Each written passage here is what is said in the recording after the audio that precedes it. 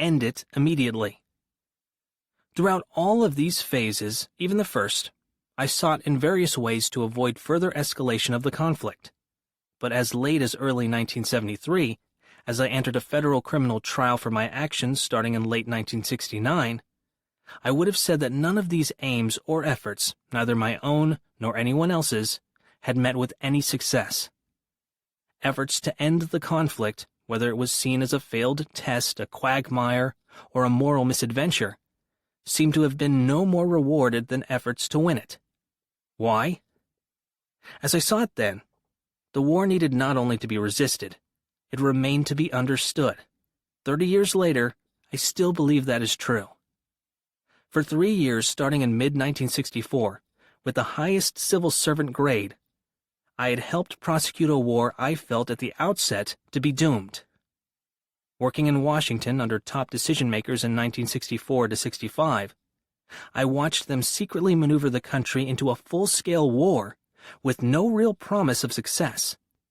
My pessimism during those years was not unbroken, and for about a year, from the spring of 1965 to the spring of 1966, I hoped and worked towards some sort of success, once the president, despite many misgivings, including his own, had committed us to war. Once we were fully committed, I volunteered in mid-1965 to serve in Vietnam as a State Department civilian. My job came to be evaluating pacification in the countryside. In this, I drew on my earlier training as a Marine infantry commander to observe the war up close.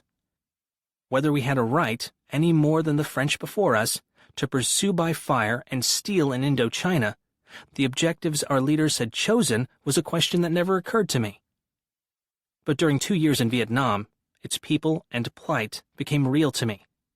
As real as the U.S. troops I walked with, as real as my own hands, in a way that made continuing the hopeless war intolerable.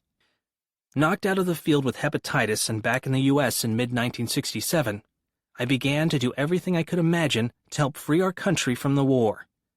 For 2 years I did this as an insider, briefing high officials, advising presidential candidates, and eventually, in early 1969, helping the president's national security advisor, Henry Kissinger, discover uncertainties and alternatives. But later that same year, I felt called on to go beyond this approach, and so to end my career as a government insider. One of these actions risked my own freedom. In 1969 and 1970, with the help of my friend Anthony Russo, a former RAND associate, I secretly photocopied the entire 47-volume Pentagon Papers, a top-secret study of U.S. decision-making in Vietnam from 1945 to 1968, which were then in my authorized possession, and gave them to Senator William Fulbright, chairman of the Senate Foreign Relations Committee.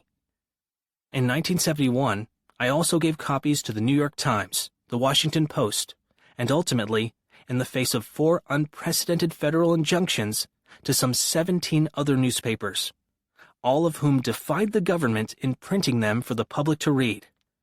I wasn't wrong about the personal risks. Shortly, I was indicted in a federal court, with Russo later joining me in a second superseding indictment. Eventually, I faced 12 federal felony charges totaling a possible 115 years in prison, with the prospect of several further trials for me beyond that first one. But I was not wrong either to hope that exposing secrets 5 presidents had withheld and the lies they told might have benefits for our democracy that were worthy of the risks. This truth-telling set in motion a train of events, including criminal White House efforts to silence or incapacitate me, that led to dismissal of the charges against me and my co-defendant.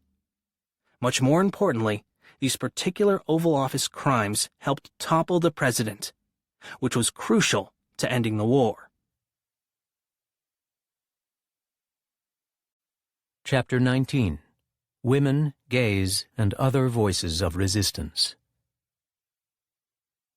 The movements of the 1960s, against racial segregation, against the Vietnam War, generated radically different ideas about how people should live their lives. A woman's liberation movement grew. Men and women who were discriminated against because they were gay or lesbian began to speak up and fight back. Native Americans occupied Alcatraz Island in California and the massacre ground of Wounded Knee in South Dakota to register their anger at what had been done to them historically and what was being done in the present. The United States experienced a general revolt in the culture against oppressive, artificial, previously unquestioned ways of living. This revolt touched every aspect of personal life: childbirth, childhood, love, sex, marriage, dress, music, art, sports, language, food, housing, religion, literature, education, death. What was called the 60s might end, but the Cultural Revolution continued. Allen Ginsberg, one of the great rebel poets of our time, burst onto the national scene as one of the Beat Generation poets of the 1950s when he read his poem Howl in San Francisco. It was then published by fellow poet Lawrence Ferlinghetti, founder of City Lights Books. Ginsberg knew Jack Kerouac, Gregory Corso, and William Burroughs. At one point, the U.S. Customs Service seized 520 copies of Howl, calling it obscene and indecent. Ginsberg became an important figure in the counterculture movement of the 1960s, deeply involved in the movement against the war in Vietnam. This poem, written just a few months after Howl, gives voice to his critique of the nation's establishment. It expresses his homosexuality, his refusal to go along with orthodoxy on any level, and presaged many of the countercultural, gay rights, and other liberation movements that erupted in the 1960s and 1970s. Allen Ginsberg, America, January 17, 1956. America, I've given you all, and now I'm nothing. America, $2.27, January 17, 1956. I can't stand my own mind. America, when will we end the human war? Go fuck yourself with your atom bomb. I don't feel good, don't bother me. I won't write my poem till I'm in my right mind. America, when will you be angelic? When will you take off your clothes? When will you look at yourself through the grave? When will you be worthy of your million Trotskyites? America, why are your libraries full of tears? America, when will you send your eggs to India? I'm sick of your insane demands. When can I go into the supermarket and buy what I need with my good looks? America, after all, it is you and I who are perfect, not the next world. Your machinery is too much for me. You made me want to be a saint. There must be some other way to settle this argument. Burroughs is in Tangiers. I don't think you'll come back. It's sinister. Are you being sinister, or is this some form of practical joke? I'm trying to come to the point. I refuse to give up my obsession. America, stop pushing. I know what I'm doing. America, the plum blossoms are falling. I haven't read the newspapers for months.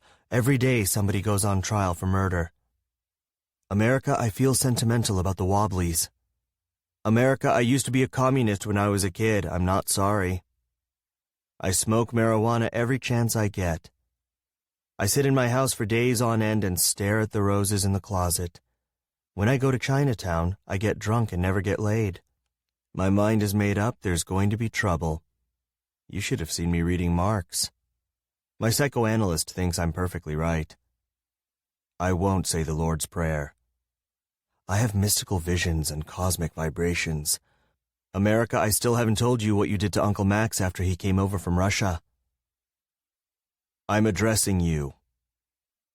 Are you going to let your emotional life be run by Time magazine?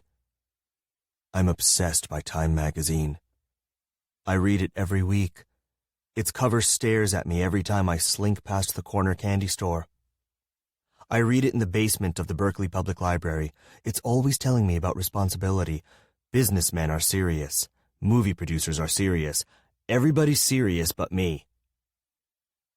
It occurs to me that I am America. I'm talking to myself again. Asia is rising against me. I haven't got a Chinaman's chance. I'd better consider my national resources.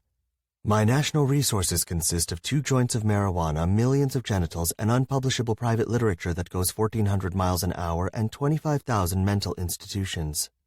I say nothing about my prisons nor the millions of underprivileged who live in my flower pots under the light of 500 suns. I have abolished the whorehouses of France. Tangiers is the next to go. My ambition is to be president despite the fact that I'm a Catholic. America, how can I write a holy litany in your silly mood? I will continue like Henry Ford. My strophes are as individual as his automobiles, more so. They're all different sexes. America, I will sell you strophes $2,500 a piece, $500 down on your old strophe. America, free Tom Mooney. America, save the Spanish loyalists. America, Sacco and Vanzetti must not die. America, I am the Scottsboro Boys. America, when I was 7, Mama took me to communist cell meetings. They sold us garbanzos a handful per ticket. A ticket costs a nickel and the speeches were free. Everybody was angelic and sentimental about the workers. It was all so sincere. You have no idea what a good thing the party was in 1835. Scott Nearing was a grand old man, a real mensch. Mother Bloor made me cry. I once saw Israel Amter plain. Everybody must have been a spy. America, you don't really want to go to war. America, it's them bad Russians, and them Chinamen, and them Russians. The Russia wants to eat us alive. The Russia's power mad. She wants to take our cars from out our garages. Her wants to grab Chicago. Her needs a red Reader's Digest. Her wants our auto plants in Siberia. Him big bureaucracy running our filling stations. That no good. Ugh. Him make Indians learn read. Him need big black niggers. Ha! Her make us all work 16 hours a day. Help. America, this is quite serious. America, this is the impression I get from looking in the television set. America, is this correct? I'd better get right down to the job. It's true I don't want to join the army or turn lathes in precision parts factories. I'm nearsighted and psychopathic anyway. America, I'm putting my queer shoulder to the wheel. One of the most important moments of resistance from the 1960s was the Stonewall Rebellion. On the night of June 27th to 28th, 1969, a multiracial group of gays who had gathered at the Stonewall Inn on Christopher Street in New York City's Greenwich Village resisted when police sought to shut down the bar, allegedly for serving alcohol without a license, and to arrest patrons. They fought back, as the historian Martin Duberman recounts here, and in doing so, helped spur a new, more militant phase of the struggle for gay liberation. Martin Duberman, Stonewall, 1993. As the police, amid a growing crowd and mounting anger, continued to load prisoners into the van, Martin Boyce, an 18-year-old scare drag queen, saw a leg in nylons and sporting a high heel shoot out of the back of the paddy wagon into the chest of a cop, throwing him backward. Another queen then opened the door on the side of the wagon and jumped out. The cops chased and caught her, but blonde Frankie, Frank Esselorn, quickly managed to engineer another escape from the van. Several queens successfully made their way out with him and were swallowed up in the crowd. Tammy Novak was one of them. She ran all the way to Joe Tish's apartment, where she holed up throughout the weekend. The police handcuffed subsequent prisoners to the inside of the van, and succeeded in driving away from the scene to book them at the precinct house. Deputy Inspector Seymour Pine, the ranking officer, nervously told the departing police to just drop them off at the 6th precinct and hurry back. From this point on, the melee broke out in several directions and swiftly mounted in intensity. The crowd, now in full cry, started screaming epithets at the police. Pigs! Faggot cops! Sylvia Ray Rivera and Craig Rodwell enthusiastically joined in, Sylvia shouting her lungs out, Craig letting go with a full-throated, "Gay power!" One young gay Puerto Rican went fearlessly up to a policeman and yelled in his face, "What you got against faggots? We don't do you nothing." Another teenager started kicking at a cop, frequently missing as the cop held him at arm's length. One queen mashed an officer with her heel, knocked him down, grabbed his handcuff keys, freed herself, and passed the keys to another queen behind her. By now, the crowd had swelled to a mob, and people were picking up and throwing whatever loose objects came to hand: coins, bottles, cans, bricks from a nearby construction site. Someone even picked up dog shit from the street and threw it in the cops' direction. As the fever mounted, Zuki Zarfas, was overheard nervously asking Mario what the hell the crowd was upset about, the mafia or the police. The police, Mario reassured him. Zuki gave a big grin of relief and decided to vent some stored-up anger of his own. He egged on bystanders in their effort to rip up a damaged fire hydrant, and he persuaded a young kid named Timmy to throw the wire mesh garbage can nearby. Timmy was not much bigger than the can, and had just come out the week before, but he gave it his all. The can went sailing into the plate glass window, painted black and reinforced from behind by plywood, that stretched across the front of the stone wall. Stunned and frightened by the crowd's unexpected fury, the police, at the order of Deputy Inspector Pine, retreated inside the bar. Pine had been accustomed to 2 or 3 cops being able to handle with ease any number of cowering gays, but here the crowd wasn't cowering. It had routed 8 cops and made them run for cover. As Pine later said, I had been in combat situations, but there was never any time that I felt more scared than then. With the cops holed up inside Stonewall, the crowd was now in control of the street, and it bellowed in triumph and pent-up rage. Craig dashed to a nearby phone booth, ever conscious of the need for publicity, for visibility, and realizing that a critical moment had arrived. He called all 3 daily papers, the Times, the Post, and the News, and alerted them that a major news story was breaking. Then he ran to his apartment a few blocks away to get his camera.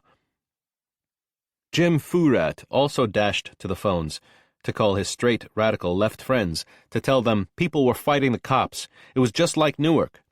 He urged them to rush down and lend their support, just as he had long done for their causes, and he went into the nearby Ninth Circle and Julius's bar to try to get the patrons to come out into the street, but none of them would, nor did any of his straight radical friends show up. It taught Jim a bitter lesson about how low on the scale of priorities his erstwhile comrades ranked faggot concerns. Gary tried to persuade Sylvia to go home with him to get a change of clothes. "Are you nuts?" she yelled. "I'm not missing a minute of this. It's the revolution." So Gary left to get clothes for both of them. Blonde Frankie, meanwhile, perhaps taking his cue from Zuki, uprooted a loose parking meter and offered it for use as a battering ram against the Stonewall's door. At nearly the same moment, somebody started squirting lighter fluid through the shattered glass window on the bar's facade, tossing in matches after it. Inspector Pine later referred to this as throwing Molotov cocktails into the place. But the only reality that described was the inflamed state of Pine's nerves. Still, the danger was very real, and the police were badly frightened. The shock to self-esteem had been stunning enough. Now came an actual threat to physical safety. Dodging flying glass and missiles, Patrolman Gil Weissman, the one cop in uniform, was hit near the eye with a shard, and blood spurted out. With that, the fear turned abruptly to fury. 3 of the cops, led by Pine, ran out the front door, which had crashed in from the battering, and started screaming threats at the crowd, thinking to cow it. But instead a rain of coins and bottles came down, and a beer can glanced off Deputy Inspector Charles Smythe's head.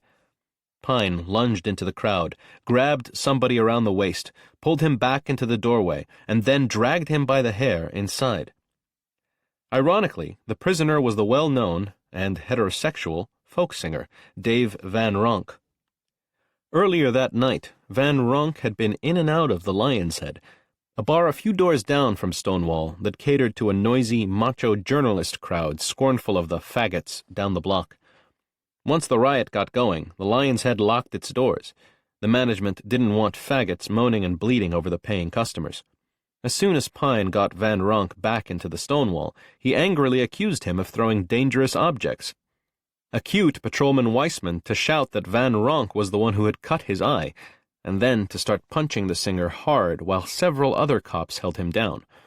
When Van Ronk looked as if he was going to pass out, the police handcuffed him, and Pine snapped, "All right, we book him for assault." The cops then found a fire hose, wedged it into a crack in the door, and directed the spray out at the crowd, thinking that would certainly scatter it. But the stream was weak, and the crowd howled derisively, while inside the cops started slipping on the wet floor. A reporter from the Village Voice, Howard Smith, had retreated inside the bar when the police did. He later wrote that by that point in the evening, the sound filtering in didn't suggest dancing faggots anymore. It sounded like a powerful rage bent on vendetta. By now, the Stonewall's front door was hanging wide open, the plywood brace behind the windows was splintered, and it seemed only a matter of minutes before the howling mob would break in and wreak its vengeance. One cop armed himself with Tony the Sniff's baseball bat. The others drew their guns, and Pine stationed several officers on either side of the corridor leading to the front door. One of them growled, "We'll shoot the first motherfucker that comes through the door." At that moment, an arm reached in through the shattered window, squirted more lighter fluid into the room, and then threw in another lit match. This time, the match caught, and there was a whoosh of flame. Standing only 10 feet away, Pine aimed his gun at the receding arm and, he later said, was preparing to shoot when he heard the sound of sirens coming down Christopher Street. At 2:55 a.m., Pine had sent out emergency signal 1041, a call for help to the fearsome tactical patrol force, and relief was now rounding the corner.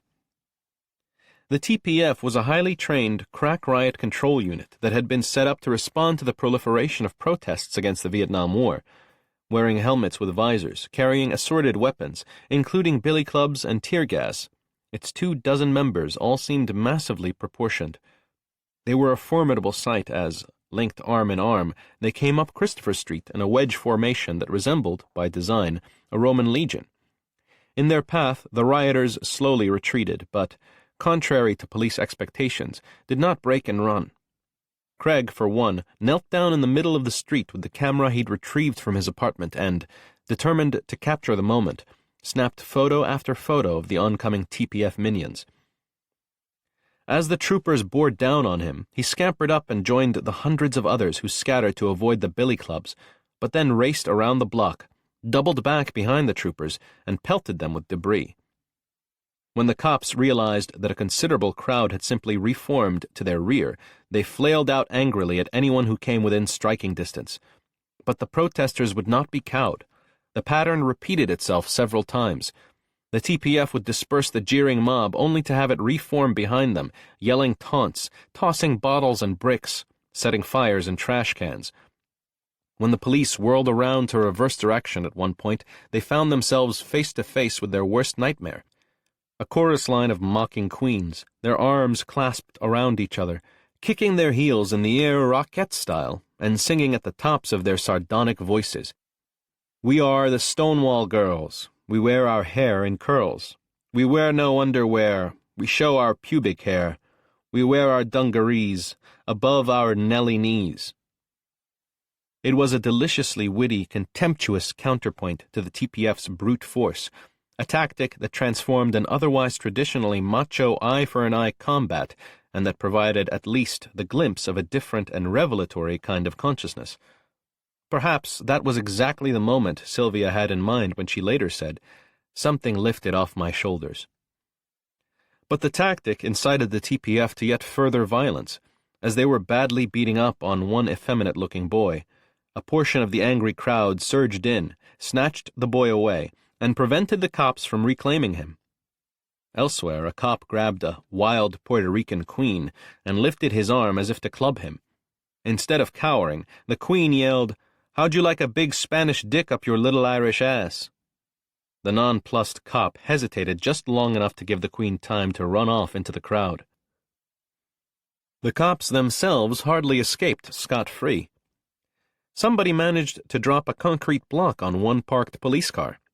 Nobody was injured, but the cops inside were shaken up. At another point, a gold-braided police officer being driven around to survey the action got a sack of wet garbage thrown at him through the open window of his car. A direct hit was scored, and soggy coffee grounds dripped down the officer's face as he tried to maintain a stoic expression. Still later, as some 100 people were being chased down Waverly Place by 2 cops, someone in the crowd suddenly realized the unequal odds and started yelling, "There are only 2 of them! Catch 'em! Rip their clothes off! Fuck 'em!"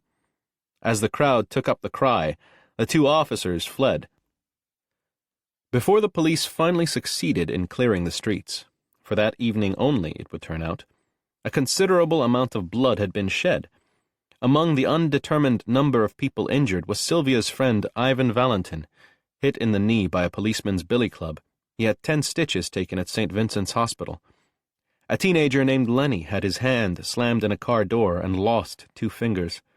4 big cops beat up a young queen so badly, there is evidence that the cops singled out feminine boys, that she bled simultaneously from her mouth, nose, and ears. Craig and Sylvia both escaped injury, as did Jim, who had hung back on the fringe of the crowd. But so much blood splattered over Sylvia's blouse that at one point she had to go down to the piers and change into the clean clothes Gary had brought back for her. 4 police officers were also hurt. Most of them sustained minor abrasions from kicks and bites. But Officer Shue, after being hit with a rolled-up newspaper, had fallen to the cement sidewalk and broken his wrist. When Craig heard that news, he couldn't resist chuckling over what he called the symbolic justice of the injury.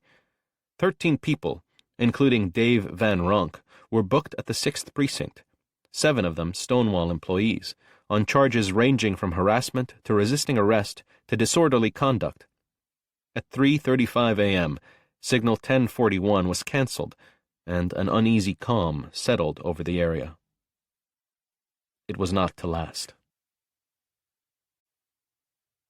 On the 350th anniversary of the Pilgrims' landing on Plymouth Rock, Massachusetts officials planned a celebration and asked Wamsutta Frank B. James to deliver a speech. But James, an Aquinnah Wampanoag and a member of the United American Indians of New England, was never allowed to deliver the speech. Officials who checked the speech refused to let him speak the truth about the history of the colonization of Wampanoag lands. James and many other Native activists came to Plymouth Rock to declare a national day of mourning for Native Americans, beginning a now annual Thanksgiving Day protest against the genocide of the First Peoples of the United States. Here is the speech James planned to deliver at Plymouth, Massachusetts on September 10, 1970. Wamsutta Frank B. James, suppressed speech on the 350th anniversary of the Pilgrims' landing at Plymouth Rock, September 10th, 1970. I speak to you as a man, a Wampanoag man.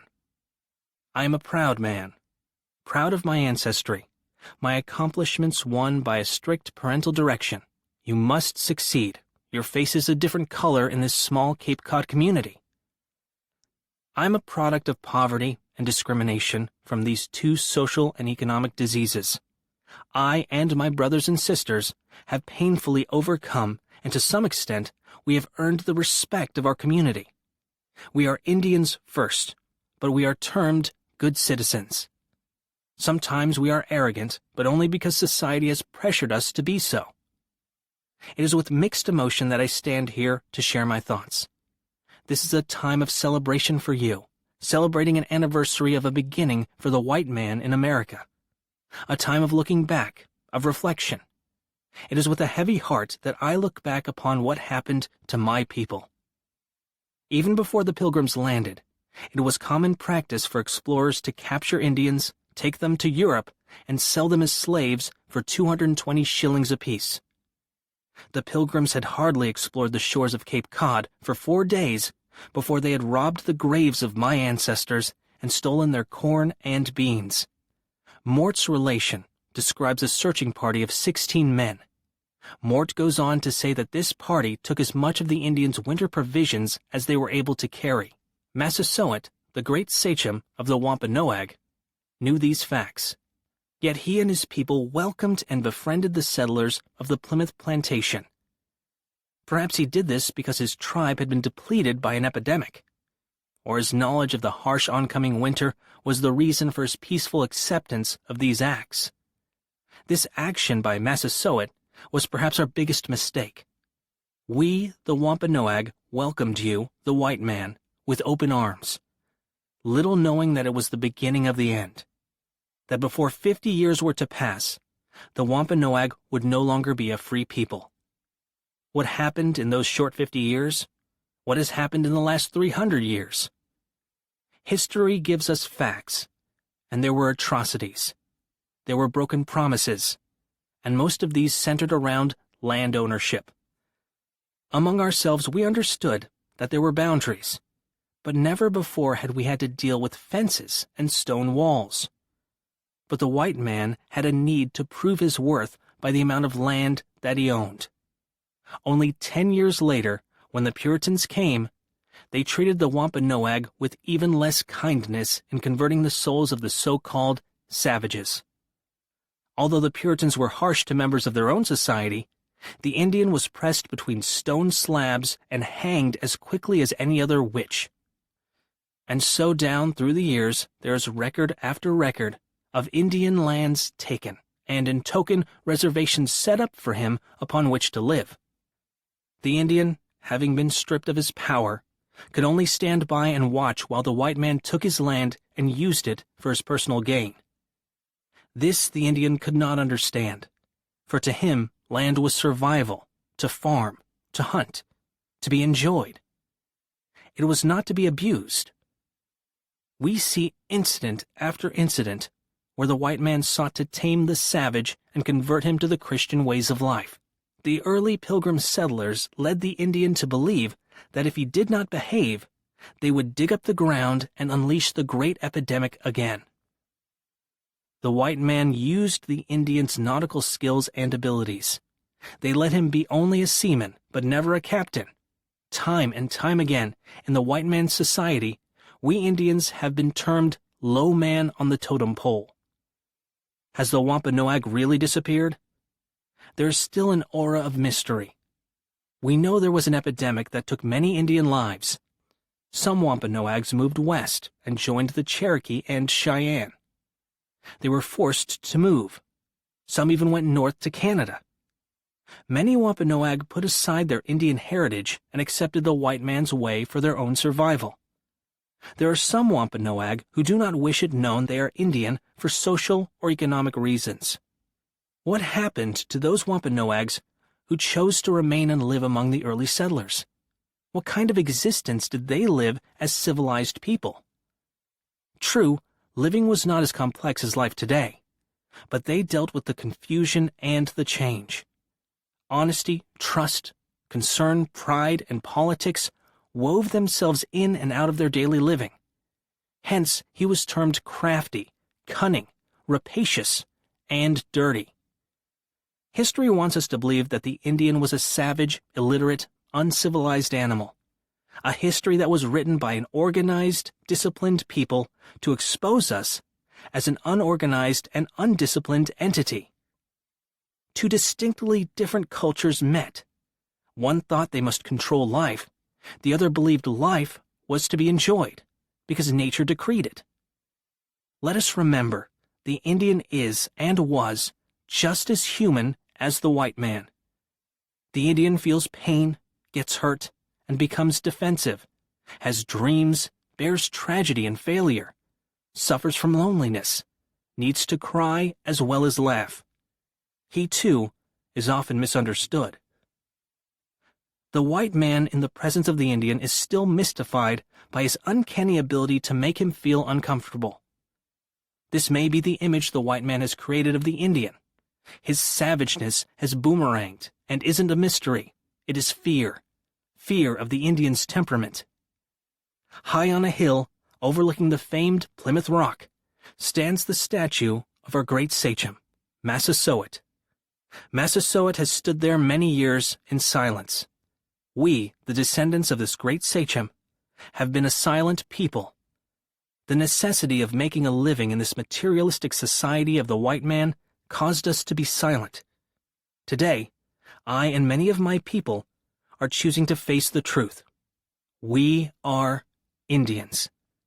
Although time has drained our culture and our language is almost extinct, we, the Wampanoags, still walk the lands of Massachusetts. We may be fragmented, we may be confused. Many years have passed since we have been a people together. Our lands were invaded. We fought as hard to keep our land as you the whites did to take our land away from us. We were conquered. We became the American prisoners of war in many cases. and wards of the United States government until only recently. Our spirit refuses to die. Yesterday we walked the woodland paths and sandy trails. Today we must walk the macadam highways and roads. We are uniting. We're standing not in our wigwams, but in your concrete tent. We stand tall and proud. And before too many moons pass, we'll right the wrongs we have allowed to happen to us. We forfeited our country. Our lands have fallen into the hands of the aggressor. We have allowed the white man to keep us on our knees. What has happened cannot be changed. But today, we must work towards a more humane America, a more Indian America, where men and nature once again are important, where the Indian values of honor, truth, and brotherhood prevail. You, the white man, are celebrating an anniversary. We, the Wampanoags, will help you celebrate in the concept of a beginning. It was the beginning of a new life for the Pilgrims. Now, 350 years later, it is the beginning of a new determination for the original American, the American Indian. There are some factors concerning the Wampanoags and other Indians across this vast nation. We now have 350 years of experience living amongst the white man. We can now speak his language. We can now think as a white man thinks. We can now compete with him for the top jobs. We're being heard. We are now being listened to. The important point is that along with these necessities of everyday living, we still have the spirit. We still have the unique culture. We still have the will and, most important of all, the determination to remain as Indians. We are determined, and our presence here this evening is living testimony that this is only the beginning of the American Indian, particularly the Wampanoag, to regain the position in this country that is rightfully ours. The path-breaking poet Adrienne Rich, an outspoken feminist and lesbian, dedicated her book Of Woman Born to her grandmothers and to the activists working to free women's bodies from archaic and unnecessary bonds. Through the book, Rich helped encourage a new discussion about the politics of motherhood, of sexuality, and of the body, topics that often were ignored or dismissed as apolitical. This selection appeared as the afterword to the first paperback edition of the book. Adrienne Rich, Of Woman Born, 1977. To seek visions, to dream dreams, is essential. And it is also essential to try new ways of living, to make room for serious experimentation, to respect the effort even where it fails. At the same time, in the light of most women's lives as they are now having to be lived, it can seem naive and self-indulgent to spin forth matriarchal utopias, to demand that technologies of contraception and genetics be turned over to women, by whom and under what kinds of effective pressure, to talk of impressing unchilded women into childcare as a political duty, of boycotting patriarchal institutions, of the commune as a solution for child-rearing. Childcare, as enforced servitude, or performed out of guilt, has been all too bitter a strain in our history. If women boycott the laboratories and libraries of scientific institutions, to which we have barely begun to gain access, we will not even know what research and technology is vital to the control of our bodies. Certainly the commune in and of itself has no special magic for women, any more than has the extended family or the public daycare center. Above all, such measures fail to recognize the full complexity and political significance of the woman's body, the full spectrum of power and powerlessness it represents, of which motherhood is simply one, though a crucial, part. Furthermore, it can be dangerously simplistic to fix upon nurturance as a special strength of women, which need only be released into the larger society to create a new human order. Whatever our organic or developed gift for nurture, it has often been turned into a boomerang. When an individual woman first opposes the institution of motherhood, she often has to oppose it in the person of a man, the father of her child, toward whom she may feel love, compassion, friendship, as well as resentment, anger, fear, or guilt.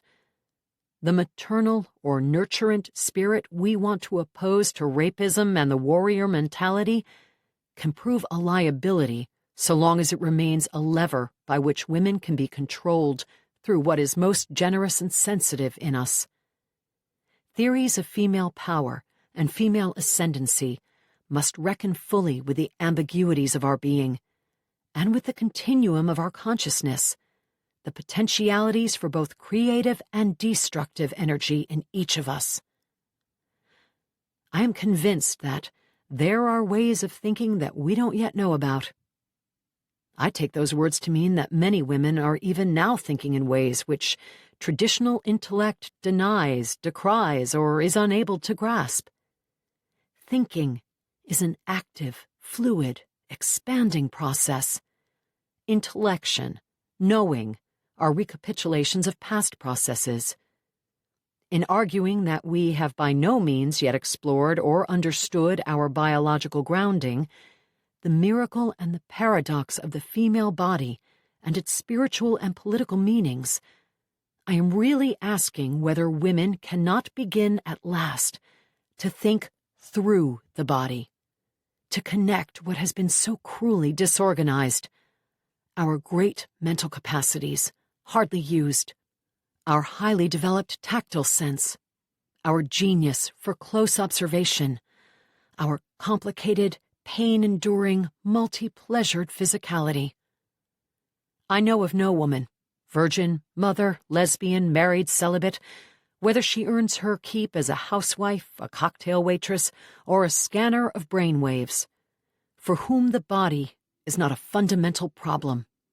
Its clouded meanings, its fertility, its desire, its so-called frigidity, its bloody speech, its silences, its changes and mutilations, its rapes and ripenings.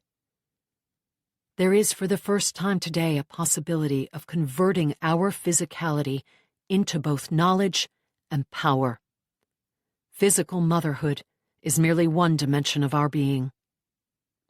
We need to imagine a world in which every woman is the presiding genius of her own body. In such a world, women will truly create life, bring forth not only children, if we choose, but the visions and the thinking necessary to sustain, console, and alter human existence, a new relationship to the universe. Sexuality, politics, intelligence, power, motherhood, work, community, intimacy will develop new meanings. Thinking itself will be transformed. This is where we have to begin. In this essay from Negro Digest, one of the nation's great jazz singers, Abbey Lincoln, speaks out forcefully against the abuse of black women and raises issues that posed a challenge to feminists and others to address the specific struggles of African American women. Abbey Lincoln. Who Will Revere the Black Woman? September 1966. Mark Twain said, in effect, that when a country enslaves a people, the first necessary job is to make the world feel that the people to be enslaved are subhuman. The next job is to make his fellow countrymen believe that man is inferior, and then, the unkindest cut of all, is to make that man believe himself inferior. A good job has been done in this country as far as convincing them of their inferiority is concerned. The general white community has told us in a million different ways and in no uncertain terms that God and nature made a mistake when it came to fashioning us and ours. Strange as it is, I've heard it echoed by too many black, full-grown males that black womanhood is the downfall of the black man in that she, the black woman, is evil, hard to get along with, domineering, suspicious, and narrow-minded. In short, a black, ugly, evil you-know-what. As time progresses, I've learned that this description of my mother, sisters, and partners in crime is used as the basis and excuse for the further shoving by the black man of his own head into the sand of oblivion. Hence, the black mother, housewife, and all-around Girl Thursday is called upon to suffer both physically and emotionally every humiliation a woman can suffer and still function. Her head is more regularly beaten than any other woman's, and by her own man. She's the scapegoat for Mr. Charlie. She is forced to stark realism and chided if caught dreaming. Her aspirations for her and hers are, for sanity's sake, stunted. Her physical image has been criminally maligned, assaulted, and negated. She's the first to be called ugly and never yet beautiful. Raped and denied the right to cry out in her pain, she has been named the culprit and called loose, hot-blooded, wanton, sultry, and amoral. She has been used as the white man's sexual outhouse, and shamefully encouraged by her own egoless man to persist in this function. Wanting, too, to be carried away by her Prince Charming, she must in all honesty admit that he has been robbed of his crown by the very assaulter and assassin who has raped her. Still, she looks upon her man as God's gift to black womanhood, and is further diminished and humiliated and outraged when the feeling is not mutual. At best, we are made to feel that we are poor imitations and excuses for white women. Evil? Evil, you say. The black woman is hurt, confused, frustrated, angry, resentful, frightened, and evil. Who in the hell dares suggest that she should be otherwise?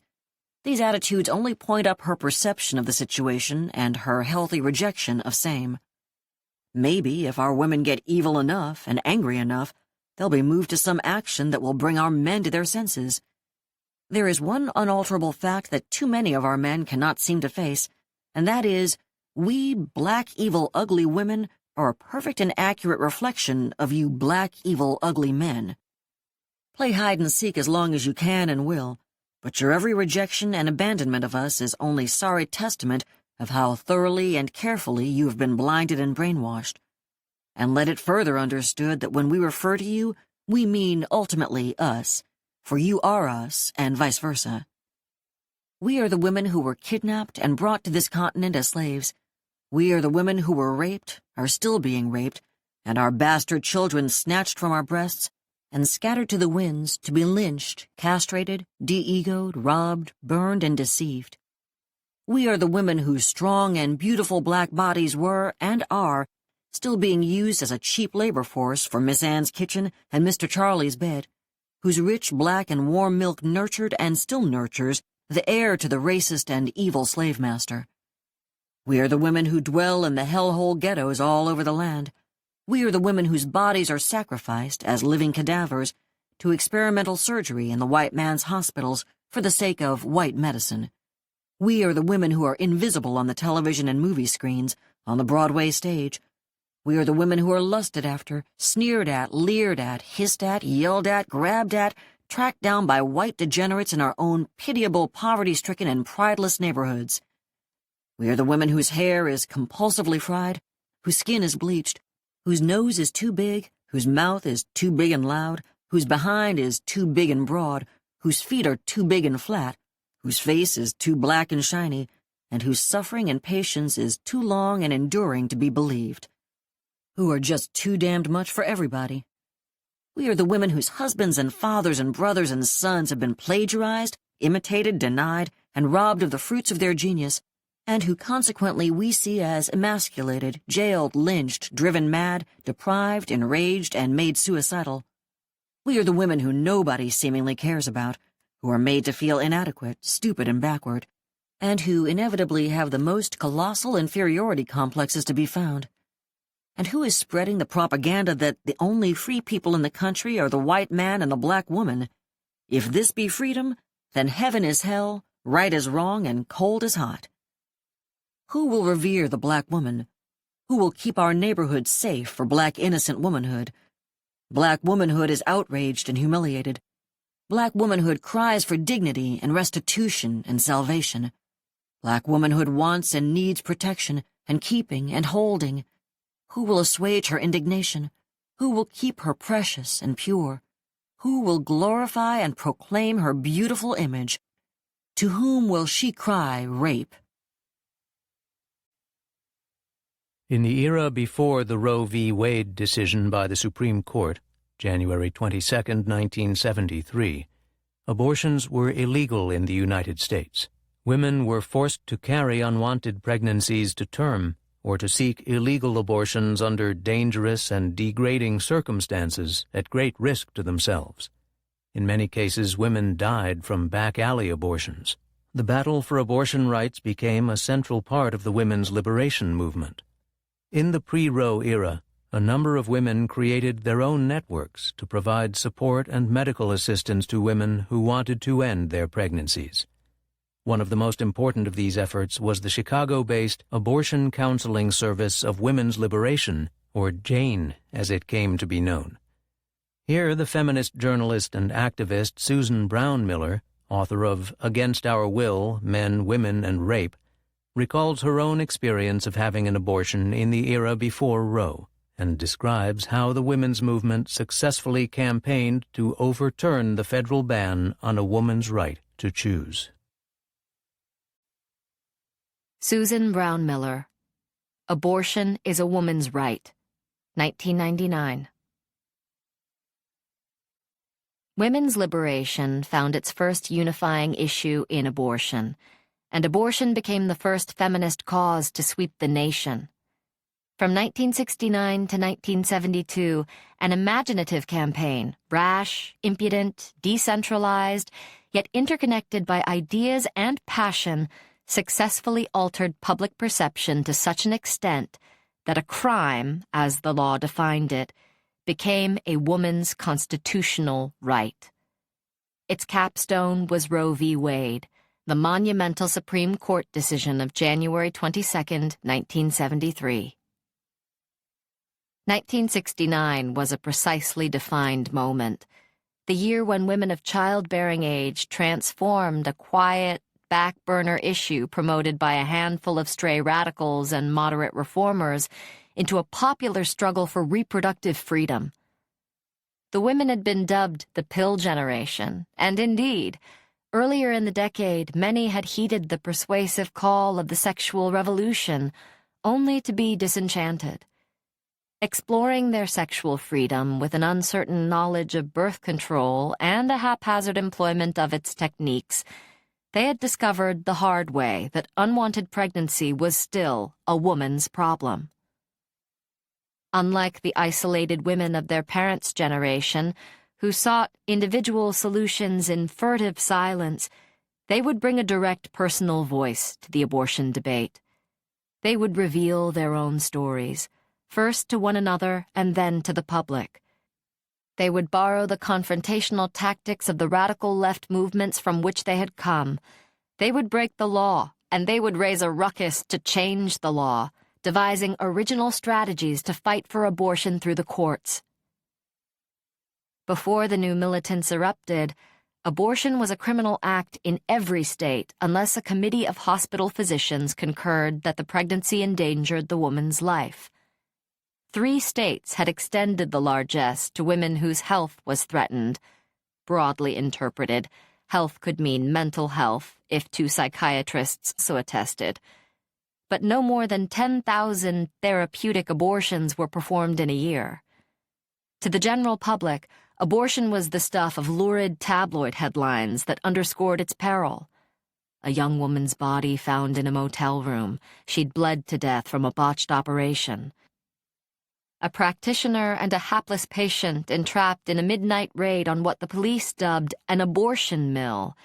There were shining exceptions, like the legendary Robert Spencer of Ashland, Pennsylvania, who ran a spotless clinic and charged no more than $100. But venality ran high in an unlawful business in which practitioners were raided and jailed, and patients were pressured to be informers. Money was not the only commodity exchanged on the underground circuit. Some abortionists extorted sexual payment for their secret work. 1 million women braved the unknown every year, relying on a grapevine of whispers and misinformation to terminate their pregnancies by illegal means. Those lucky enough to secure the address of a good practitioner and to scrounge up the requisite cash packed a small bag and headed for San Juan, Havana, London, or Tokyo, or perhaps across town. The less fortunate risked septic infection and a punctured uterus from back-alley amateurs willing to poke their insides with a catheter, a knitting needle, or the unfurled end of a wire hanger. Still others damaged their health with lye or Lysol, the last-ditch home treatments. Life magazine estimated in 1967 that 5,000 of the desperate died every year. The writer Jane O'Reilly's story gives the lie to the too simple myth that rich women could always find a connection.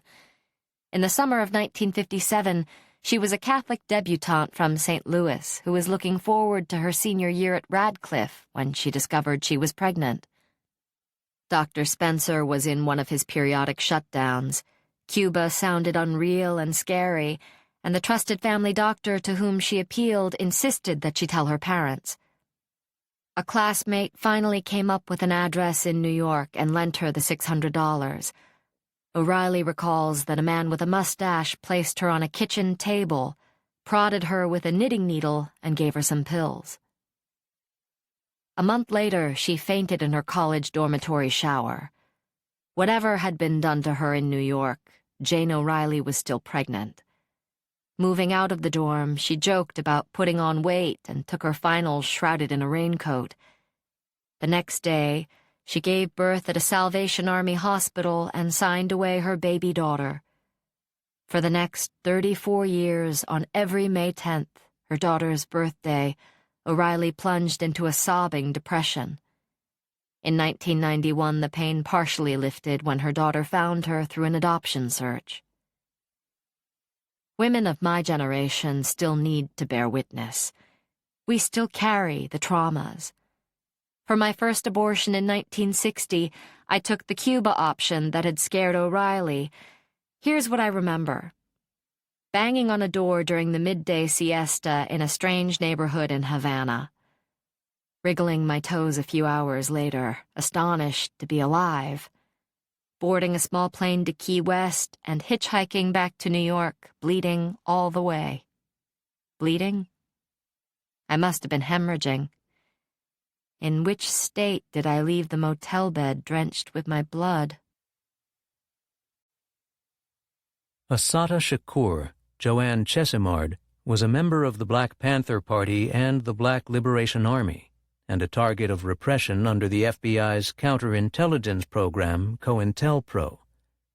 On May 2, 1973, she was stopped by state police on the New Jersey Turnpike, along with 2 other people, and subsequently shot twice. In the confrontation, one of the state troopers and one of her 2 companions were killed. She was charged with the murder of both.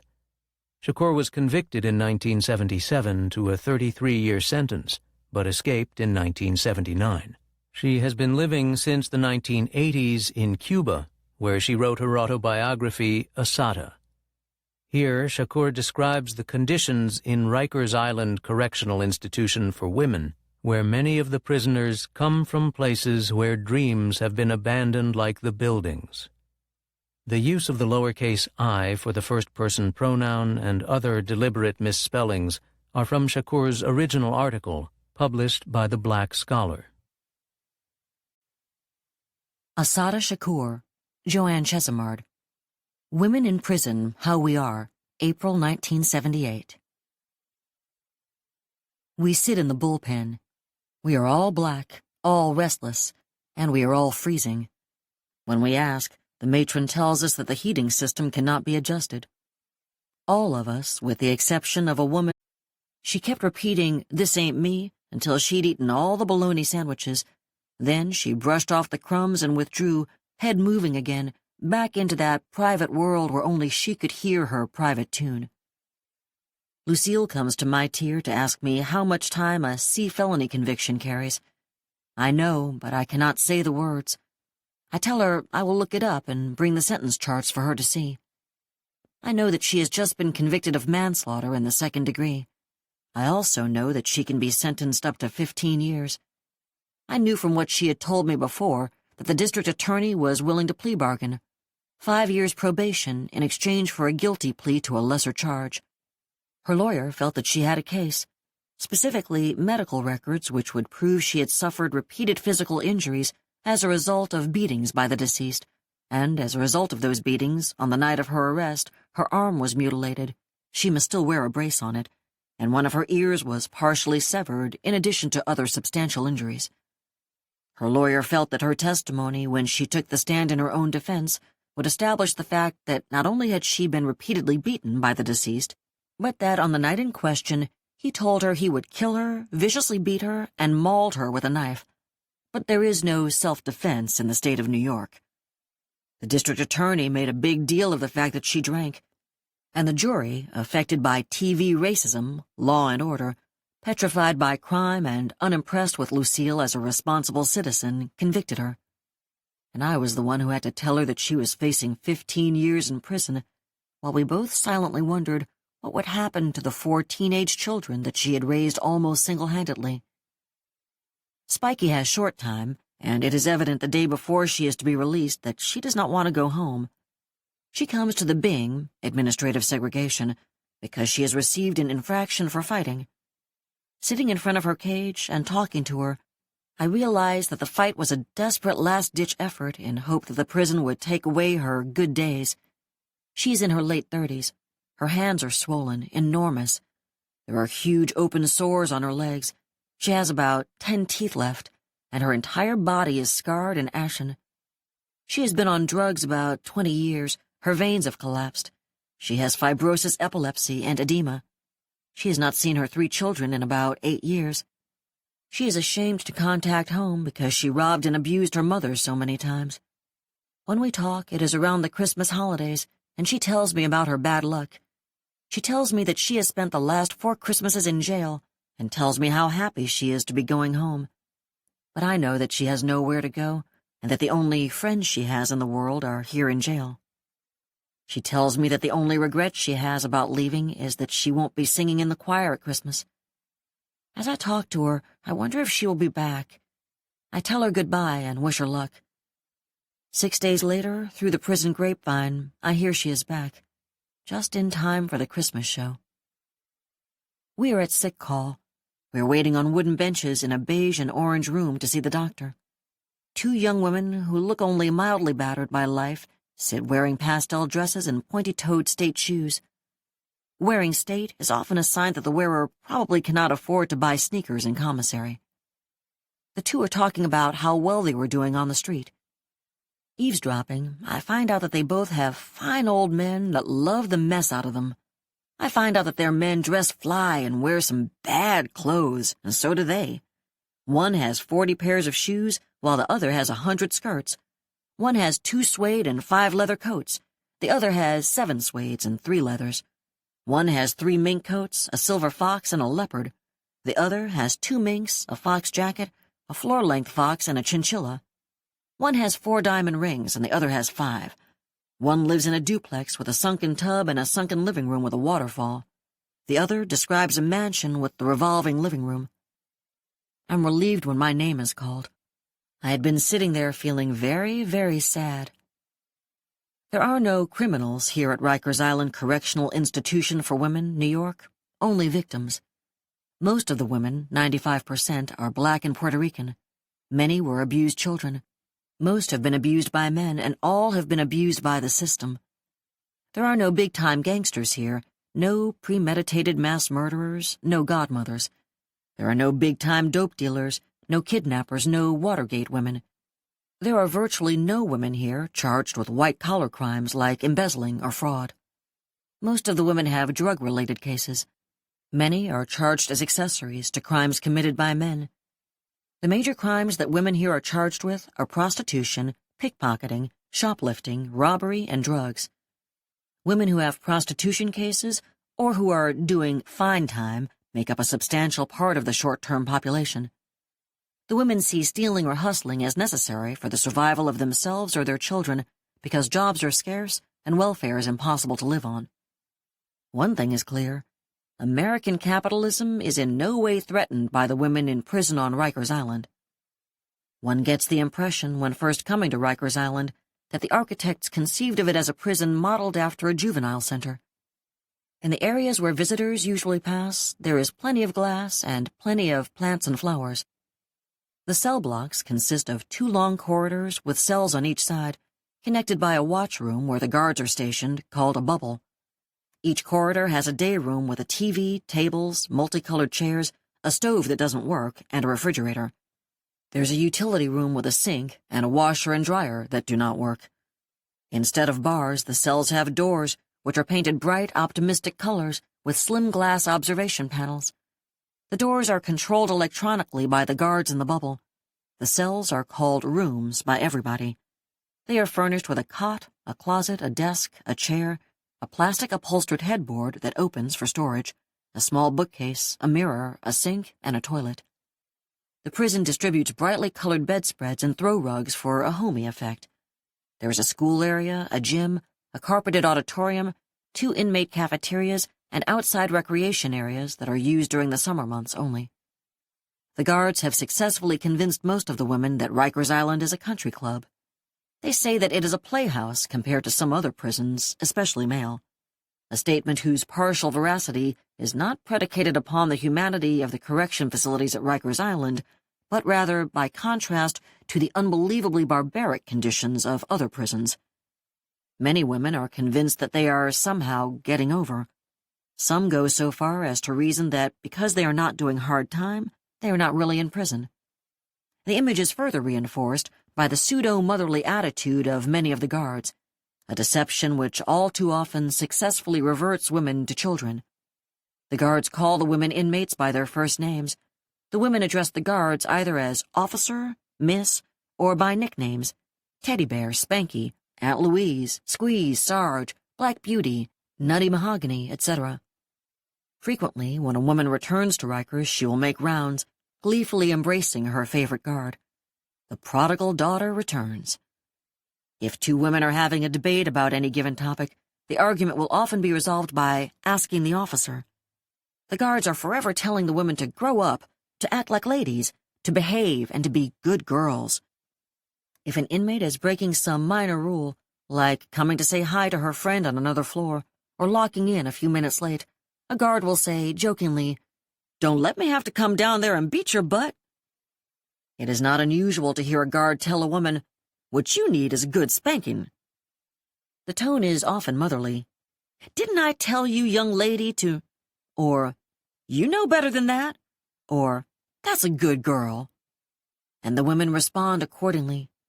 Some guards and inmates play together. One officer's favorite game is taking off her belt and chasing her girls down the hall with it, smacking them on the butt. But beneath the motherly veneer, the reality of guard life is ever present. Most of the guards are black, usually from working-class, upward-bound, civil service-oriented backgrounds. They identify with the middle class, have middle-class values, and are extremely materialistic. They are not the most intelligent women in the world, and many are extremely limited.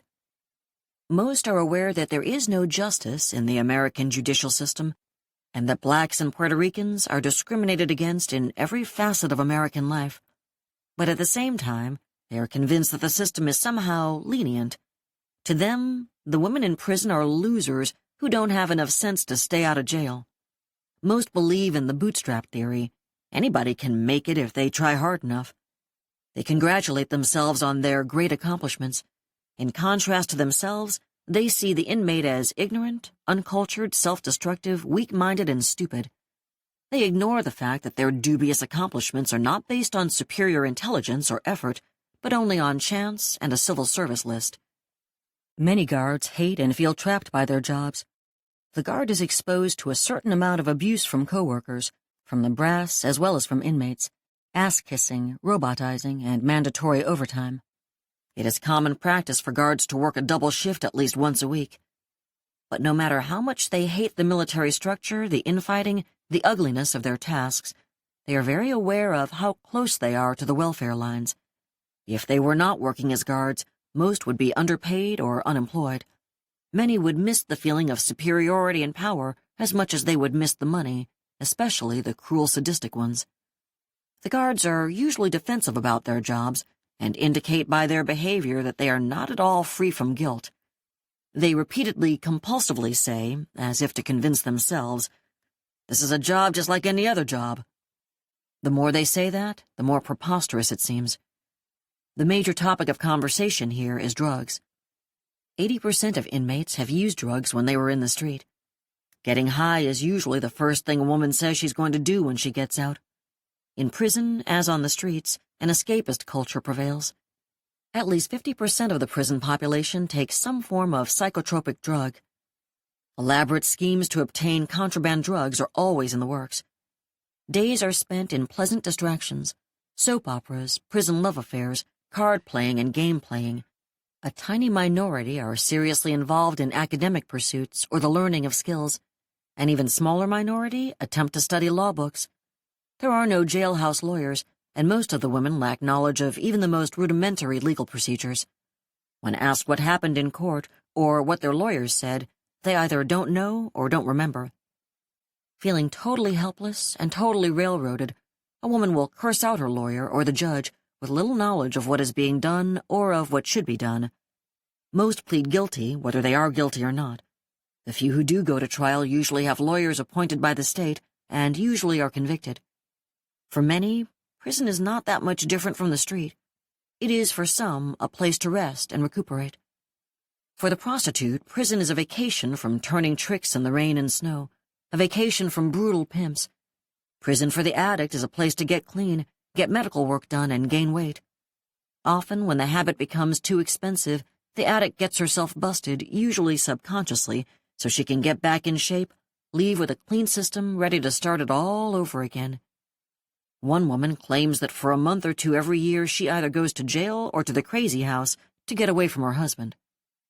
For many, the cells are not much different from the tenements, the shooting galleries, and the welfare hotels they live in on the street. Sick call is no different from the clinic of the hospital emergency room. The fights are the same, except they were less dangerous. The police are the same, the poverty is the same, the alienation is the same, the racism is the same, the sexism is the same. The drugs are the same, and the system is the same. Rikers Island is just another institution. In childhood, school was their prison, or youth houses, or reform schools, or children's shelters, or foster homes, or mental hospitals, or drug programs, and they see all institutions as indifferent to their needs, yet necessary to their survival. The women at Rikers Island come there from places like Harlem, Brownsville, Bedford-Stuyvesant, South Bronx, and South Jamaica. They come from places where dreams have been abandoned like the buildings, where there is no more sense of community, where neighborhoods are transient, where isolated people run from one fire trap to another. The cities have removed us from our strengths, from our roots, from our traditions. They have taken away our gardens and our sweet potato pies and given us McDonald's. They have become prisons, locking us into the futility and decay of pissy hallways that lead nowhere. They have alienated us from each other and made us fear each other. They have given us dope and television as a culture. There are no politicians to trust, no roads to follow, no popular progressive culture to relate to. There are no new deals, no more promises of golden streets, and no place else to migrate. My sisters in the streets, like my sisters at Rikers Island, see no way out. "Where can I go?" said a woman on the day she was going home. "If there's nothing to believe in," she said, "I can't do nothing except try to find Cloud 9. In 1966, a group of black activists in Oakland, California, believing that the gains made in the civil rights struggle of the early 1960s were insufficient to deal with racism and poverty, and that violence was justified in self-defense against racists and the police, formed the Black Panther Party for Self-Defense. Huey P. Newton, Bobby Seale, and David Hilliard drafted the party's initial manifesto, which declared, "We want land, bread, housing, education, clothing, justice, and peace." Soon the party had members around the country. The party's ideas and its activities, like free breakfast programs, were attractive to young blacks in the ghettos around the country. But it also became a target of police and the FBI. The FBI, using various illegal tactics, set out to destroy the party. In one notorious raid in Chicago in December 1969, local police, supplied with FBI information, broke into an apartment and shot to death two Panther leaders, Fred Hampton and Mark Clark. Other leaders were arrested and harassed. Kathleen Cleaver, an activist in SNCC, became a national spokesperson for the party and a member of its Central Committee soon after joining in the fall of 1967. Cleaver led a national campaign to free jailed Panther leader Huey Newton and spoke and wrote regularly for the BPP. Cleaver here describes her experiences organizing in the BPP. Kathleen Neal Cleaver, Women, Power, and Revolution, October 16, 1998. About 2 weeks before I joined SNCC, Black Power replaced Freedom Now as the battle cry. We, young women and young men who flocked to the front lines of the war against segregation, were contesting the remaining legacy of racial slavery. What we sought to eliminate were the legal, social, psychological, economic, and political limitations still being imposed on our human rights and on our rights as citizens. That was the context in which we fought to remove limitations imposed by gender, clearly aware that it could not be fought as a standalone issue. During that era, we hadn't developed much language to talk about the elimination of gender discrimination. Racism and poverty, imposed by bloody terrorists backed by state power, seemed so overwhelming then, and the ghastly backdrop of the war in Vietnam kept us alert as to what was at stake. It was not that gender discrimination wasn't apparent, it was evident in the most intimate matters.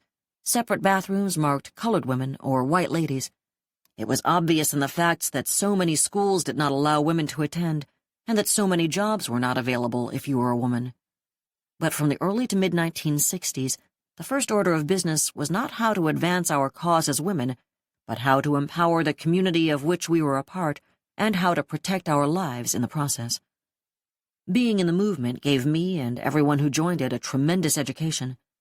That experience taught us how to understand the world around us, how to think through the issues of what we could do on our own to advance our people's cause, how to organize our own people to change the world around us, and how to stand up to terrorism. Everything I learned in SNCC, I took with me into the fledgling Black Panther Party. I started working there in November 1967, 3 or 4 weeks after Huey Newton was jailed on charges of killing an Oakland policeman in a pre-dawn shootout. I organized demonstrations, I wrote leaflets, I held press conferences, I attended court hearings, I designed posters, I appeared on television programs, I spoke at rallies. I even ran for political office in order to organize the community around the program of the Black Panther Party and mobilize support to free Huey Newton. At times, during the question and answer session following a speech I'd given, someone would ask, "What is the woman's role in the Black Panther Party?" I never liked that question. I'd give a short answer. It's the same as men. We are revolutionaries, I'd explain. Back then, I didn't understand why they wanted to think of what men were doing and what women were doing as separate. It's taken me years, literally about 25 years, to understand that what I really didn't like was the underlying assumption motivating the question. The assumption held that being part of a revolutionary movement was in conflict with what the questioner had been socialized to believe was appropriate conduct for a woman. That convoluted concept never entered my head, although I am certain it was far more widely accepted than I ever realized. Nowadays, the questions are more sophisticated. What were the gender issues in the Black Panther Party? Wasn't the Black Panther Party a bastion of sexism, etc., etc., etc.? But nobody seems to pose the question that I had. Where can I go to get involved in the revolutionary struggle? It seems to me that part of the genesis of the gender question, and this is only an opinion, lies in the way it deflects attention from confronting the revolutionary critique our organization made of the larger society, and turns it inward to look at what type of dynamics and social conflicts characterize the organization. To me, this discussion holds far less appeal than that which engages the means we devise to struggle against the oppressive dynamics and social conflicts the larger society imposed on us. Not many answers to the gender questions take into consideration what I've experienced. What I've read or heard as answers generally seem to respond to a particular model of academic inquiry that leaves out what I believe is central. How do you empower an oppressed and impoverished people who are struggling against racism, militarism, terrorism, and sexism too? I mean, how do you do that? That's the real question.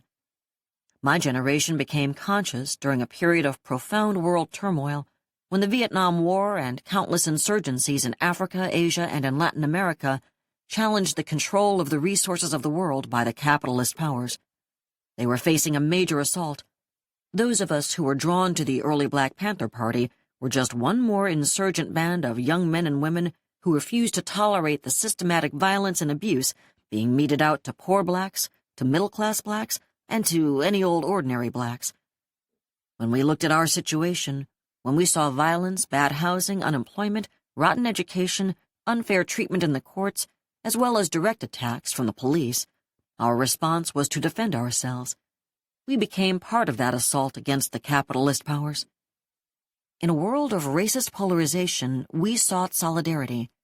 We called for black power for black people, red power for red people, brown power for brown people, yellow power for yellow people, and, as Eldridge Cleaver used to say, white power for white people, because all they'd known was pig power. We organized the Rainbow Coalition, pulled together our allies, including not only the Puerto Rican Young Lords, the youth gang called Black Pea Stone Rangers, the Chicano Brown Berets, and the Asian Iwar Kuen, Red Guards, but also the predominantly white Peace and Freedom Party and the Appalachian Young Patriots Party. We posed not only a theoretical but a practical challenge to the way our world was organized, and we were men and women working together. The women who filled the ranks of our organization did not have specifically designated sex roles. Some women worked with the newspaper, like Shelley Bursey, who became a grand jury resister when she was jailed because she refused to respond to one of the investigations into the Black Panther Party newspaper. Some of us, like Erica Huggins, saw their husbands murdered, then were arrested themselves. In Erica's case, she was jailed along with Bobby Seale and most of the New Haven chapter on charges of conspiracy to commit murder. She was later acquitted, but imagine what happens to an organization when 14 people at once get arrested on capital charges. That doesn't leave much time to organize or to have a family life. Maybe that was the kind of pressure that they hoped would force us to give up. I created the position of communications secretary based on what I had seen Julian Bond do in SNCC. I sent out press releases, I got photographers and journalists to publish about us, I wrote articles for our newspaper. I ran for political office on the Peace and Freedom Party ticket against the incumbent Democratic state representative, who, by the way, was Willie Brown, now mayor of San Francisco. We ran a campaign poster in the Black Panther newspaper, which was a drawing of Willie Brown with his mouth sewed up, his body tied up in rope. The caption read, "Willie Brown's position on the Vietnam War, political prisoners, and racism, you get the idea." We were imaginative in our approach to political organizing. Matilaba, J. Tarika Lewis, one of the earliest women members of the Black Panther Party, published drawings in the newspaper along with Emory Douglas. Connie Matthews, a young Jamaican who was working for the United Nations in Copenhagen, met Bobby Seale when he came over there on a tour, joined the Black Panther Party, and became our international coordinator. Asada Shakur, who joined the New York chapter of the Black Panther Party, later became convicted of murdering a state trooper after a shootout on the New Jersey Turnpike in which she was wounded and another Panther, Zaid Shakur, was killed. Fearing that she would be killed, she escaped from prison, lived underground for a while, and eventually received asylum in Cuba. In fact, according to a survey Bobby Seale did in 1969, 2/3 of the members of the Black Panther Party were women. I'm sure you are wondering, why isn't this the image that you have of the Black Panther Party? Well, ask yourself, where did the image of the Black Panthers that you have in your head come from? Did you read those articles planted by the FBI in the newspaper? Did you listen to the newscasters who announced what they decided was significant, usually how many Panthers got arrested or killed? How many photographs of women Panthers have you seen? Think about this. How many newspaper photographers were women? How many newspaper editors were women? How many newscasters were women? How many television producers were women? How many magazine, book, newspaper publishers? Who was making the decisions about what information gets circulated and when that decision gets made? who do you think they decide to present? Is it possible, and this is just a question, is it possible that the reality of what was actually going on day to day in the Black Panther Party was far less newsworthy and provided no justification for the campaign of destruction that the intelligence agencies and the police were waging against us? Could it be that the images and stories of the Black Panthers that you've seen and heard were geared to something other than conveying what was actually going on? What I think is distinctive about gender relations within the Black Panther Party is not how those gender relations duplicated what was going on in the world around us. In fact, that world was extremely misogynist and authoritarian. That's part of what inspired us to fight against it. When women suffered hostility, abuse, neglect, and assault, this was not something arising from the policies or structure of the Black Panther Party, something absent from the world. That's what was going on in the world. The difference that being in the Black Panther Party made was that it put a woman in a position when such treatment occurred to contest it. I'll always remember a particular mini-trial that took place at one of our meetings. A member of the party was accused of raping a young sister who was visiting from the Los Angeles chapter of the Black Panther Party, and he got voted out of the party on the spot, right there in the meeting. In 1970, the Black Panther Party took a formal position on the liberation of women. Did the U.S. Congress make any statement on the liberation of women? Did the Congress enable the Equal Rights Amendment to become part of the Constitution? Did the Oakland Police issue a position against gender discrimination? It is in this context that gender relations, a term that we didn't have back then, in the Black Panther Party should be examined. I think it is important to place the women who fought oppression as Black Panthers within the longer tradition of freedom fighters like Sojourner Truth, Harriet Tubman, Ida Wells Barnett, who took on an entirely oppressive world and insisted that their race, their gender, and their humanity be respected all at the same time, not singled out, each one separate, but all at the same time. You cannot segregate out one aspect of our reality and expect to get a clear picture of what this struggle is about. In some cases, those who raise issues about gender are responding to what they think is the one-sided portrayal of the Black Panther Party as some all-male macho revolutionary group. But look at where the picture is coming from before concluding that the appropriate response is to investigate gender dynamics within the Black Panther Party. I'm not criticizing the project, but I am criticizing the angle. The way Black women have sustained our community is phenomenal. Historically, we did not live within the isolation of a patriarchal world. We were thrust into that brutal equality slavery imposed. Our foremothers knew we would have to face the world on our own, and they tried to prepare us for that. What I think need to be examined and explained more fully are the powerful contributions women have made to our resistance against slavery, to our resistance against segregation, to our resistance against racism.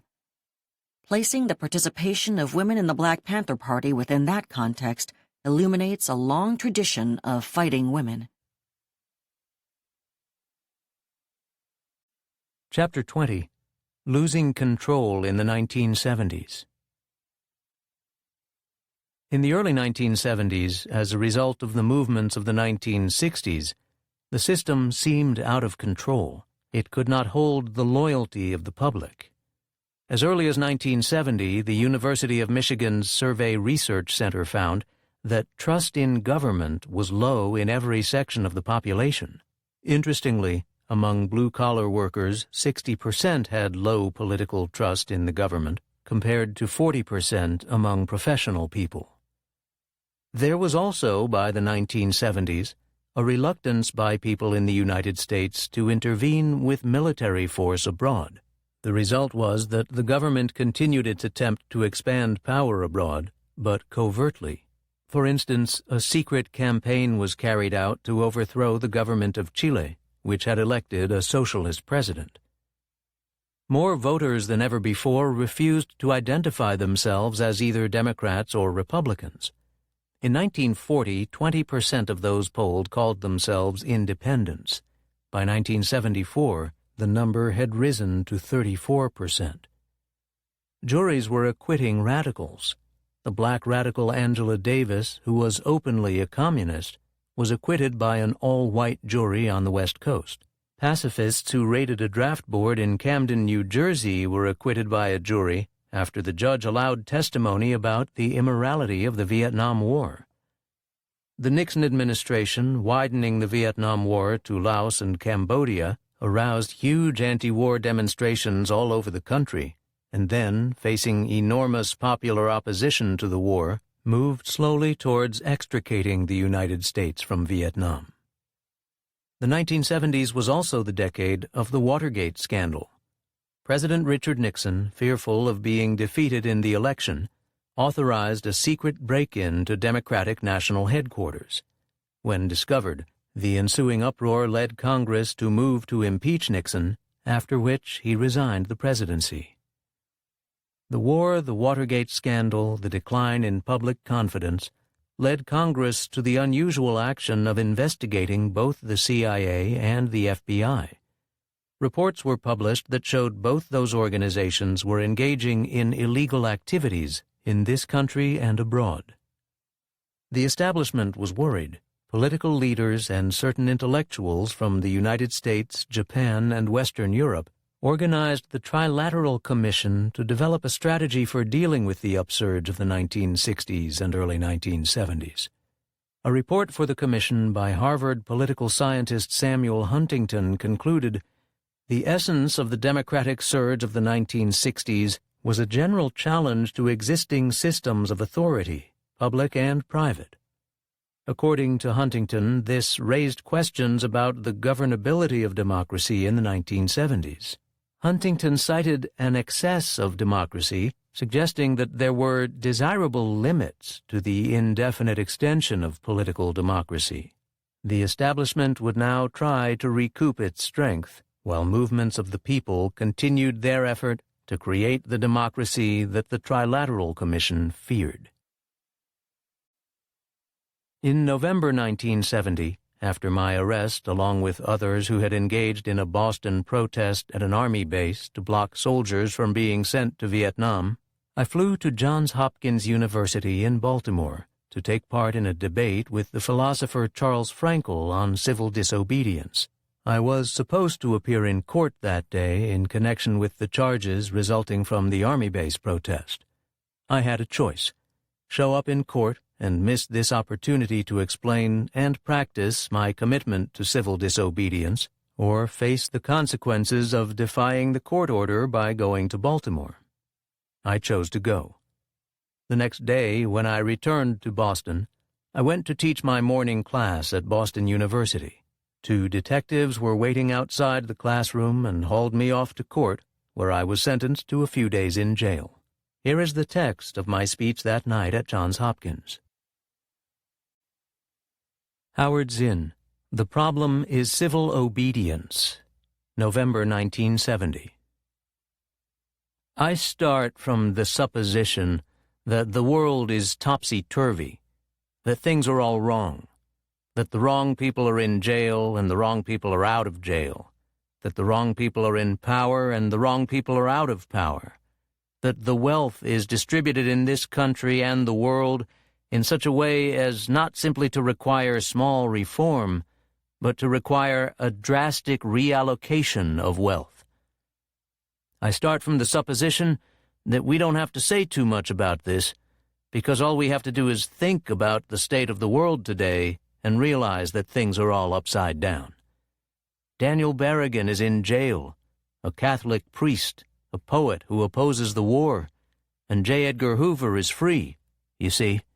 David Dellinger, who has opposed war ever since he was this high and who has used all of his energy and passion against it, is in danger of going to jail. The men who are responsible for the My Lai massacre are not on trial. They're in Washington serving various functions, primary and subordinate, that have to do with the unleashing of massacres, which surprise them when they occur.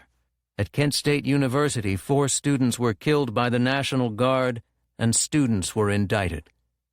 In every city in this country, when demonstrations take place, the protesters, whether they have demonstrated or not, whatever they have done, are assaulted and clubbed by police, and then they are arrested for assaulting a police officer. Now, I have been studying very closely what happens every day in the courts in Boston, Massachusetts. You would be astounded. Maybe you wouldn't. Maybe you have been around, maybe you have lived, maybe you have thought, maybe you have been hit, at how the daily rounds of injustice make their way through this marvelous thing that we call due process. Well, that is my premise. All you have to do is read the Soledad letters of George Jackson, who was sentenced to 1 year to life, of which he spent 10 years for a $70 robbery of a filling station. And then there is the U.S. Senator who is alleged to keep $185,000 a year, or something like that, on the oil depletion allowance. One is theft, the other is legislation. Something is wrong. Something is terribly wrong when we ship 10,000 bombs full of nerve gas across the country and drop them in somebody else's swimming pool so as not to trouble our own. So you lose your perspective after a while. If you don't think, if you just listen to TV and read scholarly things, you actually begin to think that things are not so bad, or that just little things are wrong. But you have to get a little detached, and then come back and look at the world, and you are horrified. So we have to start from that supposition, that things are really topsy-turvy. And our topic is topsy-turvy, civil disobedience.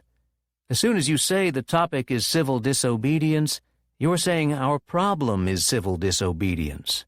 That is not our problem. Our problem is civil obedience. Our problem is the numbers of people all over the world who have obeyed the dictates of the leaders of their government and have gone to war, and millions have been killed because of this obedience. And our problem is that scene in All Quiet on the Western Front, where the schoolboys march off dutifully in a line to war. Our problem is that people are obedient all over the world, in the face of poverty and starvation and stupidity and war and cruelty. Our problem is that people are obedient while the jails are full of petty thieves, and all the while the grand thieves are running the country. That's our problem. We recognize this for Nazi Germany. We know that the problem there was obedience, that the people obeyed Hitler. People obeyed. That was wrong. They should have challenged, and they should have resisted. And if we were only there, we would have showed them. Even in Stalin's Russia we can understand that. People are obedient, all these herd-like people. But America is different. That is what we've all been brought up on. From the time we are this high, and I still hear it resounding in Mr. Frankel's statement. You tick off 1, 2, 3, 4, 5 lovely things about America that we don't want disturbed very much.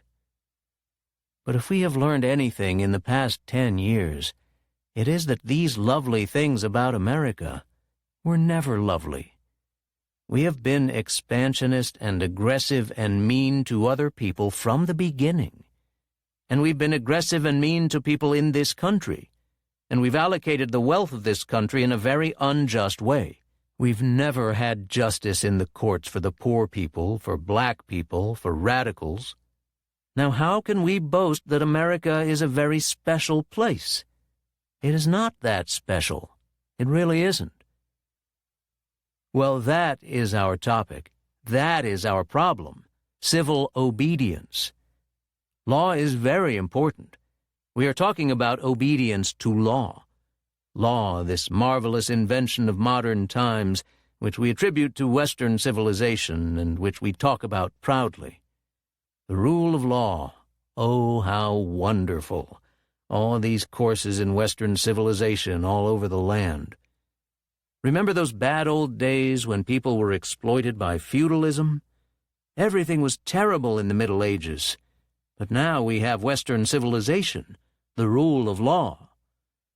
The rule of law has regularized and maximized the injustice that existed before the rule of law. That is what the rule of law has done. Let us start looking at the rule of law realistically, not with that metaphysical complacency with which we always examined it before. When in all the nations of the world the rule of law is the darling of the leaders and the plague of the people, we ought to begin to recognize this. We have to transcend these national boundaries in our thinking. Nixon and Leonid Brezhnev have much more in common with one another than we have with Nixon. J. Edgar Hoover has far more in common with the head of the Soviet secret police than he has with us. It's the international dedication to law and order that binds the leaders of all countries in a comradely bond. That's why we are always surprised when they get together. They smile, they shake hands, they smoke cigars. They really like one another, no matter what they say. It's like the Republican and Democratic parties, who claim that it's going to make a terrible difference if one or the other wins, yet they're all the same. Basically, it is us against them. Yossarian was right, remember, in Catch-22? He had been accused of giving aid and comfort to the enemy, which nobody should ever be accused of.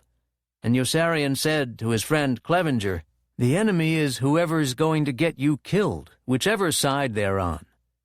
But that didn't sink in, so he said to Clevenger, "Now you remember that, or one of these days you'll be dead." And remember, Clevenger, after a while, was dead. And we must remember that our enemies are not divided along national lines, that enemies are not just people who speak different languages and occupy different territories. Enemies are people who want to get us killed. We are asked, what if everyone disobeyed the law? But a better question is, what if everyone obeyed the law? And the answer to that question is much easier to come by, because we have a lot of empirical evidence about what happens if everyone obeys the law, or if even most people obey the law. What happens is what has happened, what is happening. Why do people revere the law? And we all do.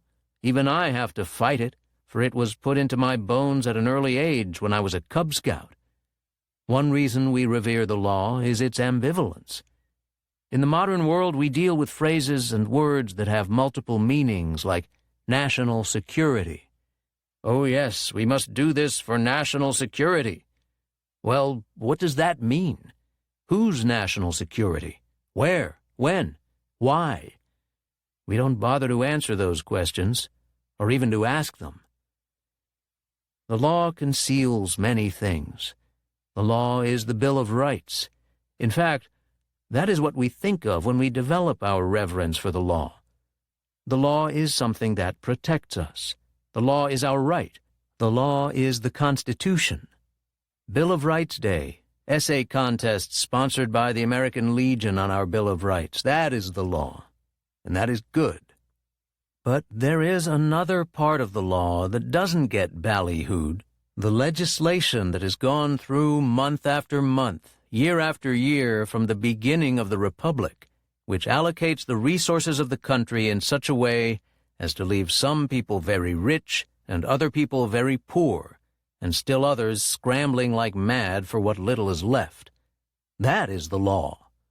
If you go to law school, you will see this. You can quantify it by counting the big, heavy law books that people carry around with them, and see how many law books you count that say constitutional rights on them, and how many that say property, contracts, torts, corporation law. That is what the law is mostly about. The law is the oil depletion allowance. Although we don't have oil depletion allowance day, we don't have essays written on behalf of the oil depletion allowance. So there are parts of the law that are publicized and played up to us. Oh, this is the law, the Bill of Rights. And there are other parts of the law that just do their quiet work, and nobody says anything about them.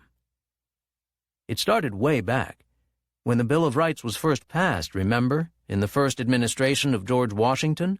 Great thing, Bill of Rights passed, big ballyhoo. At the same time, Alexander Hamilton's economic program was passed. Nice, quiet, money to the rich. I'm simplifying it a little, but not too much. Hamilton's economic program started it off. You can draw a straight line from Hamilton's economic program to the oil depletion allowance to the tax write-offs for corporations, all the way through. That is the history. The Bill of Rights publicized, economic legislation unpublicized.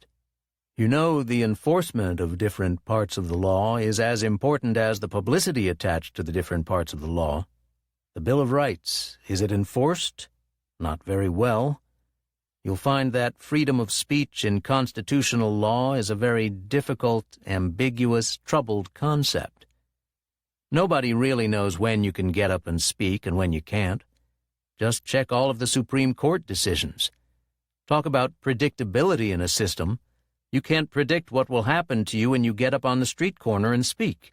See if you can tell the difference between the Terminiello v. Chicago case, and the Finer v. New York case, and see if you can figure out what is going to happen.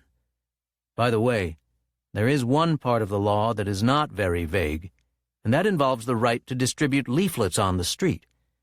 The Supreme Court has been very clear on that. In decision after decision, we are affirmed an absolute right to distribute leaflets on the street. Try it. Just go out on the street and start distributing leaflets. And a policeman comes up to you and he says, "Get out of here." And you say, "Aha! Do you know Marsh v. Alabama, 1946? That is the reality of the Bill of Rights. That's the reality of the Constitution, that part of the law which is portrayed to us as a beautiful and marvelous thing. And 7 years after the Bill of Rights was passed, which said that Congress shall make no law abridging the freedom of speech, Congress made a law abridging the freedom of speech. Remember? The Sedition Act of 1798. So the Bill of Rights was not enforced. Hamilton's program was enforced, because when the whiskey farmers went out and rebelled, you remember, in 1794 in Pennsylvania, Hamilton himself got on his horse and went out there to suppress the rebellion to make sure that the revenue tax was enforced. And you can trace the story right down to the present day, what laws are enforced, what laws are not enforced. So you have to be careful when you say, "I'm for the law, I revere the law." What part of the law are you talking about? I'm not against all law, but I think we ought to begin to make very important distinctions about what laws do what things to what people. And there are other problems with the law. It's a strange thing. We think that law brings order. Law doesn't. How do we know that law does not bring order? Look around us. We live under the rules of law. Notice how much order we have? People say we have to worry about civil disobedience because it will lead to anarchy. Take a look at the present world in which the rule of law obtains. This is the closest to what is called anarchy in the popular mind. Confusion, chaos, international banditry. The only order that is really worth anything does not come through the enforcement of law. It comes through the establishment of a society which is just and in which harmonious relationships are established and in which you need a minimum of regulation to create decent sets of arrangements among people. But the order based on law and on the force of law is the order of the totalitarian state, and it inevitably leads either to total injustice or to rebellion, eventually, in other words, to very great disorder. We all grow up with the notion that the law is holy. They asked Daniel Berrigan's mother what she thought of her sons breaking the law. He burned draft records, one of the most violent acts of this century, to protest the war, for which he was sentenced to prison, as criminals should be. They asked his mother, who was in her 80s, what she thought of her sons breaking the law, and she looked straight into the interviewer's face, and she said, "It's not God's law." Now, we forget that. There is nothing sacred about the law. Think of who makes laws. The law is not made by God. It is made by Strom Thurmond. If you have any notion about the sanctity and loveliness and reverence for the law, look at the legislators around the country who make the laws. Sit in on the sessions of the state legislatures. Sit in on Congress, for these are the people who make the laws which we are then supposed to revere.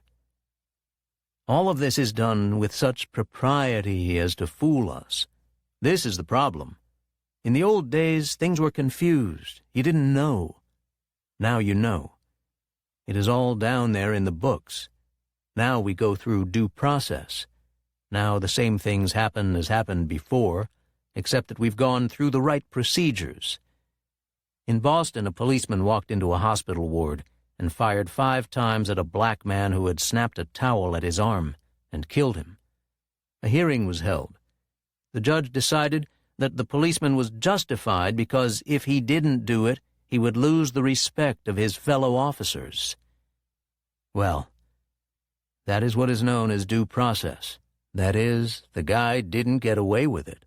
We went through the proper procedures, and everything was set up. The decorum, the propriety of the law fools us. The nation then was founded on disrespect for the law. And then came the Constitution and the notion of stability, which James Madison and Hamilton liked. But then we found in certain crucial times in our history that the legal framework did not suffice. And in order to end slavery, we had to go outside the legal framework, as we had to do at the time of the American Revolution or the Civil War. The Union had to go outside the legal framework in order to establish certain rights in the 1930s. And in this time, which may be more critical than the Revolution or the Civil War, the problems are so horrendous as to require us to go outside the legal framework in order to make a statement, to resist, to begin to establish the kind of institutions and relationships which a decent society should have. No, not just tearing things down, building things up.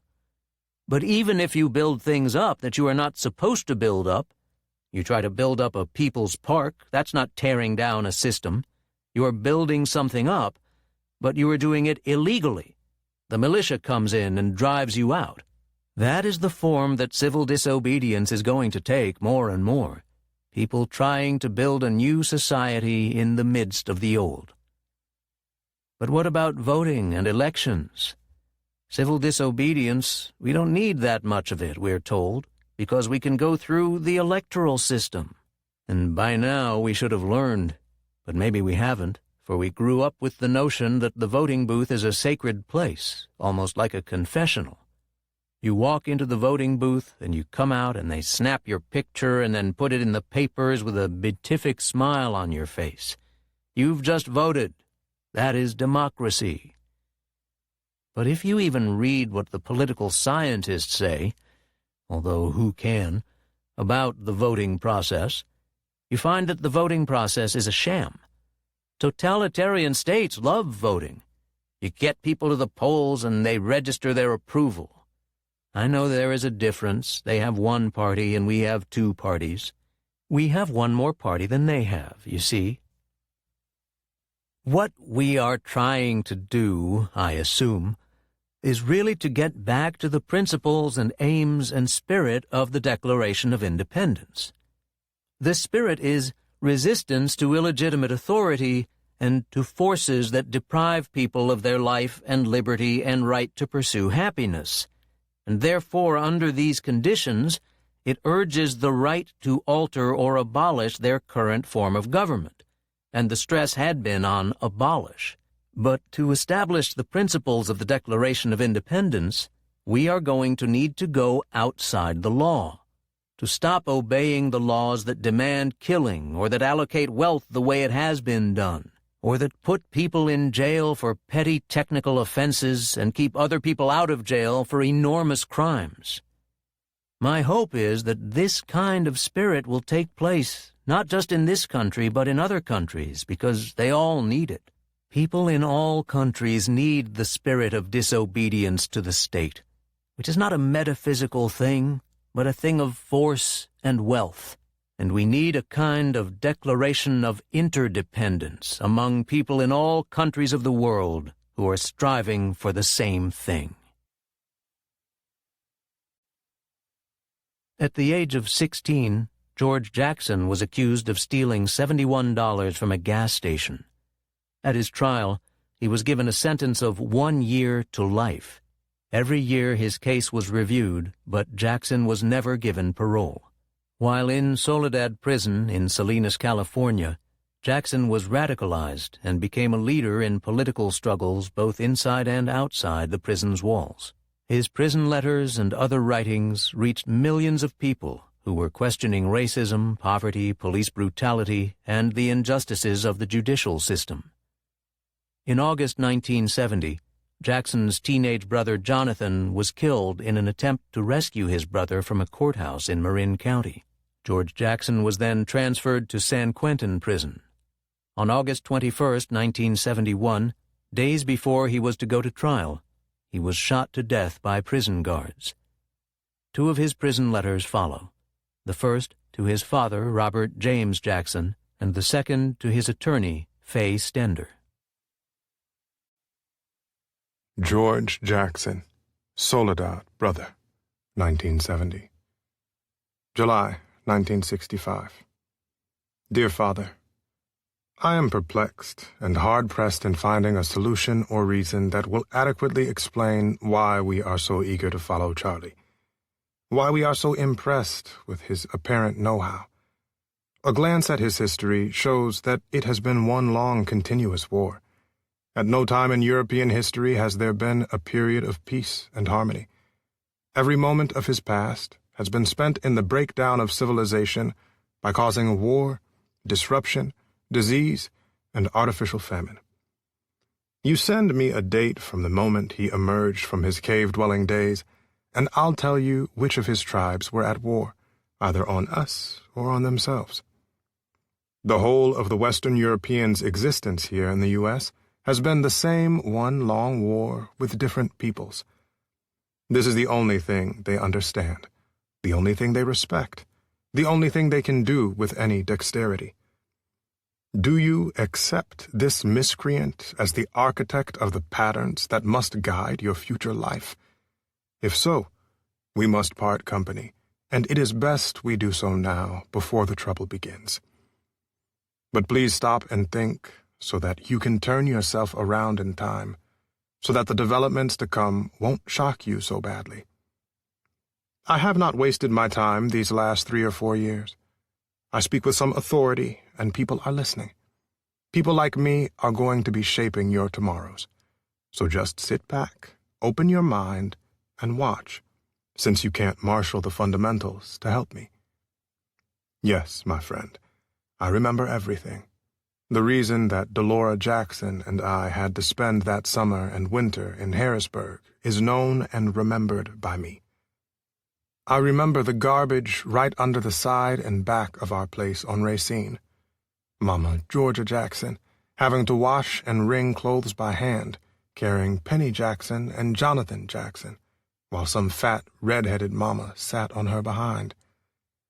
I remember how strange people looked to me when I finally had to be sent to Skinner School.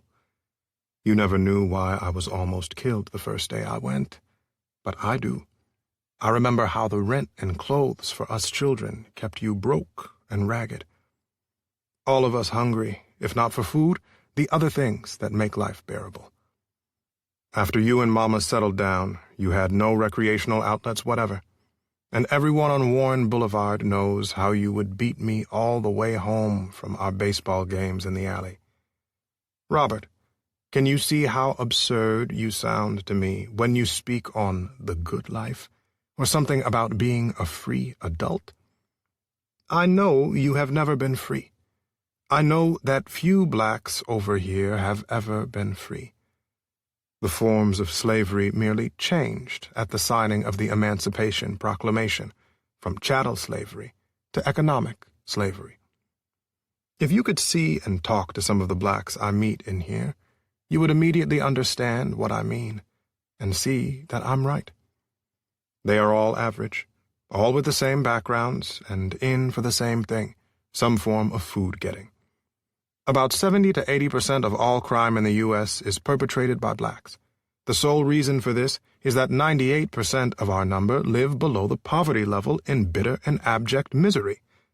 You must take off your rose-colored glasses and stop pretending.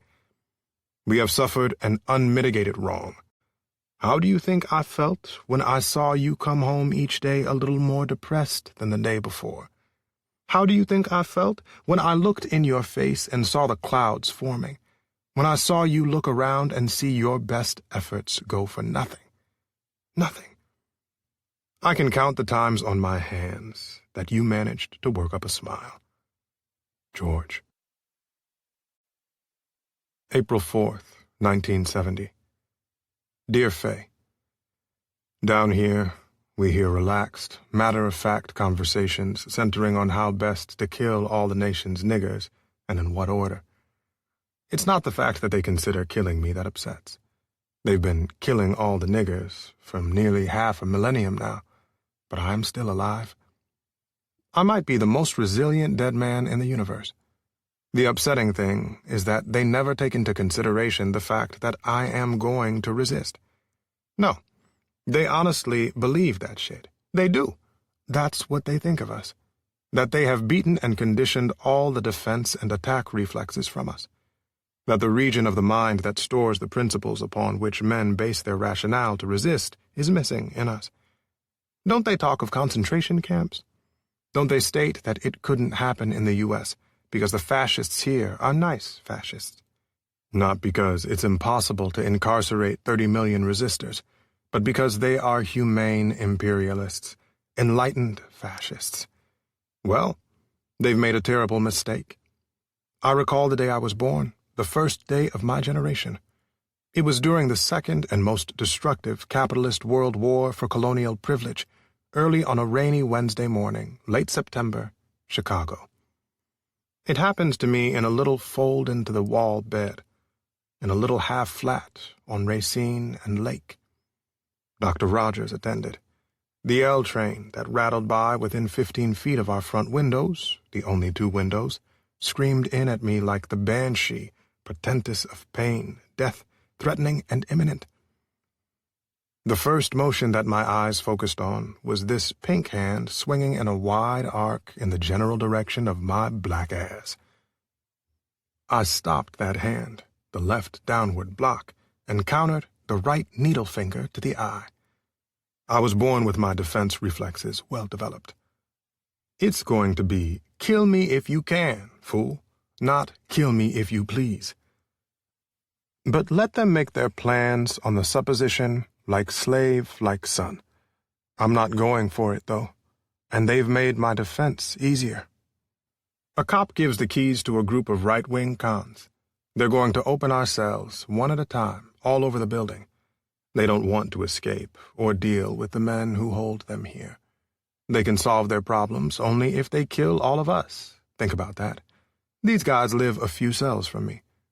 None of them have ever lived. Most are state-raised in institutions like this one. They have nothing coming, nothing at all. They have nothing at stake in this order of things. In defending right-wing ideals and the status quo, they're saying, in effect, that 99 years and a dark day in prison is their idea of fun. Most are in and out, and mostly in, all of their life. The periods that they pass on the outside are considered runs. Simply stated, they consider their period spent in the joint more natural, more in keeping with their tastes.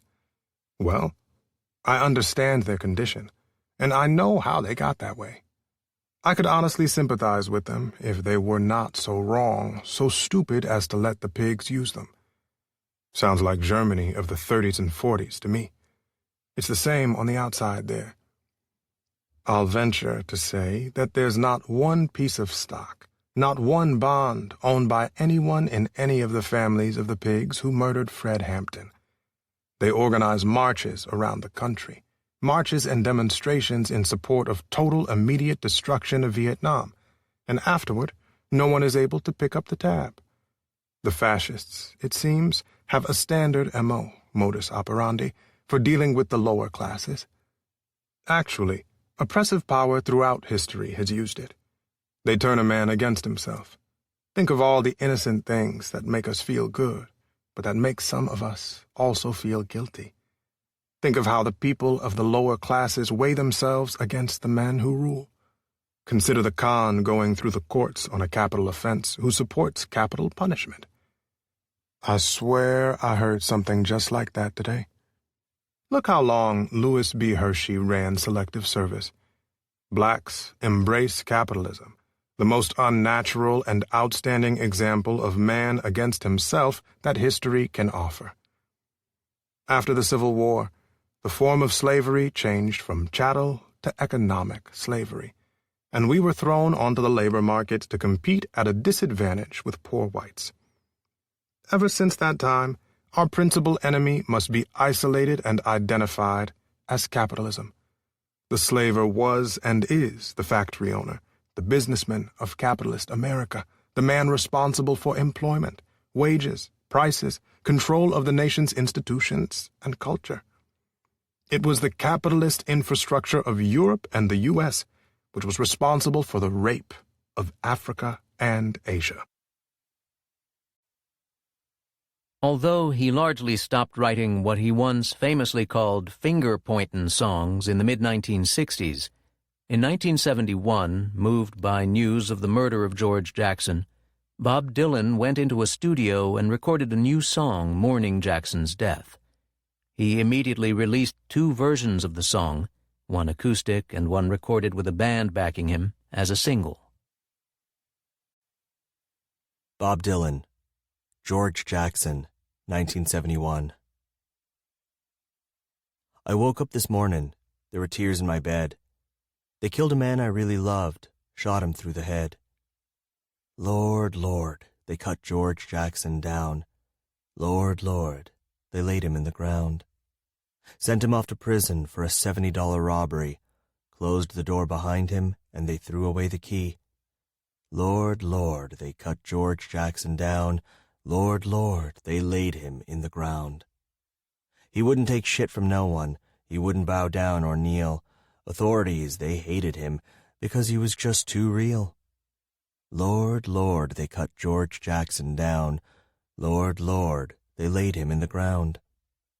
Prison guards, they cursed him as they watched him from above, but they were frightened of his power. They were scared of his love. Lord, Lord, so they cut George Jackson down. Lord, Lord, they laid him in the ground. Sometimes I think this whole world is one big prison yard. Some of us are prisoners, the rest of us are guards. Lord, Lord, they cut George Jackson down. Lord, Lord, they laid him in the ground. Angela Davis, who had been active in the Solidarity campaign for George Jackson and 2 of his fellow inmates, known as the Soledad brothers, was a leading black activist, a professor at Berkeley, and a member of the Communist Party when she became the target of California authorities. They tried to implicate her in the deaths of 3 people involved in the August 1970 attempt to free George Jackson from the Marin County Courthouse. She was not at the scene of the crime, but the police claimed that the guns used that day were registered in her name. Davis went underground. Soon she was named one of the 10 most wanted criminals. Davis was captured soon after in New York City, but an international campaign came to her support. She was acquitted by an all-white jury. Davis has continued to write path-breaking work on women, racism, and prisons, and to take part in numerous movements for change. Here is part of an essay she wrote in 1970 on the prison system. Angela Davis, Political Prisoners, Prisons, and Black Liberation, 1970. In the heat of our pursuit of fundamental human rights, black people have been continually cautioned to be patient. We are advised that as long as we remain faithful to the existing democratic order, the glorious moment will eventually arrive when we will come into our own as full-fledged human beings. But having been taught by bitter experience, we know that there is a glaring incongruity between democracy and a capitalist economy which is the source of our ills. Regardless of all rhetoric to the contrary, the people are not the ultimate matrix of the laws and the system which govern them. Certainly not black people and other nationally oppressed people, but not even the mass of whites. The people do not exercise decisive control over the determining factors of their lives. Officials' assertions that meaningful dissent is always welcome, provided it falls within the boundaries of legality, are frequently a smokescreen obscuring the invitation to acquiesce in oppression. Slavery may have been unrighteous, the constitutional precision for the enslavement of blacks may have been unjust, but conditions were not to be considered so bearable especially since they were profitable to a small circle, as to justify escape and other acts prescribed by law. This was the import of the fugitive slave laws. Needless to say, the history of the United States has been marred from its inception by an enormous quantity of unjust laws, far too many expressly bolstering the oppression of black people. Particularized reflections of existing social inequities, these laws have repeatedly borne witness to the exploitative and racist core of the society itself. For blacks, Chicanos, for all nationally oppressed people, the problem of opposing unjust laws and the social conditions which nourish their growth has always had immediate practical implications. Our very survival has frequently been a direct function of our skill in forging effective channels of resistance. In resisting, we have been compelled to openly violate those laws which directly or indirectly buttress our oppression. But even containing our resistance within the orbit of legality, we have been labeled criminals and have been methodically persecuted by a racist legal apparatus. The prison is a key component of states' coercive apparatus, the overriding function of which is to ensure social control. The etymology of the term penitentiary furnishes a clue to the controlling idea behind the prison system at its inception. The penitentiary was projected as the locale for doing penitence for an offense against society, the physical and spiritual purging of proclivities to challenge rules and regulations which command total obedience. While cloaking itself with the bourgeois aura of universality, imprisonment was supposed to cut across all class lines, as crimes were to be defined by the act, not the perpetrator. The prison has actually operated as an instrument of class domination, a means of prohibiting the have-nots from encroaching upon the haves. The occurrence of crime is inevitable in a society in which wealth is unequally distributed, as one of the constant reminders that society's productive forces are being channeled in the wrong direction. The majority of criminal offenses bear a direct relationship to property. Contained in the very concept of property, crimes are profound but suppressed social needs which express themselves in antisocial modes of action. Spontaneously produced by a capitalist organization of society, this type of crime is at once a protest against society and a desire to partake of its exploitative content. It challenges the symptoms of capitalism, but not its essence. Especially today, when so many black, Chicano, and Puerto Rican men and women are jobless as a consequence of the internal dynamic of the capitalist system, the role of the unemployed, which includes the lumpen proletariat in revolutionary struggle, must be given serious thought. Increased unemployment, particularly for the nationally oppressed, will continue to be an inevitable byproduct of technological development. At least 30% of black youth are presently without jobs. In the context of class exploitation and national oppression, it should be clear that numerous individuals are compelled to resort to criminal acts, not as a result of conscious choice, implying other alternatives, but because society has objectively reduced their possibilities of subsistence and survival to this level. This recognition should signal the urgent need to organize the unemployed and lumpen proletariat, as indeed the Black Panther Party, as well as activists in prison, have already begun to do. In evaluating the susceptibility of the black and brown unemployed to organizing efforts, the peculiar historical features of the U.S., specifically racism and national oppression, must be taken into account. There already exists in the black and brown communities, the lumpen proletariat included, a long tradition of collective resistance to national oppression. Moreover, in assessing the revolutionary potential of prisoners in America as a group, it should be borne in mind that not all prisoners have actually committed crimes. The built-in racism of the judicial system expresses itself, as W.E.B. Du Bois has suggested, in the railroading of countless innocent blacks and other national minorities into the country's coercive institutions. One must also appreciate the effects of disproportionately long prison terms on black and brown inmates. The typical criminal mentality sees imprisonment as a calculated risk for a particular criminal act. One's prison term is more or less rationally predictable. The function of racism in the judicial penal complex is to shatter that predictability. The black burglar, anticipating a 2 to 4 year term, may end up doing 10 to 15 years, while the white burglar leaves after 2 years. Within the contained, coercive universe of the prison, the captive is confronted with the realities of racism, not simply as individual acts dictated by attitudinal bias. Rather, he is compelled to come to grips with racism as an institutional phenomenon collectively experienced by the victims. The disproportionate representation of the black and brown communities, the manifest racism of parole boards, the intense brutality inherent in the relationship between prison guards and black and brown inmates, all this and more causes the prisoner to be confronted daily, hourly, with the concentrated systematic existence of racism. For the innocent prisoner, the process of radicalization should come easy.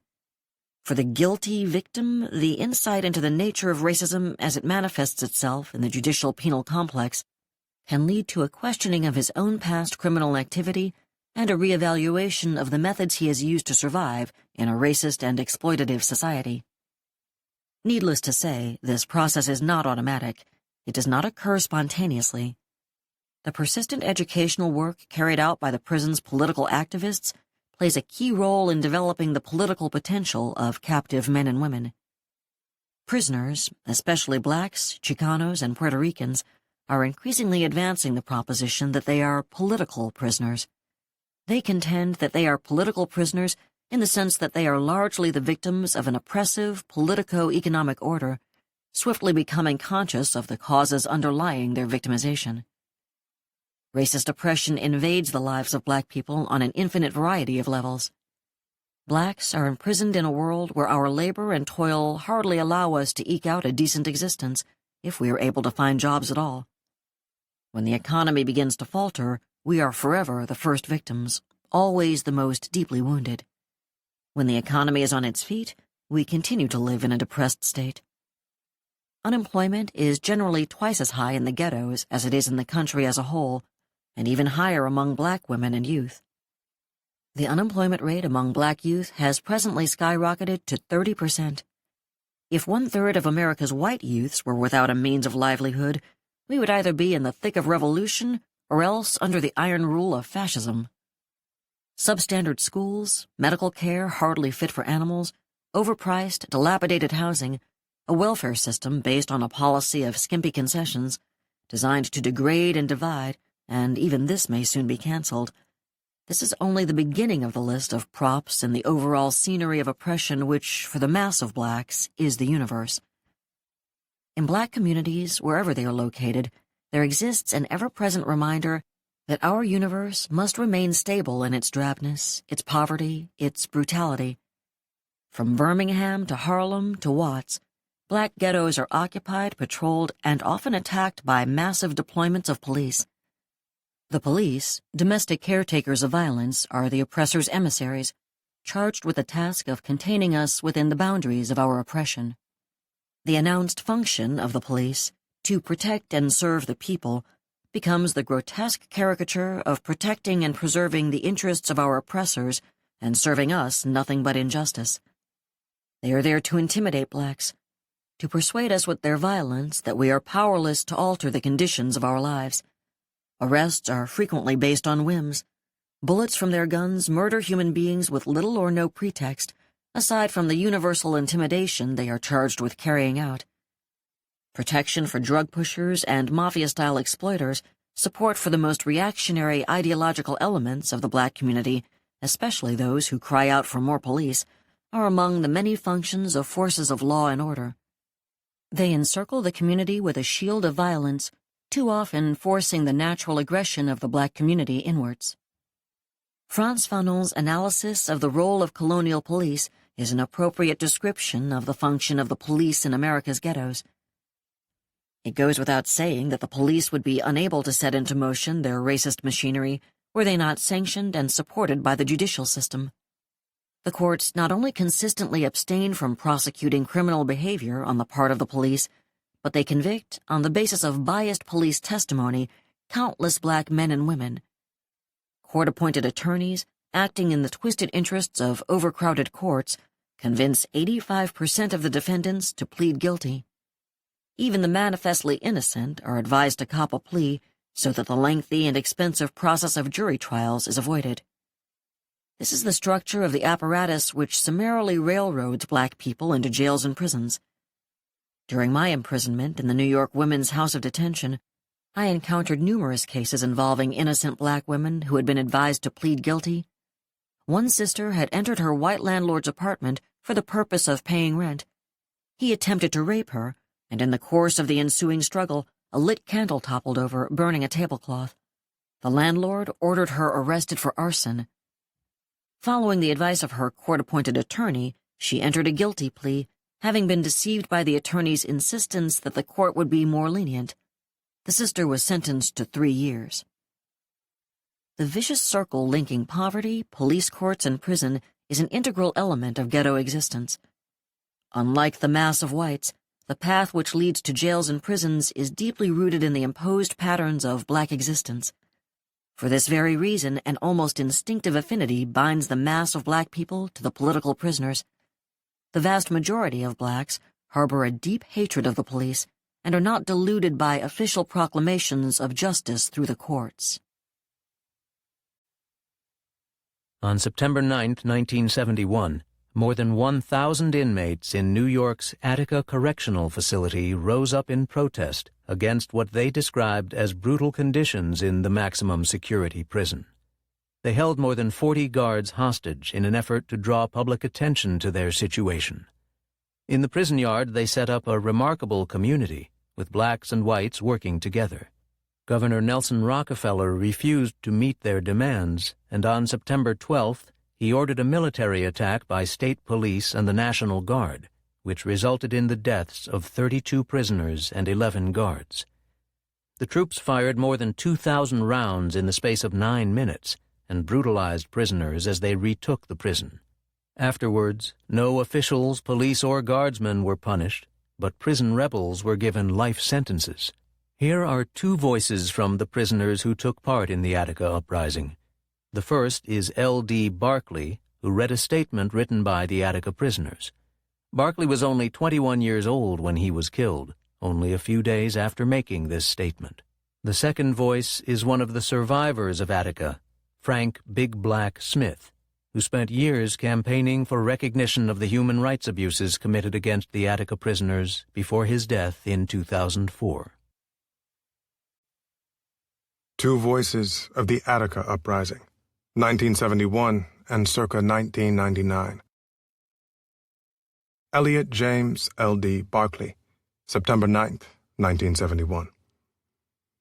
The entire incident that has erupted here at Attica is not a result of the dastardly bushwhacking of the 2 prisoners on September 8th of 1971, but of the unmitigated oppression wrought by the racist administrative network of this prison throughout the year. We are men. We are not beasts, and we do not intend to be beaten or driven as such. The entire prison populace, that means each and every one of us here, has set forth to change forever the ruthless brutalization and disregard for the lives of the prisoners here and throughout the United States. What has happened here is but the sound before the fury of those who are oppressed. We will not compromise on any terms except those terms that are agreeable to us. We call upon all the conscientious citizens of America to assist us in putting an end to this situation that threatens the lives of not only us, but of each and every one of you.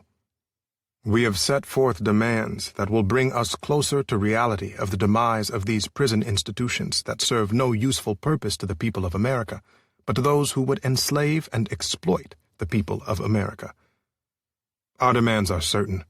We want complete amnesty, meaning freedom from all and any physical and mental and legal reprisals. We want now speedy and safe transportation out of confinement to a non-imperialistic country. We demand that the federal government intervene so that we will be under direct federal jurisdiction.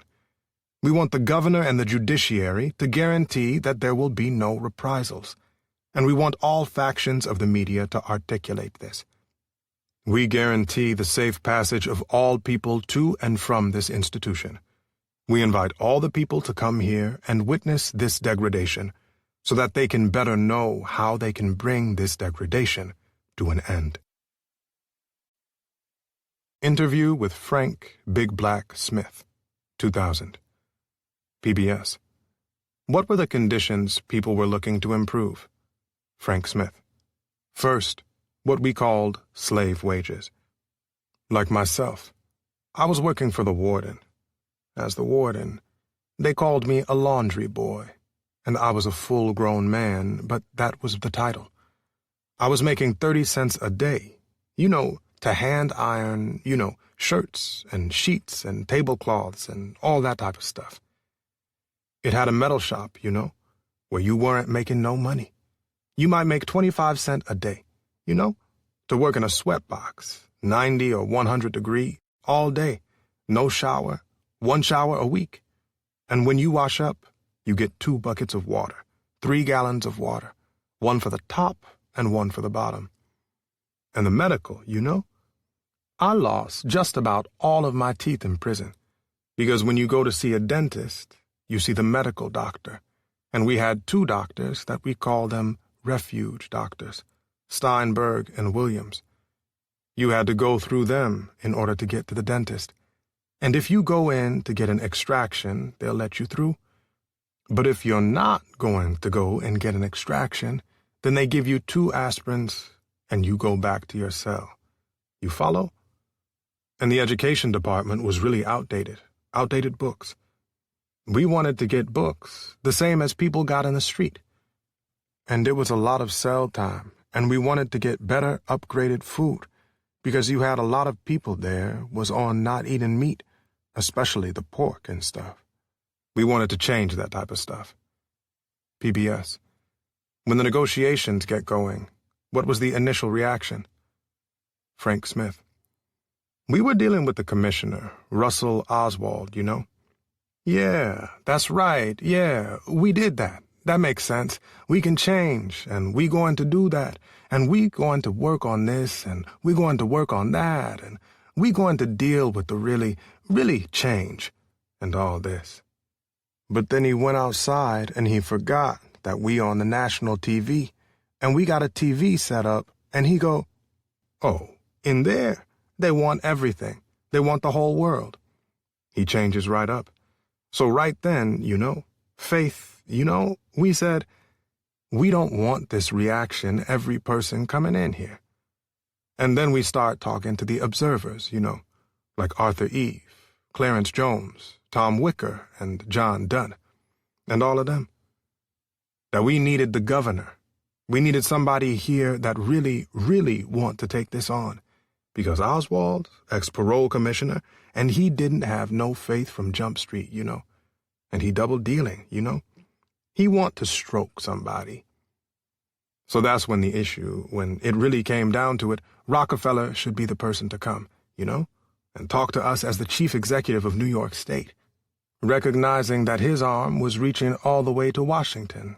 It wasn't just there, because he had a little political thing in the wind, too, He was scheming, He could make a move in his career, too. But at that time, we didn't recognize that. PBS. Why weren't Rockefeller's top aides good enough? Frank Smith. I mean, it wasn't good enough. Not only us, it wasn't good enough for the observers. They felt that Rockefeller should be the person to come in and take charge and really deal with the situation. Because the faith of his commissioner wasn't any good. So what make his understudy going to be any better? But now, we talked to the governor. The highest executive did not make the whole situation more real. Then we don't have to go through understudies. So you say something to them, and then they say something to Rockefeller. With his hidden agenda, he's scheming anyway. He's thinking about another position or thinking about going on with his career, And so he was reaching really all the way to Washington. That we found out later. So his concern really wasn't into it. But then, it's like I said earlier, the apple don't fall too far from the tree. You got to go back to what happened with his daddy, They know how to deal with violence. So that's what they do. They bring it in. They bring in their troopers and say, you get rid of the problem. And that's what happened when he gave it to Oswald. He said, you take care of it, You know what to do.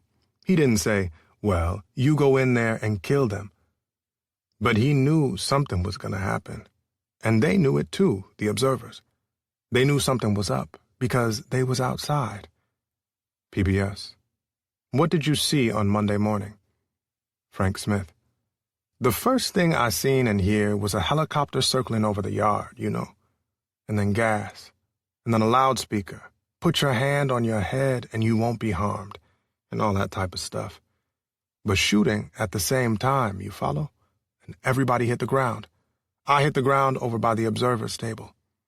And then they were coming over the wall, the assault forces, coming over the wall, shooting, and eventually I start hearing my name, you know? And then some friends of mine told me, you know, take my clothes off. Because that gas, that everybody burning, and what we were doing, we was putting milk on ourselves. That supposedly, you know, prevented a lot of burns and stuff, so I finally got my clothes off. But they were making people strip anywhere. As you come out of D Yard and go into A Block, and you fall on your stomach when you go through the door to A Block, and you had to crawl. And I'm in A Block now. And then I hear my name, and the person that I worked for in the laundry said, "He is black, here he is." And they made me get up, beat me into an area of the yard and laid me on the table and put a football under my neck, up under the catwalk, and told me that if it fall, they was gonna kill me. And they spit on me and dropped on me and went through the torture word, you know, while I was lying there. Nigga, why did you castrate the officers? Why did you bury them alive? We going to castrate you. And I'm laying on the table, spread eagle, buck naked. But everybody in the yard was naked. The majority of the people, you know. And that went on for like 3, 4, 5 hours. You know, and right behind me, I'm laying here, and here's the catwalk. And right here's the hallway. They had a gauntlet set up, and it had glass broke on the floor. And they was running everybody through the gauntlet, beating them. They had 20, 30 people each side, with what they called their nigger sticks. PBS. So even if Rockefeller did go, all it would have done is delay the inevitable, and what happened pretty much had to happen. Frank Smith. He made a bad mistake. He made a very bad mistake. And you can't justify that by having one of your cronies, you know, like Robert Douglas, to come up and say all the things that they're saying, that we wanted everything, and all we wanted was just a change in prison and understanding, recognizing that we were in prison, but the conditions in prison had to be changed, you know? Because humans don't need to live that way. So don't tell all the lies, you know? We need to get some factual stuff out of this. Something has got to come out of this other than just people moving around, casting the blame and moving the blame around. You know, Attica is more than that. Attica was a slaughter, and it didn't have to be. And if the governor would have took it on, and would have really did the executive job that he's supposed to do, then it wouldn't have happened that way. Instead of sending some cronies like the commissioner and people to come there, to give up some token, to give up some liniment. And now you got, 43 peoples in all. 39, they say, that got killed on the retaking. That's dead today. The political prisoner and Native American activist Leonard Peltier was born on the Anishinaabe Chippewa Turtle Mountain Reservation in North Dakota. Moved by the treatment of indigenous peoples, Peltier joined the American Indian movement, AIM, and in 1972 took part in the Trail of Broken Treaties. The protest, a response to the years of the United States breaking promise after promise in its treaties with Native peoples, culminated with the occupation of the Bureau of Indian Affairs building in Washington, D.C. Here is Peltier's account of the takeover. Leonard Peltier on the Trail of Broken Treaties protest, 1999. In November 1972, we brought our grievances to Washington, D.C., in a mass demonstration for Indian rights. We called that cross-country march and demonstration the Trail of Broken Treaties. It was our hope and intent to set up a series of wide-ranging meetings with government agencies to discuss a 20-point spectrum of crucial issues, including an overhaul of the BIA, putting it under Indian control, and also the establishment of a commission to examine treaty violations by the U.S. government. What was to have been a peaceful meeting turned into an impromptu sit-in when government officials, reneging on their promises to see us, had BIA security guards try to oust us from the building. When the security guards started using strong-arm tactics on our women and elders, the sit-in escalated into a tense confrontation. We were not about to turn and run. The spirit of Crazy Horse was with us. We seized the BIA building right in the center of downtown Washington, allowed all employees to leave peaceably, and occupied it for 5 days, much to the outrage of the American public who were, as usual, totally misinformed as to what had happened or why. We were portrayed in the press as thugs and hoodlums and violent militants. Yes, we sacked the BIA building, looking for, and finding in abundance, files that would reveal the government's duplicity in dealing with Indians. We piled up desks and anything else we could find to build barricades against the government's threatened assault. We broke sealed windows so that tear gas couldn't be used to suffocate us and force us out. The police themselves broke most of the lower floor windows. Sure, some of the younger guys, infuriated by the government's lies and brutal mistreatment, started just breaking things up. We quickly put a stop to that. I remember Clyde Belcourt announcing that, for every broken window in the BIA building, there were 10,000 hearts the BIA had broken in Indian country. He should have said 100,000, even 1,000,000. That would have been nearer the mark. One old grandfather, a victim of the BIA throughout his life, took a fire axe, jumped up on the BIA commissioner's big mahogany desk, and split it in two. He laughed and wept ecstatically all the while, singing his death song as he chopped. "There, take that, and that, and that," he cried between his gasps and his chants, righting an ancient wrong with every blow. It was beautiful. He was Crazy Horse incarnate at that moment. Outside, the police and SWAT teams were gathered. If they wanted a bloodbath, we were prepared to give them one. We were ready to rain down desks and typewriters and filing cabinets and Molotov cocktails if they stormed the building. Some of the warriors put on their war paint. Every one of us was Crazy Horse. Seeing our resolve, the government itself had second thoughts. Murder 400 Indians in a massacre a few blocks from the White House only days before the 1972 presidential election? No way. The FBI decided to end this thing for the moment, then hunt us down later one by one, which, indeed, is exactly what they did. That's when my name, as a security chief during the BIA takeover, appeared high on their list of secret targets as an AIM agitator and key extremist. I'd already been arrested during the Fort Lawton takeover. I was permanently marked. The government finally started negotiating with us, but only to end the occupation of the BIA building, not to resolve our original 20-point list of grievances. We felt we'd made at least one point, that point being that we exist. We'd proven that. The government promised to look into our grievances. They never did. And they also promised not to prosecute us for the BIA takeover, a promise broken like all the others. We didn't believe them anyway. To defuse the situation and end their own embarrassment, they actually provided vehicles and an early morning police escort out of town, plus under-the-table money to pay our return travel expenses. Some of the elders even received first-class tickets back home. The government thought they were sweeping us once more under the rug. But this time, we were not about to be swept. The mid-1970s saw a general disillusionment in the nation with the President, the Congress, and government agencies like the FBI and the CIA. Part of this was a reaction to the Vietnam War, part a reaction to the Watergate scandal of President Nixon, whose men staged a break-in to the Democratic Party's National Committee offices in June 1972. Nixon was forced to resign on August 9, 1974.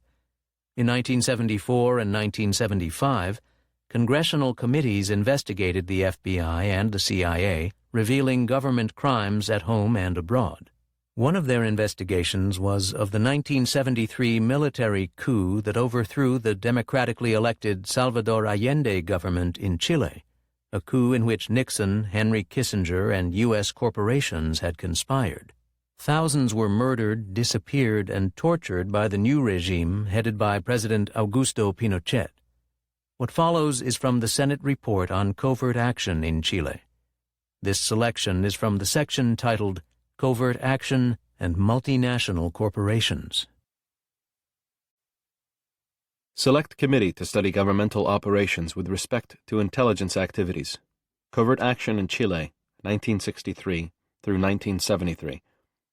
December 18, 1975.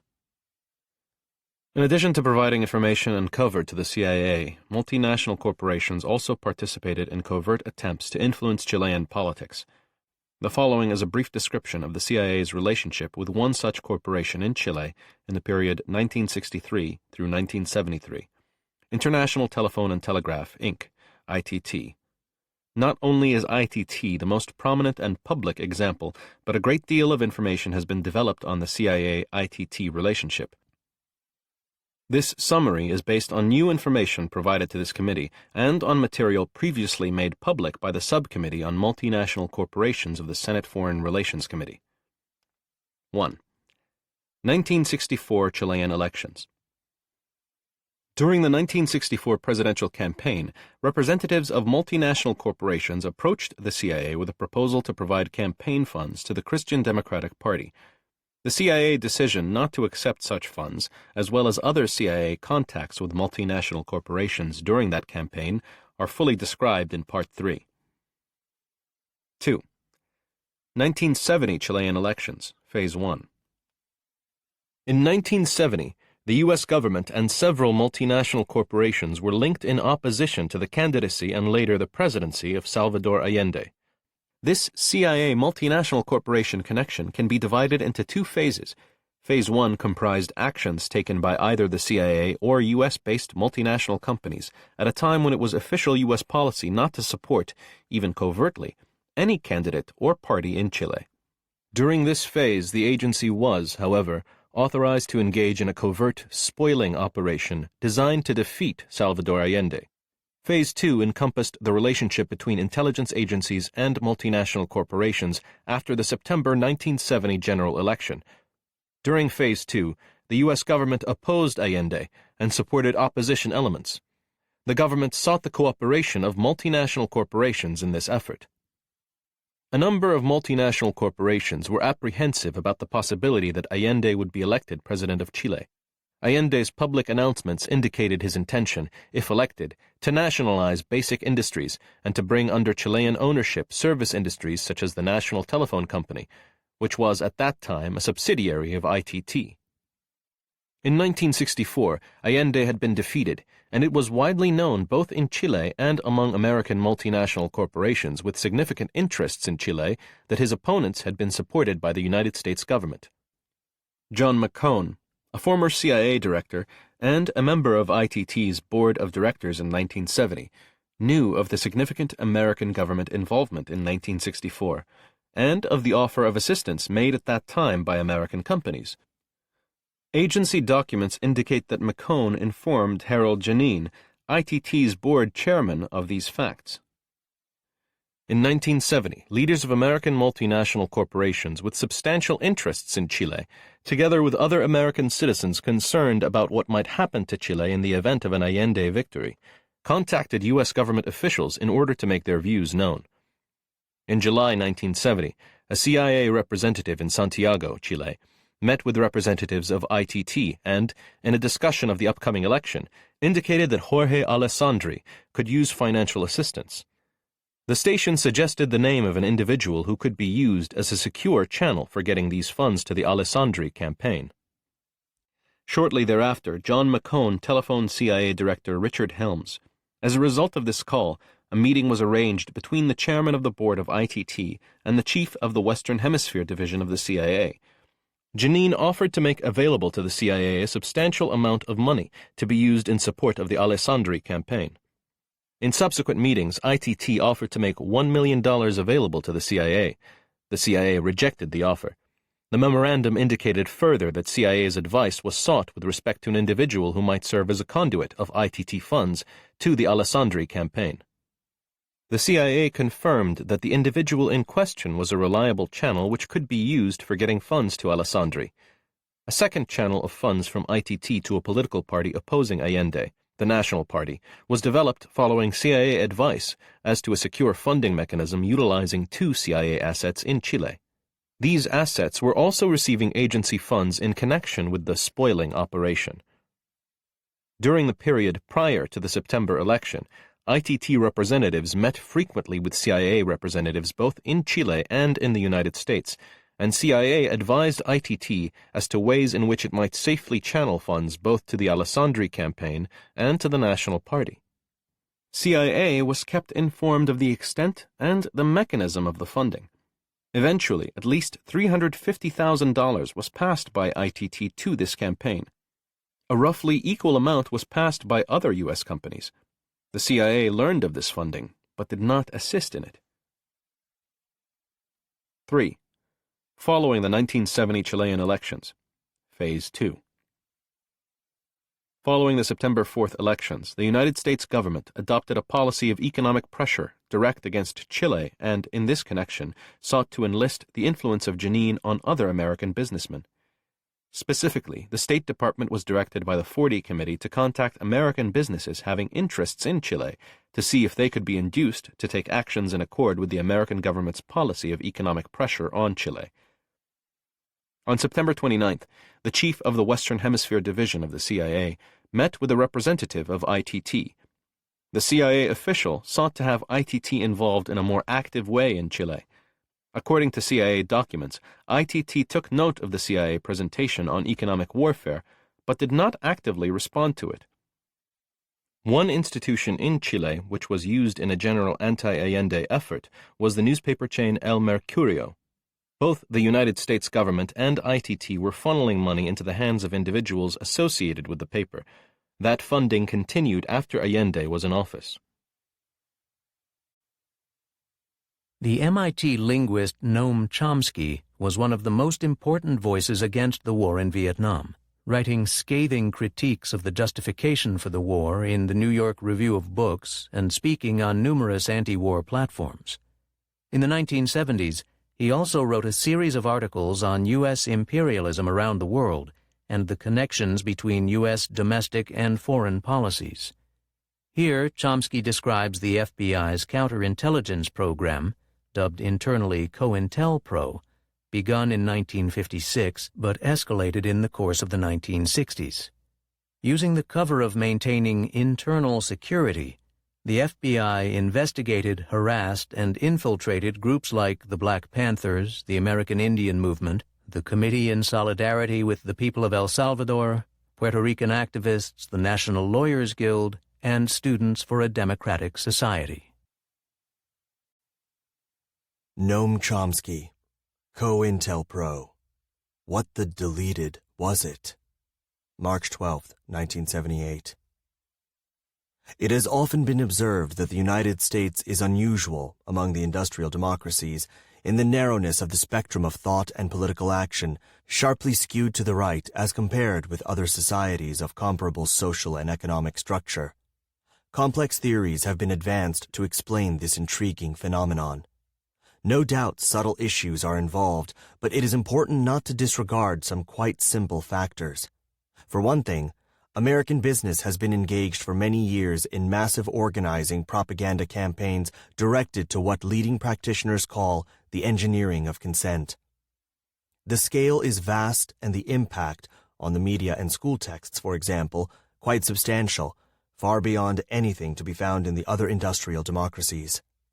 Another central element in the picture is the role of the National Political Police, the FBI, which for over half a century has been devoting major efforts to engineering of consent in a more direct way, by force.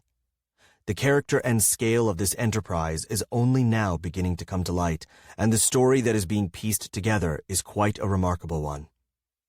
J. Edgar Hoover rose to national prominence when he was appointed Chief of the General Intelligence, Anti-Radical Division of the Justice Department in 1919, shortly before the notorious Palmer raids, in which some 4,000 alleged radicals were rounded up in 33 cities in 23 states, while the Washington Post editorialized that there is not time to waste on hair-splitting over infringement of liberty in the face of the Bolshevik menace. Over 200 aliens were subsequently deported.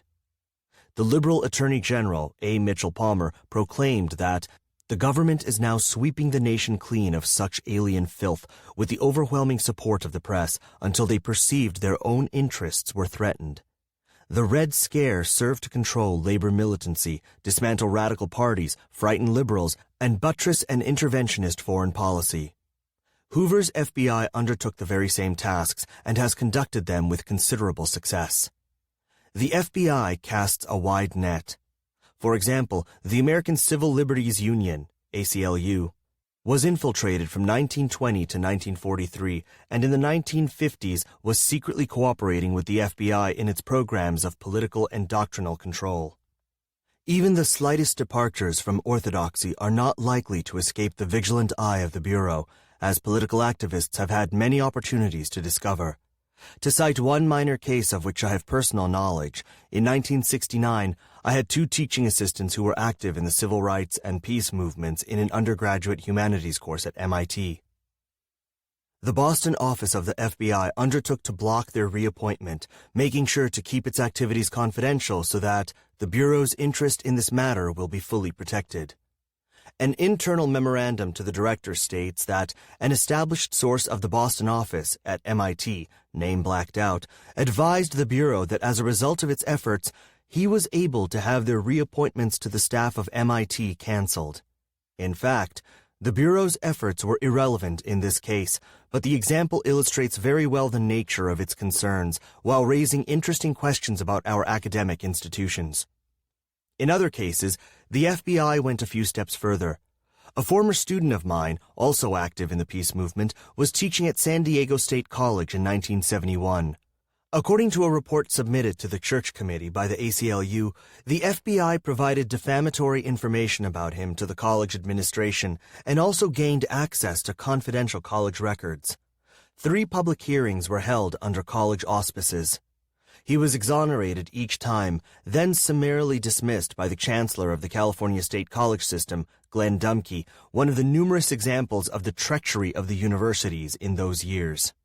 During this period, the same student was the target of an assassination attempt by a secret terrorist army organized, funded, armed, and directed by the FBI, which concealed evidence of the crime and prevented prosecution of the FBI agent in charge and the FBI infiltrator who led this organization in its rampage of firebombing, shooting, and general violence and terror aimed at the left, all with the full knowledge and cooperation of the Bureau. In this case, the intended victim of the FBI assassination attempt escaped injury, though a young woman was seriously injured. Others were not so lucky. The most notorious case is that of Black Panther leader Fred Hampton, who, along with Mark Clark, was murdered in a pre-dawn Gestapo-style police raid, the phrase is accurate, in December 1969 with the complicity of the FBI, which had turned over to the police a floor plan of his apartment supplied by an FBI provocateur who was chief of Panther security. The floor plan no doubt explains the remarkable accuracy of police gunfire, noted by reporters. Hampton was killed in bed, possibly drugged. According to eyewitnesses, murdered in cold blood. The FBI prank followed an earlier effort to have Hampton murdered by a criminal gang in the Chicago ghetto, the Blackstone Rangers. The Rangers were sent an anonymous letter by the local FBI office informing them that the Panthers were intending to murder their leader, but this effort to incite violence and murder failed. In other cases, the Bureau was more successful. Internal memoranda gloat over the success of the Bureau in fomenting gang warfare and violence in the ghetto and disrupting such subversive activities as free breakfast programs for poor children in churches. The record, which is by now extensive, demonstrates that the FBI was committed to attacking the civil rights movement, blocking legal electoral politics, undermining the universities and cultural groups, for example, the largest black cultural center in the West, in the Watts Ghetto, and disrupting political activities of which it disapproved by any means required, including the extensive use of provocateurs, arson, bombings, robbery, and murder. Under COINTELPRO alone, its targets included the Communist Party, the Socialist Workers' Party, the Puerto Rican Independence Movement, the various black movements of the 1960s, and the entire New Left. Though the left was not the sole target of the National Political Police, it was, by a large measure, the primary target. In scope of activities and level of violence, the criminal programs of the FBI far exceed anything known in other industrial democracies and surely merit a prominent place in any investigation of American exceptionalism that deserves to be taken at all seriously. There have been a few studies of these activities of the FBI, but these studies have received little attention, and in fact, the documentary record itself, despite its quite appalling nature, has barely created a ripple. It is striking that the major revelations concerning FBI criminal activities appear precisely at the time of the exposure of the Watergate episodes, frivolous in comparison. It is interesting to contrast the concern accorded to Watergate and to the crimes of the National Political Police, which I stress again were incomparably more violent, far-ranging, and significant in their effect on the cultural and political climate of American life. History has provided us with a controlled experiment to determine whether Nixon's critics were motivated by a concern for civil and human rights or by the fact that Nixon, like Joseph McCarthy before him, was directing his weapons at the powerful, always an illegitimate target. The results of this experiment are quite clear-cut and leave little doubt that the furor over Watergate was largely an exercise in hypocrisy. Chapter 21. The Carter-Reagan-Bush Consensus. In his book, The American Political Tradition, the historian Richard Hofstadter examined U.S. political leaders from the time of Thomas Jefferson and Andrew Jackson to the modern era. He concluded that the range of vision embraced by the primary contestants in the major parties has always been bounded by the horizons of property and enterprise. They have accepted the economic virtues of capitalist culture as necessary qualities of man. Hofstadter noted, that culture has been intensely nationalistic. The Democratic administration of President Jimmy Carter and the Republican administrations of Ronald Reagan and George H.W. Bush clearly illustrated Hofstadter's thesis. Throughout those administrations, corporate power grew, enormous fortunes were created alongside desperate poverty, the militarization of the country continued, interventionism in foreign policy went on in support of corporate interests. Neither party would go beyond the limits of capitalism and nationalism. In 1983, Marion Wright Edelman spoke at the elite Milton Academy in Massachusetts to the graduating class, urging them to take action against the injustices of a society that has money for B-2 bombers and tax breaks for rich corporations, but not for health care, not for education, and not for programs to combat poverty. Edelman, a graduate of Spelman College and Yale Law School, became the first black woman admitted to the Mississippi bar. She directed the National Association for the Advancement of Colored People, NAACP, Legal Defense and Educational Fund office in Jackson, Mississippi, and later worked as a counsel for the Poor People's March. In 1973, Edelman founded the Children's Defense Fund. Marion Wright Edelman, Commencement Address at Milton Academy, June 10, 1983. Where is the human commitment and political will to find the relative pittance of money needed to protect children? What kind of world allows 40,000 children to die needlessly every day? UNICEF estimates that for $6 billion a year, we could save 20,000 children a day by 1990 by applying new scientific and technological breakthroughs in oral rehydration therapy, universal child immunization, promotion of breastfeeding, and mass use of child growth charts. At home, where are the strong political voices speaking out for investing in children rather than bombs, mothers rather than missiles? In 1953, Dwight David Eisenhower warned, "Every gun that is made, every warship launched, every rocket fired, signifies a theft from those who hunger and are not fed, those who are cold and are not clothed." This world in arms is not spending money alone. It is spending the sweat of its laborers, the genius of its scientists, the hopes of its children. And how blatant the world and national theft from needy children and the solution of pressing human needs is. In its first year, the Reagan administration proposed $11 billion in cuts in preventive children's and lifeline support programs for poor families, with no attempt to distinguish between programs that work and don't work. The Congress enacted $9 billion in cuts. In its second year, the Reagan administration proposed $9 billion in cuts in these same programs. The Congress enacted $1 billion.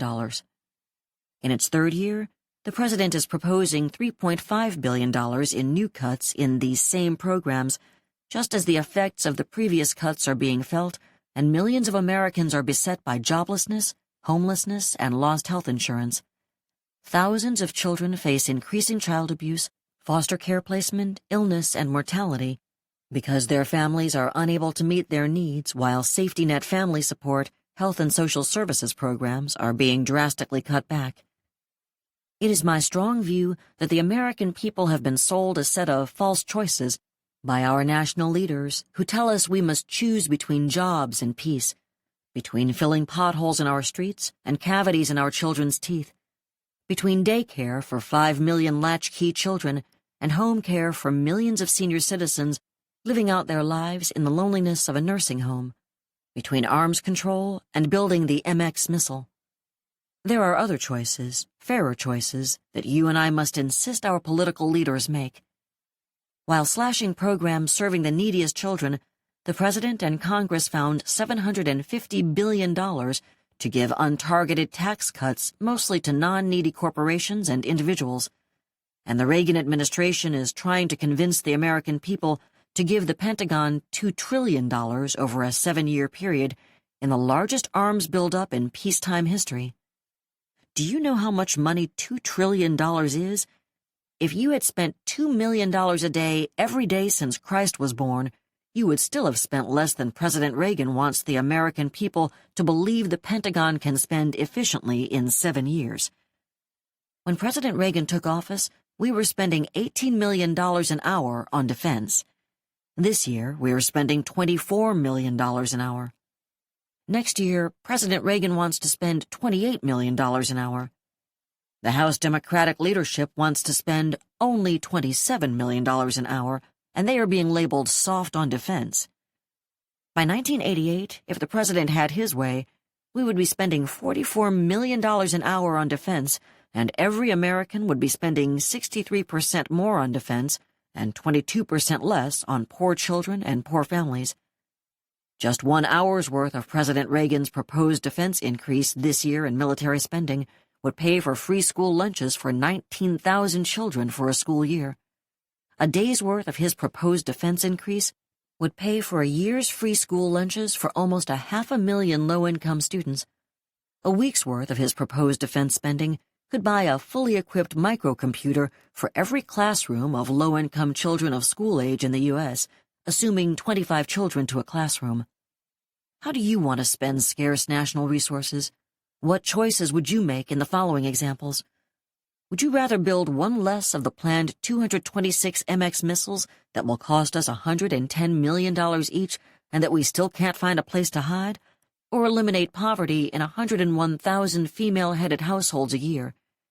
If we cancel the whole MX program, we could eliminate poverty for all 12 million poor children and have enough left over to pay college costs for 300,000 potential engineers, mathematicians, and scientists who may not be able to afford college. Which investment do you think will foster longer-term national security? President Reagan has cut safety net programs for poor families. He's building the MX missiles. Would you rather spend $100 million a year on 100 military bands or put that money into teaching 200,000 educationally deprived children to read and write as well as their more advantaged peers. American high school bands would be delighted to volunteer to provide music for patriotic events, I'll bet. President Reagan has cut compensatory education. He's not touched military bands.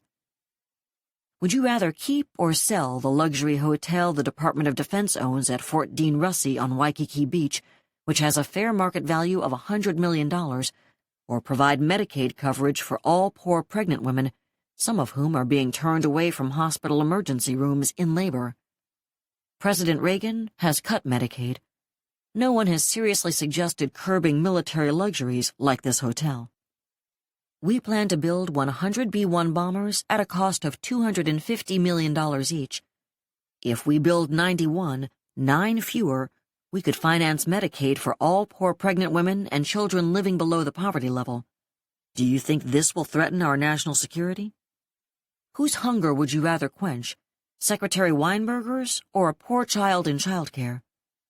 Every time Secretary of Defense Caspar Weinberger and his elite colleagues sit down in his private Pentagon dining room, staffed by 19, they pay $2.87 a meal, and we taxpayers pay $12.06. This $12.06 could provide 40 mid-morning milk and juice and cracker snacks President Reagan has forced poor children of working mothers in child care centers to give up. I think we should urge Secretary Weinberger to eat in one of the 4 other Pentagon executive dining rooms and give 1 million food supplements back to poor children instead. Just as I believe we ought to weigh military non-essentials against civilian essentials and apply the same standards of national purpose, efficiency, and effectiveness to military programs as we do to domestic ones, I also believe that the non-needy should bear a fair portion of the burden of economic recovery. They have not. As you go out into the world, try to keep your eye on the human bottom line. I also hope you will understand and be tough about what is needed to solve problems, change attitudes, and bring about needed changes in our society. Democracy is not a spectator sport. The farm worker leader Cesar Chavez was born in Arizona and grew up in migrant labor camps. In the early 1960s, he helped found the National Farm Workers Association, a precursor to the United Farm Workers Organizing Committee, and eventually the United Farm Workers UFW Union. Chavez came to international attention in March 1968, when he announced a boycott of California grapes. The popular boycott, in protest of the anti-union efforts of California growers, led to millions of dollars in losses for agribusiness and led to historic contracts with the UFW. But many of the growers broke the contracts or refused to negotiate new ones. In this speech, given in San Francisco in 1984, Chavez describes the unfinished struggle of farm workers for justice. Cesar Chavez, Address to the Commonwealth Club of California, November 9th, 1984. 21 years ago last September, on a lonely stretch of railroad track paralleling U.S. Highway 101 near Salinas, 32 bracero farm workers lost their lives in a tragic accident. The braceros had been imported from Mexico to work on California farms. They died when their bus, which was converted from a flatbed truck, drove in front of a freight train. Conversion of the bus had not been approved by any government agency. The driver had tunnel vision. Most of the bodies lay unidentified for days. No one, including the grower who employed the workers, even knew their names. Today, thousands of farm workers live under savage conditions, beneath trees and amid garbage and human excrement, near tomato fields in San Diego County, tomato fields which use the most modern farm technology. Vicious rats gnaw on them as they sleep. They walk miles to buy food at inflated prices, and they carry in water from irrigation pumps. Child labor is still common in many farm areas. As much as 30% of Northern California's garlic harvesters are underaged children. Kids as young as 6 years old have voted in state-conducted union elections since they qualified as workers. Some 800,000 underage children work with their families harvesting crops across America. Babies born to migrant workers suffer 25% higher infant mortality than the rest of the population. Malnutrition among migrant worker children is 10 times higher than the national rate. Farm workers' average life expectancy is still 49 years, compared to 73 years for the average American. All my life, I have been driven by one dream, one goal, one vision: to overthrow a farm labor system in this nation which treats farm workers as if they were not important human beings. Farm workers are not agricultural implements. They are not beasts of burden to be used and discarded. That dream was born in my youth. It was nurtured in my early days of organizing. It has flourished. It has been attacked. I'm not very different from anyone else who has ever tried to accomplish something with my life. My motivation comes from my personal life, from watching what my mother and father went through when I was growing up, from what we experienced as migrant farm workers in California. That dream, that vision, grew from my own experience with racism, with hope, with the desire to be treated fairly, and to see my people treated as human beings, and not as chattel. It grew from anger and rage, emotions I felt 40 years ago when people of my color were denied the right to see a movie or eat at a restaurant in many parts of California.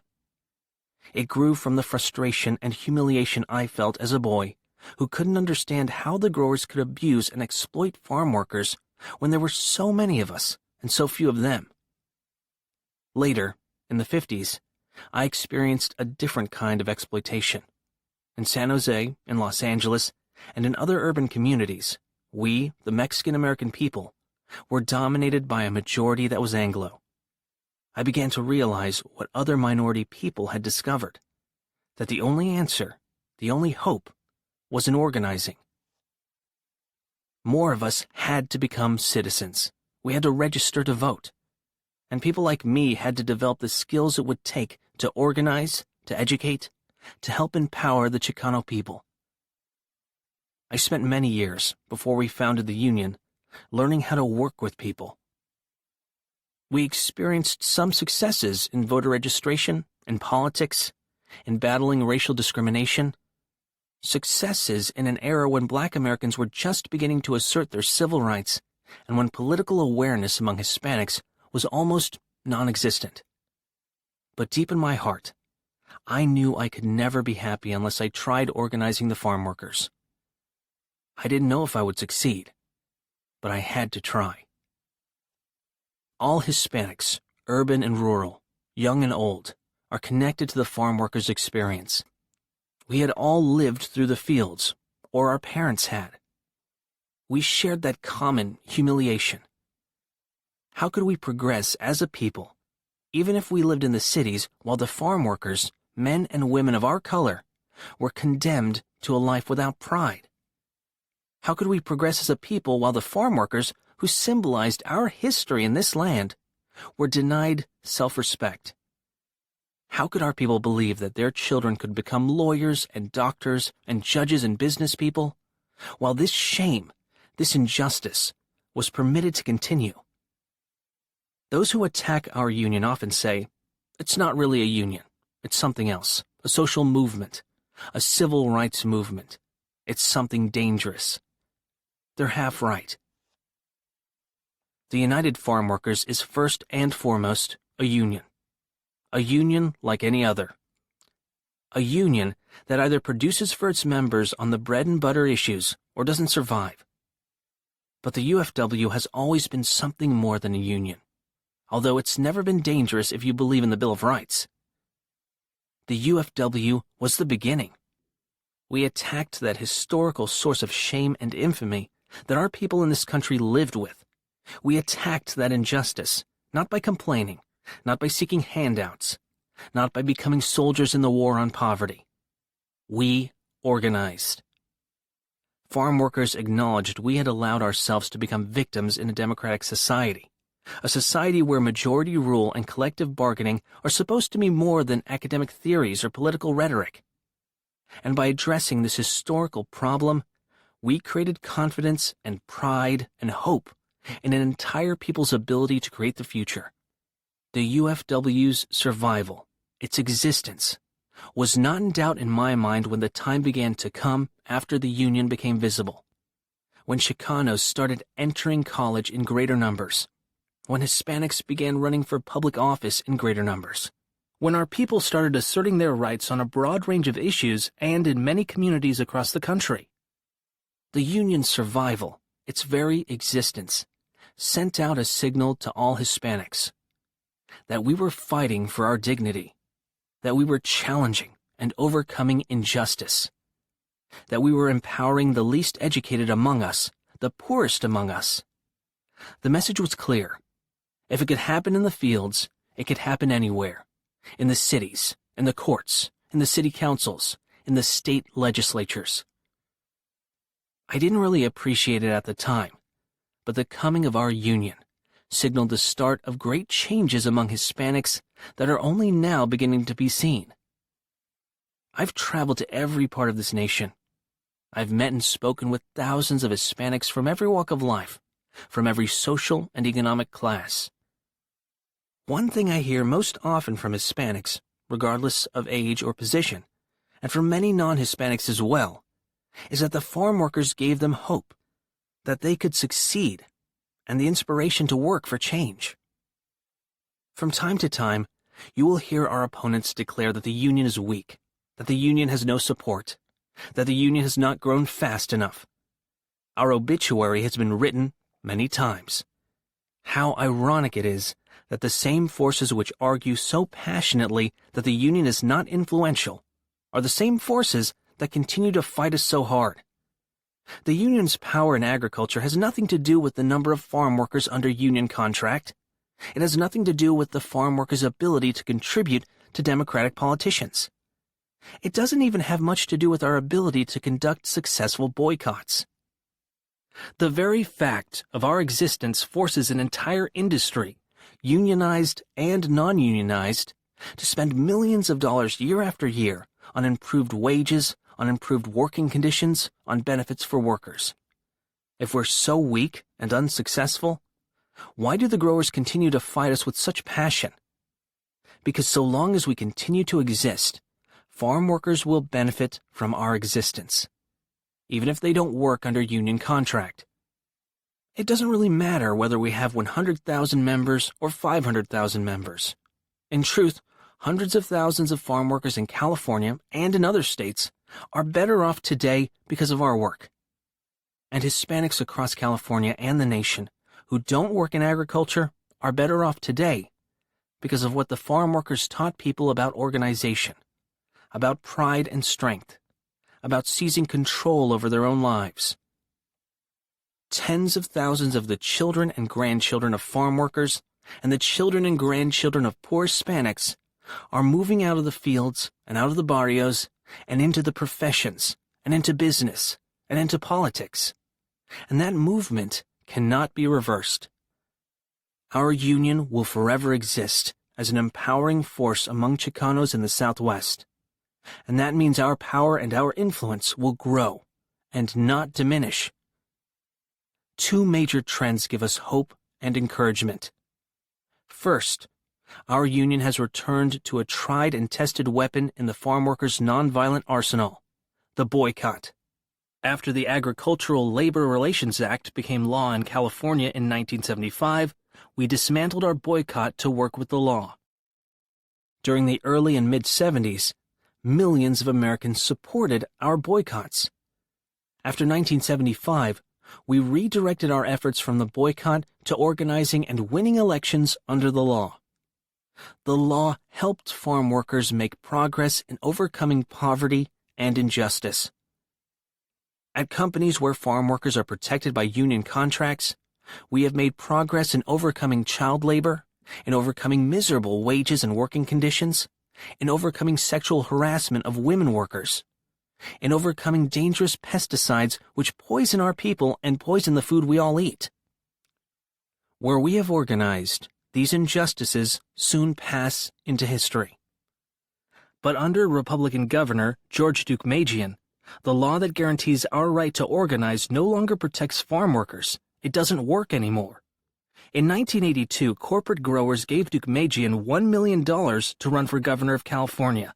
Since he took office, Deukmejian has paid back his debt to the growers with the blood and sweat of California farm workers. Instead of enforcing the law as it was written against those who break it, Deukmejian invites growers who break the law to seek relief from the governor's appointees. What does all this mean for farm workers? It means that the right to vote in free elections is a sham.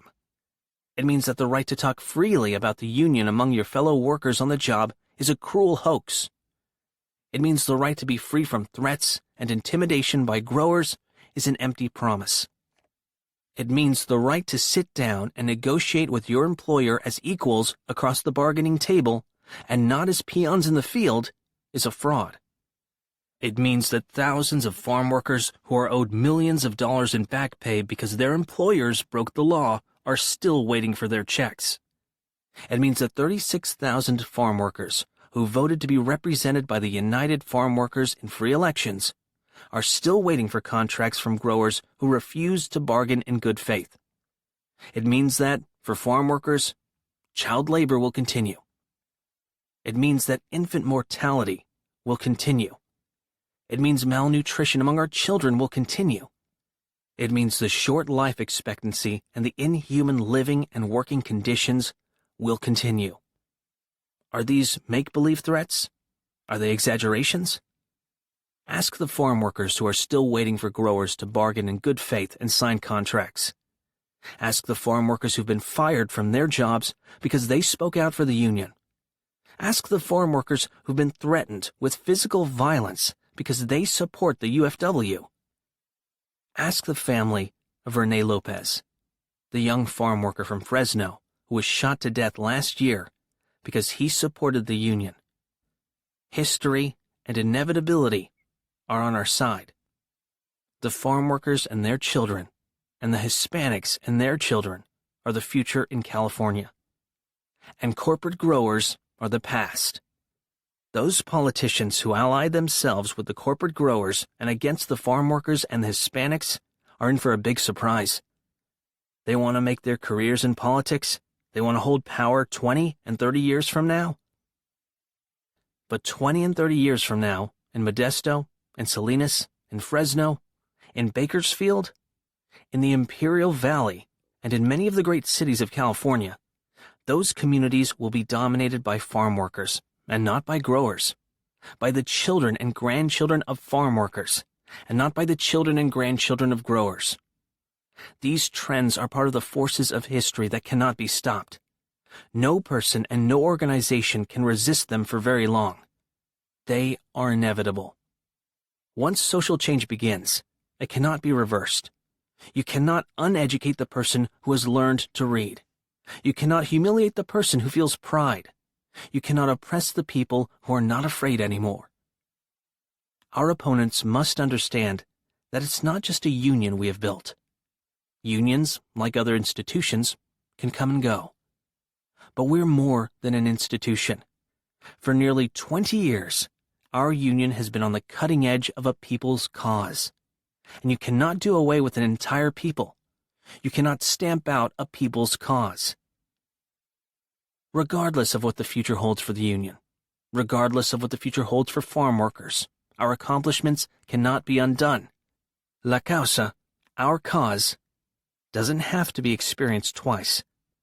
The consciousness and pride that were raised by our union are alive and thriving inside millions of young Hispanics who will never work on a farm.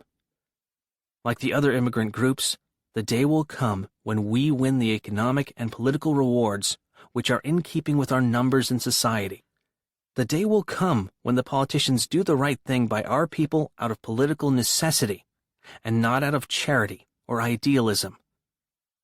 That day may not come this year. That day may not come during this decade.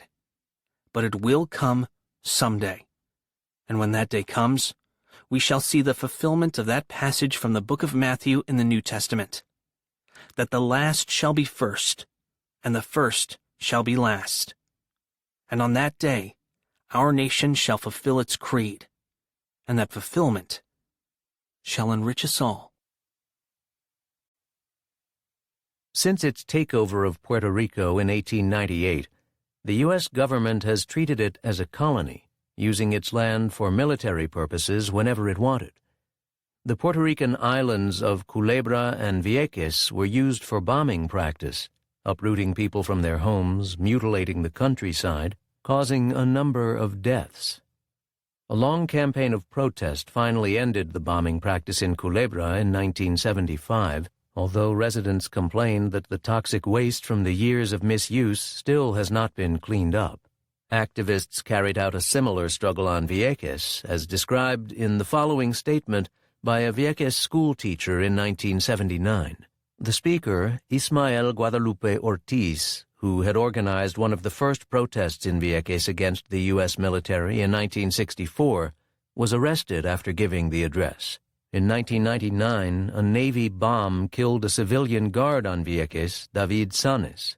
4 years later, in 2003, the movement to free Vieques finally forced the U.S. military to end its use of the island for military practice. Testimony of Ismael Guadalupe Ortiz on Vieques, Puerto Rico, October 2nd, 1979. My name is Ismael Guadalupe Ortiz. I am 35 years old. All of my life I have lived in Vieques. For the past 13 years I have been a high school teacher in the public school system of Vieques. Many years ago, I began to fight for the right of my Viequense brothers to live in peace. Since 1978, I have been one of the directors of the Crusade to Rescue Vieques. This organization that includes Viequenses of diverse political ideologies, religious philosophies, and various social positions have carried on their shoulders the responsibility to unite in order to be most effective in our struggle against the U.S. Navy. When I speak of the struggle against the U.S. Navy in Vieques, and what the presence of this armed force represents on our land, I am speaking of something concrete. The violation of our land by the U.S. Navy began before I was even born. When I was born, La Isla Nena was already physically occupied and divided by this Navy that today presumes to bring us here as the accused. Today, I come here not as the accused. I come as the accuser. I accuse the U.S. Navy and the Court of the U.S. in Puerto Rico of conspiring to commit against all Viequenses one of the greatest abuses ever brought against a people in our America. I'm not exaggerating. I accuse the U.S. Navy and its legal arm, the federal court, of expropriating and throwing into the street thousands of human beings that live on these lands, and that now this Navy claims is theirs. Who are the witnesses that I will call to prove my accusation? To begin with, my own parents, Narciso Guadalupe Guadalupe and Mercedes Ortiz Maldonado, were victims of this expropriation. To continue, I call hundreds of Viequenses who are still alive to attest how it was in the 1940s. Women who had to give birth in cane fields because the birth coincided with the passage of the bulldozers that were knocking down their houses. Of men and women who woke up without a piece of land to cultivate for their or their family's sustenance. I'm not going to limit myself to generalities and damage to property. I'm going to talk of lives, of precious Viequense lives that have been lost and continue to be lost as a consequence of the abuses and crimes of the U.S. Navy on our island of Vieques. I personally know and remember more than a dozen Viequenses who died or were assassinated at the hands of drunken Marines or by bombs left on our land by this Navy, who today I accuse as a criminal. All Viequenses remember the death of Chulto Legrand, a 12-year-old boy victim of one of the many bombs that the Navy left on our soil. This occurred in 1953. The elders tell us how the body of Alejandro Rosado was found on the lands occupied by the Navy, buried with his head down and his feet up. This occurred in the early 1940s. The assassination of Felipe Francis Christian in April 1954 is still fresh in our memory.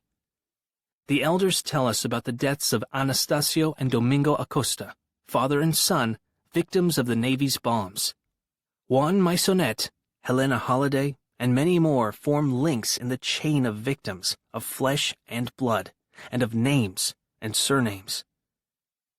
We remember also the so-called riots of 1952, 1958, 1964, and 1968 that were no other than hordes of drunken Marines who fell upon our civilian population like savages.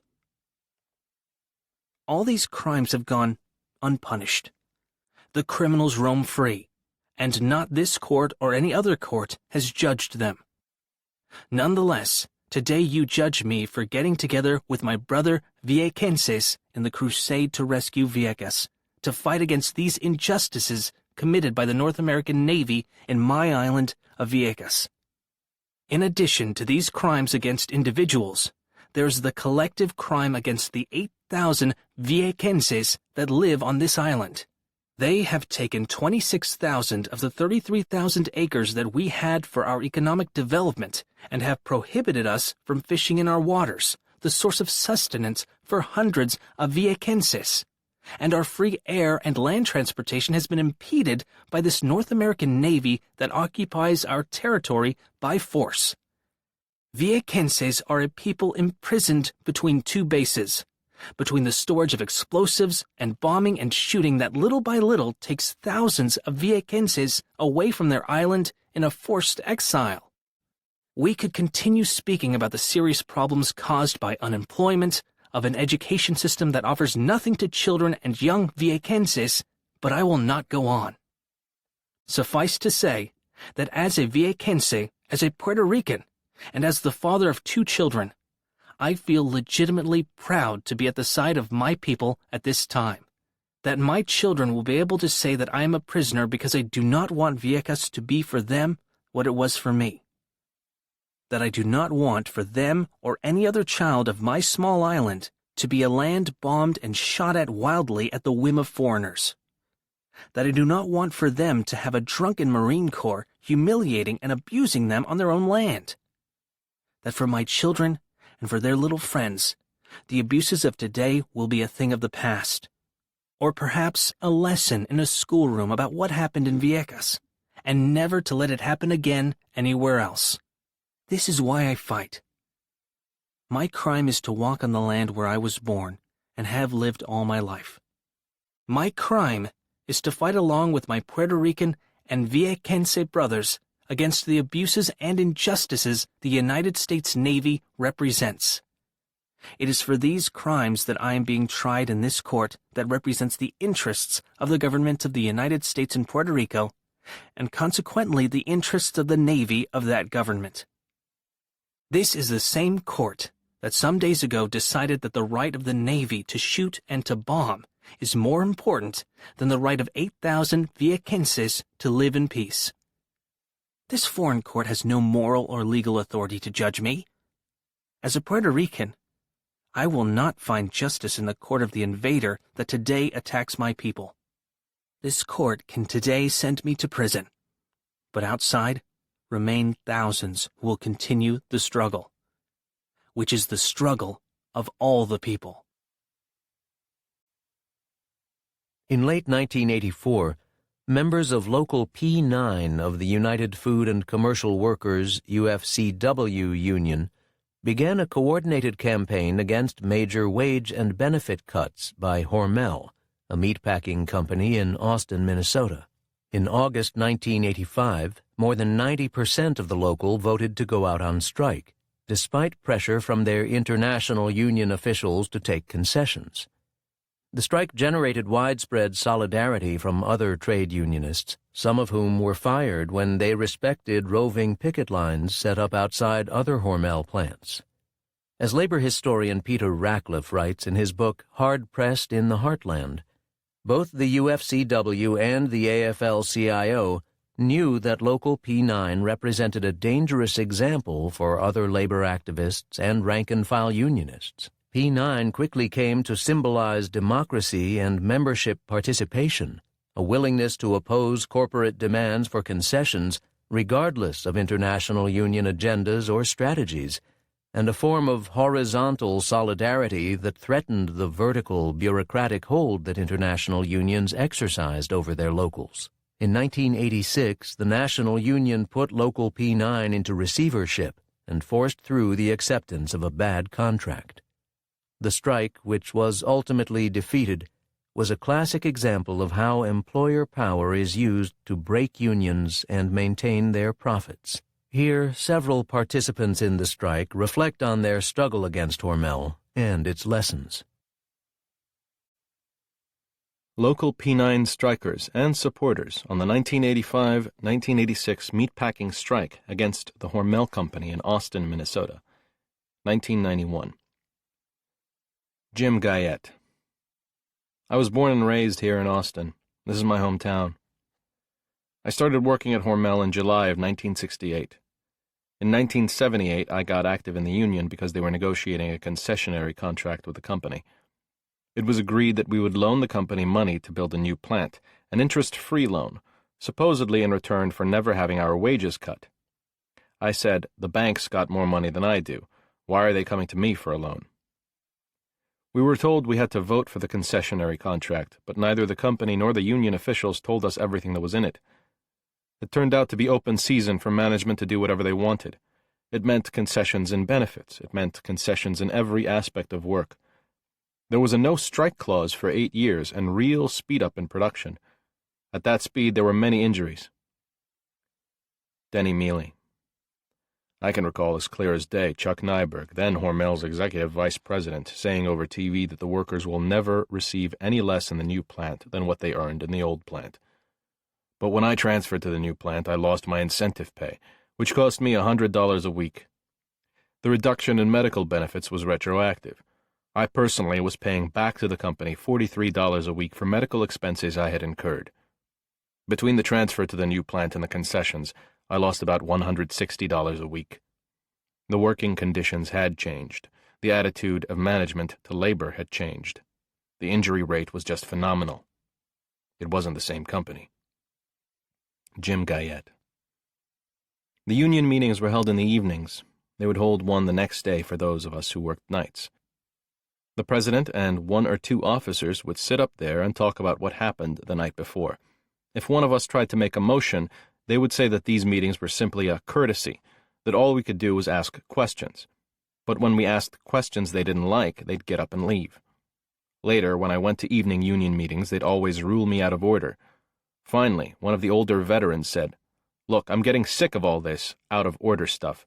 He pays dues just like we do. Let's hear what the kid's got to say." In 1981, I was on the executive board. We went to Chicago for a meeting before negotiations. What they did was booze you up, pound you on the back, and tell you what a great leader you were until your hat didn't fit. Then there was this big staged deal that we had to take more concessions because everybody else was doing it. Well, we had taken concession after concession, and I had pretty much stated where I was coming from in 78, 79, and 80. I mean, if the company wasn't making money, I could see the argument.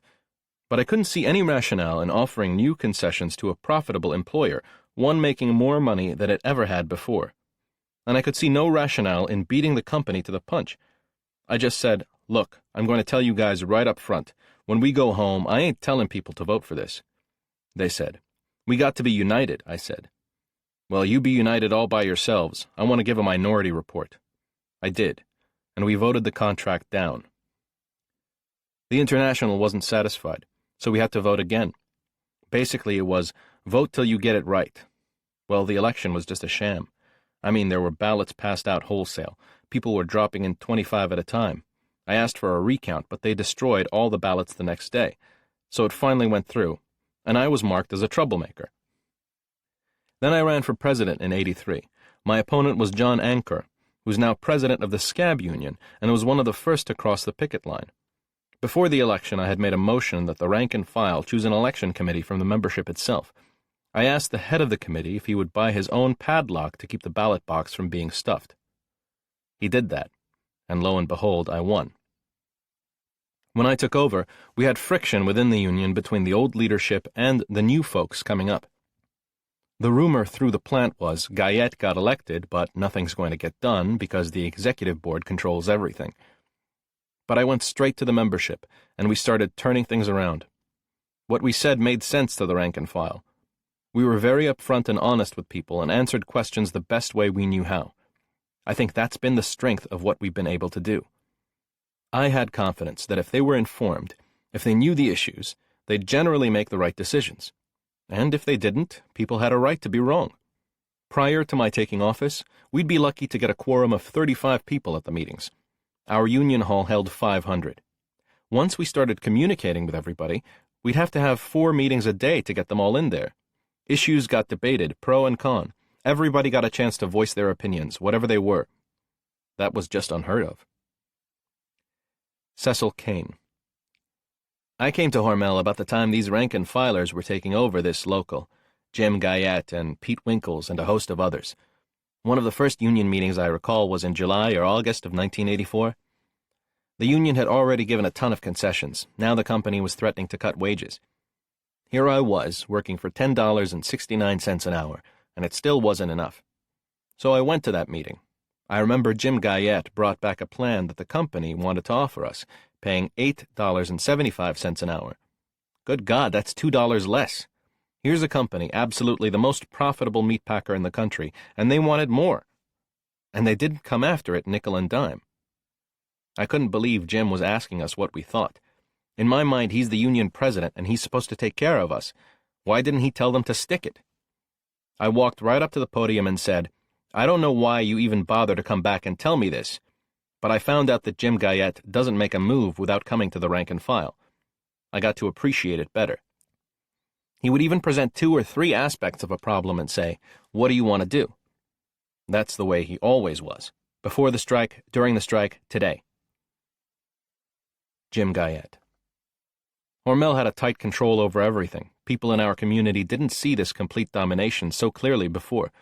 Now they see how power corrupts, how power controls, how those who have so much money never seem to lose the desire for more and don't care how they get it or who they hurt.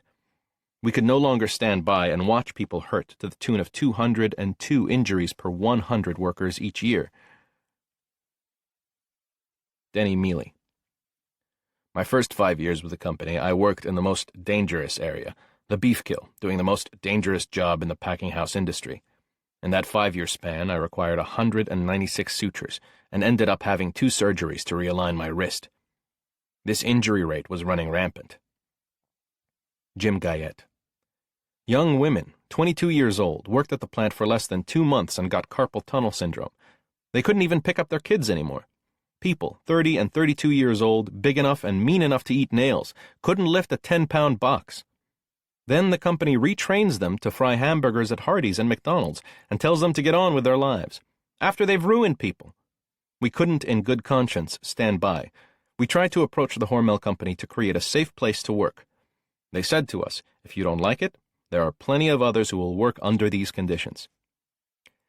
We saw the company's intent very early on. A year before the strike started, it became clear we were headed for confrontation. In order to avoid a war with Hormel, we said, we'll gamble with you. We'll tie our wages to your profits. We'll guarantee you more money than you made a year ago or take a cut in pay. It took the company 1 minute and 35 seconds to tell us that wasn't enough. When we asked how much was enough, they didn't have an answer. Cecil Kane. When we first went on strike in August, Hormel's attitude was, they're going to get real tired and real hungry. The company knew that the strike would soon be ended. Only it didn't end in a couple or 3 months or 4 or 5. We were real successful in staying out, and we were not going to buckle. But believe me, it's tough when you're getting $40 a week. Now and then supplemented with $25. Then we started the Adopt a Family program that corporate campaign brought before us. We made an appeal to locals across the country at the end of November. By Christmas time, we started getting responses. Holy Christ, it was a way we were going to survive. Denny Mealy. By now, Hormel had been closed for 5 months, and their productivity had been cut because we were effective with the roving pickets. On January 13, 1986, Hormel reopened the Austin plant. Jim Guyette. When they tried to fill the plant up with scabs, our people decided to show up for work the same time the scabs did. They drove around the plant about 2 miles an hour. There was a giant traffic jam in Austin, Minnesota. Nobody was really breaking the law, and the police were frustrated. Denny Mealy. We decided on civil disobedience, a nonviolent protest. We would place ourselves strategically at the plant site, locked arm in arm. This was successful for several days until the company called the cops. The police would pull people out of the groups and immediately arrest them. Several times people were beaten to the ground. We went through a series of 3 arrests. On the day of the largest number, 115 people were jailed. As our numbers increased, the police and the sheriff's department also increased their forces, calling in help from outlying communities. They used tear gas and riot dogs. For a situation we designed to be completely nonviolent, they employed force. Jim Guyette. You see, they needed to use violence, so they had to try to make us into violent, crazy people, and that's something we've never become. The only violence in Austin was created by the company, the police, and by the National Guard. We preached nonviolence from the very beginning. We used ideas from Gandhi, from Martin Luther King Jr., and we took a tremendous amount of time and conducted a lot of meetings to talk about what it was we wanted to do and how we wanted to do it without violence. Carol Koff. I was at the picket line most of the time. Basically what everybody did was link arms.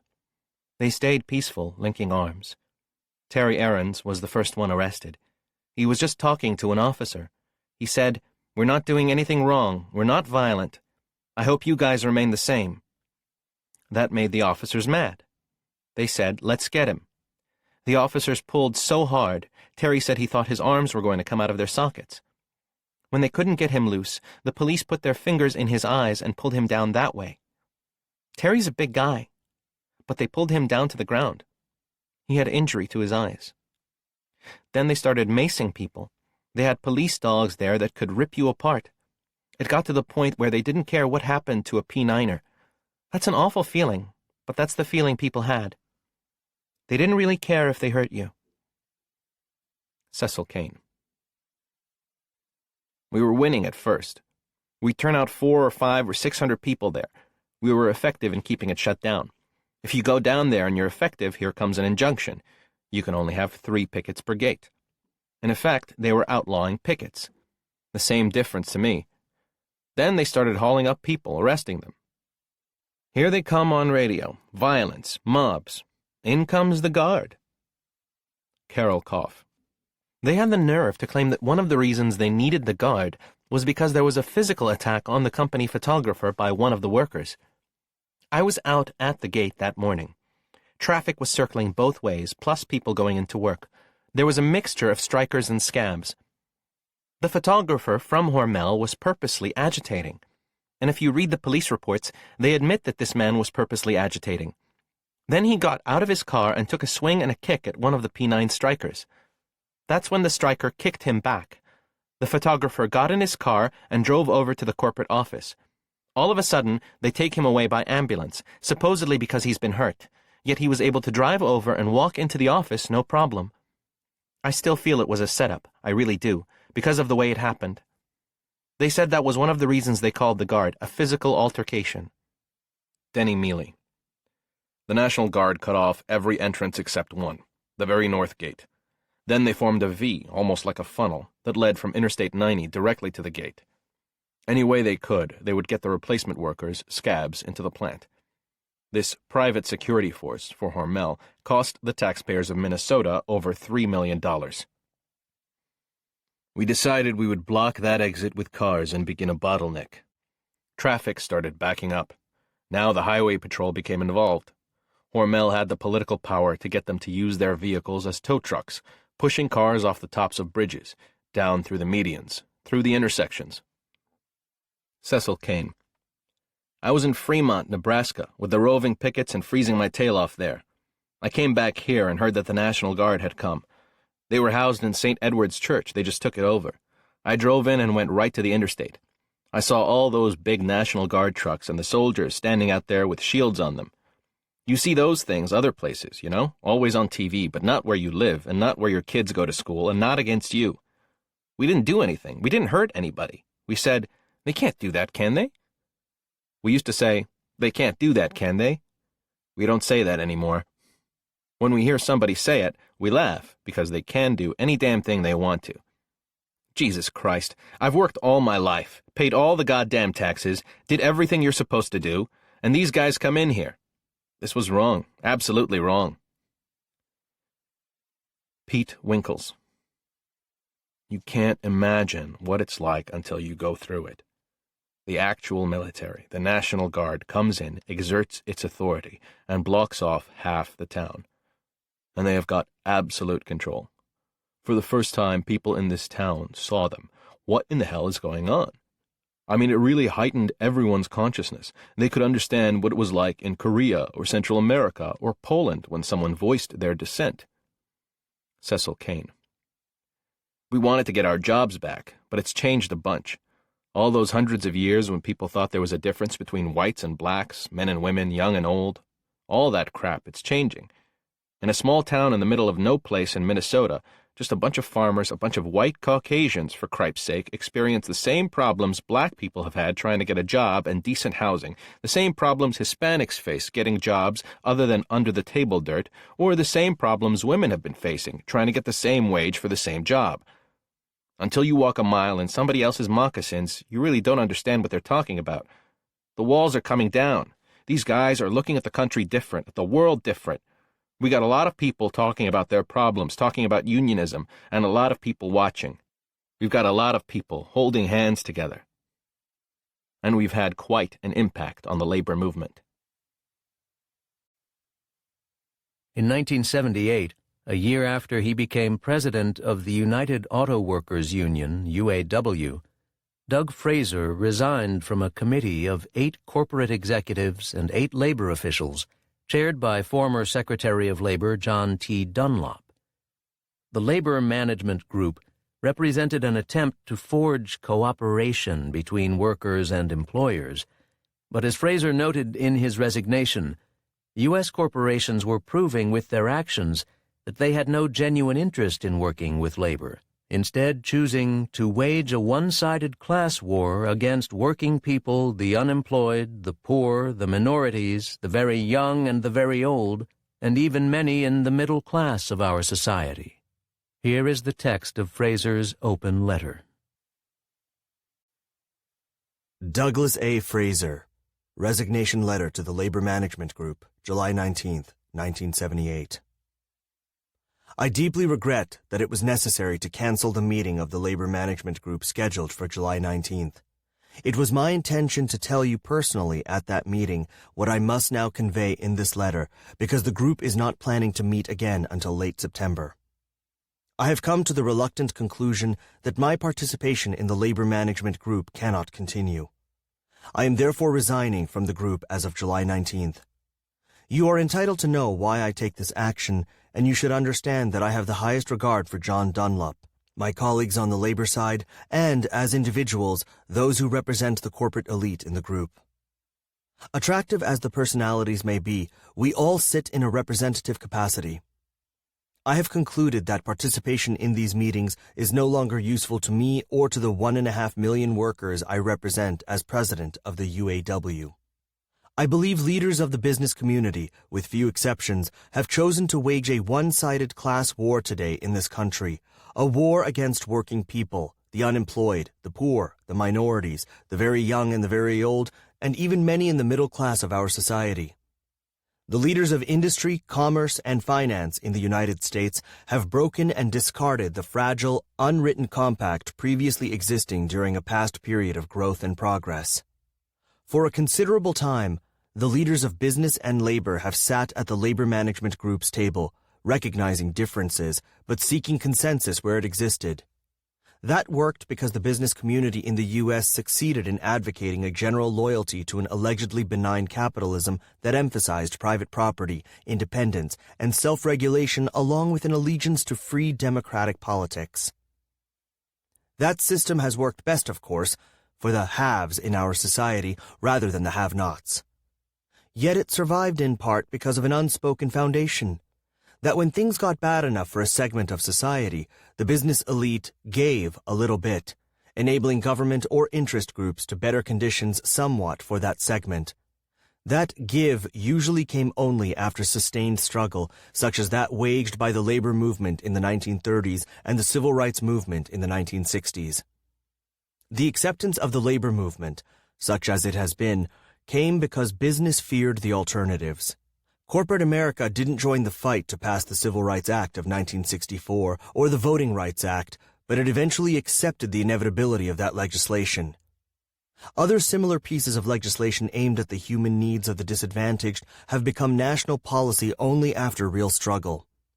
This system is not as it should be, yet progress has been made under it. But today, I am convinced there has been a shift on the part of the business community toward confrontation rather than cooperation. Now, business groups are tightening their control over American society. As that grip tightens, it is the have-nots who are squeezed. The latest breakdown in our relationship is also perhaps the most serious. The fight waged by the business community against the labor law reform bill stands as the most vicious, unfair attack upon the labor movement in more than 30 years. Corporate leaders knew it was not the power grab by big labor that they portrayed it to be. Instead, it became an extremely moderate, fair piece of legislation that only corporate outlaws would have had need to fear. Labor law reform itself would not have organized a single worker. Rather, it would have begun to limit the ability of certain rogue employers to keep workers from choosing democratically to be represented by unions through employer delay and outright violation of existing labor law. I know that some of the business representatives in the group argued inside the Business Roundtable for neutrality, but having lost, they helped to bankroll, through the Roundtable and other organizations, the dishonest and ugly multi-million-dollar campaign against labor law reform. In that effort, the business representatives in the group were allied with groups such as the Committee to Defeat the Union Bosses, the Committee for a Union-Free Environment, the Right to Work Committee, the Americans Against Union Control of Government, and such individuals as R. Heath Larry, Richard Lesher, and Orrin Hatch. The new flexing of business muscle can be seen in many other areas. The rise of multinational corporations that know neither patriotism nor morality but only self-interest has made accountability almost non-existent. At virtually every level, I discern a demand by business for docile government and unrestrained corporate individualism. Where industry once yearned for subservient unions, it now wants no unions at all. General Motors Corp. Is a specific case in point. GM, the largest manufacturing corporation in the world, has received responsibility, productivity, and cooperation from the UAW and its members. In return, GM has given us a Southern strategy designed to set up a non-union network that threatens the hard-fought gains won by the UAW. We have given stability and have been rewarded with hostility. Overseas, it is the same. General Motors not only invests heavily in South Africa, it refuses to recognize the black unions there.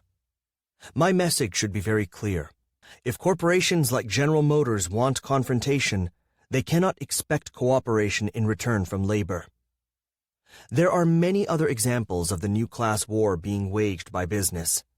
Everyone in the group knows there is no chance the business elite will join the fight for national health insurance or even remain neutral, despite the fact that the U.S. is the only industrial country in the world, except for South Africa, without it. We are presently locked in battle with corporate interests on the Hubert Humphrey Augustus Hawkins Full Employment Bill. We were at odds on improvements in the minimum wage, on Social Security financing, and virtually every other piece of legislation presented to the Congress recently. Business blames inflation on workers, the poor, the consumer, and uses it as a club against them. Price hikes and profit increases are ignored, while corporate representatives tell us we can't afford to stop killing and maiming workers in unsafe factories. They tell us we must postpone moderate increases in the minimum wage for those whose labor earns so little they can barely survive. Our tax laws are a scandal, yet corporate America wants even wider inequities. If people truly understood, they would choose not Proposition 13s, but rather an overhaul of the tax system to make business and the rich pay their fair share. The wealthy seek not to close loopholes, but to widen them by advocating the capital gains tax rollback that will bring them a huge bonanza. Even the very foundations of America's democratic process are threatened by the new approach of the business elite. No democratic country in the world has lower rates of voter participation than the U.S., except Botswana. Moreover, our voting participation is class-skewed. About 50% more of the affluent vote than workers, and 90% to 300% more of the rich vote than the poor, the black, the young, and the Hispanic. Yet business groups regularly finance politicians, referenda, and legislative battles to continue barriers to citizen participation in elections. In Ohio, for example, many corporations in the Fortune 500 furnished the money to repeal fair and democratic voter registration. Even if all the barriers to such participation were removed, there would be no rush to the polls by so many in our society who feel the sense of helplessness and inability to affect the system in any way. The Republican Party remains controlled by, and the Democratic Party heavily influenced by business interests. The reality is that both are weak and ineffective as parties, with no visible, clear-cut ideological differences between them because of business domination. Corporate America has more to lose by the turnoff of citizens from the system than organized labor. But it is always the latter that fights to encourage participation and the former that works to stifle it. For all these reasons, I have concluded there is no point to continue sitting down at labor management group meetings and philosophizing about the future of the country and the world when we on the labor side have so little in common with those across the table. I cannot sit there seeking unity with the leaders of American industry while they try to destroy us and ruin the lives of the people I represent.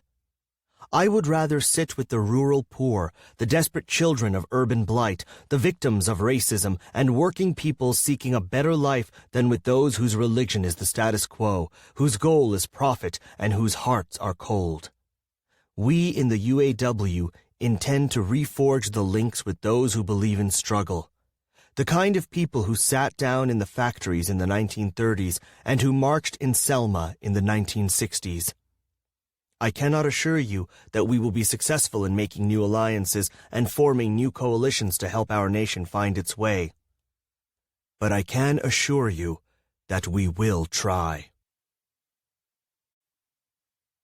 In 1979, doctors in Los Angeles and New York started to report unusual and hard-to-diagnose forms of pneumonia and cancer. In 1982, the Centers for Disease Control and Prevention, CDC, officially named the condition Acquired Immune Deficiency Syndrome, AIDS. Within 2 years, doctors had also identified the virus linked to AIDS, human immunodeficiency virus, HIV.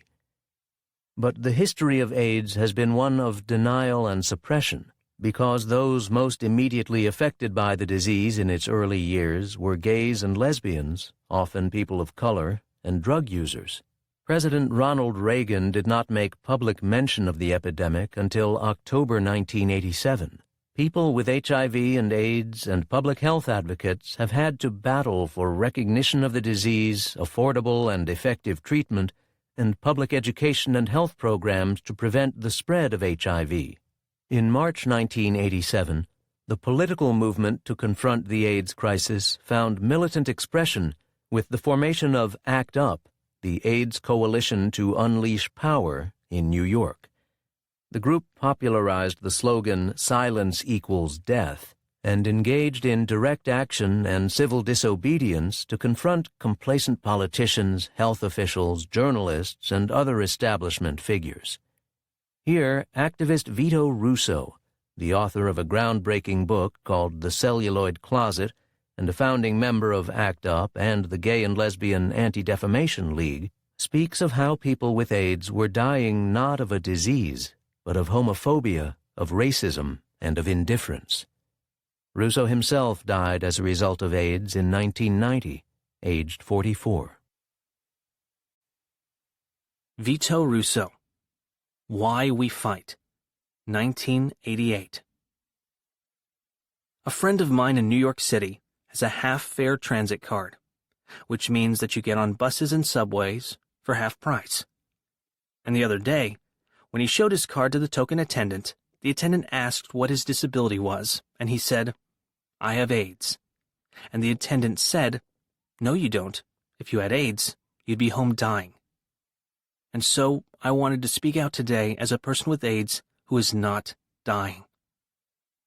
You know, for the last 3 years, since I was diagnosed, my family thinks two things about my situation. One, they think I'm going to die.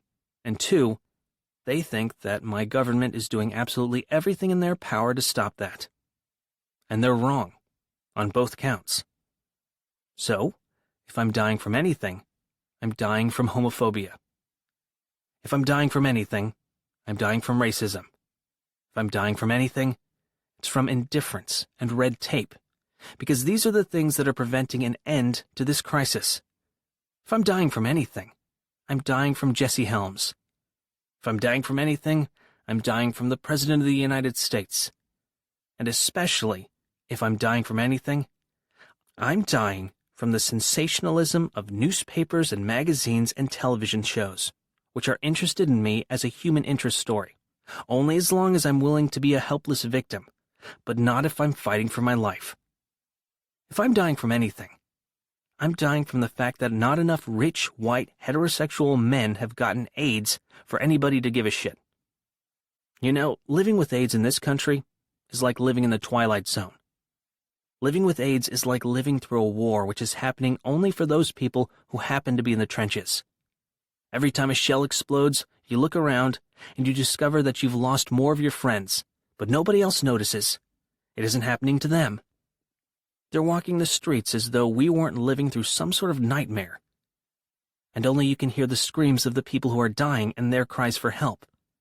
No one else seems to be noticing. And it's worse than a war, because during a war people are united in a shared experience. This war has not united us. It's divided us. It's separated those of us with AIDS and those of us who fight for people with AIDS from the rest of the population. 2.5 years ago, I picked up Life magazine, and I read an editorial which said, "It's time to pay attention, because this disease is now beginning to strike the rest of us." It was as if I wasn't the one holding the magazine in my hand. And since then, nothing has changed to alter the perception that AIDS is not happening to the real people in this country. It's not happening to us in the United States, it's happening to them. To the disposable populations of fags and junkies who deserve what they get. The media tells them that they don't have to care, because the people who really matter are not in danger. Twice, 3 times, 4 times, the New York Times has published editorials saying, "Don't panic yet over AIDS. It still hasn't entered the general population, and until it does, we don't have to give a shit." And the days and the months and the years pass by. And they don't spend those days and nights and months and years trying to figure out how to get hold of the latest experimental drug, and which dose to take it at, and in what combination with other drugs, and from what source. And how are you going to pay for it? And where are you going to get it? Because it isn't happening to them, so they don't give a shit. And they don't sit in television studios surrounded by technicians who are wearing rubber gloves, who won't put a microphone on you because it isn't happening to them, so they don't give a shit. And they don't have their houses burned down by bigots and morons. They watch it on the news, and they have dinner, and they go to bed, because it isn't happening to them, and they don't give a shit. And they don't spend their waking hours going from hospital room to hospital room and watching the people that they love die slowly of neglect and bigotry, because it isn't happening to them, and they don't have to give a shit. They haven't been to 2 funerals a week for the last 3 or 4 or 5 years. So they don't give a shit because it's not happening to them. And we read on the front page of the New York Times last Saturday that Anthony Fauci now says that all sorts of promising drugs for treatment haven't even been tested in the last 2 years because he can't afford to hire the people to test them. We're supposed to be grateful that this story has appeared in the newspaper after 2 years? Nobody wonders why some reporter didn't dig up that story and print it 18 months ago, before Fauci got dragged before a congressional hearing. How many people are dead in the last 2 years who might be alive today if those drugs had been tested more quickly? Reporters all over the country are busy printing government press releases. They don't give a shit. It isn't happening to them, meaning that it isn't happening to people like them, the real people, the world-famous general public we all keep hearing about. Legionnaire's disease was happening to them because it hit people who looked like them, who sounded like them, who were the same color as them. And that fucking story about a couple dozen people hit the front page of every newspaper and magazine in this country. And it stayed there until that mystery got solved. All I read in the newspapers tells me that the mainstream white heterosexual population is not at risk for this disease. All the newspapers I read tell me that IV intravenous drug users and homosexuals still account for the overwhelming majority of cases and a majority of those people at risk. And can somebody please tell me why every single penny allocated for education and prevention gets spent on ad campaigns that are directed almost exclusively to white heterosexual teenagers who they keep telling us are not at risk? Can somebody tell me why the only television movie ever produced by a major network in this country about the impact of this disease is not about the impact of this disease on the man who has AIDS, but of the impact of AIDS on his white, straight, nuclear family? Why, for 8 years, every newspaper and magazine in this country has done cover stories on AIDS only when the threat of heterosexual transmission is raised? Why, for 8 years, every single educational film designed for use in high schools has eliminated any gay-positive material before being approved by the Board of Education? Why, for 8 years, every single public information pamphlet and videotape distributed by establishment sources has ignored specific homosexual content? Why is every bus and subway ad I read and every advertisement and every billboard I see in this country specifically not directed at gay men? Don't believe the lie that the gay community has done its job and done it well and educated its people. The gay community and IV drug users are not all politicized people living in New York and San Francisco. Members of minority populations, including so-called sophisticated gay men, are abysmally ignorant about AIDS. If it is true that gay men and IV drug users are the populations at risk for this disease, then we have a right to demand that education and prevention be targeted specifically to these people. And it is not happening. We are being allowed to die, while low-risk populations are being panicked, not educated, panicked, into believing that we deserve to die. Why are we here together today? We're here because it is happening to us, and we do give a shit. And if there were more of us, AIDS wouldn't be what it is at this moment in history. It's more than just a disease, which ignorant people have turned into an excuse to exercise the bigotry they have always felt. It is more than a horror story exploited by the tabloids. AIDS is really a test of us as a people. When future generations ask what we did in this crisis, we're going to have to tell them that we were out here today. And we have to leave the legacy to those generations of people who will come after us. Someday, the AIDS crisis will be over. Remember that. And when that day comes, when that day has come and gone, there will be people alive on this earth. Gay people and straight people, men and women, black and white, who will hear the story that once there was a terrible disease in this country and all over the world, and that a brave group of people stood up and fought, and, in some cases, gave their lives so that other people might live and be free. So I'm proud to be with my friends today and the people I love, because I think you're all heroes, and I'm glad to be part of this fight. But to borrow a phrase from Michael Callan's song, Love Don't Need a Reason, all we have is love right now. What we don't have is time. In a lot of ways, AIDS activists are like those doctors out there. They're so busy putting out fires and taking care of people on respirators that they don't have the time to take care of all the sick people. We're so busy putting out fires right now that that we don't have the time to talk to each other and strategize and plan for the next wave, and the next day, and next month, and the next week, and the next year. And we're going to have to find the time to do that in the next few months. And we have to commit ourselves to doing that.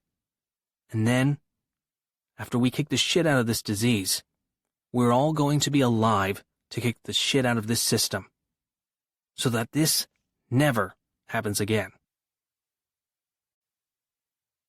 In November 1986, at a demonstration against recruitment by the CIA at the University of Massachusetts, police arrested 12 people, including Abby Hoffman, one of the counterculture heroes of the 1960s, and Amy Carter, the daughter of former President Jimmy Carter, and charged them with trespassing and disorderly conduct.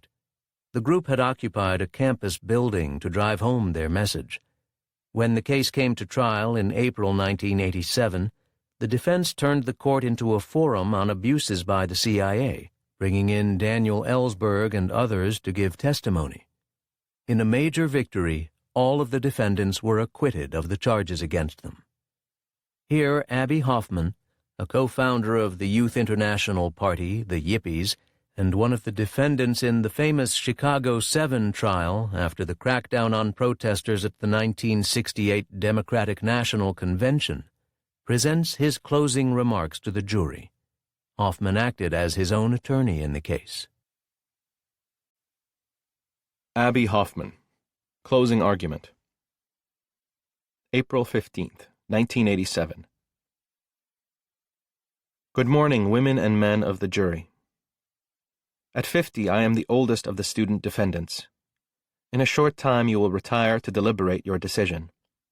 In examining the exhibits before you, we would draw your attention to Exhibit Number 3, page 1, paragraph 1 of the letter from the administration to the University of Massachusetts community, dated November 21st, 1986.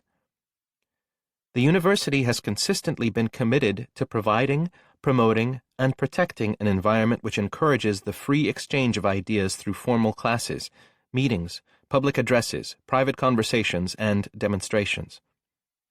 Also, we would like you to consider page 2, the first paragraph. The university respects the rights of its students to express their views in whatever manner they see fit, including demonstrations, rallies, and educational forums. The defendants have not claimed that the CIA has no right to participate in that free exchange of ideas. To the contrary, the defendants encourage that right of free speech. But recruitment by a company, private or public, is not a right. It is a privilege which is regulated to ensure that the laws of the University of Massachusetts, the Commonwealth, and the United States are being obeyed by the recruiter. You heard Ralph McGahee's description of how he was recruited into the CIA. He was told that he would be gathering intelligence, and we don't object to that. The country needs intelligence. He wasn't told he would be part of an assassination team, that he would have to arrange and doctor evidence that would show the North Vietnamese were invading the South, that he would have to write a white paper to Congress that was a total lie so that Congress could authorize the first bombing of Hanoi. We would draw your attention to Mr. McGahee's remark that the big joke about Congress and the CIA was, treat them like mushrooms, keep them in the dark, and feed them a lot of manure. Does anyone believe this is what recruiters say? Do they tell the recruitee, as witness Mort Halperin testified, that they might have to break the CIA's own charter and engage in domestic spying? That they might have to silence a Daniel Ellsberg? That they might have to engage in acts of war against a country we are formally at peace with? Mr. Halperin testified that during the Senate intelligence hearings chaired by Senator Frank Church in 1976, it was recognized that some covert or secret acts are necessary in the conduct of foreign policy. However, it was decided that a covert action or program could not be in direct conflict with publicly stated government policy. In other words, you can't tell your allies for 6 years not to do business with Iran and at the same time secretly sell Iran weapons yourself. Free speech is not a license to misinform and lie without accepting challenge. The CIA has been invited to send representatives to debate with the defendants and our witnesses on campus and here in court. After all, in the necessity defense, we have to prove that bigger laws are being broken. But where is the CIA to refute the evidence we have brought before you? If you accept our necessity defense, the prosecutor must offer some proof that justification was absent beyond reasonable doubt, just as we must prove it was present. When I was growing up in Worcester, Massachusetts, my father was very proud of democracy. He often took me to town hall meetings in Clinton, Athol, and Hudson. He would say, "See how the people participate? See how they participate in decisions that affect their lives? That's democracy." I grew up with the idea that democracy is not something you believe in or a place you hang your hat, but it's something you do. You participate. If you stop doing it, democracy crumbles and falls apart. It was very sad to read last month that the New England town hall meetings are dying off, and, in a large sense, the spirit of this trial is that grassroots participation in democracy must not die. If matters such as we have been discussing here are left only to be discussed behind closed-door hearings in Washington, then we would cease to have a government of the people. You travel around this country. No matter where you go, people say, "Don't waste your time, nothing changes. You can't fight the powers that be." No one can. You hear it a lot from young people. I hear it from my own kids. "Daddy, you're so quaint to believe in hope." Kids today live with awful nightmares. AIDS will wipe us out. The polar ice cap will melt. The nuclear bomb will go off at any minute. Even the best tend to believe we are hopeless to affect matters. It's no wonder teenage suicide is at a record level. Young people are detached from history, the planet, and, most important, the future. I maintain to you that this detachment from the future, the lack of hope, and the high suicide rate among youth are connected. This trial is about many things, from trespassing to questioning acts by the most powerful agency in the government. And here we are in Hampshire District Court. You have seen the defendants act with dignity and decorum. You have seen our lawyers try hard to defend our position. Witnesses, many of whom occupied high positions of power, have come before you and have told you the CIA often breaks the law, often lies. The prosecutor has worked hard, but has not challenged their sincerity. The judge is here, the public, the press. I ask you, is it we, the defendants, who are operating outside the system? Or does what you have heard about the CIA activities in Nicaragua and elsewhere mean it is they that have strayed outside the limits of democracy and law? Thomas Paine, the most outspoken and far-sighted of the leaders of the American Revolution, wrote long ago, "Every age and generation must be as free to act for itself, in all cases, as the ages and generations which preceded it. Man has no property in man, neither has any generation a property in the generations which are to follow." Thomas Paine was talking about this spring day in this courtroom. A verdict of not guilty will say, "When our country is right, keep it right. But when it is wrong, right those wrongs." A verdict of not guilty will say to the University of Massachusetts that these demonstrators are reaffirming their rights as citizens who acted with justification. A verdict of not guilty will say what Thomas Paine said, "Young people, don't give up hope. If you participate, the future is yours." Thank you. Rap music had, since its inception, featured songs about racism, alienation, and inequality in U.S. cities. But rap was also growing more commercialized by the late 1980s. When the group Public Enemy released its first album, Yo, Bum Rush the Show, in 1987, its lyrics stood out starkly against the backdrop of Reagan-era conservatism and the still overwhelmingly white music television MTV programming. Here is a track from their third album, Fear of a Black Planet, that offered an uncompromising message of protest. Public Enemy, Fight the Power, 1990. 1989, the number. Another summer, get down. Sound of the funky drummer. Music hitting your heart, 'cause I know you got soul. Brothers and sisters, hey, listen if you're missing, y'all. Swinging while I'm singing, giving what you're getting, knowing what I know, while the black band's sweating and the rhythm rhymes rolling. Gotta give us what we want. Gotta give us what we need. Our freedom of speech is freedom or death. We gotta fight the powers that be. Let me hear you say, fight the power. As the rhythm designed to bounce, what counts is that the rhyme's designed to fill your mind. Now that you've realized the pride's arrived, we gotta pump the stuff to make us tough. From the heart, it's a start, a work of art, to revolutionize, make a change, nothing strange. People, we are the same. No, we're not the same, 'cause we don't know the game. What we need is awareness. We can't get careless. You say, what is this? My beloved, let's get down to business. Mental self-defensive fitness. Yo, bum rush the show. You gotta go for what you know. Make everybody see in order to fight the powers that be. Let me hear you say, fight the power. Elvis was a hero to most, but he never meant shit to me, you see. Straight up racist, that sucker was. Simple and plain. Motherfuck him and John Wayne. 'Cause I'm black and I'm proud. I'm ready and hyped, plus I'm amped. Most of my heroes don't appear on those stamps. Sample a look back, you looking fine, nothing but regnecks for 400 years if you check. Don't worry, be happy was a #1 jam. Damn if I say it, you can slap me right here. Get it? Let's get this party started right. Right on, come on. What we got to say? Power to the people, no delay. To make everybody see, in order to fight the powers that be. Fight the power.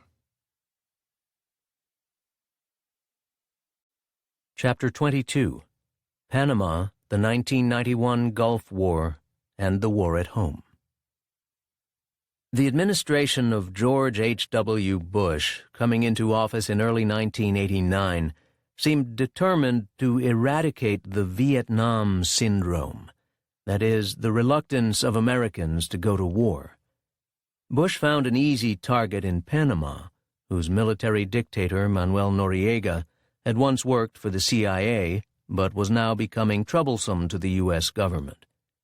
The excuse for the war was that Noriega was involved in drug trafficking, undoubtedly true, but not the real reason, which had more to do with U.S. control of the Panama Canal and proving its ability to openly intervene in another country's affairs.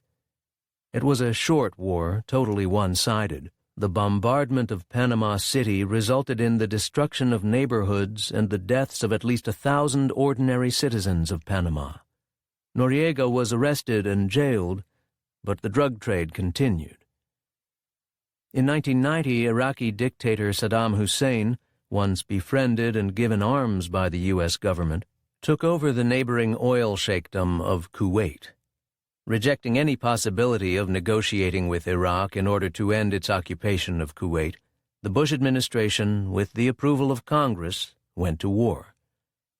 Once again, the invasion pitted against each other two very unequal military machines.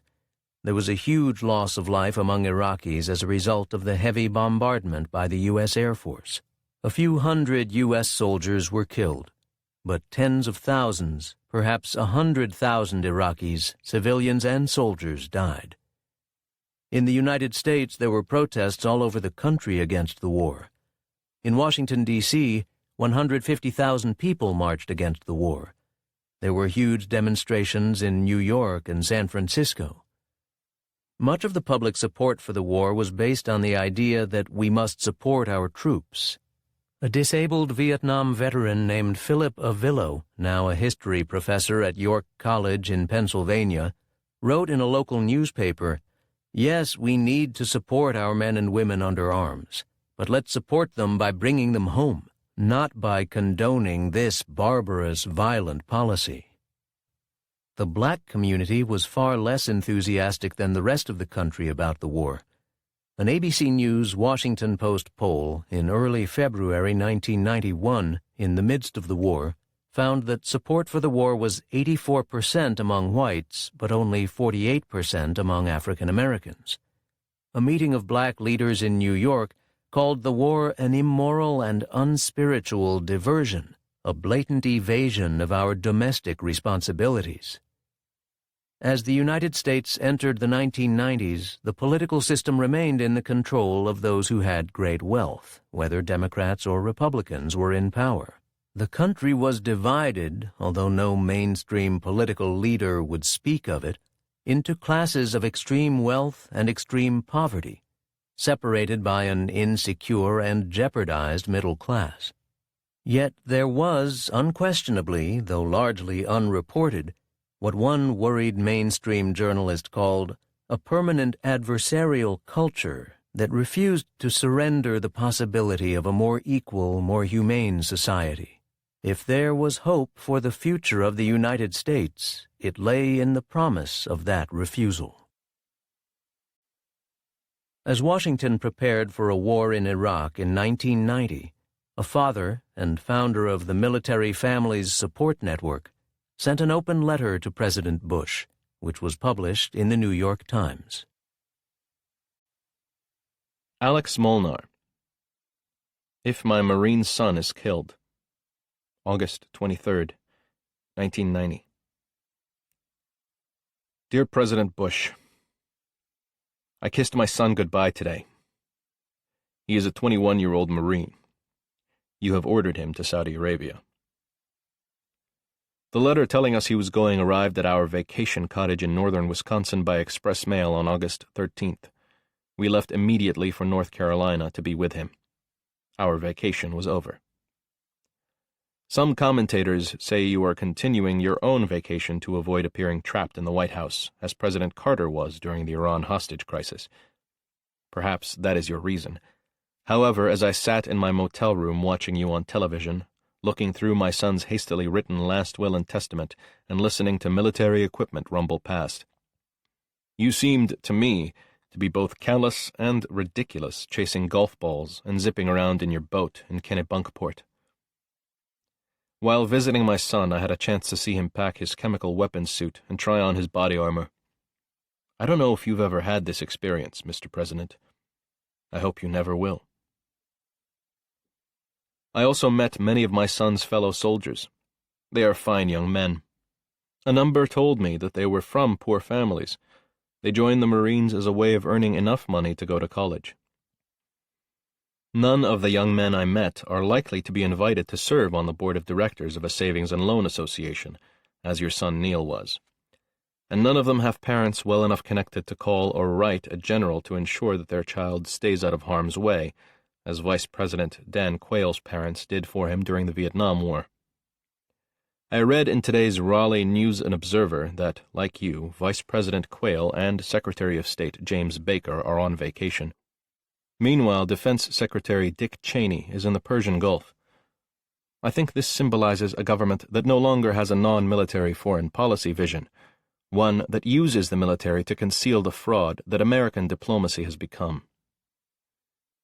Yes, you have proved a relatively adept tactician in the last 3 weeks, but if American diplomacy hadn't been on vacation for the better part of a decade, we wouldn't be in the spot we are today. Where were you, Mr. President, when Iraq was killing its own people with poison gas? Why, until the recent crisis, was it business as usual with Saddam Hussein, the man you now call a Hitler? You were elected vice president in 1980 on the strength of the promise of a better life for Americans in a world where the U.S. would once again stand tall. The Reagan-Bush administration rolled into Washington talking about the magic of a free market in oil. You diluted gas mileage requirements for cars and dismantled federal energy policy. And now you have ordered my son to the Middle East. For what? Cheap gas? Is the American way of life that you say my son is risking his life for the continued right of Americans to consume 25 to 30% of the world's oil? The free market, to which you are so fervently devoted, has a very high price tag, at least for parents like me and young men and women like my son. Now that we face the prospect of war, I intend to support my son and his fellow soldiers by doing everything I can to oppose any offensive American military action in the Persian Gulf. The troops I met deserve far better than the politicians and policies that hold them hostage. As my wife and I sat in a little cafe outside our son's base last week, trying to eat, fighting back tears, a young Marine struck up a conversation with us. As we parted, he wished us well and said, "May God forgive us for what we are about to do." President Bush, the policies you have advocated for the last decade have set the stage for military conflict in the Middle East. Your response to the Iraqi conquest of Kuwait has set in motion events that increasingly will pressure you to use our troops not to defend Saudi Arabia, but to attack Iraq. And I'm afraid that as that pressure mounts, you will wager my son's life in a gamble to save your political future. In the past, you have demonstrated no enduring commitment to any principle other than the advancement of your political career. This makes me doubt that you have either the courage or the character to meet the challenge of finding a diplomatic solution to this crisis. If, as I expect, you eventually order American soldiers to attack Iraq, then it is God who will have to forgive you. I will not. Iqbal Ahmad was born in India before the partition of the country and grew up in Pakistan. As Edward W. Said wrote in an obituary for Ahmad, who died in May 1999, his life was an epic and poetic one, full of wanderings, border crossings, and an almost instinctive attraction to liberation movements of the oppressed and the persecuted, causes of people who were unfairly punished, whether they lived in the great metropolitan centers of Europe and America, or in the refugee camps, besieged cities, and bombed or disadvantaged villages of Bosnia, Chechnya, South Lebanon, Vietnam, Iraq, Iran, and, of course, the Indian subcontinent. In November 1990, 2 months before the U.S. launched its massive onslaught against Iraq, Ahmad gave a talk in Boston, Massachusetts, explaining the motives behind the drive to war. The speech was recorded by Ahmad's friend, crusading radio journalist David Barsamian, and broadcast on his program Alternative Radio. Iqbal Ahmad, Roots of the Gulf Crisis, November 17, 1990. We are coming to the end of, more or less to the end of, this century. It has been an extraordinary century for many reasons. One of them is that this is the century during which the Western world started to count its wars. And so we had World War I and World War II and the fears of World War III. Before the 20th century, for 3.5 centuries, the West made wars upon the other without counting them. And a world system came into being, starting in the 17th century, marked by imperialism, marked by a global market, marked by capitalism, and marked above all by unrecorded and unremembered holocausts. Those were the centuries during which great civilizations, like those of the Mayas, the Incas, the Aztecs, the great civilized nations of this hemisphere, were destroyed.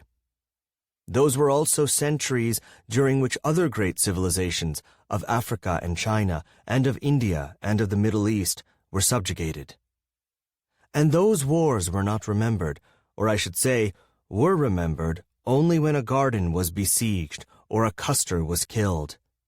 And the point of the 20th century is that finally the colonial haves and the colonial have-nots began to fight with each other. And the West began to number its wars. It began also to realize fully the price of wars. And thus began a history not only of betrayals of humanity, but also of expressed hopes. So I should begin by first reminding ourselves of the fact that World War I was probably the last happy war that the Western world has fought. Certainly the last war into which the West went joyously. There was dancing in the streets of London and Paris, and songsters sang about this wonderful war. After World War I, there was a genuine and massive recoiling from wars and a yearning for peace. And such works as When Peace Comes became bestsellers, and such things as Woodrow Wilson's 14 Points came to be viewed as expressions of humanity's hopes. And the Covenant of the League of Nations was widely welcomed. It also witnessed betrayals of our hopes. Upon those betrayals were founded the premises of World War II. When World War II was over, the repugnance of war was so great that it had become inconceivable that we will accept another or third world war. It had also become conceivable that the colonized countries will witness decolonization and freedom and liberation. And the United Nations Charter was welcomed. And once again what we witnessed was disappointment, betrayals of those hopes which we nourished after World War II. And now we have reached a third period of hopes and possible betrayal. For World War II, the post-war settlement essentially meant two things: the reality of the arms race, the strategic arms race, and massive defense spending and arms trades on the one hand, and on the other hand, the continuation of warfare with the Third World as its battlefield. So we had Greece, and we had Korea, and we had Vietnam, and we had the Cuban Missile Crisis. And we had those once every 15-month interventions of the United States in Third World countries, and once every 6-year interventions by the Soviet Union in Eastern Europe, and finally in Afghanistan. And now, something else has happened. And that is, one of the two major players in the Cold War game has walked out on the game, leaving the United States alone in front of the chessboard. That's what essentially has happened. And it is called an example of Russian weakness. It expresses the great Russian crisis and defeat that they walked out on the Cold War. So the question arises, what happens now? Is that one player which is left on the chessboard going to try to pick up all the counters, put them in the pocket, and bully everybody on the block? Or would it mean a new world order? I think that is the question with which I have come to you. I don't, probably, have an answer. I should perhaps remind us that in the past periods of hope and betrayal, there have been defining events. Not one, sometimes more than one event. There was that invasion of Abyssinia. And those of you that have been reading history would remember that wispy, thin little man coming to the League of Nations, shaking his little wispy beard and saying, "If you let it go this time, you will regret it." That was Haile Selassie after the invasion of his country. After World War II, you would remember, it was first Iran during the Azerbaijan crisis, in which for the first time after the bombing of Hiroshima and Nagasaki, the United States used nuclear diplomacy. And soon after that, there was the Civil War in Greece, which led to the Truman Doctrine, whereby the United States promised to intervene anywhere where a government was threatened by external or internal forces, thus laying down the basis for continuous American interventions in the Third World. You would remember also that the next defining war was the Korean War, which followed soon after the National Security Council Memorandum No. 68. These were defining events. I would submit to you that in this era of perestroika, the crisis in the Gulf may very well prove to be the defining event that would defeat our hopes and start us out on a new period of betrayals. I would like to remind us also that both in 1936-37 and in 1945-55, the betrayals occurred, and a new order of violence and domination began with the complicity of the media, of the Congress, and, forgive me for thinking, of the public also. For the media never asked what was behind the great crisis. It didn't even feel to ask why its own men, like George Polk, were being murdered in Greece, and by whom. It never asked who started and how the Korean War started. What were the American objectives in the Korean War? You realize that the United States went into the Greek Civil War, and it got into, the Korean War without public discussion, without congressional authorization, without declarations of war, as they did in Vietnam too, and that there was one lone voice, that of I.F. Stone, who wrote The Hidden History of the Korean War. And it is only 40 years later that we are now beginning to learn that the American government actually took the American people and Congress into the Korean War by lying. And once again, the media is doing exactly the same thing.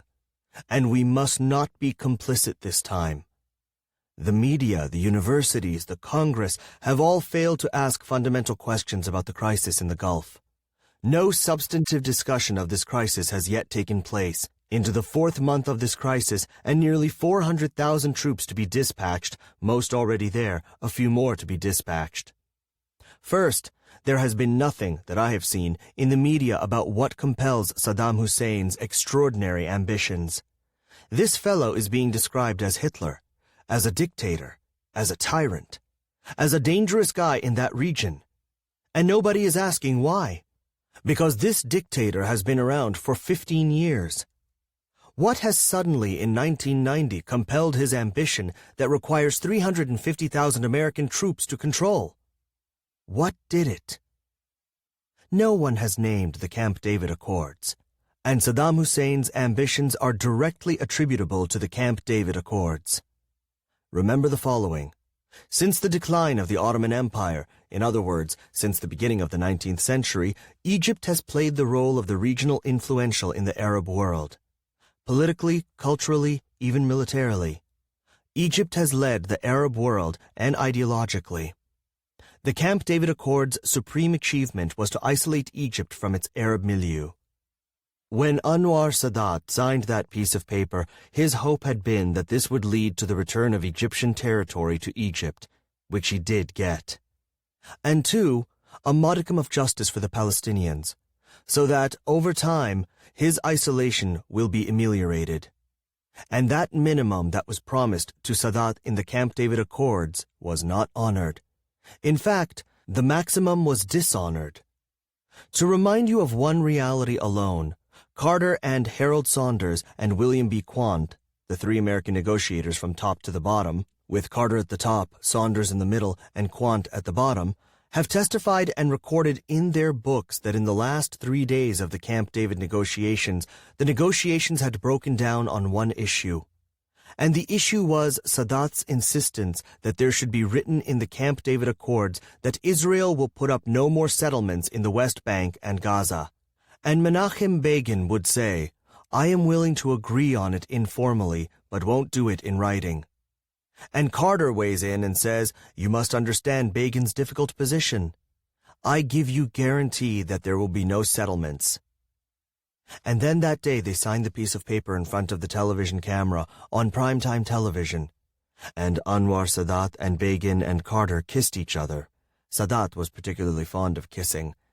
And then he went down and kissed his friend, Barbara Walters, and told Barbara Walters that there will be peace, and comprehensive peace, in the Middle East. This was confirmed by Carter and Begin. And the next day, around afternoon, Israel announced the setting up of new settlements. And Carter called poppycock. But much more than that. It is after Camp David that the settlement process escalated. It is after Camp David that 60% of Palestinian lands were expropriated in the West Bank.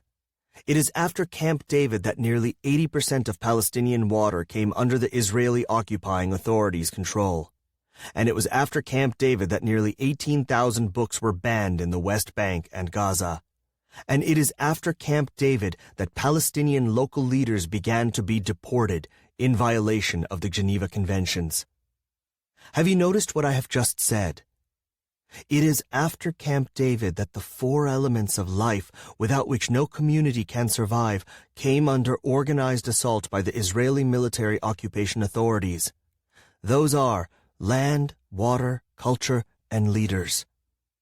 What underlies this extraordinary event called the Intifada is not merely Palestinian heroism or its will to liberation. It is Palestinian desperation and its will to survival. Literally, I mean survival. Now obviously, Camp David meant moral, ideological, political isolation of Egypt from its Arab milieu. There would be a political vacuum in the Middle East after Camp David. And smaller players, like Syria and Iraq, would aim at, would have the ambition to fill that vacuum. Saddam Hussein showed the first sign of wanting to fill that vacuum when he, in an unprovoked aggression, invaded Iran. And far from discouraging him, the United States encouraged him in that aggression. And Saudi Arabia and Kuwait paid his bills for warfare. To the tune of nearly $60 billion they paid. He borrowed another $40 billion from them. So now that he has invaded Kuwait, everybody is very upset about it. And the most extraordinary thing is that they are still not talking about what underlay his extraordinary ambition. Or take the second question. What is the politics of oil that defines this conflict? How is it that through this inflationary cycle of the last 10 years, 1980 to 1990, oil has been the only product whose prices have been going down? You realize that oil prices have come down from about $42 a barrel to $14 a barrel. How? Why is it that from 1980 to 81 to 1990, the price of oil kept coming down? Who brought it down? How could they afford to bring it down? There should have been some discussion about it. Or take the next question. There is an extraordinary international consensus behind America's interventionary initiative. Actually, this is the first time an American interventionary initiative has the support of all the great powers. Unusual. But it doesn't have the support of 11, nearly half of the Arab nations. Why are the Arab people so anti-American intervention? The answer is very simple. They don't believe that the Americans are doing it in Arab interests. They fear this is the beginning of recolonization. When Bush says acquisition of territory by force is inadmissible, nobody believes it. When the American newspapers welcome the United Nations resolution of sanctions on Iraq, it creates cynical feelings among the Arab masses, Arab people. The Israelis invaded Lebanon in 1982. No less than 20,000 people were killed, and a very similar resolution before the Security Council was vetoed by the United States. The Israelis are occupying 4 Arab countries right now and have annexed 2 of them. The United States has been sponsoring annexation and occupation, so there can be no trust on this basis. Or has there been any discussion in the press as to why every day we hear, this is the UN resolution, the UN has supported these things, American forces are behind the United Nations resolution? But for 3 months, the U.S. government has refused to form an allied UN command. They don't want their troops to be under UN command. The Russians have been pushing and shoving, quietly. They're not capable of doing much more anymore, or not wanting to. The Russians have been demanding over and over and over for the last 2 years that the UN Military Commission, which is under the control of the Security Council, should be activated. It's the United States which is refusing to activate the Military Commission. No discussion in the media. Why? Just discuss it. Finally, there has been no discussion in this country, at universities or in the media, of what are American objectives in the Persian Gulf. What are the goals of policy? What is it? Now, you will notice that President Bush and James Baker have done their best, surely, to produce debate. They cannot be blamed. They have tried their best to produce, to provoke, to encourage debate on this issue, because they have said too many things. They have said, we are there to oppose aggression, because that's a matter of principle. Number 1. Number 2, they say, we are there because the United Nations asked us to be there, which it never did. The UN came after the Americans did, which has been forgotten. Then they are saying, we are there because of oil. And most importantly, now they have said that we are there to save American jobs. Now, with so many statements of objectives and reports of total confusion in the American public, one would think that it would be the responsibility of the media, the universities, these scholars, these pundits, to at least start figuring out what the objectives are. I would have really liked to talk about those objectives. Perhaps during some discussions, we will do that. For now, let me finish with 2 or 3 quick thoughts.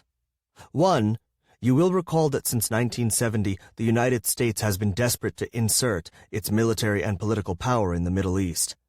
You would recall that it was through U.S. choices that the centrality for world struggle for power shifted in the 1970s. From the Atlantic and the Pacific in the 1950s and the 60s, it shifted in the 1970s to the areas bounded by the Mediterranean and Indian Oceans, that is, the Middle East and Southern Africa. You would recall that the Rapid Deployment Force and the new modernized Navy were designed at the Middle East. At the beginning, a 60,000-person Rapid Deployment Force, which by the Carter administration had reached 200,000, and by Reagan had reached 350,000. Much of the troops under the Rapid Deployment Force are now mobilized for this. You would recall that Saudi Arabia has been requested to provide bases since 1975 and had refused it. You would recall that Iran was built into a major force as part of America's southern strategy on the eastern flank of the oil belt, and Israel on the western flank. I am merely suggesting that it is the great achievement of President Saddam Hussein that he opened the doors wide to American intervention. Those people who somehow think that Saddam Hussein has done something anti-imperialistic are thinking it wrong. Saddam Hussein is not only a tyrant and a dictator, he is also a fool. And that fool has created this situation. Finally, I'll leave you with one simple suggestion. This is a war about staying number one. And this is a war about control of oil. And staying number one and controlling oil are not directed at the Arabs. It is directed at two large forces, Europe and the Third World. For the United States had exercised two leverages on its Western allies, the leverage of strategic weaponry, the strategic umbrella, and the leverage of economic dominance. It has lost both of them. Since 1970, American policymakers have been seeking new leverages over old allies, and control of oil will give that. And over the Third World, the United States would like to both have the leverage of oil and establish the principle that it remains, in the age of perestroika, the watchman on the walls of world freedom. Shall we let them have it? That's up to you. The black feminist writer and activist June Jordan wrote of ordinary people's loves, desires, struggles, and passions, both personal and political. Jordan, who died of breast cancer in June 2002, was also an internationalist, committed to breaking down boundaries of nation and ethnicity. As her friend Alice Walker said, she was an inhabitant of the entire universe. On February 21, 1991, the anniversary of the assassination of Malcolm X, she spoke at a rally in Hayward, California, against the war in the Gulf. June Jordan speaks out against the 1991 Gulf War, February 21, 1991. Correct me if I'm wrong, but this killer crusade, this conversion of a stranger's land into a killing field, this reduction of a people to a video display, this homicidal rhetoric that history does not support, that our common destiny is certain to condemn, this war has not saved one human being. This war has not saved a single American life. This war has not saved a single Israeli life. This war has not saved a single Iraqi life. This war has not rescued the lives of Kuwait. This grand undertaking, this enormous, this infinitely casual overkill, this draining of our hearts, this annihilation of all tenderness, this erasure of every reason, every rational and civilized approach to dispute, this arched and leering assault upon all peaceable possibilities, this blasphemy unleashed against our shrunken, trembling earth that has become, in the hellified lexicon of the killers ruling us, a target-rich environment, this war has not saved one human being from terror or from unspeakable agonies of extinction. Then why do we permit this blasphemy to persist, expand, and explode our body politic as well as the entire Middle East? I grieve the sorrow roar, the sorrow sob. I grieve the monstrous consequences of this war. But I am reassured because not every American has lost her mind or his soul. Not every one of my compatriots who become a flag-wrapped lunatic lusting after oil and power, the perversions of kicking ass, preferably via TV. A huge number of Americans has joined with enormous numbers of Arab peoples and European communities in Germany, England, France, Italy, Spain, and Muslim communities throughout India and Pakistan to cry out, "Stop!" When I say huge, I mean it. If 1,000 Americans contacted by some pollster can be said to represent 250 million people, then how many multi-millions do we anti-war movement gatherings of more than 100,000 coast to coast and on every continent, how many do we represent? How come nobody ever does that kind of political math?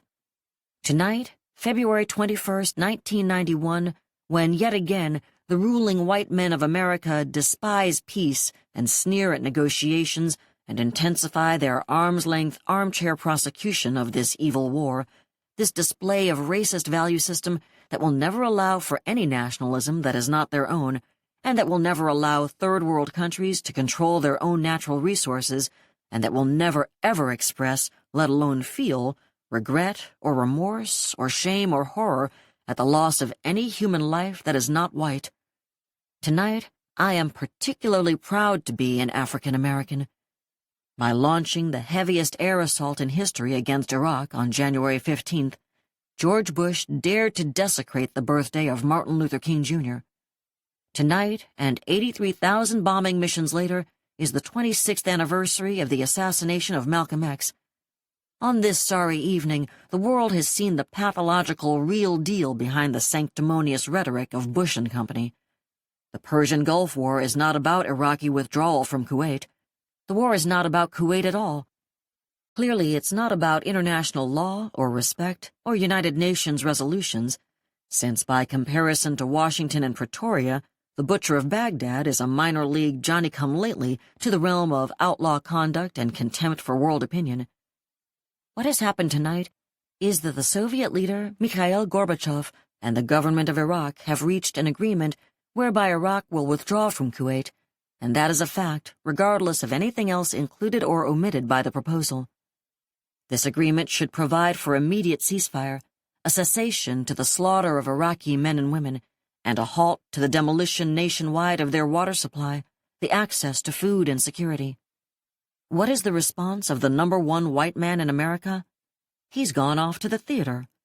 I guess that means that the nearest church was closed, or that Colin Powell was busy dipping his spoon into the comfort of a pot of soup somebody else cooked for him, and that Dick Cheney was fit to be tied into any uniform so long as nobody would take away his Patriot missiles and Apache helicopters and B-52 cluster bombers, and black and brown and poor white soldiers and sailors, and all of the rest of these toys for a truly big-time coward.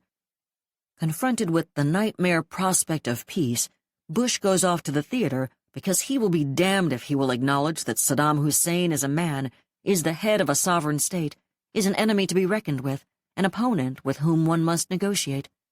Saddam is not a white man. He and his Arab peoples must be destroyed. No peace, no ceasefire, no negotiations. And I am proud tonight to remember Dr. King and Malcolm X and to mourn their actions even as I pursue the difficult challenge of their legacy.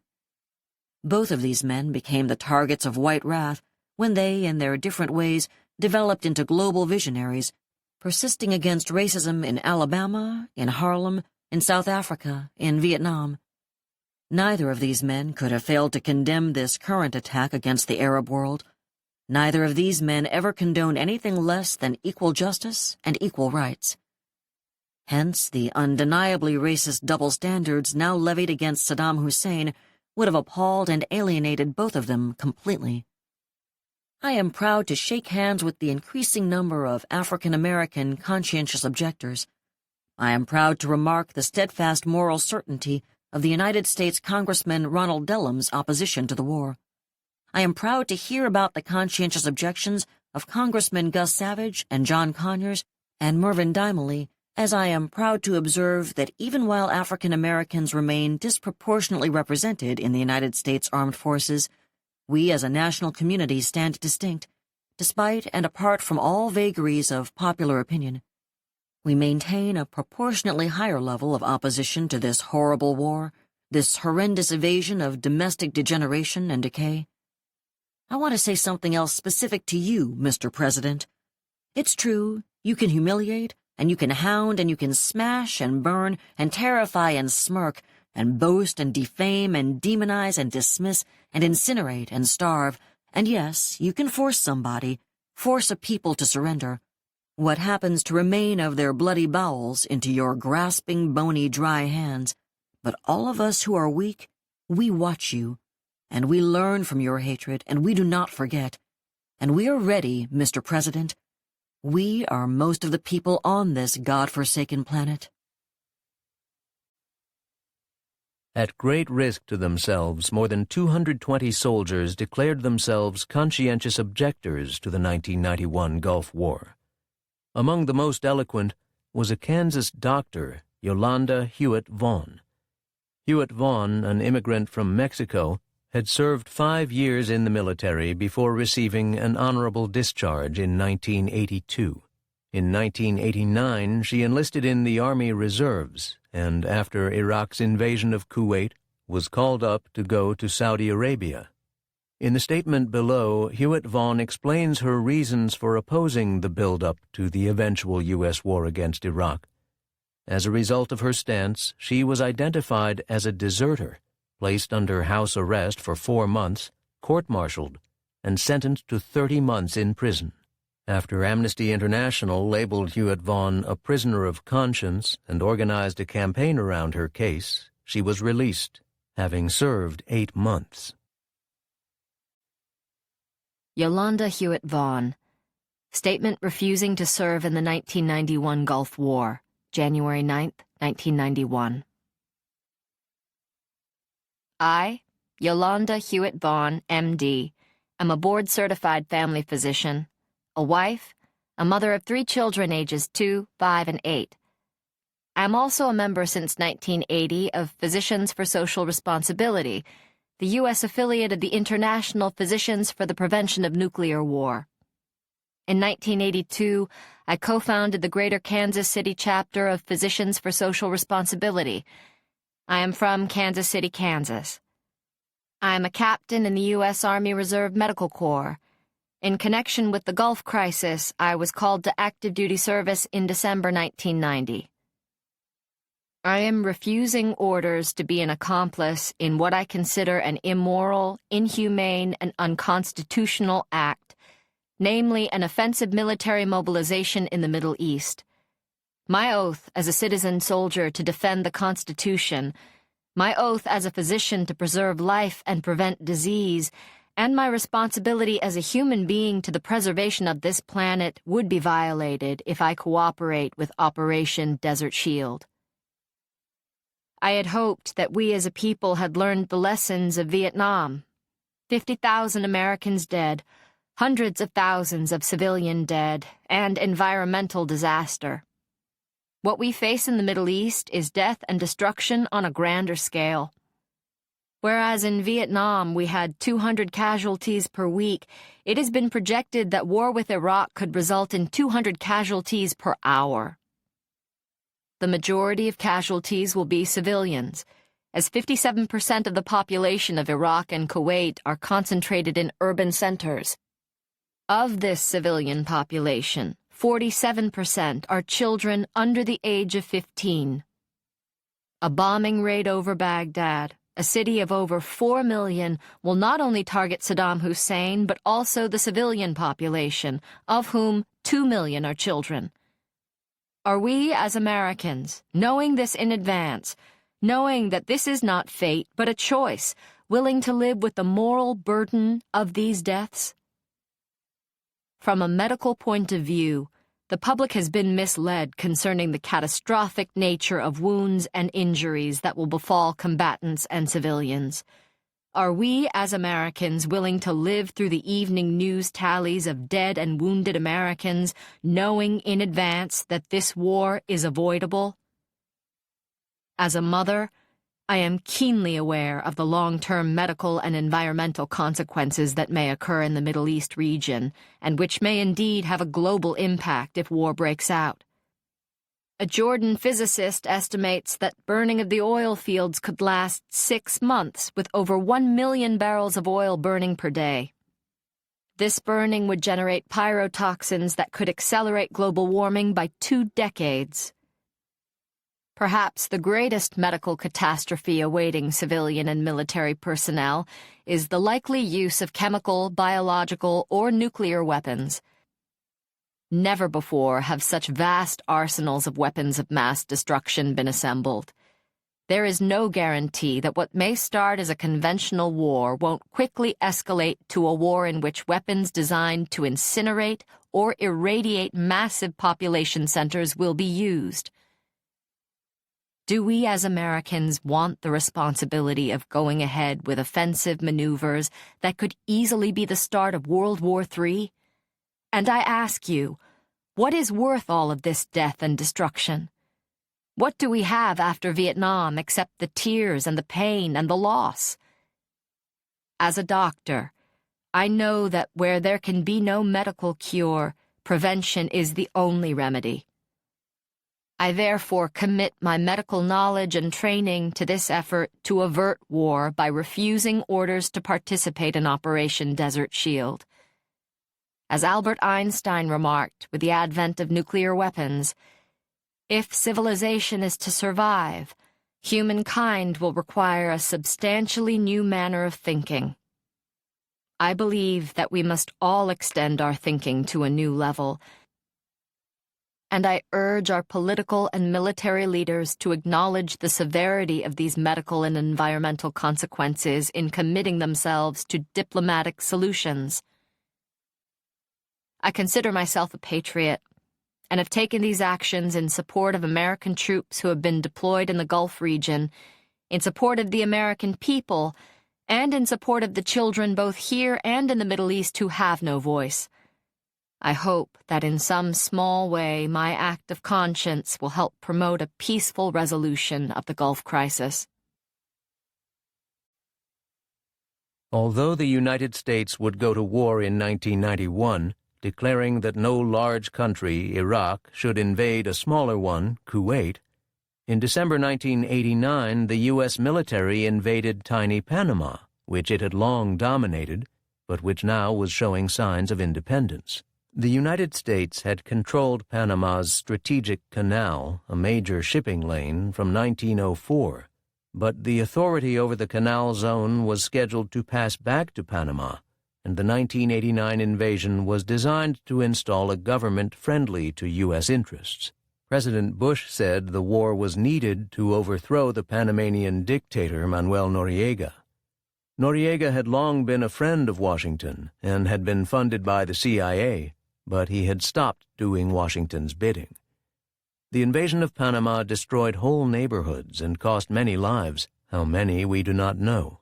As the human rights group America's Watch commented at the time, "We have urged an examination of the military operations in Panama to determine individual and collective responsibilities for serious violations of the laws of war. No such inquiry has taken place, and none is contemplated, as far as we can tell." Here is an interview describing what took place during the U.S. attack from a report by the Independent Commission of Inquiry on the U.S. invasion of Panama. Interview with civilian worker at the Rio Hato military base in Panama City, February 23, 1990. Question: You were at the military base at Rio Hato? Answer: Yes, I was at the base at Rio Hato. I am a civilian. I was engaged in maintenance work at the base. Located at that base at Rio Hato were the 6th Expeditionary Company, a tank unit of the Machos de Monte, and 2 schools. One is the officers' school, Benjamin Ruiz. The other is a secondary school, where they have the option of going on to pursue a military career or going to the university. These students are known as the Tomasitos. That night, of the 19th to the 20th of December, we went to bed, but rumors were circulating that the 82nd Airborne Division had left the United States and that there was the possibility of an invasion. Question: What time was this? Answer: At about 7 p.m., maybe a little bit later. I think that none of us really believed that an invasion would actually happen, when you took into consideration the overwhelming difference in power between the two countries. I don't think that it would justify an invasion to remove Noriega, if that was its objective. Noriega had been near the base over the weekend, taking in the fresh air with a small escort. If they had wanted to capture him, they could have done it easily at that time, or they could have done it the previous Sunday when he was there near the base in a public place with a friend of his. If there had to be bloodshed, they could have got him at that time with maybe 20 dead or, exaggerating the situation, 30 killed at the maximum, not the thousands of deaths which actually took place. An invasion was not justified to capture Noriega. We never believed this justification. Then, at about 1:45 in the morning, we heard explosions and the helicopters buzzing the buildings. Then the machine guns started and we ran out of the barracks where we were staying. As there was a full moon, We could clearly see the paratroopers coming down. There was a plan for evacuation of the students, but the barracks were not close together, so the evacuation plan could only be carried out for a small group of students. Another group of students was captured by the U.S. soldiers. There were a number of these students killed. This was because the U.S. troops didn't realize that they were practically children. They were all under 18 years old. They were machine-gunned before they could surrender. They were unarmed, and before they told them to surrender, they had opened fire. Question: did any of them have any weapons? Answer: among these kids? No, none of them. Some of them went to the armory to try to get weapons, but they were not given to them. These were not streetwise kids. Well, anyway, they weren't given any weapons. Question: how many were killed when they opened fire? Answer: I didn't see it myself, but I heard the boys say that there were about 30 killed. Question: where were you at this time? Answer: I ran toward the mountains, but I stayed close to the base. The helicopters fired at me. At that time I met up with 2 soldiers who were armed and 4 boys, 4 Tomasitos who were unarmed. The boys were very frightened. They had no idea what the flares were. It was obvious that they had absolutely no military preparation. They have tried to say that this was a military training school, but that isn't true. They used lasers. They used these very large helicopters that fired missiles that caused multiple explosions, powerful explosions. They fired at us with machine guns. There were other bombs which were very strange. They were strange in the sense that the explosion first produced a white light, which then turned red. I've been told that this was the kind of bomb they used here in the neighborhood of El Chorrillo, to burn down the neighborhood. They were different. Even the soldiers there had never seen that kind of explosion before. When I was finally captured, they made me kneel against a wall. They put an M16 against my neck, and they threatened to kill me. The one who did this was very nervous. All of the U.S. soldiers that I saw at that moment seemed very nervous. They were also very young, about 20 years old, and it must have been their first experience in a genuine combat situation, and maybe they expected more organized resistance. They seemed very frightened and very nervous. One of them told the other not to kill me, that they would interrogate me. From there, they transferred me to a place where they had the other prisoners. There, they had a lot of the boys, the Tomasitos. They held them there tied up with their hands tied behind their backs with a plastic band. They were treating them very badly there. They hit them. They beat them. There were some wounded, and they kept them out in the sun. They were not given any medical attention. They poked them, took their personal belongings away from them like watches and money. They gave the impression that an army of mercenaries had arrived instead of a professional army. There was a scene where one U.S. soldier showed a watch to another and asked him if he liked it. The other one said, "If it works, it's mine," and he kept it. They were also gathering up a fair number of civilian prisoners. The civilians were not treated as badly as the military prisoners. They gathered up, for example, family members, small children, 3-year-olds. This little girl was crying and saying that she wanted to go home, but they couldn't. The whole family was being held prisoner. We spent the whole day there, the 20th of December. They photographed us, took our names. In the morning, they began to look at some of the wounded. There was among them a youth who seemed pretty badly wounded. He had been wounded in the abdomen and in both arms. I don't know if they were bullet wounds or from shell fragments or shrapnel, but he seemed to be in pretty bad shape. He was stretched out on the floor. Then a U.S. soldier came up, I think he was an officer, and he ordered that he be given medical care. Question: what time was this? Answer: I'm not sure. I think it must have been around 11 o'clock. He was wounded around 1:30 in the morning, and he hadn't received any medical attention for about 10 hours. But he was in very bad shape. He was left on the floor, and the floor was really filthy because it was the floor of the auto mechanic's garage for the base. That's where we were being held. I was also able to see the inside of one of the barracks. because I asked permission to go to the bathroom. The inside of the barracks was completely incinerated, but it was burned by a different kind of fire. When you touched something, it turned to dust. Things would seem to be whole, but when you touched them, they would completely disintegrate. Officially, they say there were 23 U.S. soldiers killed. Later, I found out that at the Rio Hato base, 2 helicopters had been shot down. Already we can add up to perhaps 19 dead, which would mean that in the rest of Panama, there would be only 4 killed. That's unbelievable, isn't it? The United States had many more deaths than have been officially acknowledged. They rounded up the entire civilian population. There are 2 towns very close to the base. They went to these towns and rounded up all of the males 14 years old and older without any consideration. They arrested old men who, because of their advanced age and physical condition, it was impossible to imagine that they even had the strength to pick up a weapon. They took them prisoner. They took everyone prisoner.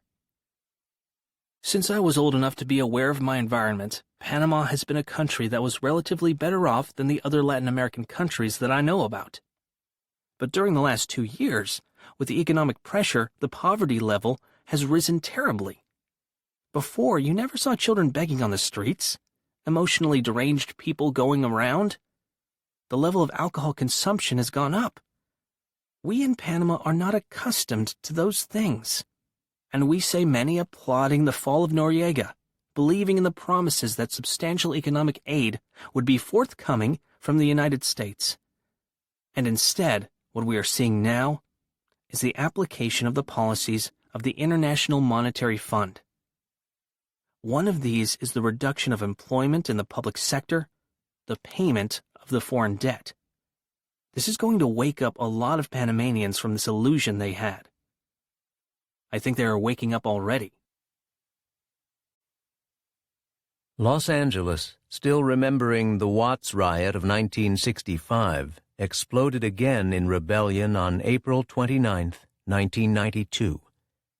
The immediate cause was a jury verdict that found 4 white officers innocent of a brutal beating of a black motorist, Rodney King, on March 3, 1991. The incident was captured on videotape by an observer. The video showed police beating King repeatedly with their batons and kicking him, fracturing his skull. The trial had been moved from multiracial Los Angeles to the rich white suburb of Simi Valley. When the verdict was announced, a multiracial rebellion erupted in Los Angeles, lasting for days. Like the urban rebellions of the 1960s, the uprising gave expression to long-held grievances about police brutality, racism, unemployment, and poverty. Here, Mike Davis, the labor historian, writer, and author of City of Quartz, a fascinating study of Los Angeles, gives a first-hand account of the rebellion and the repression that followed. Mike Davis, in L.A., Burning All Illusions. June 1st, 1992. The armored personnel carrier squats on the corner like un gran sapo feo, a big ugly toad, according to 9-year-old Emerio. His parents talk anxiously, almost in a whisper, about the desaparecidos. Raul from Tepic, Big Mario, the younger Flores girl, and the cousin from Ahuachapan. Like all Salvadorans, they know about those who disappear. They remember the headless corpses and the man whose tongue had been pulled through the hole in his throat like a necktie. That is why they came here. To zip code 90057, Los Angeles, California. Now they are counting their friends and neighbors, Salvadoran and Mexican, who are suddenly gone. Some are still in the county jail on Boucher Street, little more than brown grains of sand lost among the 17,000 other alleged saqueadores, looters, and incendiarios, arsonists, detained after the most violent American civil disturbance since the Irish poor burned Manhattan in 1863. Those without papers are probably already back in Tijuana, broke and disconsolate, cut off from their families and new lives. Violating city policy, the police fed hundreds of hapless undocumented saqueadores to the INS, Immigration and Naturalization Service, deportation, before the ACLU or immigrant rights groups even realized they had been arrested. For many days, the television talked only of the South Central riot, Black Rage, and the Crips and Bloods. But Emerio's parents know that thousands of their neighbors from the MacArthur Park district, home to nearly 1/10 of all Salvadorans in the world, also looted, burned, stayed out past curfew, and went to jail. An analysis of the first 5,000 arrests from all over the city revealed that 52% were poor Latinos, 10% whites, and only 38% blacks. They also know that the nation's first multiracial riot was as much about empty bellies and broken hearts as it was about police batons and Rodney King. The week before the riot was unseasonably hot. At night, the people lingered outside on the stoops and sidewalks of their tenements. MacArthur Park is LA's Spanish Harlem, talking about their new burden of trouble. In a neighborhood far more crowded than mid-Manhattan and more dangerous than downtown Detroit, with more crack addicts and gangbangers than registered voters, La gente know how to laugh away every disaster except the final one. Yet there was a new melancholy in the air. Too many people have been losing their jobs. Their pinche $5.25 an hour jobs as seamstresses, laborers, busboys, and factory workers. In 2 years of recession, unemployment has tripled in LA's immigrant neighborhoods. At Christmas, more than 20,000 predominantly Latino women and children from throughout the central city waited all night in the cold to collect a free turkey and a blanket from charities. Other visible barometers of distress are the rapidly growing colonies of homeless compañeros on the desolate flanks of Crown Hill and in the concrete bed of the LA River, where people are forced to use sewage water for bathing and cooking. As mothers and fathers lose their jobs, or as unemployed relatives move under the shelter of the extended family, there is increasing pressure on teenagers to supplement the family income. Belmont High School is the pride of Little Central America, but with nearly 4,500 students, it is severely overcrowded, and an additional 2,000 students must be bused to distant schools in the San Fernando Valley and elsewhere.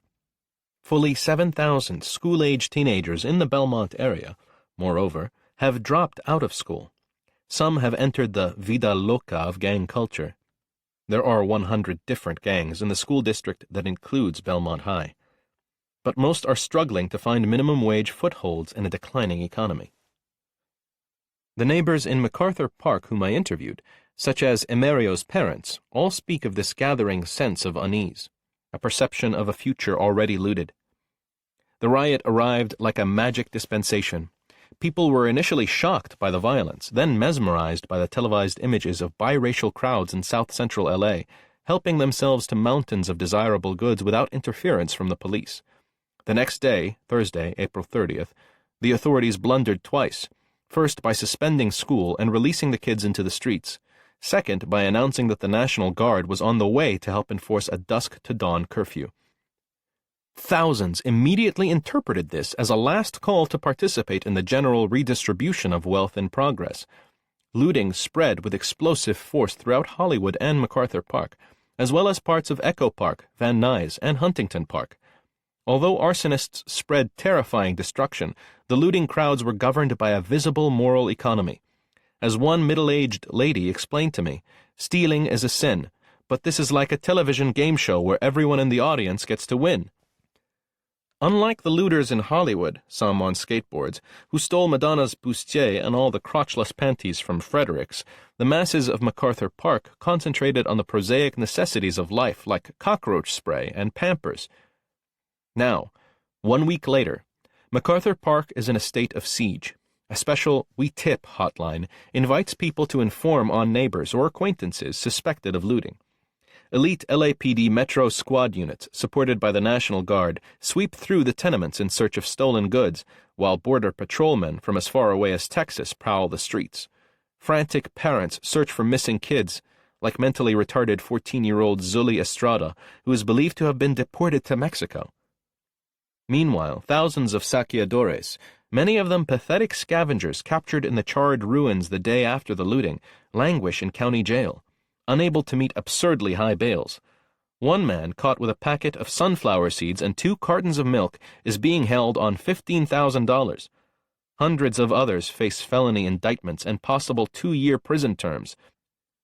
Prosecutors demand 30-day jail sentences for curfew violators, despite the fact that many of those are either homeless street people or Spanish speakers who were unaware of the curfew. These are the weeds that George Bush says we must pull from the soil of our cities before it can be sown with the regenerating seeds of enterprise zones and tax breaks for private capital. There is rising apprehension that the entire community will become a scapegoat. An ugly, seal-the-border nativism has been growing like crabgrass in Southern California since the start of the recession.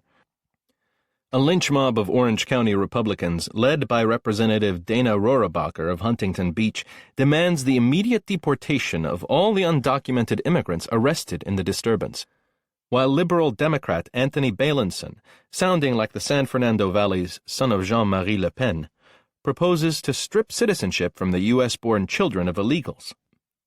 According to Roberto Lovato of MacArthur Park's Central American Refugee Center, we are becoming the guinea pigs, the Jews, in the militarized laboratory where George Bush is inventing his new urban order.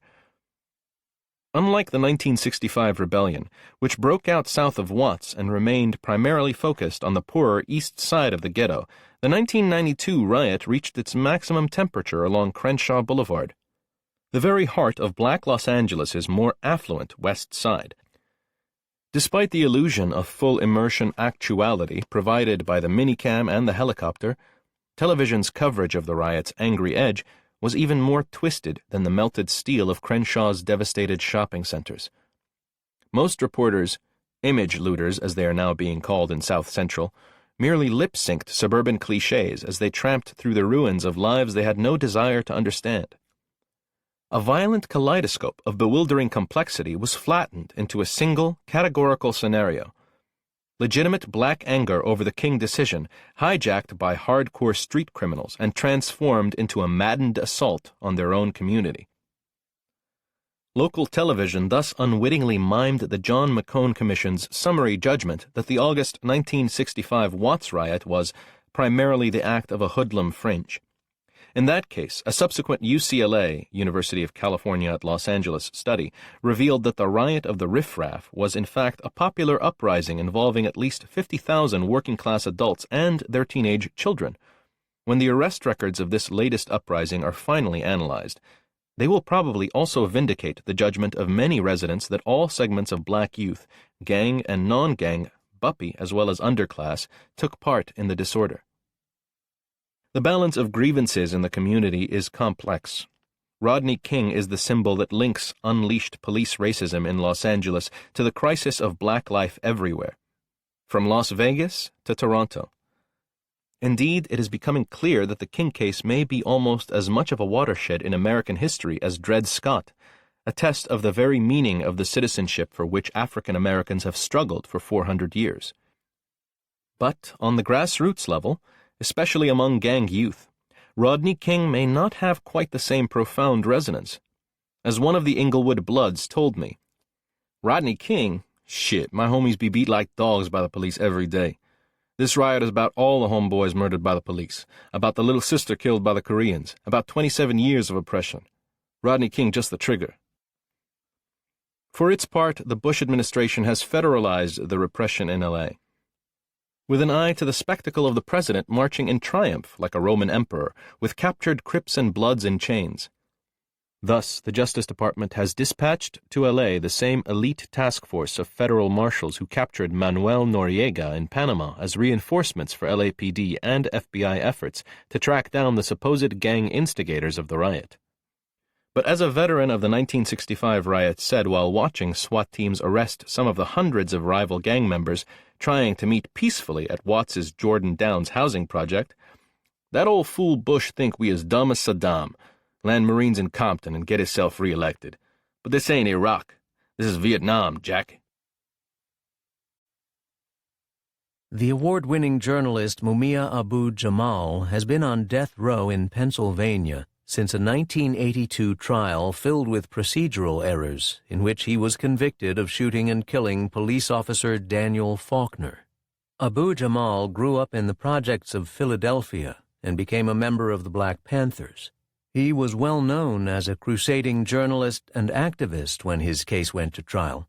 Despite appeals from numerous human rights groups for a new trial, international protests, and evidence of his wrongful conviction, Abu Jamal remains behind bars. From prison, Abu Jamal has recorded a series of radio commentaries and written a number of essays about the racism and injustice of the U.S. prison system and the war on the poor inside and outside of prison. Here are two of these commentaries from his book, Live from Death Row. Mumia Abu Jamal, All Things Censored, 2001. Live from Death Row.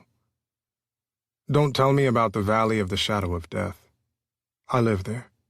In south-central Pennsylvania's Huntingdon County, a 100-year-old prison stands, its Gothic towers projecting an air of foreboding, evoking a gloomy mood of the Dark Ages. I, and some 45 other men, spend about 22 hours a day in 6 by 10-foot cells. The additional 2 hours may be spent outdoors in a chain-link fenced box, ringed by concertina razor wire, under the gaze of gun turrets. Welcome to Pennsylvania's death row. I'm a bit stunned. Several days ago, Pennsylvania's Supreme Court affirmed my conviction and sentence of death by a vote of 4 justices. 3 did not participate. As a black journalist who was a Panther way back in my young teens, I've often studied America's long history of legal lynchings of Africans. I remember a front page of the Black Panther newspaper bearing the quote, "A black man has no rights that a white man is bound to respect," attributed to U.S. Supreme Court Chief Justice Roger Taney of the infamous Dred Scott case. Dred Scott versus Sanford, where America's highest court held that neither Africans nor their free descendants are entitled to the rights of the Constitution. Deep, huh? Perhaps I'm naive, or maybe I'm just stupid, but I really thought the law would be followed in my case, and the conviction reversed. Really. Even in the face of the brutal Philadelphia Move massacre on May 13th, 1985, Ramona Africa's Frame Up, Eleanor Bumpers, Michael Stewart, Clement Lloyd, Alan Blanchard, in countless police slaughters of blacks from New York to Miami with impunity, my faith remained. Even in the face of this relentless wave of anti-black state terror, I thought my appeals would be successful. Even with all I knew, I still harbored a belief in U.S. law, and the realization that my appeal has been denied is a shocker. Now, I could intellectually understand that American courts are reservoirs of racist sentiment and have been historically hostile to black defendants. But a lifetime of propaganda about American justice is hard to shrug off. I need but look across the nation, where as of October 1986, blacks constituted some 40% of men on death row, or across Pennsylvania, where as of August 1988, 61 out of 113 men, some 50%, are black, to see the truth, a truth hidden under black robes and promises of equal rights. Blacks are just 9% of Pennsylvania's population, just under 11% of America's. As I said, it's hard to shrug off, but maybe we can try this together. How? Try out this quote I saw in a 1982 law book by a prominent Philadelphia lawyer named David Carries. Law is simply politics by other means. Such a line goes far to explain how courts really function, whether today or 130 years ago in the Scott case.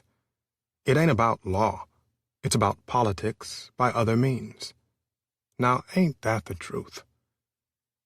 As time passes, I intend to share with you some truths. I continue to fight against this unjust sentence and conviction. Perhaps we can shrug off and shred some of the dangerous myths laid on our minds like a second skin, such as the right to a fair and impartial jury of our peers, the right to represent oneself, the right to a fair trial, even. They're not rights. They're privileges of the powerful and the rich. For the powerless and the poor, They are chimeras that vanish once one reaches out to claim them as something real or substantial. Don't expect the big networks or mega chains of Big Mac media to tell you. Because of the incestuousness between the media and government and big business, which they both serve, they can't. I can, even if I must do so from the valley of the shadow of death. I will. War on the Poor. In every phase and facet of national life, there is a war being waged on America's poor. In social policy, poor mothers are targeted for criminal sanctions for acts that, if committed by mothers of higher economic class, would merit treatment at the Betty Ford Center. In youth policy, governments hasten to close schools while building boot camps and prisons as their graduate schools. Xenophobic politicians hoist campaigns to the dark star of imprisonment for street beggars, further fattening the fortress economy. The only apparent solution to the scourge of homelessness is to build more and more prisons. In America's 1990s, to be poor is not so much a socioeconomic status as it is a serious character flaw, a defect of the spirit. Federal statistics tell a tale of loss and want so dreadful that Charles Dickens, of A Tale of Two Cities fame, would cringe. Consider 7 million people homeless with less than $200 in monthly income. 37 million people, 14.5% of the nation's population, living below poverty levels. Of that number, 29% are African Americans, meaning that over 10.6 million blacks live in poverty. Both wings of the ruling Republican Party try to outdo themselves in announcing new, ever more draconian measures to restrict, repress, restrain, and eliminate the poor. One is reminded of the wry observation of French writer Anatole France. The law, in its majestic equality, forbids the rich as well as the poor to sleep under bridges, to beg in the streets, and to steal bread. Already U.S. manufacturers have fled to NAFTA, North American Free Trade Agreement, friendly Mexico, and only the Zapatista insurgency in Chiapas has slowed an emerging flood of Western capital. Outgunned in the industrial wars by Japan and Germany, the United States has embarked on a low-technology, low-skill, high-employment scheme that exploits the poor, the stupid, and the slow via a boom in prison construction, America's sole growth industry. Increasingly, more and more Americans are guarding more and more American prisoners for more and more years. And this amid the lowest crime rate in decades. No major political party has an answer to this social dilemma, short of cages and graves for the poor. The time is ripe for a new, brighter, life-affirming vision that liberates, not represses, the poor, who, after all, are the vast majority of this earth's people. Neither serpentine politics nor sterile economic theory that treats them, people, as mere economic units offers much hope. For the very politicians they vote for spit in their faces, while economists write them off as non-persons. It must come from the poor, a rebellion of the spirit that reaffirms their intrinsic human worth based upon who they are rather than what they possess. Chapter 23. Challenging Bill Clinton. When President Clinton published his memoir, My Life, in 2004, reflecting on his 8 years as president, the press concentrated on the scandal surrounding his sexual behavior. Clinton had been impeached by the House of Representatives and barely escaped removal from office because of the lies he told about his sex life. Overlooked and underemphasized was the record of the Clinton years, the ending of the New Deal program guaranteeing aid to poor families with dependent children, the building of more prisons, the maintenance of a large military budget, and the fact that his legislation was largely supported by the Republican Party. Overseas, Clinton's policy was marked by sporadic shows of military might. Barely 6 months in office, he sent the Air Force to drop bombs on Baghdad on the basis of very weak evidence that Iraq was behind an alleged assassination plot against former President George Bush. 6 people in a suburban neighborhood were killed, including a prominent Iraqi artist and her husband. Clinton bombed Iraq on the grounds that they possessed weapons of mass destruction, while maintaining comprehensive sanctions on that country that resulted in the deaths of hundreds of thousands of Iraqis. When U.S. embassies were attacked in Kenya and Tanzania, Clinton bombed Afghanistan and the Sudan, in the latter case mistaking a pharmaceutical factory for one producing chemical weapons. Clinton sent troops into Somalia, intervening in a conflict between rival Somali leaders, but withdrew them after a clash in which 19 U.S. troops were killed. Thousands of Somalis were killed by U.S. troops. The following year, 1994, the United States was influential in withdrawing international peacekeepers from Rwanda. Thus, the international community, including the most powerful nation in the world, stood by while a large-scale massacre of perhaps 1 million people took place. Throughout Clinton's administration, groups all over the country protested his foreign policy and carried on campaigns for economic justice. Toward the end of his administration, more than 40,000 people gathered to disrupt a meeting of the World Trade Organization in Seattle. The ensuing battle between demonstrators and police, broadcast around the world, was seen as a new chapter in the struggle against corporate globalization. In 1995, in the middle of the Clinton era, the New Jersey-born rock musician and songwriter Bruce Springsteen released an album that consciously evoked John Steinbeck's Grapes of Wrath and the songs of Woody Guthrie. He wrote about the struggles of the working poor, undocumented immigrants, braceros. Returning to a folk idiom, which he had also explored in his album Nebraska, Springsteen gave voice to those who were left behind in the boom of the 1990s, those who made the rich even richer yet were nameless, those who died for corporate greed. Here are 2 songs from the album. The first, Youngstown, inspired by the book Journey to Nowhere by Dale Maharaj and Michael Williamson. Bruce Springsteen, The Ghost of Tom Joad, 1995. Youngstown. Here in northeast Ohio, back in 1803, James and Dan Heaton found the ore that was lying in Yellow Creek. They built a blast furnace here along the shore, and they made the cannonballs that helped the Union win the war. Here in Youngstown, my sweet Jenny, I'm sinking down. Here, darlin', in Youngstown.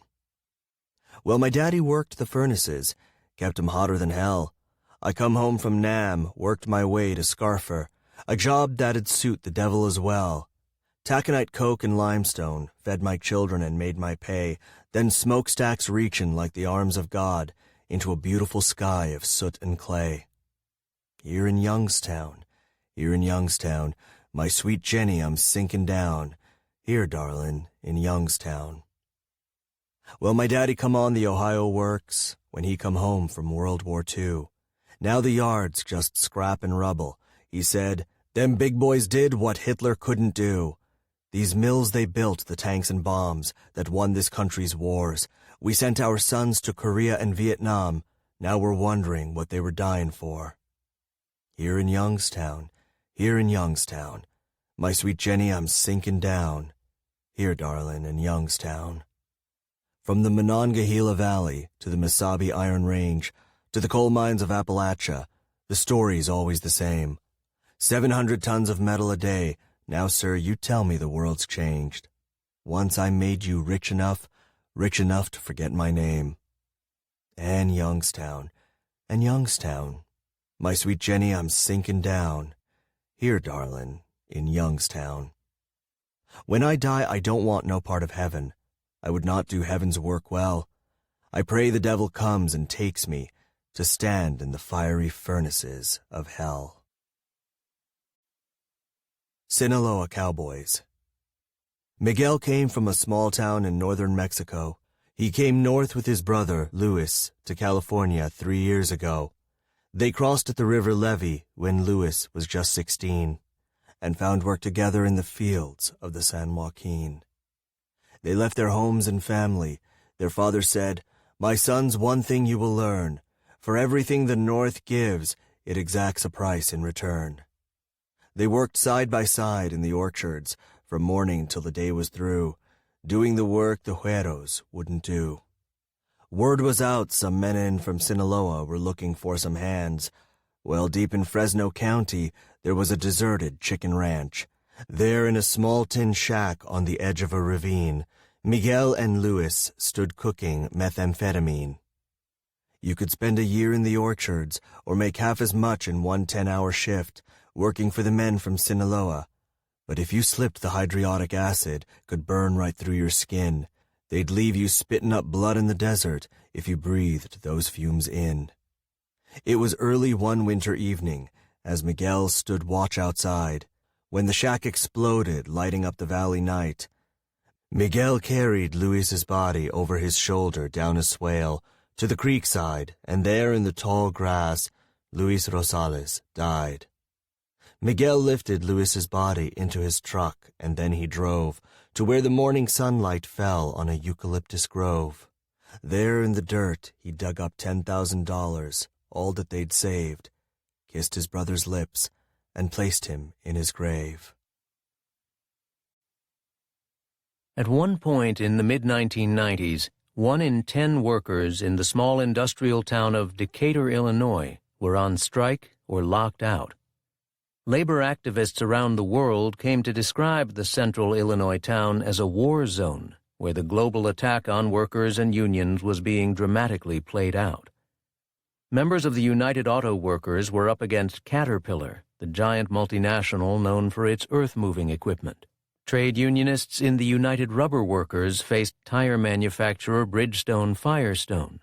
And at the same time, more than 750 chemical workers at A.E. Staley were locked out by the company after they challenged wage and benefit cuts and demanded action on workplace safety. Activists from all three struggles toured the country, raising money for the strikers and locked-out workers. All the strikes were eventually defeated, in part because of the use of strike breakers. President Bill Clinton had promised to ban the use of replacement workers in strikes, but never fulfilled that promise. Here, Laurel Patterson, a Staley worker and a member of the Coalition of Black Trade Unionists, describes the war zone battles. Laurel Patterson on the war zone strikes in Decatur, Illinois, June 1995.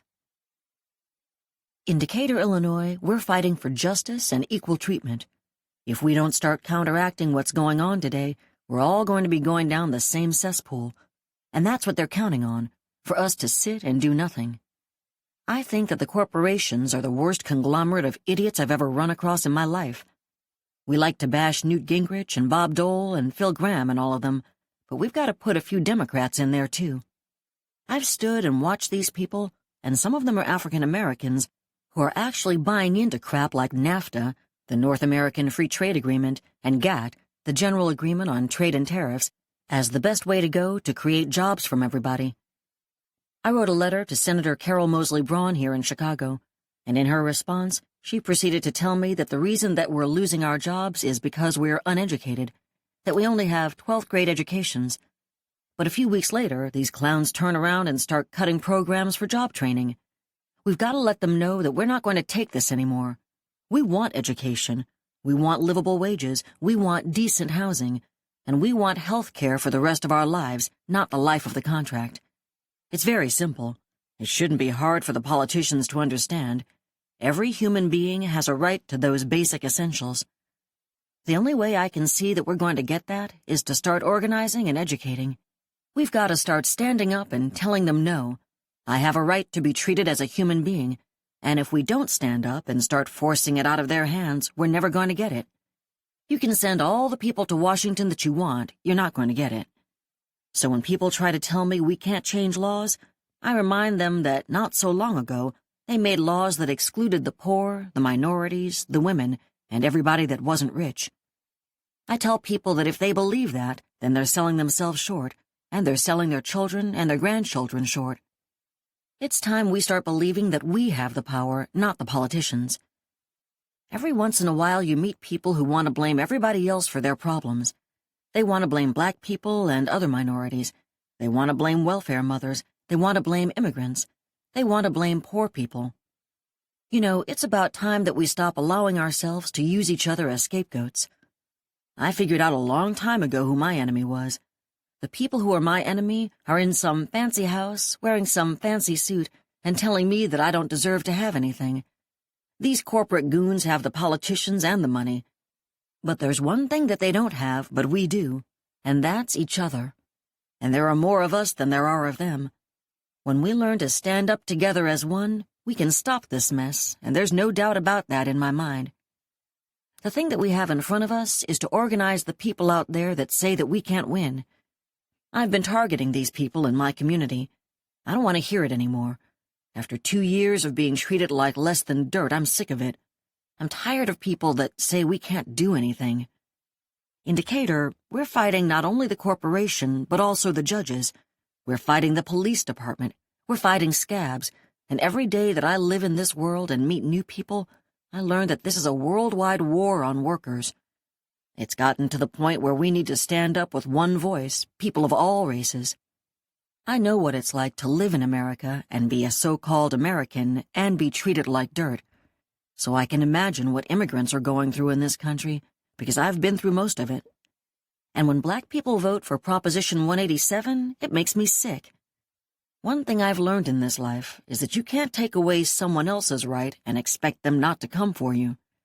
So the next time that some of those people come up to you, none of them come up to me anymore because they know who I am, and they start squawking about how they can't win, I'd like you to say something to the effect of this: if you dare to struggle, you dare to win. If you dare not to struggle, you don't deserve to win. And if you are one of those people who's afraid of being arrested, going to jail, and losing everything that you've worked so hard for, just go home, because they'll come for you last, and they'll take every damn thing that you have and everything that your children and your grandchildren have. So it saddens me that there are people in this world who don't believe that they have the power to be a human being. And I am fortunate that I was raised in a time and in a family where I was taught that there is always a reason to get up every morning, no matter how poor you are, no matter what you don't have. I was raised with what really counted: caring for other people and for myself, and having the goddamn gall to say, I will not go back. The native environmental activist and writer Winona LaDuke is an Anishinaabe from the Mississippi Band of the White Earth Reservation in northern Minnesota. LaDuke, who helped to begin the White Earth Land Recovery Project and the Indigenous Women's Network, has twice run as the vice presidential running mate of consumer advocate Ralph Nader in 1996 and again in 2000, both times on the Green Party ticket. On the campaign trail, LaDuke raised issues ignored by the other candidates and spoke to the record of the Clinton administration on the environment and on other vital issues. Here is the text of her acceptance speech for the 1996 election, delivered in St. Paul, Minnesota. Winona LaDuke, acceptance speech for the Green Party's nomination for Vice President of the United States of America, August 29, 1996. I am not inclined toward electoral politics, yet I am impacted by public policy. I am interested in reframing the debate on the issues of this society, the distribution of power and wealth, the abuse of power and the rights of the natural world, the environment, and the need to consider an amendment to the U.S. Constitution in which all decisions made today will be considered in light of their impact on the 7th generation from now. That is, I believe, what sustainability is all about. These are vital subjects which are all too often neglected by the rhetoric of major party candidates and the media. I believe that decision-making should not be the exclusive right of the privileged.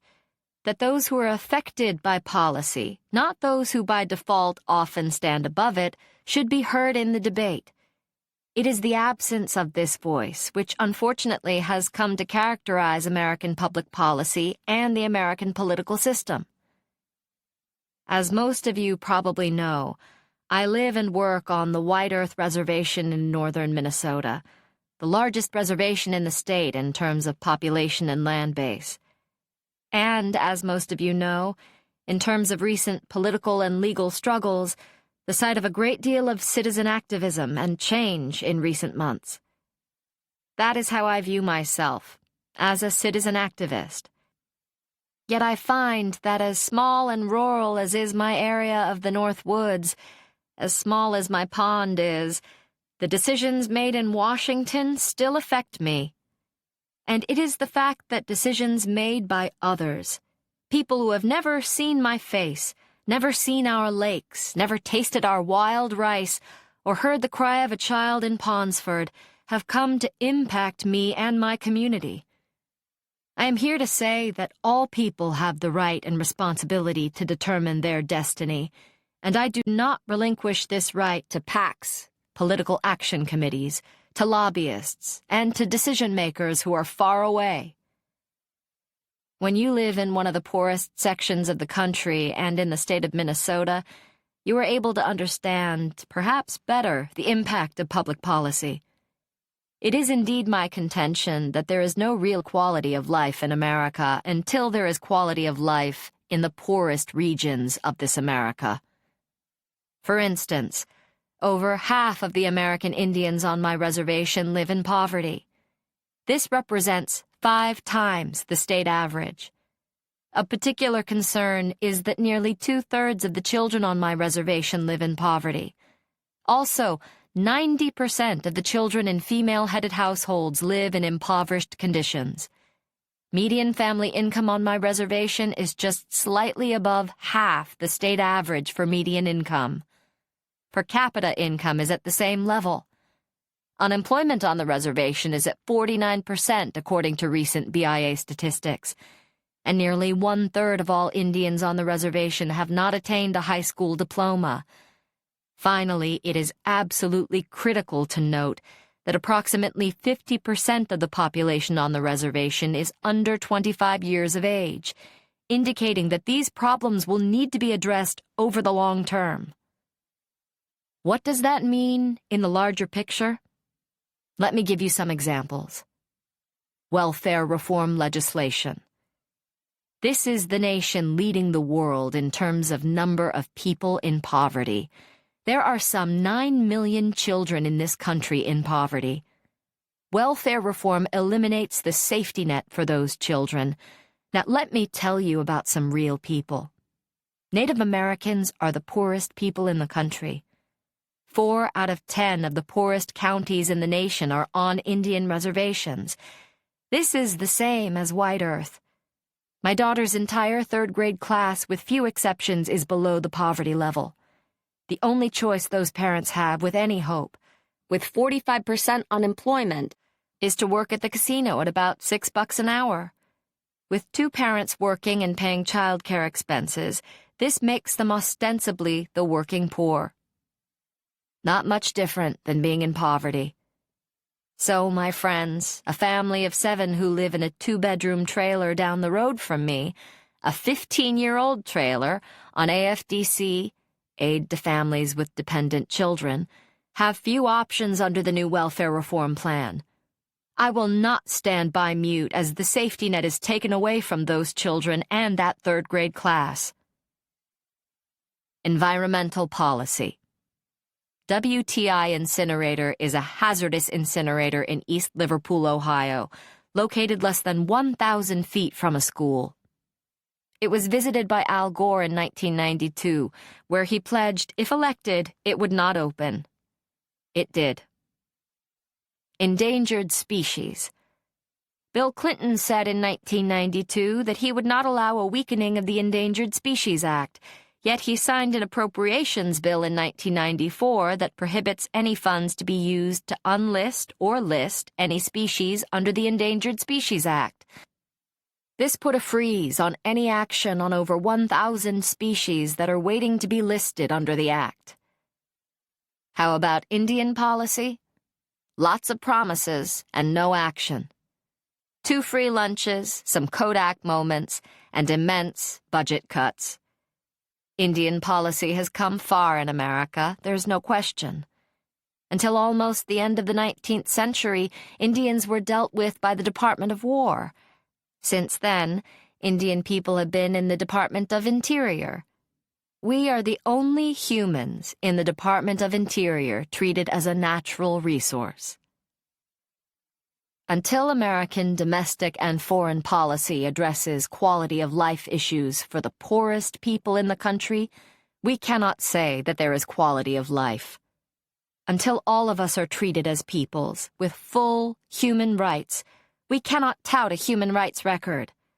Until policy decisions are made that do not benefit solely the 1% of the population which has more wealth than the bottom 90% of the population, I do not think that we can collectively say that we are talking about real economic and social benefits. And finally, until we have an environmental, economic, and social policy that is based on consideration of the impact on the 7th generation from now, we will still be living in a society that is based on conquest, not one that is based on survival. Here we include 2 letters of protest from the prominent writers and activists Alice Walker and Adrienne Rich. 2 open letters of protest to the Clinton administration. The Clinton administration, despite a few gestures toward easing travel restrictions for Americans traveling there, maintained the harsh embargo on Cuba, a Cold War policy that for decades has prevented vital goods from entering the island nation. When the embargo was further tightened by passage of the Helms-Burton Act, Clinton signed the legislation. Alice Walker, the novelist and poet, responded with an open letter, excerpted here. Alice Walker, letter to President Bill Clinton, March 13, 1996. Dear President Clinton, thank you very much for the invitation to visit the White House while I was in Washington in January. I am sorry circumstances made it impossible for us to meet. I was looking forward to experiencing the symbolic seat of North American government in a new way. In the past, I have only picketed the White House, and as a student walking up and down the street outside it, I used to wonder what might be inside. It seemed to be made of cardboard and appeared empty and oppressive, remote from the concerns of a few black students and their courageous white teacher from the Deep South. The bill you have signed to further tighten the blockade hurts me deeply. I travel to Cuba whenever I can, to take medicine and the small, perhaps insignificant comfort of my presence to those whose courage and tenderness have inspired me practically my entire life. I have seen how the embargo hurts everyone in Cuba, but especially Cuban children, infants in particular. I spend some nights in utter sleeplessness worrying about them. I have taken seriously the beliefs and values I learned from my Georgia parents, the most sincere and humble Christians I have ever known. Do unto others. Love thy neighbor, all of it. I feel the suffering of each child in Cuba as if it were my own. The bill you have signed is wrong. The bill is wrong, the embargo is wrong, because it punishes people, some of them unborn, for being who they are. Given their long struggle for freedom, particularly from Spain and the United States, they cannot help taking understandable pride in who they are. They have chosen a way of life different from ours, and I must say that from my limited exposure to that different way of life, it has brought them fundamentally a deep inner certainty about the meaning of existence, to develop oneself and to help others, and an equally deep psychic peace. One endearing quality I have found in the Cubans I have met is that they can listen with as much heart as they speak. I believe you and Fidel must speak to each other, face to face. He is not the monster he has been portrayed, and in all the study you have done of Cuba, surely it is apparent to you that he has reason for being the leader he is. Nor am I saying he is without flaw. We are all substantially flawed, wounded, angry, hurt here on earth. But this human condition, so painful to us, and in some ways shameful, because we feel we are weak when the reality of ourselves is exposed, is made much more bearable when it is shared face to face in words that have expressive human eyes behind them. Is Jesse Helms, who speaks of Cuban liberty as he urges our country to harm Cuba's citizens, the same Jesse Helms who caused my grandparents, my parents, and my own generation profound suffering as we struggled against our enslavement under racist laws in the South? And can it be that you have joined your name to his in signing this bill? Although this is fact, it strikes me as unbelievable, inconceivable. I cannot think his is the name you will rejoice in later years to have associated with your own. I regret this action sincerely for your sake. The country has lost its way, such as it was, primarily because it is now understood by all that resources and space itself are limited, and the days of infinite expansion and exploitation, sometimes referred to as growth, are over. Greed has been a primary motivating factor from the beginning, and so the dream of the revengeful and the greedy to retake Cuba, never mind the crises of children who can no longer have milk to drink, or of adults whose ration card permits them 1 egg a week. You are a large man. How would you yourself survive? I often disagree with you. Your treatment of black women, of Lonnie Guinier and the wonderful Jocelyn Elders in particular, has caused me to feel a regrettable distance. Still, I care about you, Hillary and Chelsea Clinton, and wish you only good. I certainly would not deprive you of food in protest of anything you had done. Similarly, I will always love and respect the Cuban people and help them whenever I can. Their way of caring for all humanity has made them my family. Whenever you hurt them or help them, please think of me. When the poet Adrienne Rich found out that she had been awarded the National Medal for the Arts in 1997, she refused to accept it. She was continuing a tradition of writers and activists who have rejected this and similar honors from a government they opposed. Rich was particularly incensed by the Clinton administration's destruction of the New Deal program to help poor families with dependent children. Adrienne Rich, letter to Jane Alexander refusing the National Medal for the Arts, July 3, 1997. Dear Jane Alexander, I just spoke with a young man from your office who informed me that I had been chosen to be one of 12 recipients of the National Medal for the Arts at a ceremony at the White House in the fall. I told him at once that I could not accept such an award from President Clinton or this White House because the very meaning of art as I understand it is incompatible with the cynical politics of this administration. I want to clarify to you what I meant by my refusal. Anyone familiar with my work from the early 60s on knows that I believe in art's social presence, as breaker of official silences, as voice for those whose voices are disregarded, and as a human birthright. In my lifetime, I have seen the space for the arts opened by movements for social justice, the power of art to break despair. Over the past 2 decades, I have witnessed the increasingly brutal impact of racial and economic injustice in our country. There is no simple formula for the relationship of art to justice, but I do know that art, in my own case the art of poetry, means nothing if it simply decorates the dinner table of power which holds it hostage. The radical disparities of wealth and power in America are widening at a devastating rate. A president cannot meaningfully honor certain token artists while the people at large are so dishonored. I know you have been engaged in a serious and disheartening struggle to save government funding for the arts against those whose fear and suspicion of art is nakedly repressive. In the end, I don't think we can separate art from overall human dignity and hope. My concern for my country is inextricable from my concerns as an artist. I could not participate in a ritual which would feel so hypocritical to me. At the end of the 1991 Gulf War, the U.S. government worked with the United Nations to maintain strict sanctions on Iraq, a country that had just had its infrastructure badly damaged in the war. The sanctions excluded not only weapons, but materials vital for civilian needs and Iraq's infrastructure. In March 1991, a United Nations mission to Iraq reported a situation of near-apocalyptic destruction in the wake of the Gulf War, with most means of modern life support destroyed or rendered tenuous. Although humanitarian groups repeatedly documented the serious consequences sanctions had on ordinary people in Iraq, the Bush and Clinton administrations continued them.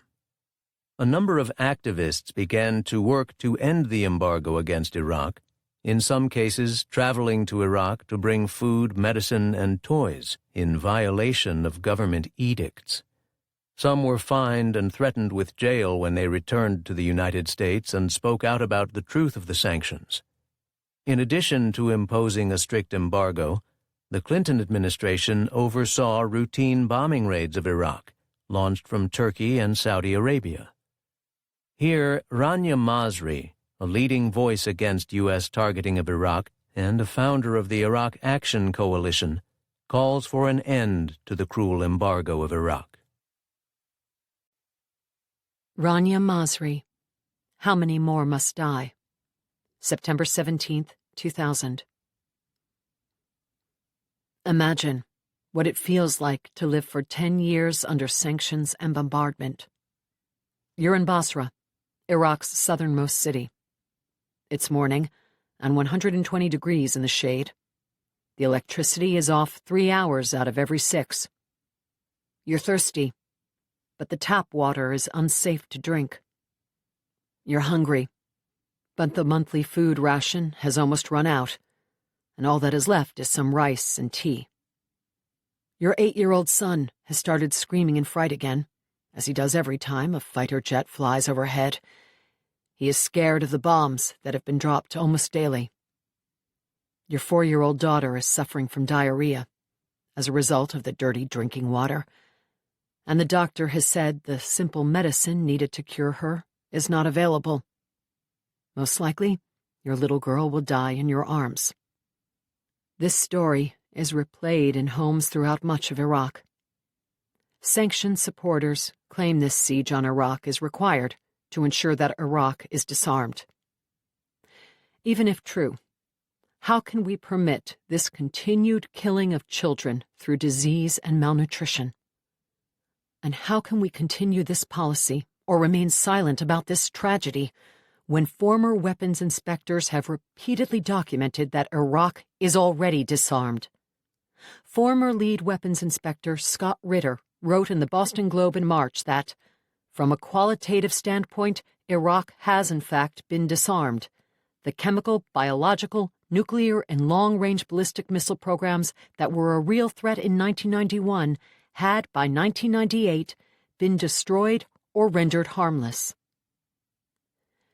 These sanctions have cost the United States as much as $19 billion a year in lost exports, according to a study by the Institute for International Economics.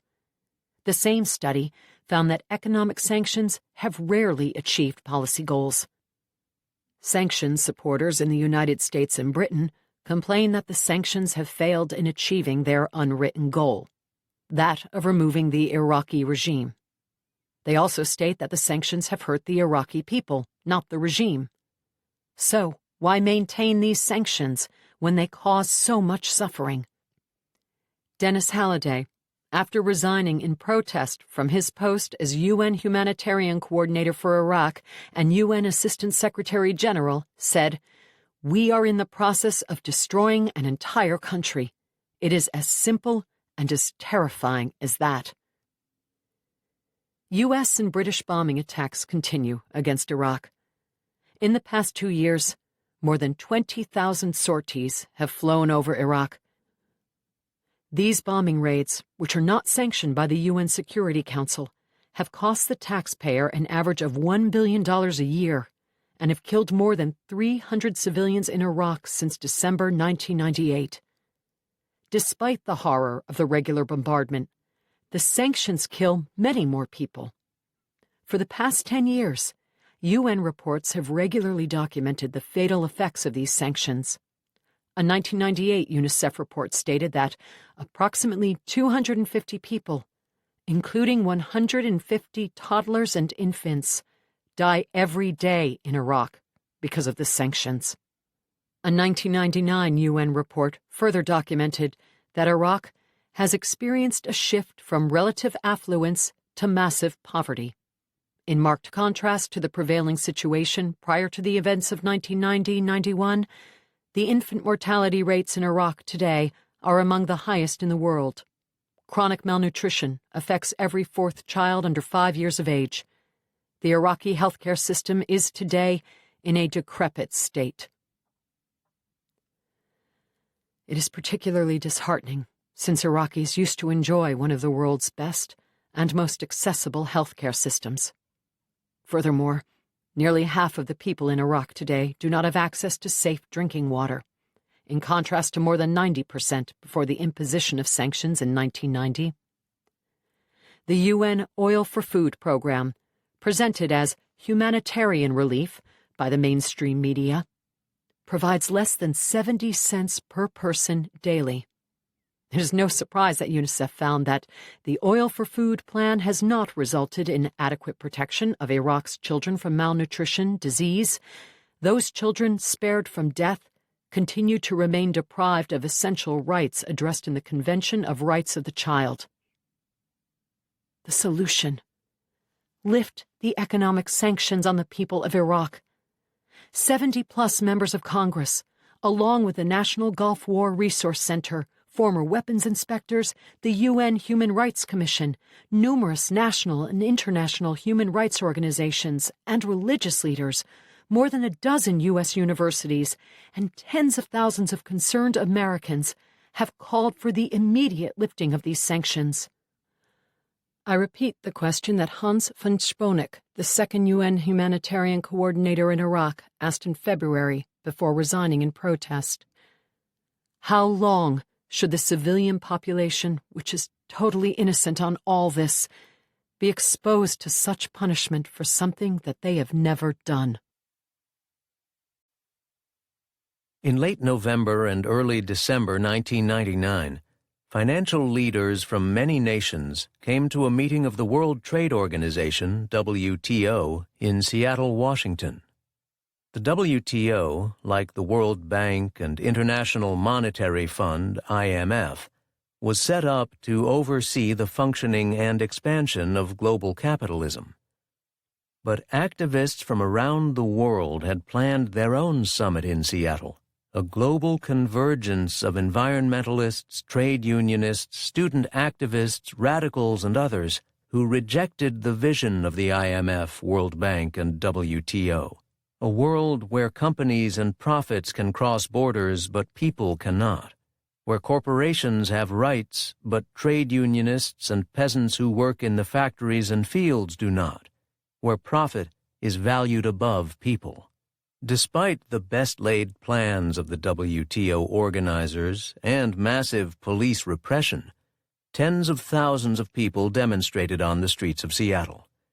In response to the enormous protests, city authorities declared a civil emergency and imposed a curfew.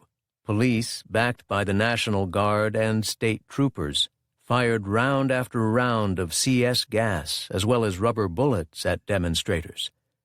But the demonstrations delayed the opening of the WTO meeting and then contributed to its early collapse. News of the protests spread quickly around the world as the independent media center, Indie Media, allowed activists to get around corporate news filters to tell the story of Seattle. Here is a first-hand report from the Battle of Seattle by Ronnie Kruzman, a journalist and organizer of the Campus Action Network. Ronnie Kruzman, WTO, The Battle in Seattle, an eyewitness account, December 6, 1999. As I looked upon the sea of people occupying 4th Street in downtown Seattle last Tuesday, I could not help but feel energized and proud. We were occupying the city and dancing in its streets. We were non-violently stopping the WTO and corporate globalization. We were making history. But when I left the demonstrations and turned on the local news, I heard talk of rioters and chaos, not singing and dancing. I heard talk of police restraint in the face of anarchist violence, not police brutality against nonviolent direct action. I heard talk of a city driven to the brink of collapse by angry protesters, and not an unjust system of exploitation creatively and beautifully stopped in its tracks. They say that truth is the first casualty of war. Unfortunately, it is also the first casualty of popular rebellion. Now it's time to set the record straight about what happened and is still happening in Seattle. I witnessed and took part in an incredible week of action and thought, one that united diverse interests to creatively challenge a global order that places profits over people. On Friday night and all day Saturday, 2,500 of us attended a series of lectures and were motivated and informed by intelligent, inspiring people from across the U.S. and around the world. But the media wasn't there. Teach-ins and workshops continued on Sunday when the first sign of protests emerged. Several hundred people, including French farmer and anti-globalization activist José Bové, demonstrated in front of a downtown McDonald's, creatively and energetically. Toward the end of the rally, someone broke a window, and that's what the media concentrated on. That night, I stumbled upon the Convergence Center, Seattle's grassroots direct action headquarters, and could not believe what I saw. Hundreds of young people filled this commercial space on Capitol Hill, milling about 3 massive rooms cluttered with flyers, banners, and props. They all seemed so engaged, holding discussions in intimate circles, creating signs, and teaching each other about civil disobedience and legal aid, and occasionally studying a giant 200-square-foot map of the city that hung from a wall. Suddenly, an activist barged in on a bustling meeting and announced that people had seized a vacant building downtown and they needed our help to protect it from police. We walked those 10 blocks briskly and arrived just in time to see people in masks on top of the building unfurl a banner that read, "Housing is a right, not a privilege." I returned to the Convergence Center the next day and participated in the General Spokes Council meeting, a 5-hour affair during which delegates, representing one of 13 clusters of 3 to 4 affinity groups each themselves composed of 5 to 20 members, finalized plans for Tuesday's actions.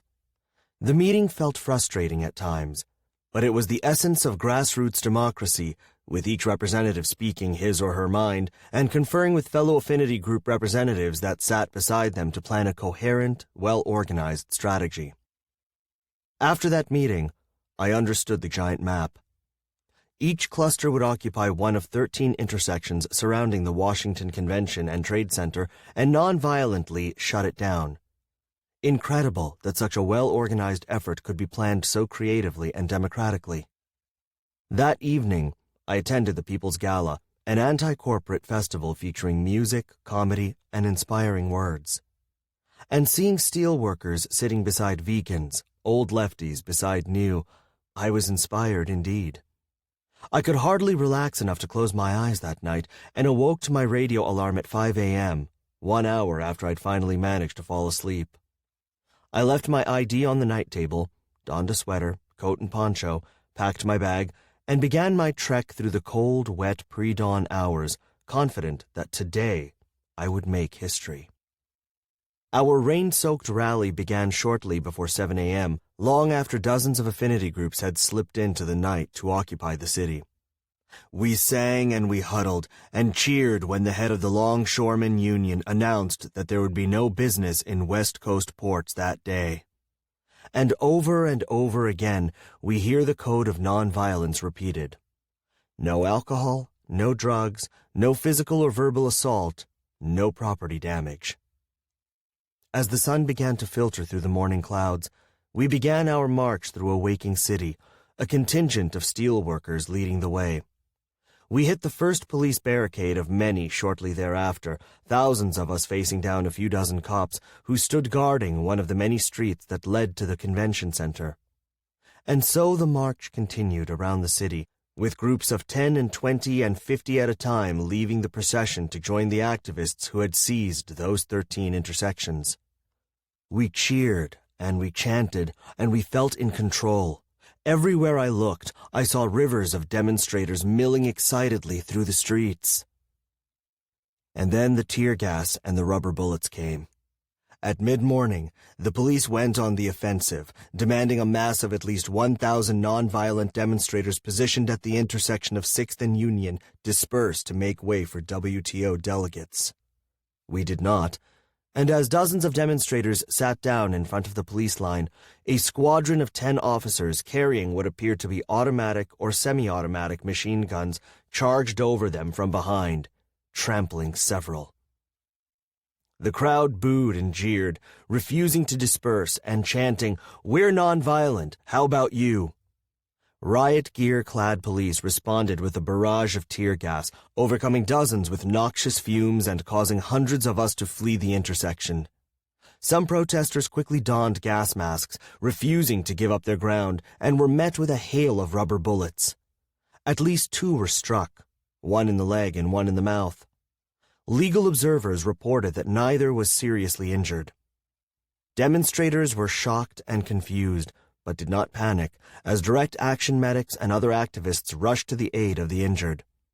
Thousands chanted, "Shame!" and "The world is watching!" amidst an eerie cloud of white gas and the steady hum of helicopters flying overhead.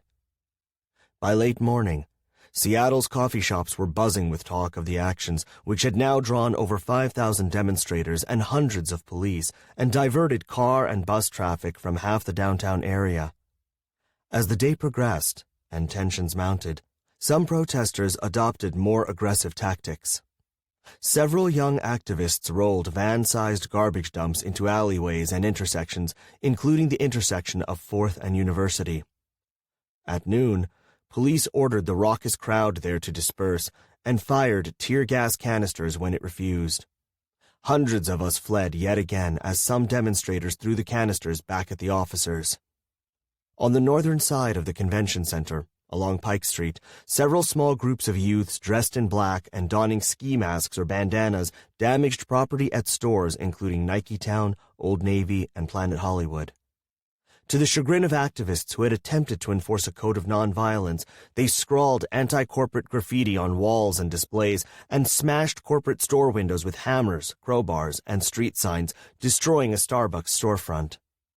The overwhelming majority of activists did not engage in such activities, successfully blocking access to the convention center for 2,500 to 3,000 delegates through well-coordinated, non-violent civil disobedience.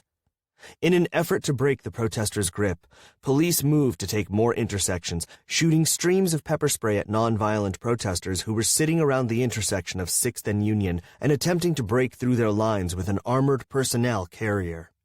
The police did not succeed, drawing chants of "Protect and serve" from an outraged crowd. Similar clashes erupted throughout downtown, with floods of protesters weaving in and out of key intersections and securing them with barricades visible in every direction.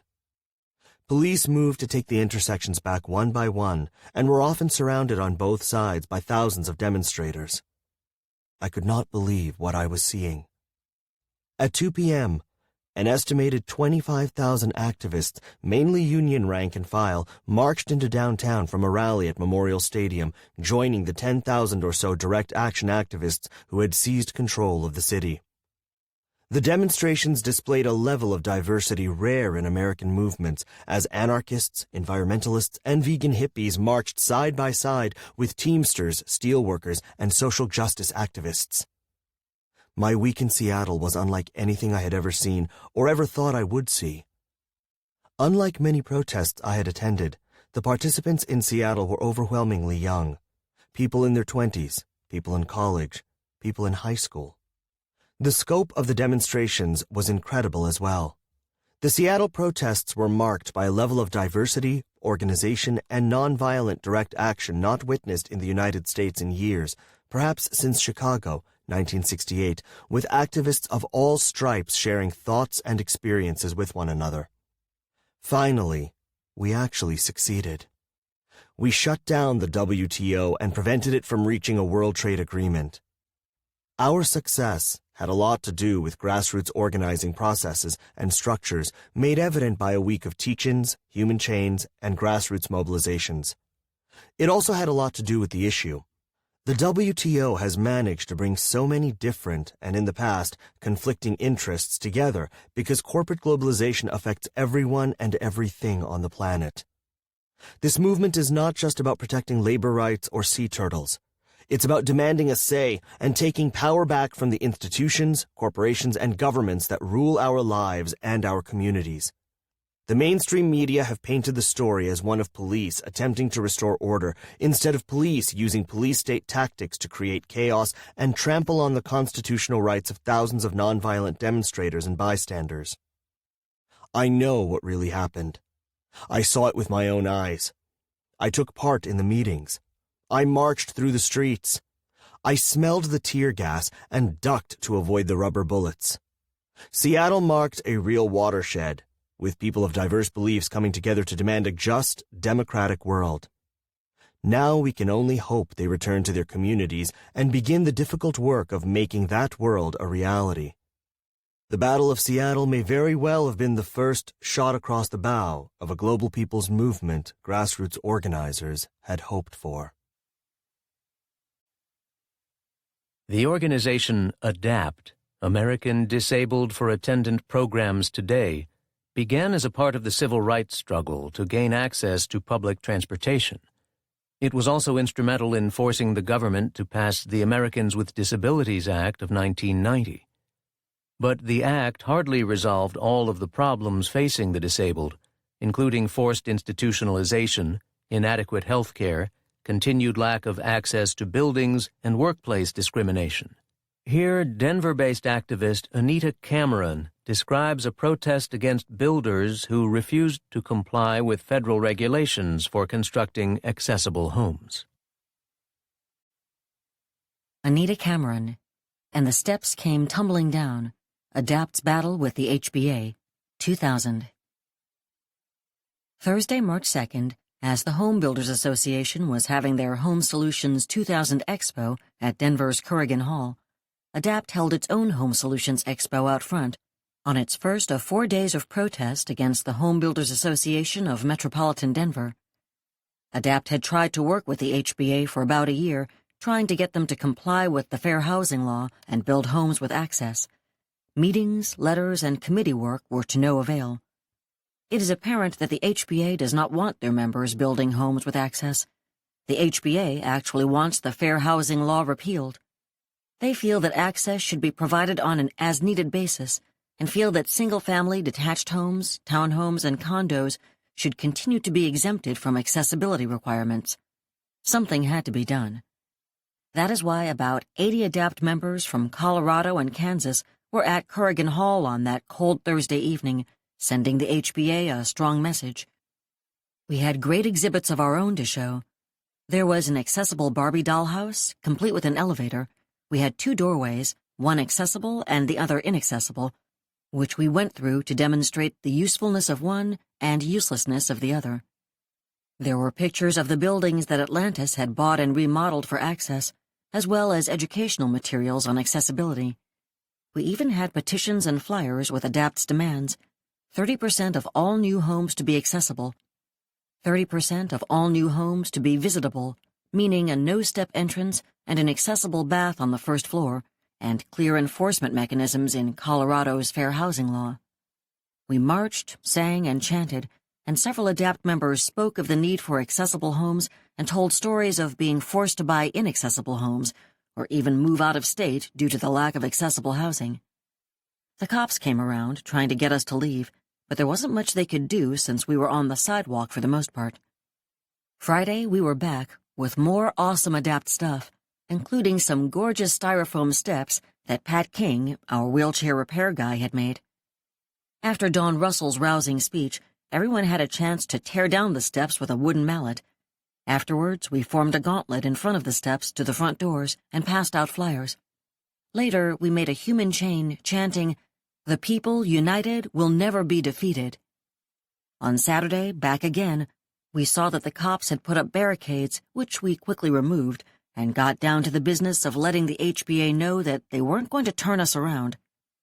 Joe Eamon, an ADAPT member who is on the AIA, Architectural Inclusion and Access Committee, did a cool mock-up of Roger Reinhardt the HBA vice president who had insulted ADAPT in a meeting a few weeks earlier by calling us simple-minded. Several of us gave interviews with the press. Some of us paid to get inside the exhibit to speak with the various builders and contractors about access and pass out a couple of flyers if we could. Only one small exhibit out of hundreds had anything remotely to do with access. This time, the cops sent out a trained negotiator to tell us the police wanted ADAPT to stay in this area that they had designated by the barricades. We told him that if he brought Roger Reinhardt out to speak to us, that we would leave. A few minutes later, he brought Roger out, but he had nothing to offer us but the same tired old discriminatory solutions that ADAPT would not accept. We kept our word, though, and left with a warning from the police that if we came back tomorrow and did not stay within the barricades, that we would be arrested. Little did they know. On Sunday, we swept in, meaning nothing but business. We quickly sped up the ramps and began blocking and handcuffing ourselves to doors. The cops were there, but not quick enough to stop us. They began yelling out warnings, and soon the arrests began. When the dust cleared, 17 ADAPT members were arrested and charged with blocking and refusing to obey a lawful order. The Home Builders Association tour of homes was another target of protests in July. After ignoring ADAPT's call for an accessible house in the tour of homes, for which the home builders build a series of new homes, this showcase even became an action-packed showcase. Crawling into homes, picketing outside, and eventually committing civil disobedience, Colorado ADAPT members sent the home builders a message that access can no longer be blown off.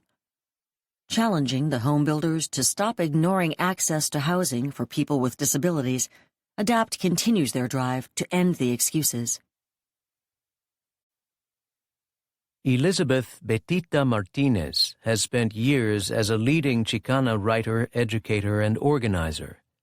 A co-founder of the Institute for Multiracial Justice in San Francisco, she was active in SNCC and then worked from 1968 to 1976 in New Mexico, where she edited the newspaper El Grito del Norte, Cry of the North, and co-founded the Chicano Communications Center. Martinez wrote and compiled the groundbreaking bilingual book 500 Years of Chicano History in Pictures, a classic in people's history. Here, Martinez reports from the front lines of youth protest against the criminalization of immigrants and young people in California.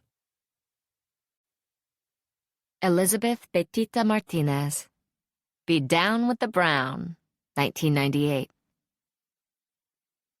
For 10 days that shook Los Angeles, in March 1968, Chicano and Chicana high school students walked out of class to protest a racist educational system. The blowouts, as they were called, began with several thousand students from 6 barrio schools, then increased every day for a week until more than 10,000 had struck. Shouting, "Chicano power!" and "Viva la Revolucion!" they brought the city's school system, the largest in the United States, to a total halt. As scholar-activist Carlos Munoz Jr. later wrote in his book, Youth, Identity, Power, the strike was the first time Chicano students had marched en masse in their own demonstration against racism and for educational change. Not only that, it was the first mass protest specifically focused on racism by any Chicanas or Chicanos in U.S. history. This is not to deny the many huge strikes of Raza workers with labor demands that often had their roots in racist conditions on the job. With the 1968 protests, students moved beyond the prevailing politics of accommodation to a new cry for Chicano power. The blowouts sparked other protests, including the first action ever by Chicano University students at San Jose State College, and then Chicano participation in the long, militant Third World student strikes at San Francisco State and the University of California, Berkeley. New Raza college student organizations emerged, while existing ones grew rapidly. All this took place at a time of youth rebellion nationwide and worldwide, from Mexico to France to Japan. Here, Raza students stood out because the great majority came from the working class. Their main goal was affirmation of their own culture's values and history, rather than a counterculture such as many Anglo youth were celebrating. Almost 30 years later, Raza high school students from California to Colorado repeated that history with new blowouts demanding more Latino teachers and counselors. Ethnic studies, not only Latino but also African American, Native American, and Asian Pacific Islander, bilingual education sensitive to students' cultural needs, and Latino student retention programs. Other issues were often added. In California, these included combating repressive new anti-crime laws, preventing the re-election of right-wing Governor Pete Wilson, and fighting Proposition 187 with its inhumane call to deny educational and health services to anyone suspected of being undocumented. California's blowouts focused on public schools in the northern part of the state at first, then spread south. The students, mostly of Mexican or Salvadoran background, came from high school, junior high, and sometimes elementary school. Why a walkout during school hours rather than a march or rally on the weekend? Because, as they learned, California's public schools lose $17.20 or more for each unexcused absence per day. This pocketbook damage provided the economic centerpiece of the student strategy. With it, they made history. The first wave seemed to burst out of nowhere. On April 1st, 1993, more than 1,000 mostly Latino junior high and high school students walked out of a dozen Oakland schools. On September 16th, celebrated as Mexican Independence Day, more than 4,000 blew out in Oakland, Berkeley, San Jose, and the town of Gilroy. Arrests and violence were rare, although in Gilroy, police did arrest teenager Rebecca Armendariz and harassed her for months with charges of contributing to the delinquency of a minor, apparently because she signed to rent a bus that students used. In right-wing-dominated Orange County, 300 students clashed with police while some were beaten and pepper-sprayed. Another wave of student strikes unrolled in November and December in Northern California. In Exeter, a small town in California's generally conservative Central Valley, 500 high school students boycotted classes when a teacher told an embarrassed youth who had declined to lead the Pledge of Allegiance in English, "If you don't want to do it, go back to Mexico." It was the kind of remark that had been heard too many times in this school, where 40% of the 1,200 students, but only 6 of their teachers, are Latino. At Mission High School in San Francisco, 200 Latino and other students demonstrated for the same anti-racist reasons as elsewhere, and also for being stereotyped as gangbangers if they wore certain kinds of clothing. The school board agreed to their main demand for Latino studies and then offered just one class, to be held before and after the regular school day. The basic message? This concession isn't for real. On to February 2nd, 1994, which marked the anniversary of the signing of the 1848 Treaty of Guadalupe Hidalgo, confirming the U.S. takeover of half of Mexico, today's Southwest. In Sacramento, the walkout movement spread like wildfire. Some 500 high school students and supporters from various districts shook up the state capitol. The governor wants more prisons, we want schools. He wants more cops, we want more teachers. We want an education that values and includes our culture. We want all cultures to know about themselves, they said, as reported by the local paper, Because People Matter. For Cesar Chavez's birthday in March, nearly 150 Latino students from 4 city schools marched on district offices in Richmond. On April 18th, half of the elementary school pupils in the town of Pittsburgh boycotted classes with parental support because a Spanish-speaking principal had been demoted. They had their tradition.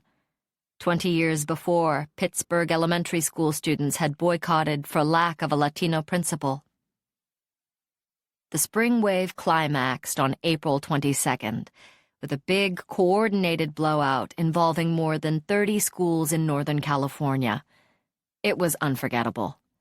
Some 800 youth gathered in San Francisco under signs such as "Educate, don't incarcerate," and "Our story, not his story," and with beautiful banners of Zapata and armed women of the Mexican Revolution. Calls for unity across racial and national lines and against gang warfare rang out all day. "Don't let the lies of the United Snakes divide us. Latin America doesn't stop with Mexico," said a Peruvian girl. Another shouted, "It's not just about Latinos or blacks or Asians. This is about the whole world." Some of the loudest cheers rang out from a 16-year-old woman who cried, "We've got to forget these gang colors." In the town of Hayward that day, 1,500 high school and junior high students boycotted more than 20 schools. About 300 of them turned in their red or blue gang rags for brown bandanas, brown for brown power and unity. Later, some of them set up a meeting to help stop the violence. "You wear the brown rag, be down. Be all the way down for every raza," said Monica Manriquez, age 17. Cinco de Mayo, May 5th, brought more blowouts, followed by a June gathering in Los Angeles of 900 high school students. The youth themselves were startled by their own success. Sergio Arroyo, 16, of Daly City, spoke what others were thinking. "People didn't think it could happen, all that unity, but it did." Lucrecia Montes from Hayward High said, "We're making history. Yeah, we're making history." Author Walter Mosley is best known for his Easy Rawlins mystery series, which he started in 1990 with the novel Devil in a Blue Dress. Mosley, an artist-in-residence at the Africana Studies Institute, New York University, has also been active in encouraging independent publishing efforts by African Americans. In 2000, he published Workin' on the Chain Gang, raising important questions about a society that is ruled by the drive for profit. Walter Mosley, Working on the Chain Gang, 2000. The slaves in America and the serfs in Russia were freed at about the same time. The chains were laid out in front of them, and the doors to their plantation were opened wide. Most slaves, most serfs, stayed on the plantation of their own accord, not because they liked it, but because survival seemed reliant upon servitude. Today, the worker accepts more hours at a lower wage, or at an equal or higher wage that has lower value, or fewer hours, which mean the loss of health care and other benefits. All this for profit. When a slave is freed, you can be sure that it is because she will make more profit for the plantation boss as a free agent. When a worker is lauded, he's probably sweating gold. Profit is made on a grand scale in America, but most of us don't share in it. Most of us work for dollars that fluctuate in value, at workplaces where the managers never really care about us or our hearts. We live within the margin of profit. We are the margin of profit. The money taken from our labor is used to buy political power that does not represent us. Our taxes pay for federally licensed airwaves we do not control, for S&L, savings and loan, bailouts, for public inquiries into the president's privates, and for law enforcement agencies and judges who can't keep heroin out of our children's reach. Broken roads and non-existent stoplights, children who can't read, and prisons that are private businesses. This is also the margin of profit. The verb, then, is marginalize. We are marginalized by the profit of capitalism. We are footnotes to Citibank and the Mobil Oil Corporation and Chiquita Brands International, once known as the United Fruit Company. We are the edges that form the outline of the behemoth that tells us he is the only way. God, this monster would have it, is defined by the margin of profit. We pray to him and sacrifice to him. We give our children up to him, and he's never given a single sign that he cares. This is because he cannot care. Labor is a commodity that is useful only as long as it is disposable. Working hands can be replaced by cheaper or more efficient labor. But if those hands can't be cut away at a moment's notice, they become a liability. The world of profit is a world of plunder. Advancement is defined by this margin, but not by the quality of life or goodness. Fare for profit is what you can get away with. And everything is a commodity. Love and hatred and the drugs you need to keep on breathing. If profit is the only way, that is a sad state of affairs. It's a locked door, and somebody has thrown away the key. I'd like to say that the answer to the problem is the simple abandonment of the economic system that rules us. We should all work together. We should all live well, give our all, and share in the wealth. It's a beautiful notion, and maybe our children's children will have learned enough to make such a world work. But we, like the slaves of the 19th century, have been conditioned to imprisonment defined by the alienation of our labor. We give 100% and receive somewhat less in return. We take what we are given and make what we can of it between the demands placed upon us for the privilege of freedom. Fine. For the moment, let's accept the system. Let's agree that the corporate, capitalist, alienated form of labor is what we have to work with. Still, can't we make a few demands? Can't we ask a few questions about ourselves on the coffee break and during commercials? The margin of profit, among other things, defines our labor. More, it defines our humanity. The job you hold, the income you bring home, the recognition of your value to society are all deeply informed by your labors. And if the system defines you, then it owes you something too. The question is, what are you owed? This question must be articulated and answered by at least 10% of the population. 10% is an arbitrary number.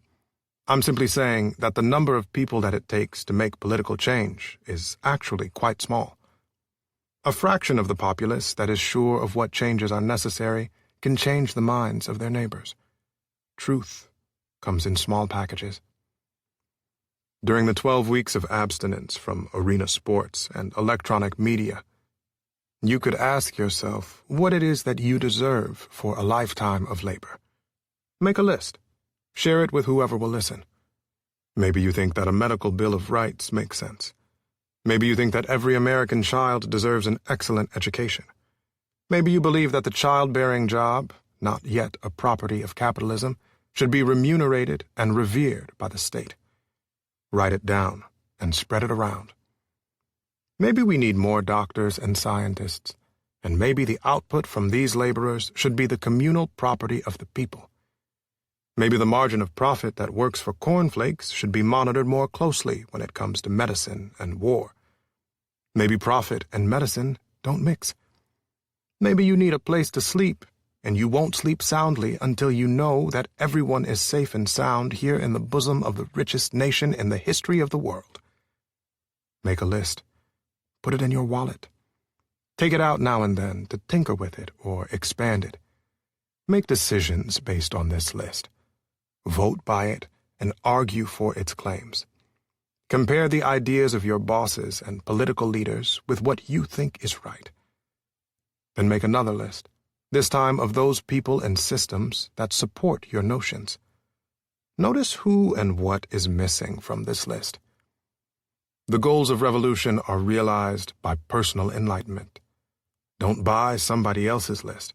Don't clip one from the newspaper. It's not in Mao's little red book or in the Declaration of Independence either. Any life that you can attain must be, in part, the production of your own mind. What you need is missing from your life right now. Reach out for it, define it, then demand it from the world. This simple exercise is nothing new, I know. I am not trying to innovate. Innovation, when it comes to a population in the billions, can easily lead to mass murder. I'm simply trying to lay a few notions next to each other. The margin of profit to the right, a list of my demands to the left. The TV is off. The election is next year. It's evening, and like Sisyphus, I have a few moments before I have to continue the labors forced upon me by the gods. Once you throw your chip into the game, the odds are changed. The revolution of enlightenment gains, and the margin of profit quavers toward a counter-move.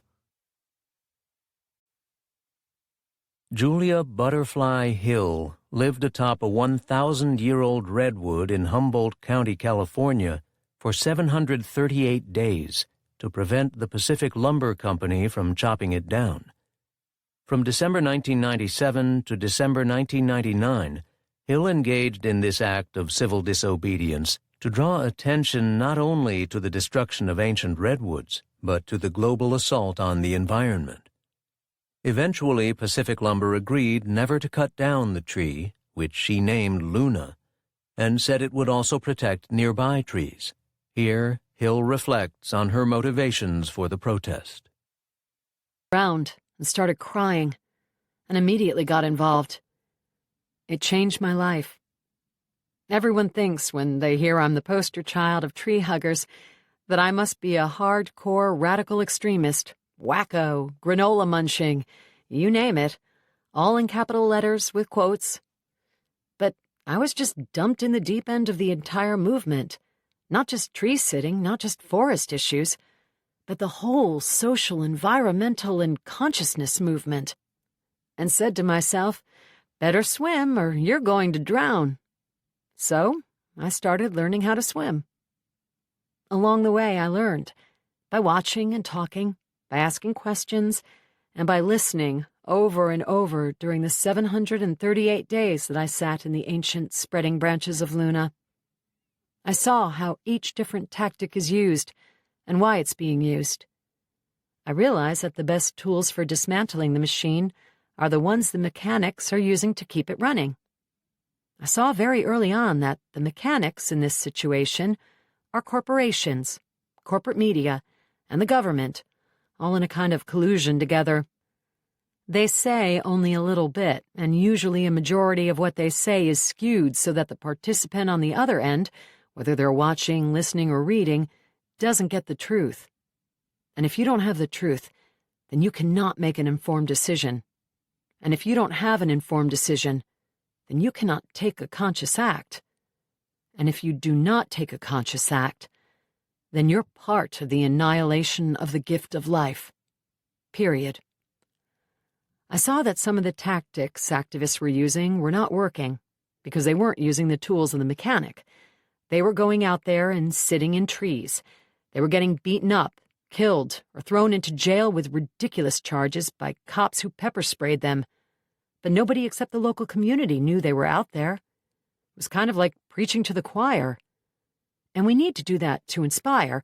I spent a lot of time preaching to the already converted because it hurts to care in today's world.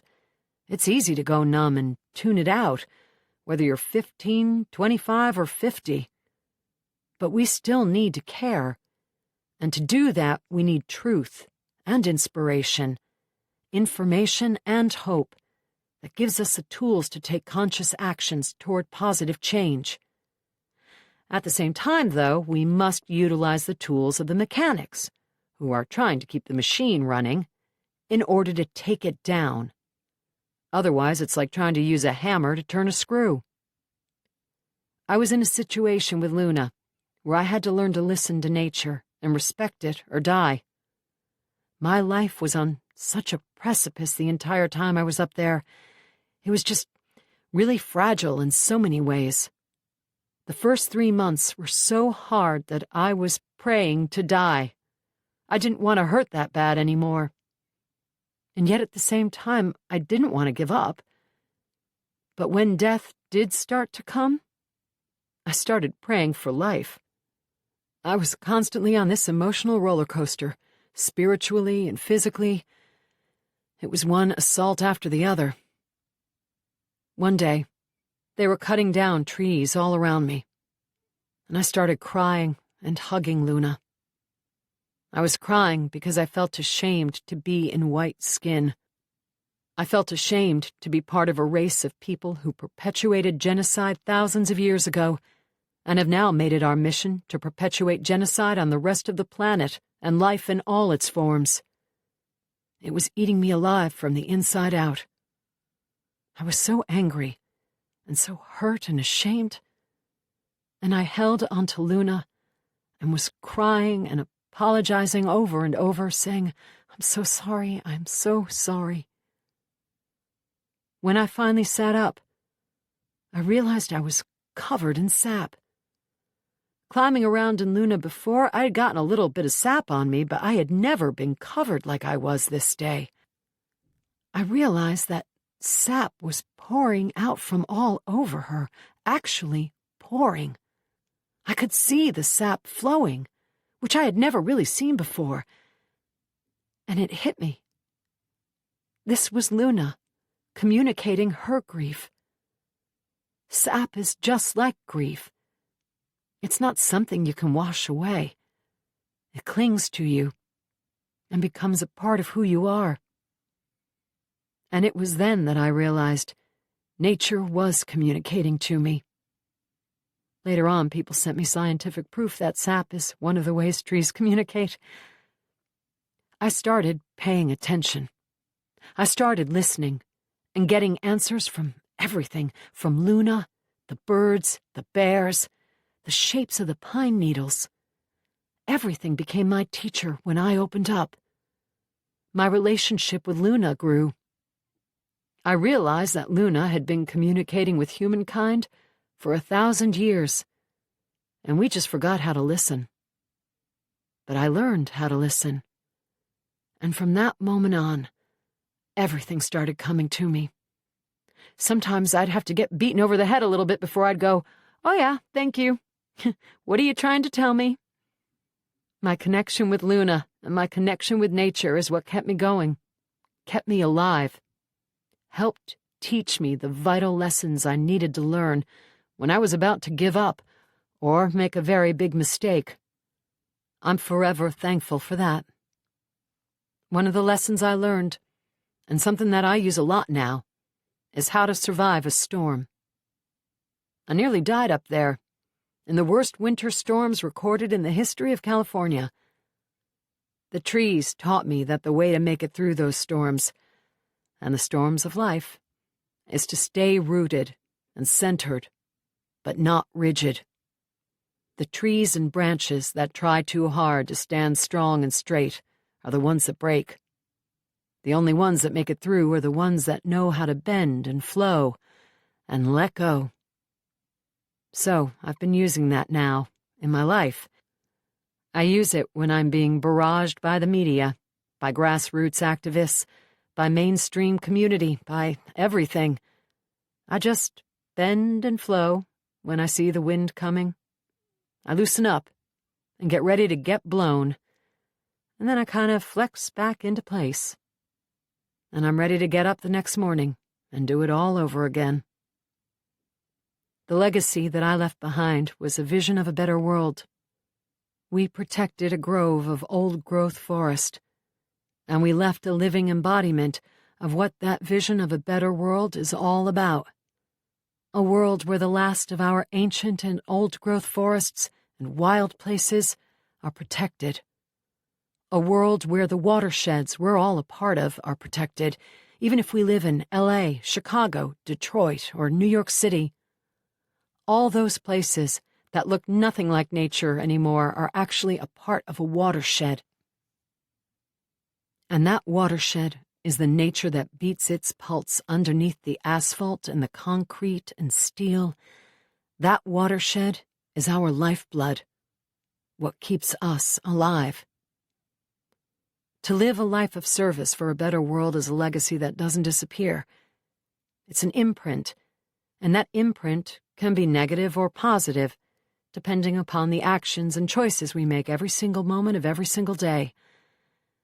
I have to tell you, the coolest people I've ever met, young and old, are the ones who are out there, giving their life for a good cause. They glow more. They're the most beautiful, magnificent, powerful people I've ever seen. They're much more powerful than the richest person and more beautiful than any model, because their beauty and power resonates from deep within the life force all the way through their body and shines out. I've never wanted to kneel in front of a model or an actor or actress or a corporate billionaire, but I want to bow myself before people who are activists or who work for the common good. That's honor. Money is not honor.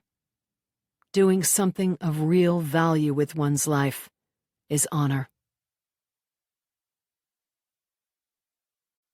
Chapter 24, Bush II, Obama, and the War on Terror. The undemocratic nature of the American voting system, always dominated by the two major parties and poisoned by vote theft and racism, became glaringly evident in the election of 2000. In that year, George W. Bush failed to get more votes than his opponent, Al Gore. But Bush was nonetheless installed as president by the Supreme Court. The court refused a full recount of the votes in the state of Florida, where enormous voting problems had occurred, and gave Bush the election, declaring that he had won a majority of the Electoral College. On September 11, 2001, in one of the most horrific events in U.S. history, terrorists hijacked passenger planes and flew them into the Twin Towers of downtown New York and into the Pentagon, killing close to 3,000 people. Bush immediately declared a war on terror and soon invaded and bombed Afghanistan, where Osama bin Laden, the presumed mastermind of the September 11th attacks, was hiding. Thousands of Afghan people were killed in the ferocious bombing attacks, and hundreds of thousands displaced from their homes. The cruel Taliban regime was overthrown, but disorder continued in Afghanistan. Osama bin Laden was not found, and many of the same people were soon again in power. The following year, 2002, the Bush administration began a propaganda campaign to convince the American people that Iraq had weapons of mass destruction and was a threat serious enough to warrant going to war. When the other countries in the United Nations were not entirely persuaded of this, the Bush administration, which had declared its right to wage a preemptive war unilaterally, attacked Iraq in March 2003. The invasion began with a brief but intense bombing attack, and Baghdad was soon occupied. The U.S. government achieved its long-standing policy of regime change in Iraq. Saddam Hussein was removed from power, but several thousand Iraqi civilians were dead and many more wounded after a deadly campaign called Shock and Awe. The U.S. military occupation, with more than 140,000 troops in the country, was resisted by the Iraqi population, with daily violent attacks and mounting casualties. A majority of Americans at first supported the war, but disillusionment grew as it was revealed that the Bush administration had misled the public about Iraqi weapons capability and about Iraq's alleged links to the September 11th attacks. Families of people who had died on September 11th organized to protest the idea that war was the way to deal with terrorism. GIs in Iraq began to speak out against the war. Amber Amundsen, whose husband, an Army pilot, was killed in the attack on the Pentagon, said, "I have heard angry rhetoric by some Americans, including many of our nation's leaders, who advise a heavy dose of revenge and punishment. To those leaders, I would like to make clear that my family and I take no comfort in your words of rage. If you choose to respond to this incomprehensible brutality by perpetuating violence against other innocent human beings, you may not do so in the name of justice for my husband. Your words and imminent acts of revenge only amplify our family's suffering." That sentiment began to be felt by more and more people. By the summer of 2004, a national poll showed that a majority of the American public was opposed to the war. Eventually, this anti-war sentiment helped propel an Illinois senator named Barack Obama to the presidency in a vote that brought to power the first African-American president in U.S. history, in part because he had voted against the war in Iraq.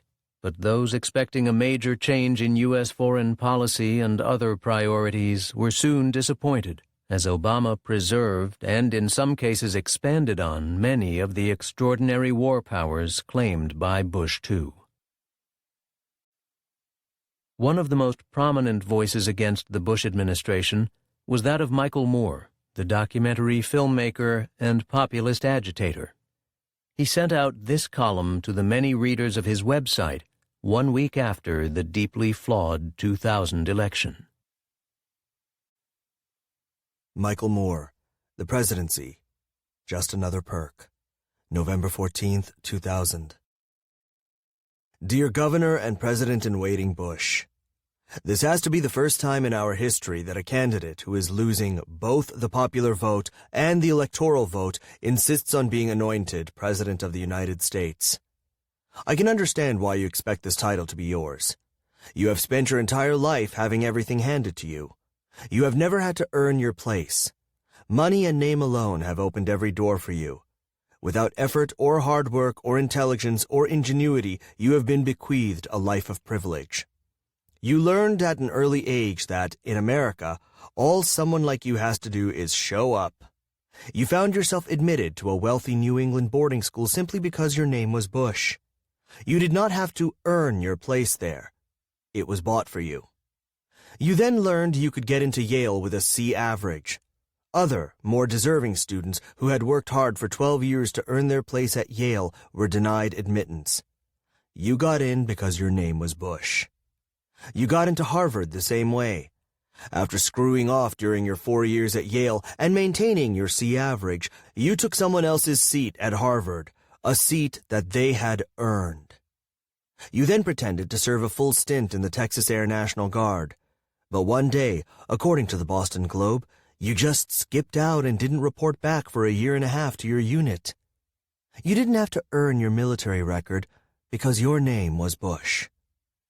After a number of lost years that don't appear in your official biography, you were given job after job by your daddy and other family members, jobs you didn't have to earn.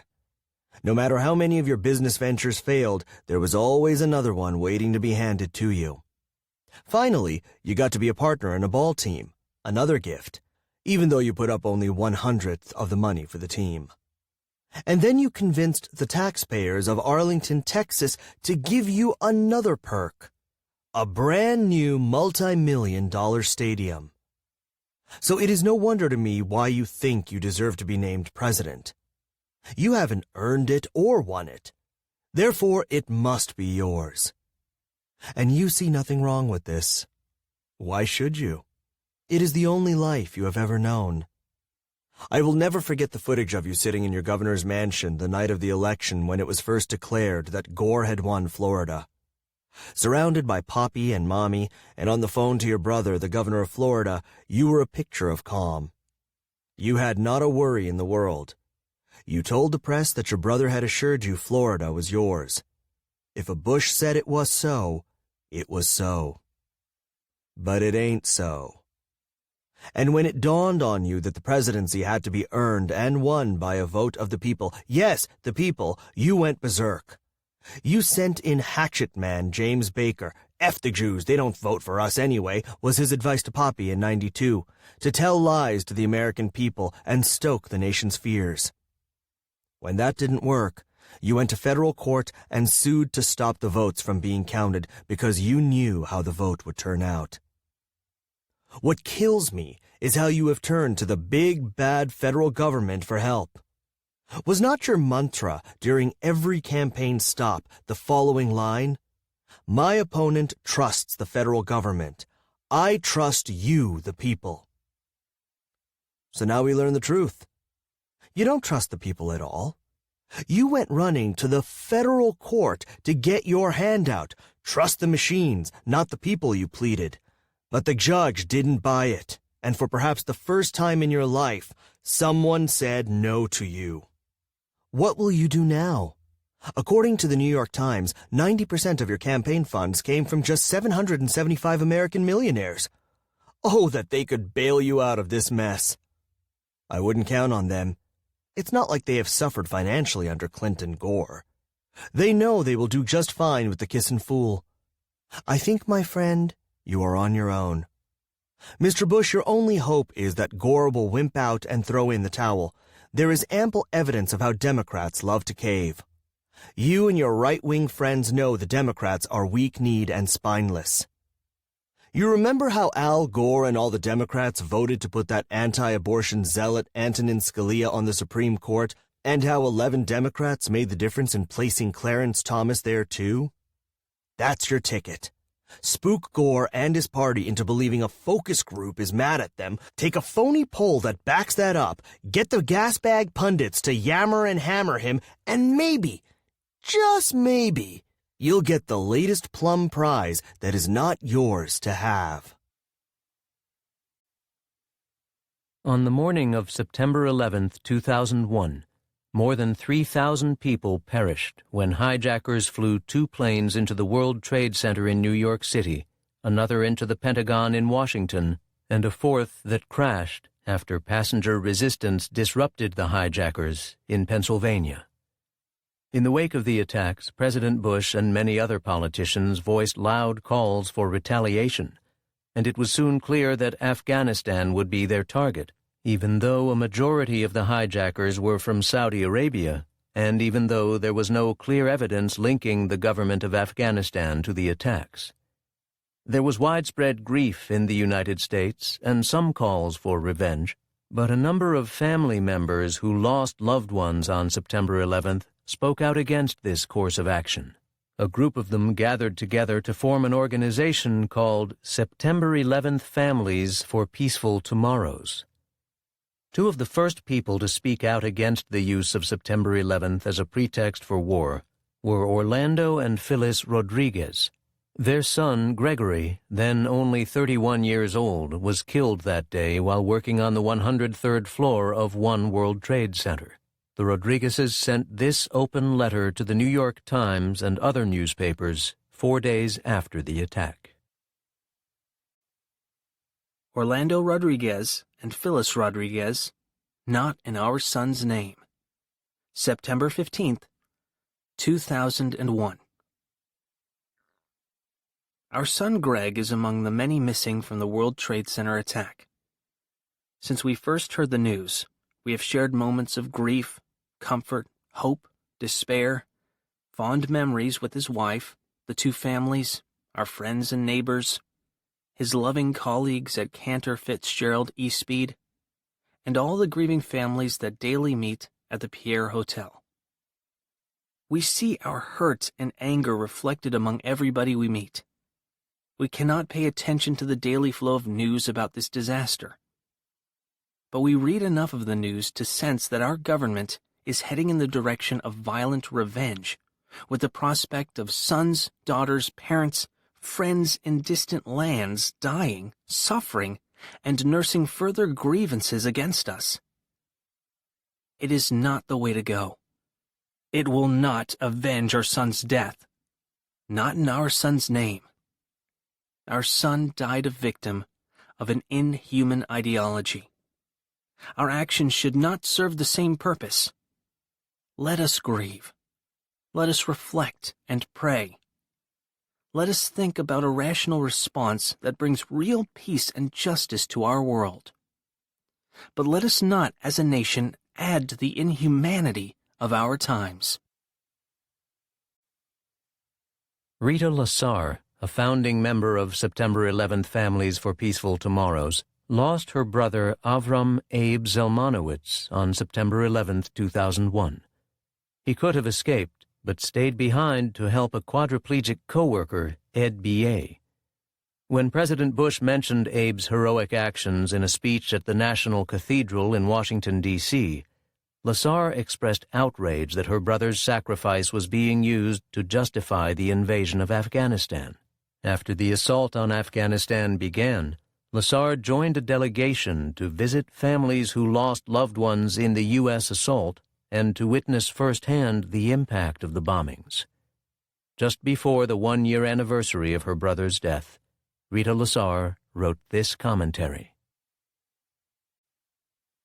Rita Lasar. To avoid another September 11th, U.S. must join the world. September 5th, 2002.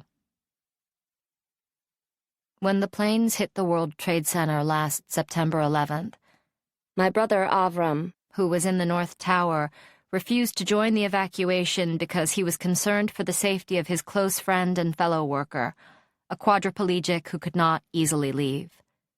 So Avram stayed, hoping that help would arrive. When it didn't, he and his lifelong associate died together, along with thousands of others, innocent New Yorkers. That day changed my life. It changed the lives of all those who lost loved ones in the towers. It changed the lives of the relatives of those on the flight that crashed in Pennsylvania. It changed the lives of hundreds of families who lost loved ones in the Pentagon. And, perhaps to a lesser extent, it changed the lives of most people living in the United States. In the months after the disaster, I often heard how September 11th changed the world. But I don't think the attacks changed the world. And to the extent that Americans believe that September 11th changed the world, it is because they don't know much about the world in which they live. I have never heard anyone say that the horrific massacres of 1994 in Rwanda, which took more than 500,000 lives, changed the world. Nor have I ever been told that Indonesia's massacre of 200,000 East Timorese during a 20-year span changed the world. I have not even heard that the daily loss of 8,000 souls in sub-Saharan Africa due to AIDS changed the world. Were these people less important than my dear brother? Despite my own personal grief, I must conclude that, in light of these far greater calamities, September 11th did not change the world.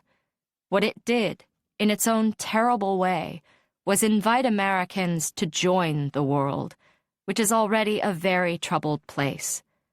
The question is whether we will accept that invitation. Sadly, President Bush has no interest in doing so. He does not want the United States to join or even cooperate with the new International Criminal Court. He has also withdrawn the United States from the long-standing anti-ballistic missile treaty with Russia, even as India and Pakistan shudder on the verge of nuclear war.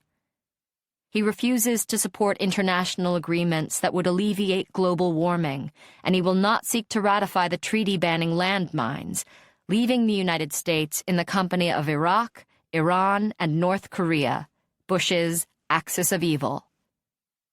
And now the president is planning for a war against Iraq. Never mind that Iraq has committed no act of aggression against us that justifies war, that there has been no evidence linking Iraq to the September 11th attacks. Neither does the president seem to care that the world is opposed to an invasion of Iraq. The international coalition that fought the first Gulf War was cemented by the principle that one country cannot invade another without provocation. Now, the White House is poised to dismiss the coalition to launch an unprovoked invasion of Iraq. An isolated United States is an unsafe country. As September 11th showed, there are no barricades high enough, no bombs big enough, no intelligence sophisticated enough to make America invulnerable. We Americans have a choice. We can conclude that we are alone, that we owe the world nothing, and that the world owes us everything. This is the assumption implicit in Bush's "you're either with us or against us" stance, which is a short-sighted and self-centered philosophy. Or we can open our eyes and see the abundance of opportunities for making the planet a safer and more just place by actively participating in international organizations, multilateral treaties, and protocols that advocate peace and social equality. We can no longer afford a go-it-alone approach. If we want the world's help in getting at the roots of terrorism, we are going to have to start helping the rest of the world. We are going to have to comprehend that there are millions of people around the globe who understand all too well the horror of tragedies like September 11th. When that realization occurs, only then will we glimpse how September 11th changed the world.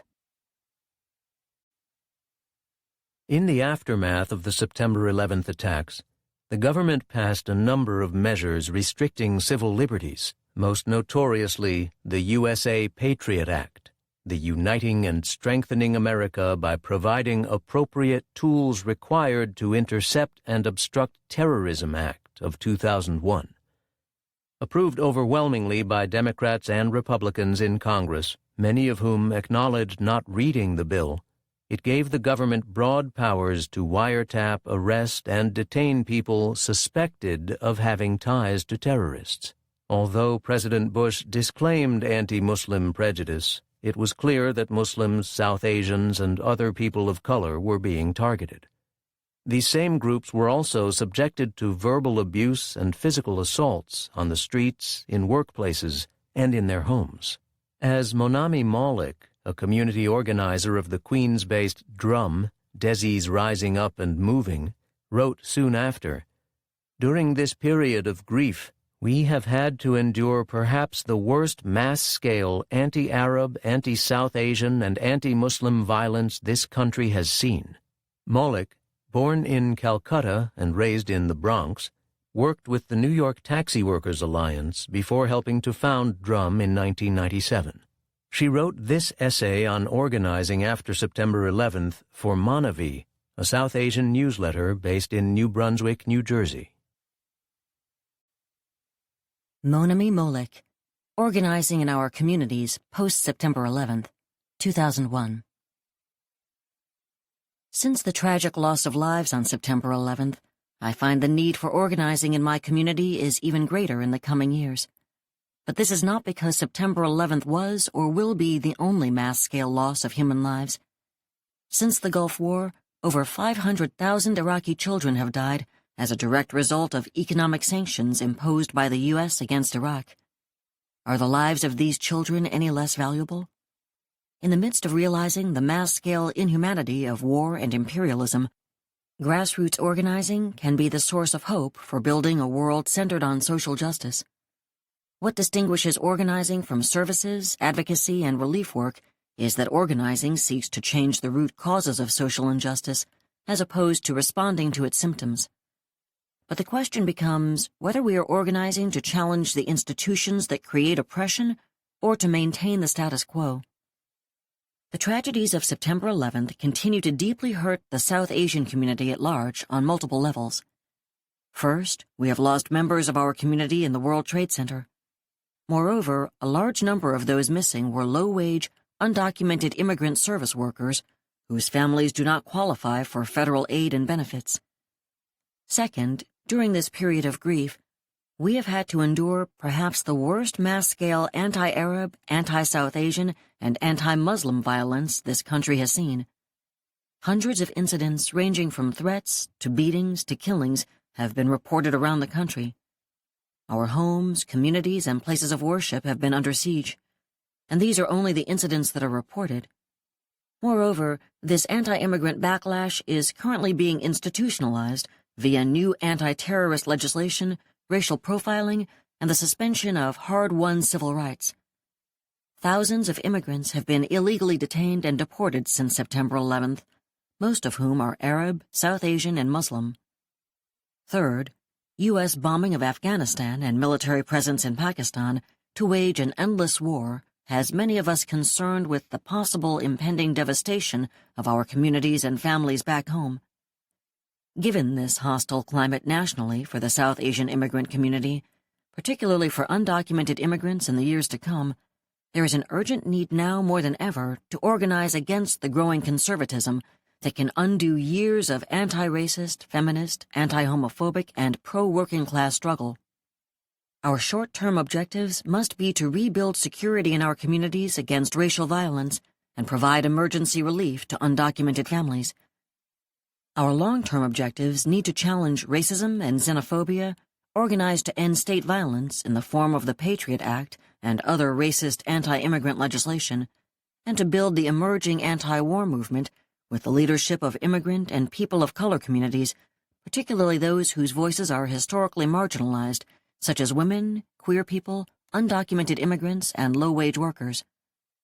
But as socially conscious South Asians, perhaps our biggest challenge in organizing our communities in the coming years will be to counter the growing conservative backlash we are witnessing. In the past several weeks, mainstream South Asian organizations have followed the destructive path of blind patriotism that has fueled the horrific war against Afghanistan and the passage of the Patriot Act, one of the most anti-immigrant legislations passed by the U.S. in recent history. At the same time, conservative and communalist forces that have fueled anti-Muslim, anti-Dalit, and anti-Christian violence in India have been lobbying the U.S. government to inject its military might in South Asia to fuel the war over Kashmir. This is the moment that we must ask ourselves, what side of the fence do we stand on?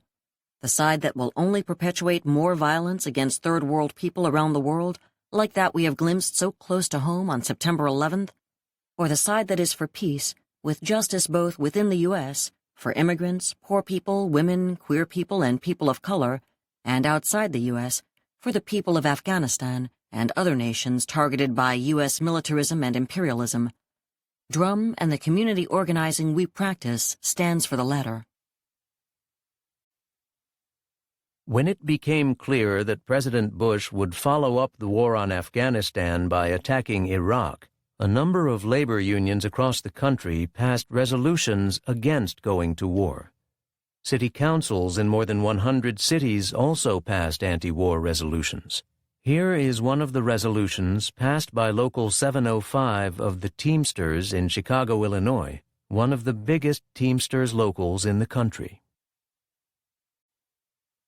International Brotherhood of Teamsters Local 705. Resolution Against the War. October 18, 2002. Whereas we value the lives of our sons and daughters, of our brothers and sisters, more than Bush's control of Middle East oil profits. Whereas we have no quarrel with the ordinary working-class men, women, and children of Iraq who will suffer the most in any war. Whereas the billions of dollars being spent to stage and execute this invasion means billions taken away from our schools, hospitals, housing, and social security. Whereas Bush's drive for war serves as a cover and a distraction for the sinking economy, corporate corruption, layoffs, Taft-Hartley, used against the locked-out ILWU, International Longshore Workers Union, longshoremen. Whereas Teamsters Local 705 is known far and wide as fighters for justice. Be it resolved that Teamsters Local 705 stands firmly against Bush's drive for war. Further resolved that the Teamsters Local 705 Executive Board publicize this statement and seek out other unions, labor, and community activists interested in promoting anti-war activity in the labor movement and community. Rachel Corey, a student at Evergreen College and member of the Olympia Movement for Justice and Peace, traveled to the Gaza Strip in Palestine in early 2003 as a volunteer with the International Solidarity Movement, ISM. On March 16, 2003, she was killed when she was run over by a Caterpillar bulldozer while trying to block the destruction of a Palestinian home. The bulldozer was driven by an Israeli, but built in the United States. The driver could not have failed to see Corey, who was wearing a bright orange jacket and who announced her presence through a bullhorn. After her death, Corey's family and friends released copies of her moving letters describing the struggle against the U.S.-backed occupation of Palestinian lands. Here is one of the letters she sent home. Rachel Corey. Letter from Palestine, February 7th, 2003. Hi, friends and family and others. I've been in Palestine for 2 weeks and 1 hour now, and I still have very few words to describe what I see. It is most difficult for me to think about what's going on here when I sit down to write back to the United States. Something about the virtual portal into luxury. I don't know if many of the children here have ever existed without tank shell holes in their walls and the towers of an occupying army surveying them constantly from the near horizons. I think, although I'm not entirely sure, that even the smallest of these children understand that life is not like this everywhere. An 8-year-old was shot and killed by an Israeli tank 2 days before I got here, and many of the children murmur his name to me, Ali, or point at the posters of him on the walls. The children also love to get me to practice my limited Arabic by asking me, Kaif Sharon? Kaif Bush? And they laugh when I say, Bush Majnun, Sharon Majnun, back in my limited Arabic. How is Sharon? How is Bush? Bush is crazy. Sharon is crazy.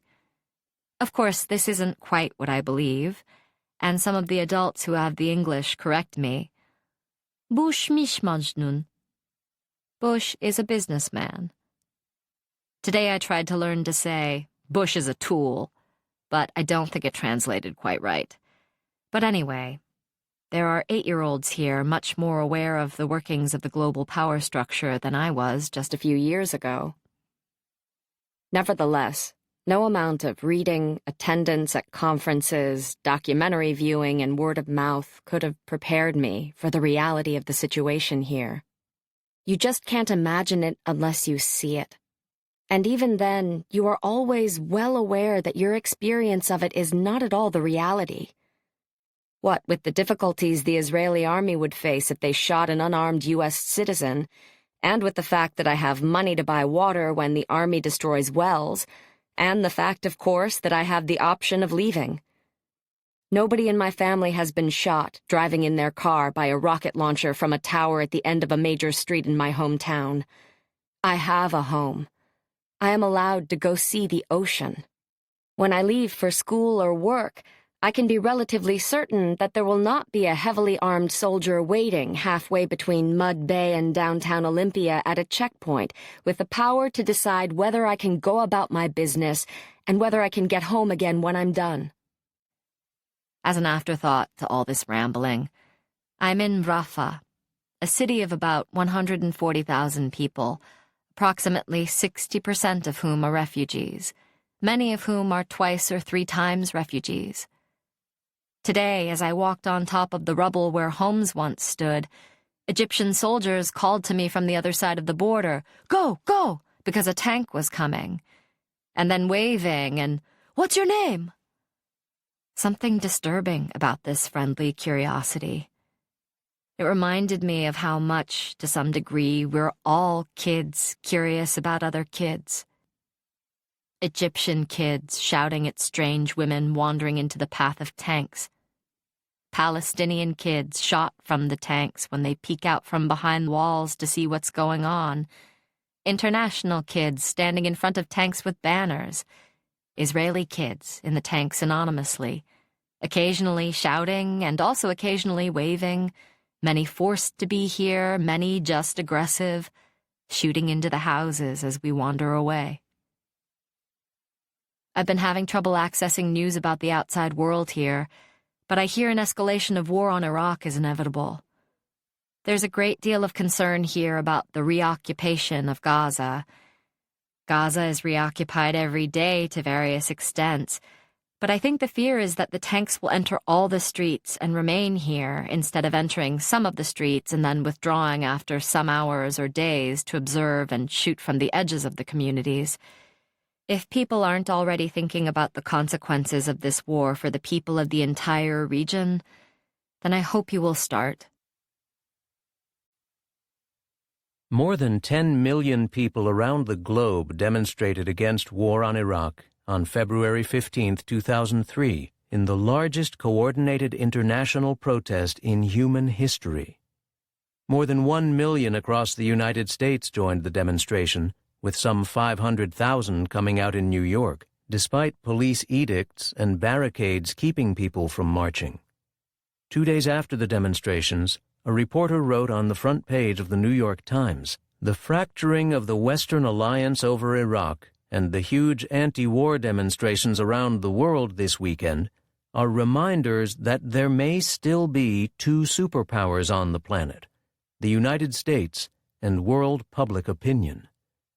In his campaign to disarm Iraq by war if necessary, President Bush appears to be eyeball to eyeball with a tenacious new adversary. Millions of people who flooded the streets of New York and dozens of other world cities to say they are against war based on the evidence at hand. On February 15th, dozens of activists addressed the demonstration in New York. Here is the speech of the actor and African-American activist Danny Glover. Danny Glover. Speech during the World Day of Protest Against the War, February 15th, 2003. We come here to reclaim our right as citizens of the world to peacefully protest. We must all stand as one voice to demand that the real users of weapons of mass destruction, our own country, dismantle them. That those who manufactured this climate of fear stop their lies and heed the will of the people and the nation and the rest of the world to say no to war. That's why we come here. We've overcome many obstacles in order to stand here this afternoon. For one, nature's unyielding and unforgiving reminder that this is February and it's cold. But Mother Earth has smiled on us because she understands clearly that our voice must be heard. She knows that she is sick, and only we the people, can heal her. She knows that. We've overcome the obstacles that have been placed in our path on this journey by the city of New York and the state of New York and the federal institutions. Yet we've overcome our own fear to be here today, because only with the acknowledgement of that fear do we demonstrate our real courage to stand up today. We stand here because our right to dissent and our right to be participants in a true democracy has been hijacked by an administration of liars and murderers who curse us because we stand in the way of their tyranny, who curse us because we stand in the way of their unholy and brutal agenda. An administration whose villainy and greed is insatiable. We stand at this threshold of history and say to them, not in our name, not in our name. We stand here, and our stand is critical because inevitably in the future we'll have to challenge U.S. policy in the Gulf of Guinea. We'll have to challenge U.S. policy in other places and other oil-producing countries in Africa. We'll have to do that. We have to challenge the potential recolonization of Africa. But we stand here because we stand on the shoulders of others who have come before us and who have called for peace and justice. Men and women like Fannie Lou Hamer, Harriet Tubman, Martin and Malcolm, W.E.B. Du Bois, Toussaint Louverture, who at 47 years old led an assault against slavery on the island of Haiti 200 years ago. And we stand here, yes, we stand here, because Paul Robeson would be proud for us to stand here. And he would say to us that we are climbing Jacob's ladder. We are climbing Jacob's ladder. We are climbing Jacob's ladder. In the Clinton and Bush years, the media became concentrated in fewer and fewer hands. In response, activists sought ways to build independent media outlets that would not sacrifice truth for profit. Among the most important of these efforts was the campaign to save the Pacifica Radio Network and the program Democracy Now! The show, co-hosted by Juan Gonzalez and Amy Goodman, featured many stories largely excluded from the corporate media, particularly in the period after September 11th, when establishment media outlets rallied around the flag to support the War on Terror. Here, journalist Amy Goodman discusses the importance of independent media in the period of the 2003 invasion of Iraq. Amy Goodman, Independent Media in a Time of War, April 21, 2003. A Newsday reporter asked me the other day, am I opposed to embedded reporters? You know they say it in the mainstream media. Our reporter embedded with the Marines. Even Walter Cronkite the other day raised some objections. What an unfortunate choice of words, he said, and he was critical. You rarely hear that criticism in the mainstream media, the working journalists today. What kind of critical reporting do we get? It's this parade of retired generals that are on the network's payrolls. We now have people like Wesley Clark, General Wesley Clark, on the payroll of CNN, who is questioning their embedded reporter on the front line. He is questioning the reporter, and the reporter is saying, "Yes, sir. No, sir." This is journalism in America today. They have redefined general news, and we have got to challenge that. Why is it that if they have these retired generals on the payroll, they don't have peace activists and peace leaders also on the payroll? So let's have the same number of reporters embedded with Iraqi families. Let's have reporters embedded in the peace movement all over the world, and maybe then we'll get some accurate picture of what's going on. Aaron Brown had some interesting comments. He said he admits CNN Newsnight came a little late to the peace movement, but once the war started, those voices are irrelevant because then the war is on. We're seeing these romanticized pictures of soldiers against sunsets and the planes on those aircraft carriers that the embedded photographers are getting at the sunrise hour. Think about Dan Rather the night that the bombs started falling on Iraq. He said, "Good morning, Baghdad." And Tom Brokaw said, "We don't want to destroy the infrastructure of Iraq because we're going to own it in a few days." And Peter Jennings was interviewing Chris Cuomo, who is a reporter for ABC, and he was out on the street where we were, Times Square, with thousands of people in the freezing rain who had come out to protest the war. They had all sorts of signs that were sopping wet, and people were trying to keep the umbrellas up, and the police charged a part of the crowd. Jennings said to Cuomo, "What are they doing out there? What are they saying?" And he said, "Well, they have these signs that say, 'No blood for oil,' but when you ask them what that means, they seem very confused. I don't think they know why they're out here." I guess they got caught in a traffic jam.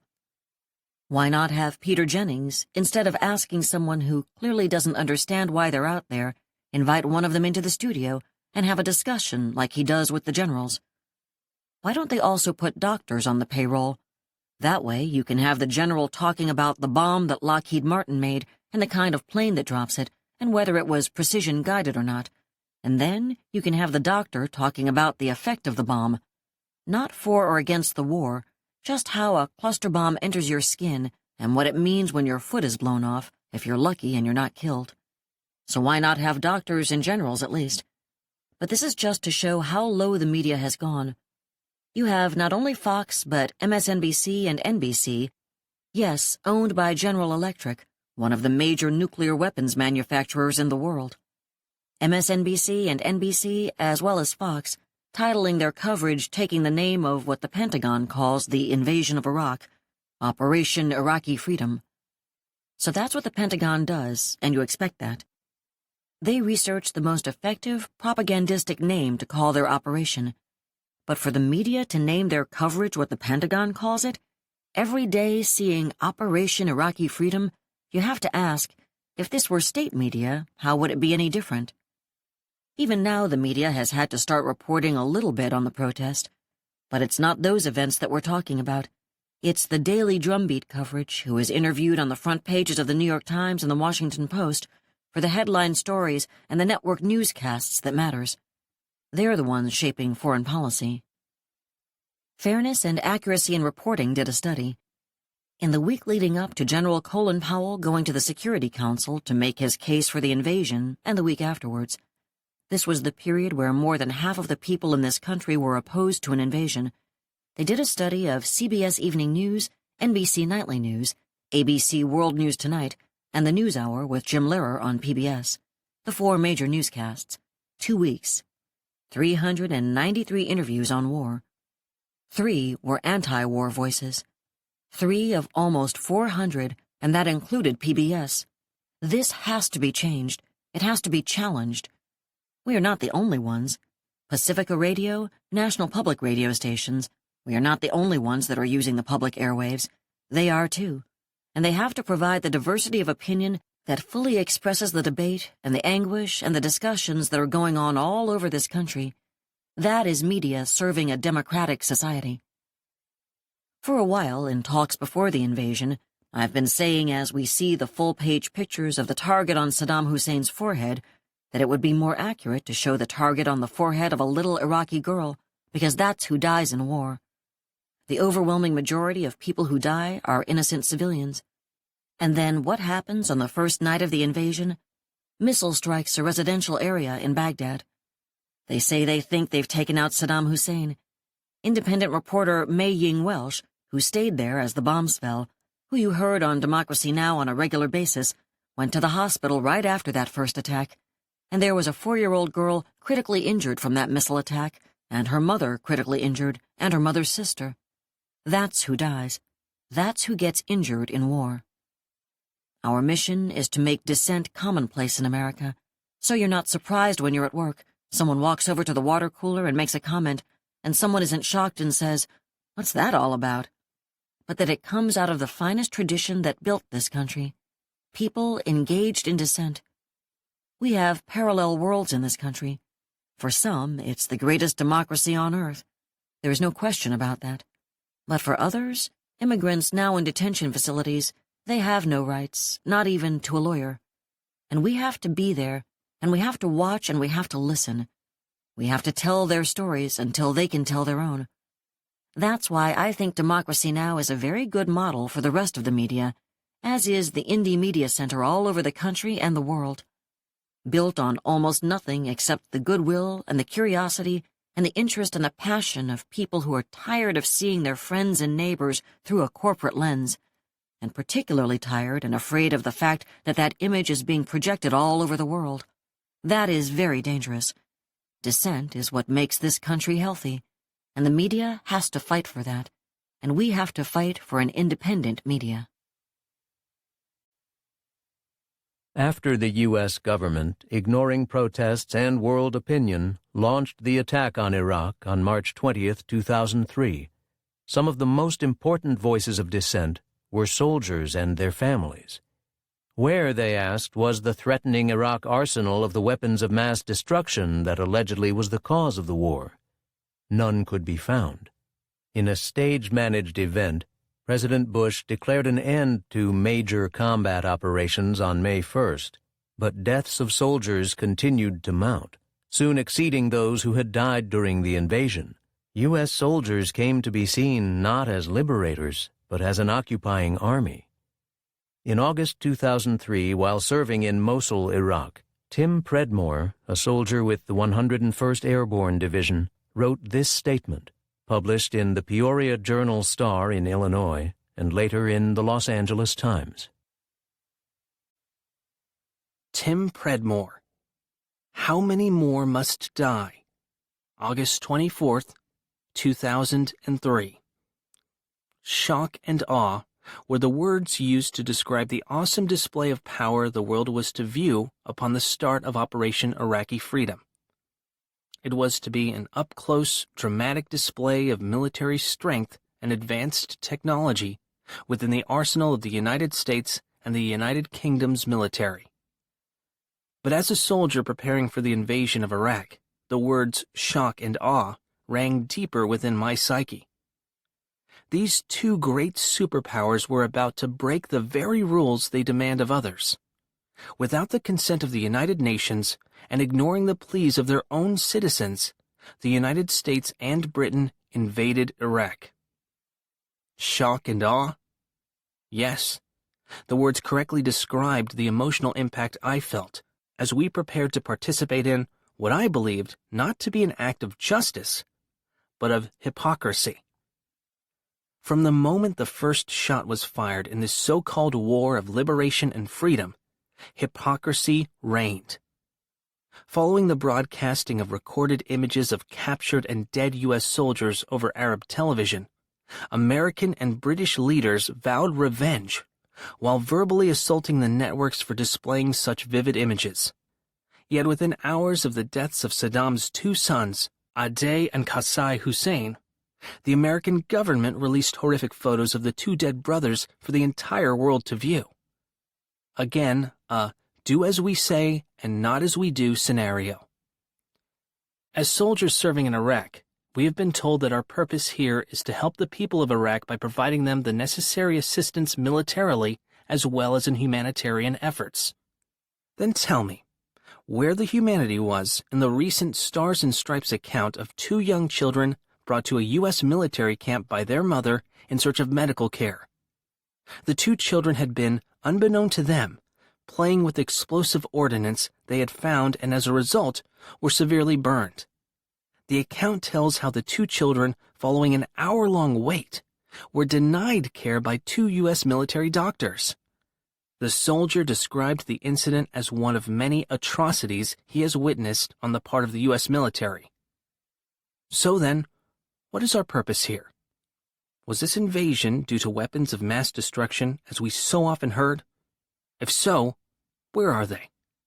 Did we invade to dispose of a leader and his regime on the account of close association with Osama bin Laden? If so, where's the proof? Or is it that our incursion is a result of our own economic advantage? Iraq's oil can be refined at the lowest cost of any in the world. Coincidence?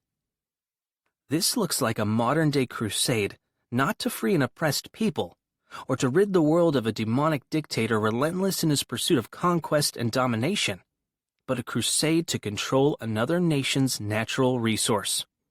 At least for us here, oil seems to be the reason for our presence. There's only one truth, and it is that Americans are dying. There are an estimated 10 to 14 attacks on our servicemen and women daily in Iraq. As the body count continues to grow, it would appear that there is no immediate end in sight. I once believed that I served for a cause, to uphold and defend the Constitution of the United States. Now, I no longer believe. I have lost my conviction, my determination. I can no longer justify my service for what I believe to be half-truths and bold lies. My time is done as well as that of many others with whom I serve. We have all faced death here without reason or justification. How many more must die? How many more tears must be shed before America awakens and demands the return of the men and women whose job it is to protect them rather than their leaders' interests?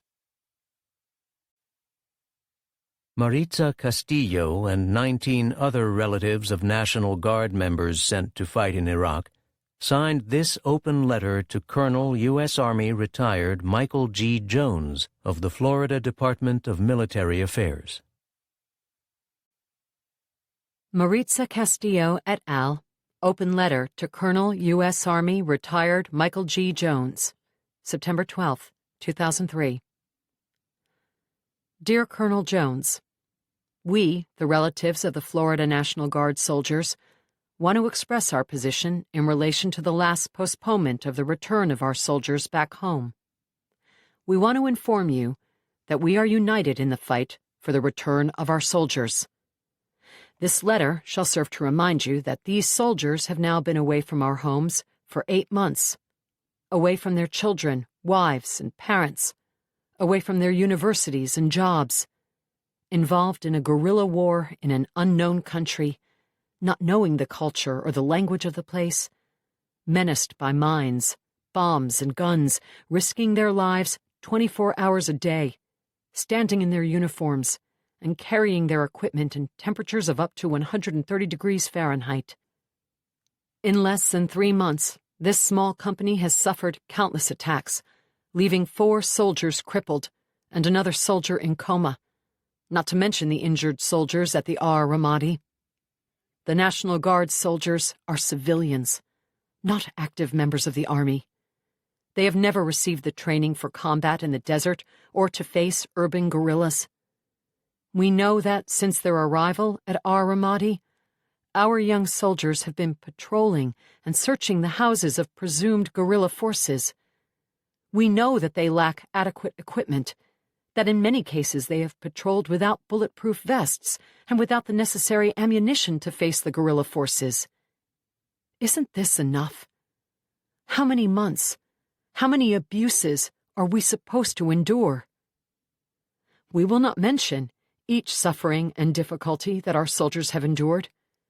We just want to tell you that we know what they are going through, and that we will not keep quiet in the face of this dishonor. We will not rest until our young soldiers come back to our homes. We are determined to continue on this campaign to the end. If necessary, a group of mothers will go on an indefinite hunger strike.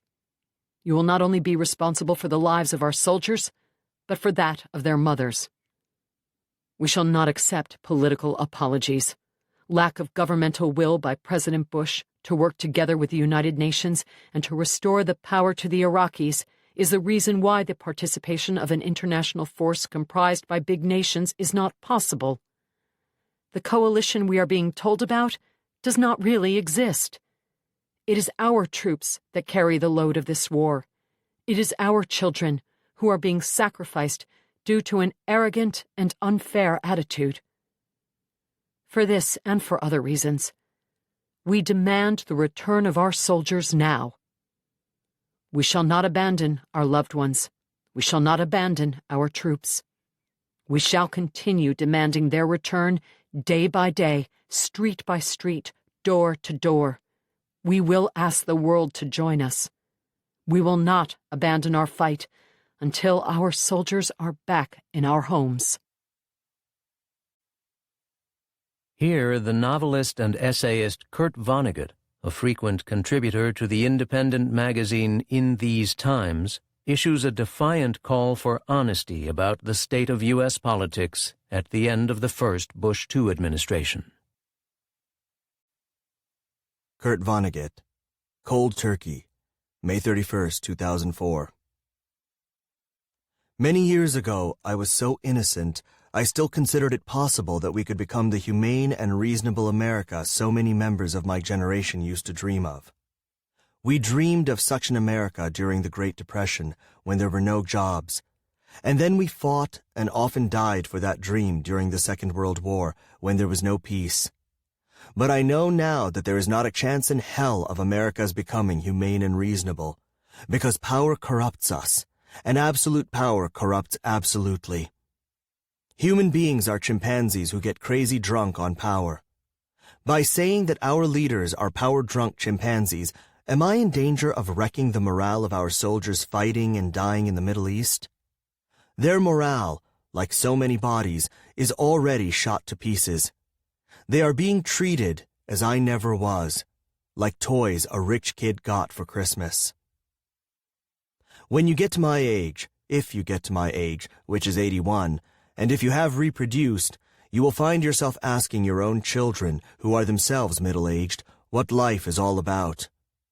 I have 7 kids, 4 of them adopted. Many of you reading this are probably the same age as my grandchildren. They, like you, are being royally shafted and lied to by our baby boomer corporations and government. I put my big question about life to my biological son, Mark. Mark is a pediatrician and author of a memoir, The Eden Express. It is about his crack-up, straitjacket, and padded cell stuff from which he recovered sufficiently to graduate from Harvard Medical School. Dr. Vonnegut said this to his doddering old dad. "Father, we are here to help each other get through this thing, whatever it is." So I pass that on to you. Write it down and put it in your computer so you can forget it. I have to say that's a pretty good soundbite, almost as good as "do unto others as you would have them do unto you." A lot of people think Jesus said that because it is so much the sort of thing Jesus liked to say. But it was actually said by Confucius, a Chinese philosopher, 500 years before there was that greatest and most humane of human beings named Jesus Christ. The Chinese also gave us, via Marco Polo, pasta and the formula for gunpowder. The Chinese were so dumb they only used gunpowder for fireworks. And everybody was so dumb back then that nobody in either hemisphere even knew that there was another one. But back to people, like Confucius and Jesus and my son the doctor, Mark, who've said how we could behave more humanely and maybe make the world a less painful place. One of my favorites is Eugene Debs from Terre Haute in my native state of Indiana. Get a load of this. Eugene Debs, who died back in 1926 when I was only 4, ran 5 times as the Socialist Party candidate for president, winning 900,000 votes, 6% of the popular vote, in 1912, if you can imagine such a ballot. He had this to say while campaigning. "As long as there is a lower class, I am in it. As long as there is a criminal element, I'm of it. As long as there is a soul in prison, I am not free." Doesn't anything socialistic make you want to throw up, like great public schools or health insurance for all? How about Jesus' Sermon on the Mount, the Beatitudes? "Blessed are the meek, for they shall inherit the earth. Blessed are the merciful, for they shall obtain mercy. Blessed are the peacemakers, for they shall be called the children of God," and so on. Not exactly planks in a Republican platform. Not exactly Donald Rumsfeld or Dick Cheney stuff. For some reason, the most vocal Christians among us never mention the Beatitudes. But, often with tears in their eyes, they demand that the 10 Commandments be posted in public buildings. And of course, that's Moses, not Jesus. I haven't heard one of them demand that the Sermon on the Mount, the Beatitudes, be posted anywhere. Blessed are the merciful in a courtroom? Blessed are the peacemakers in the Pentagon? Give me a break. There is a tragic flaw in our precious Constitution, and I don't know what can be done to fix it. This is it. Only nutcases want to be president. But, when you stop to think about it, only a nutcase would want to be a human being if he or she had a choice. Such treacherous, untrustworthy, lying, and greedy animals we are. I was born a human being in 1922 AD. What does AD signify? That commemorates an inmate of this lunatic asylum we call Earth who was nailed to a wooden cross by a bunch of other inmates. With him still conscious, they hammered spikes through his wrists and insteps and into the wood. Then they set the cross upright, so he dangled up there where even the shortest person in the crowd could see him writhing this way and that. Can you imagine people doing such a thing to a person? No problem. That's entertainment. Ask the devout Roman Catholic Mel Gibson, who as an act of piety has just made a fortune with a movie about how Jesus was tortured. Never mind what Jesus said. During the reign of King Henry VIII, founder of the Church of England, he had a counterfeiter boiled alive in public. Showbiz again. Mel Gibson's next movie should be The Counterfeiter. Box office records will again be broken. One of the few good things about modern times, if you die horribly on television, you will not have died in vain. You will have entertained us. And what did the great British historian Edward Gibbon, 1737 to 1794 AD, have to say about the human record so far? He said, "History is indeed little more than the register of the crimes, follies, and misfortunes of mankind." The same can be said about this morning's edition of the New York Times. The French-Algerian writer Albert Camus, who won a Nobel Prize for Literature in 1957, wrote, "There is but one truly serious philosophical problem, and that is suicide." So there's another barrel of laughs from literature. Camus died in an automobile accident. His dates? 1913 to 1960 AD. Listen, all great literature is about what a bummer it is to be a human being. Moby Dick, Huckleberry Finn, The Red Badge of Courage, The Iliad and the Odyssey, Crime and Punishment, the Bible, and The Charge of the Light Brigade. But I have to say this in defense of humankind. No matter in what era in history, including the Garden of Eden, everybody just got there.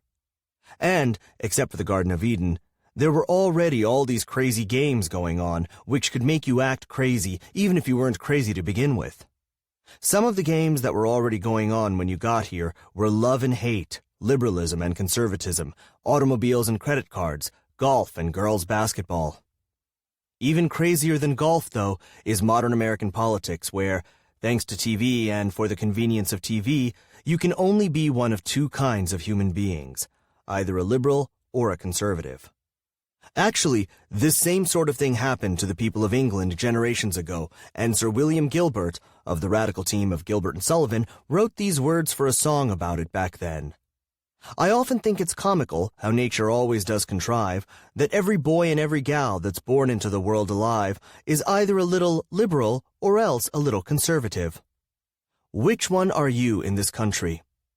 It's practically a law of life that you have to be one or the other.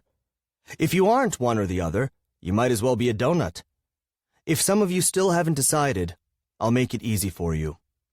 If you want to take my guns away from me, and you're all for murdering fetuses and love it when homosexuals marry each other and want to give them kitchen appliances at their showers, and you're for the poor, you're a liberal.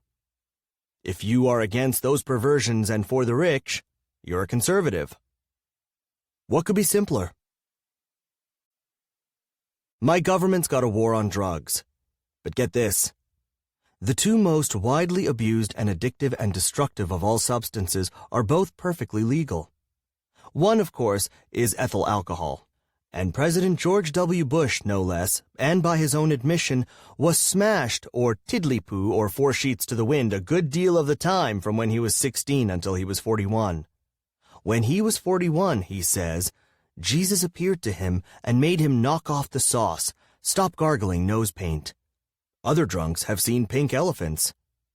And do you know why I think he is so pissed off at Arabs? They invented algebra. Arabs also invented the numbers we use, including a symbol for nothing which nobody else had ever had before. You think Arabs are dumb? Try doing long division with Roman numerals. We're spreading democracy, are we? Same way European explorers brought Christianity to the Indians, what we now call Native Americans. How ungrateful they were. How ungrateful are the people of Baghdad today? So let's give another big tax cut to the super rich. That'll teach bin Laden a lesson he won't soon forget. Hail to the chief. That chief and his cohorts have as little to do with democracy as the Europeans had to do with Christianity. We the people have absolutely no say in whatever they choose to do next. In case you haven't noticed, they've already cleaned out the treasury, passing it out to pals in the war and national security rackets, leaving your generation and the next one with a perfectly enormous debt that you'll be asked to repay. Nobody let out a peep when they did that to you, because they have disconnected every burglar alarm in the Constitution. The House, the Senate, the Supreme Court, the FBI, the free press, which, having been embedded, has forsaken the First Amendment and we the people. About my own history of foreign substance abuse. I've been a coward about heroin and cocaine and LSD and so on, afraid they might put me over the edge. I did smoke a joint of marijuana one time with Jerry Garcia and the Grateful Dead, just to be sociable. It didn't seem to do anything to me, one way or the other, so I never did it again. And by the grace of God, or whatever, I am not an alcoholic, largely a matter of genes. I take a couple of drinks now and then, and will do it again tonight. But 2 is my limit. No problem. I am, of course, notoriously hooked on cigarettes. I keep hoping that things will kill me. A fire at one end and a fool at the other. But I'll tell you one thing. I once had a high that not even crack cocaine could match. That was when I got my first driver's license. Look out, world! Here comes Kurt Vonnegut. And my car back then, a Studebaker, as I recall, was powered, as are almost all means of transportation and other machinery today, and electric power plants and furnaces, by the most abused and addictive and destructive drugs of all, fossil fuels. When you got here, even when I got here, the industrialized world was already hopelessly hooked on fossil fuels, and very soon now there won't be any more of those. Cold turkey. Can I tell you the truth? I mean, this isn't like TV news, is it? Here's what I think the truth is. We are all addicts of fossil fuels in a state of denial, about to face cold turkey. And like so many addicts about to face cold turkey, our leaders are now committing violent crimes to get what little is left of what we're hooked on. When National Security Agency NSA contractor Edward Snowden decided to blow the whistle on mass surveillance, he turned to journalists Glenn Greenwald and Laura Poitras, A constitutional lawyer turned journalist and political blogger, Greenwald had long covered U.S. government criminality and assaults on civil liberties in the so-called War on Terror. But the trove of classified documents released by Snowden and reported by Greenwald and Poitras revealed even more widespread surveillance of people globally, raising profound concerns about civil liberties. The following is an excerpt from the first speech Greenwald delivered in the aftermath of these revelations at the 2013 Socialism Conference in Rosemont, Illinois, just outside of Chicago. He spoke by Skype from Brazil because of concerns that he could not safely travel to the United States. Within days, more than 100,000 people worldwide had watched his speech online. Glenn Greenwald's speech to the Socialism 2013 conference. June 27th, 2013. It was many months ago that I was first contacted by Edward Snowden. He contacted me by email. He was anonymous. I had no idea who he was. He didn't say much. He simply said he had what he thought would be some documents I would be interested in looking at, which turned out to be the world's largest understatement of the decade. I spent many hours with him talking online when he was in Hong Kong, but I didn't know his name. I didn't know anything biographical about him, his age, where even he worked. And he was trying to get me to come to Hong Kong to speak with him, and before I would do that, fly halfway across the world, I wanted some assurance that it was really worthwhile, that there was substance behind what he was saying. So, he sent me a little appetizer. Sort of like if you have a dog, you kind of put the biscuit in front of the dog's nose to get to where you want it to go. That's what he was doing to lure me to Hong Kong. These documents, even though it was just a little sampling, were the most extraordinary things I had ever seen. I remember, after I had read the first 2 pages, literally being dizzy. Dizzy with ecstasy and elation over what it is that he had. And like most of us do when we're interacting with someone exclusively online, I began to form a mental impression of who he was. I was pretty certain that he was older, even like in his 60s. That he was probably like a senior bureaucrat within one of these national security state agencies, kind of grizzled, and nearing the end of his career.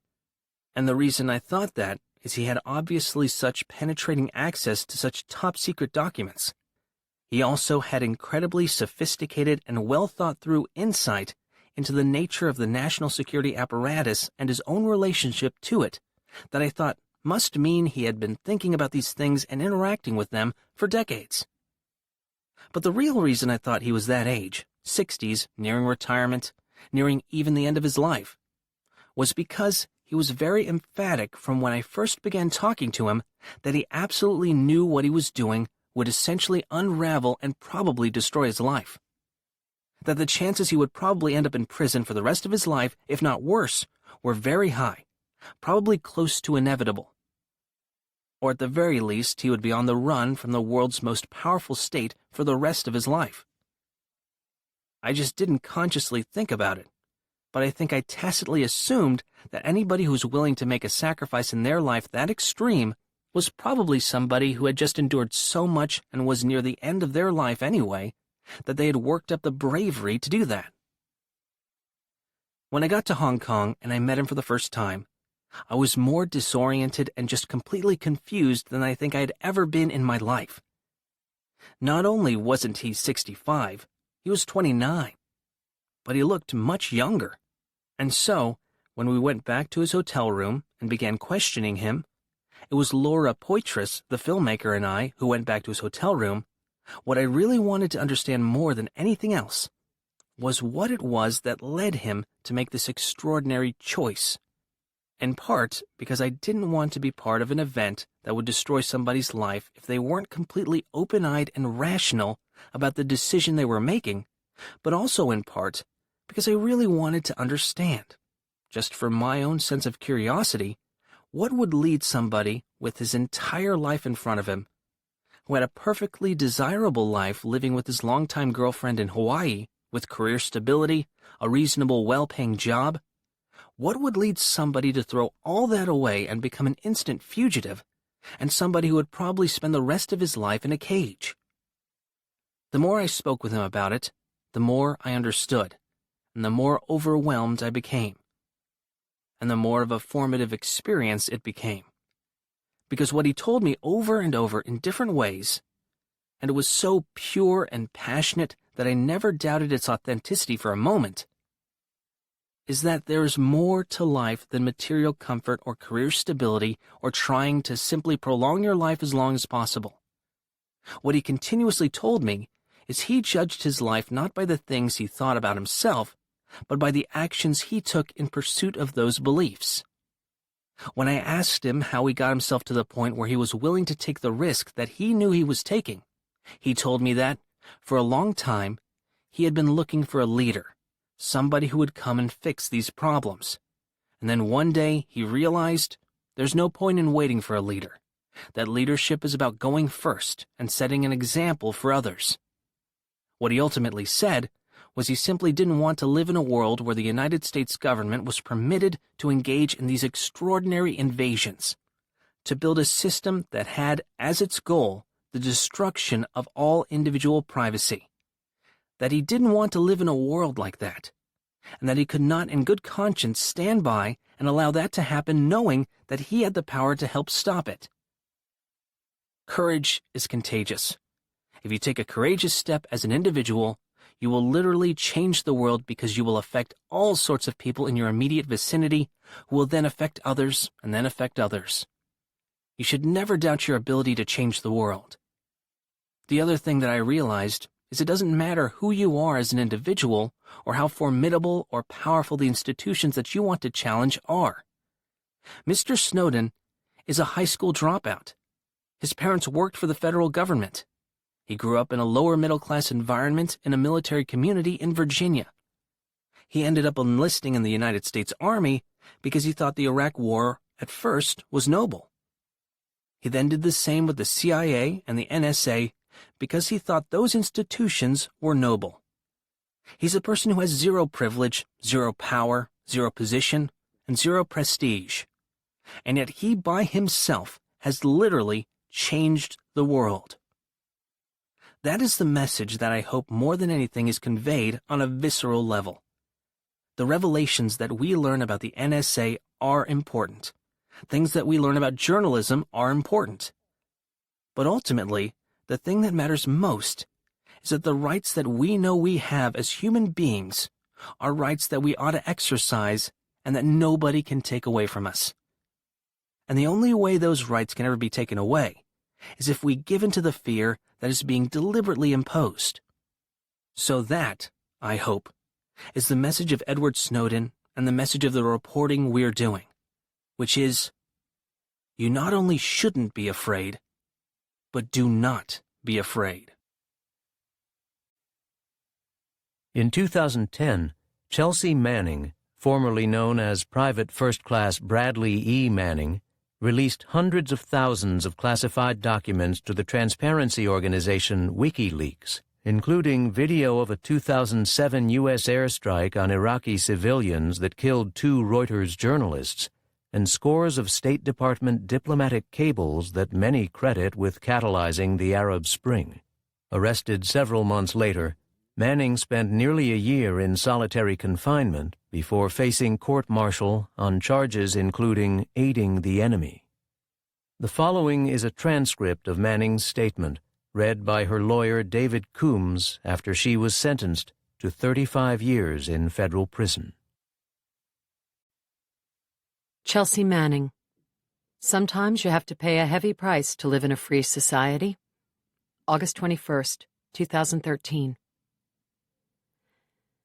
The decisions that I made in 2010 were made out of a concern for my country, her citizens, and the wider world that we live in. Since the events of September 11th, 2001, the U.S. has been involved in a war with an enemy that chose and chooses not to use a traditional battle space. Due to this fact, we altered our methods for combating the risks posed to us in America and our way of life. For a long time, I agreed with these methods. I chose to volunteer and help defend my country. However, it was not until I arrived in Iraq and was finally connecting the dots between the contents of often classified military and diplomatic documents that I worked with on a daily basis and real flesh and blood that I realized in our efforts to meet the risks posed to us by our enemies, we had completely forgotten about our humanity. We consciously and repeatedly elected to devalue human life, both in Iraq and Afghanistan, and now elsewhere. When we engaged those we perceived as the enemy, we often killed innocent civilians. And whenever we killed innocent civilians, we chose to not accept responsibility for these failures, and instead hid behind a complex and growing veil of national security and classification in order to avoid public accountability. In our zeal to kill the enemy, we internally debated the definition of torture. We held individuals in Guantanamo Bay for years without due process of law.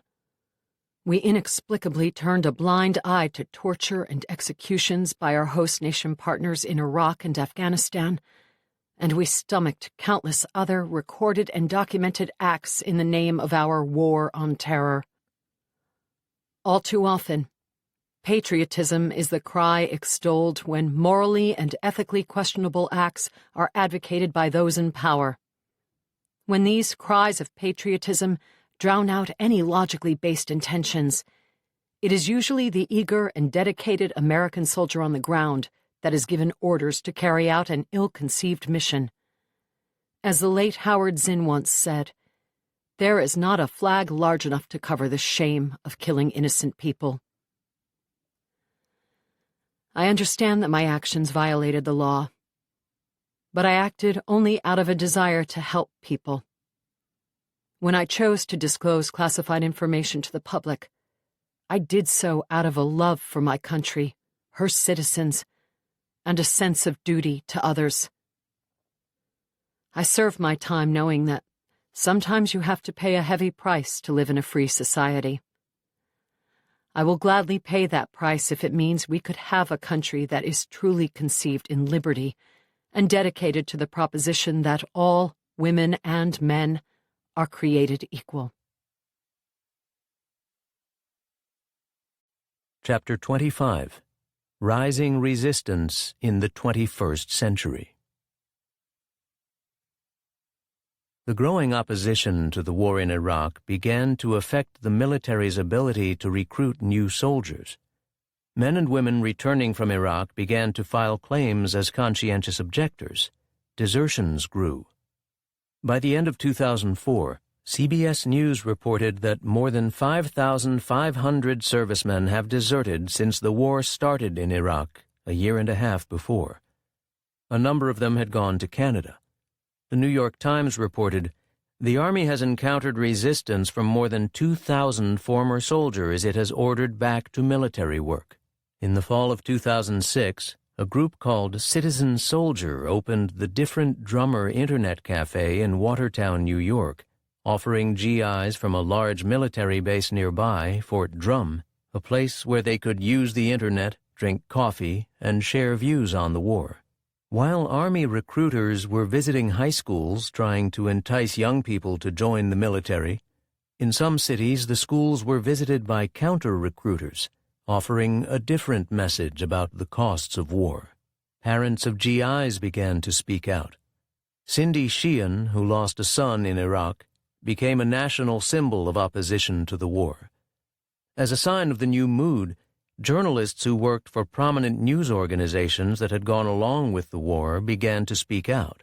Andy Rooney, on the very popular television show 60 Minutes, declared to an audience of many millions on the eve of Memorial Day 2006, noting that he himself was a veteran of World War II, "I wish we could dedicate Memorial Day not to the memory of those who have died at war, but to the idea of saving the lives of the young people who are going to die in the future if we don't find some new way that takes war out of our lives."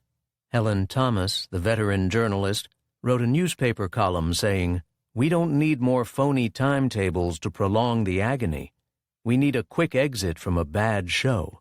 She pointed to the feeble response to the war of the Democratic Party, asking, "Where is the opposition in the opposition party?" The opposition was coming, in fact, not from the political leaders, but from ordinary citizens. It was becoming clear that people's urgent needs were being neglected, while hundreds of billions were being spent on the war. When Hurricane Katrina devastated New Orleans and the Gulf Coast in August 2005, millions watched in anger as the national government failed to help poor people, black and white, trapped in the floodwaters of the Mississippi Delta. The country's worst economic depression since the 1930s brought home to many the need for deeper change. The historic election of Barack Obama in 2008 promised change, but war continued in Iraq, Afghanistan, Pakistan, and beyond, and social problems of health, housing, joblessness, and the lack of equality for gays and lesbians and other marginalized groups persisted. The national government was not taking the initiative to produce the bold change that was required, and so ordinary people began to speak out against war and injustice and for the freedom to live their own lives. Against that backdrop, new movements emerged to challenge the attacks on public school teachers and their unions, and the move toward high-stakes testing as the main measure for students and teachers alike. Day laborers and immigrants, including the undocumented, also organized to protest the militarization of the U.S.-Mexico border and the punitive and xenophobic treatment of migrants, many refugees from U.S. wars and economic policies abroad, only seeking to find a better future for themselves and their families. Women fought to defend reproductive freedom and to roll back other attacks on their rights. And in one of the most creative periods of protest in years, activists organized in public spaces around the country and the world under the banner of the Occupy movement, working for a world in which the interests of the 99% were not sacrificed to the greed of the 1%. Sadly, Howard Zinn, who died January 27, 2010, at age 87, did not live to see this movement, which so fully embodied his spirit, sense of humor, and lifelong commitment to bringing about fundamental change. Camilo Mejia was the first U.S. soldier who served in Iraq to go public with his refusal to continue fighting George Bush's war. A military court forced Mejia to serve 7 months confinement for his decision. Since his release, Mejia has thrown himself into building the anti-war movement and organizing counter-recruitment efforts. In July 2005, he gave this speech in Chicago. Camilo Mejia, I pledge my allegiance to the poor and oppressed. July 3rd, 2005. Those of us in the GI anti-war movement, whether we know it or not, face a powerful enemy. When I say anti-war movement, it is assumed that I mean the war in Iraq. But the war in Iraq should be seen as part of something far bigger and far more devastating. The powerful enemy is the corporations that finance congressional and presidential campaigns, the corporations in control of our privatized government. This is the same enemy that charges the American people $1 billion per week to send their children to fight a criminal war against the children of Iraq.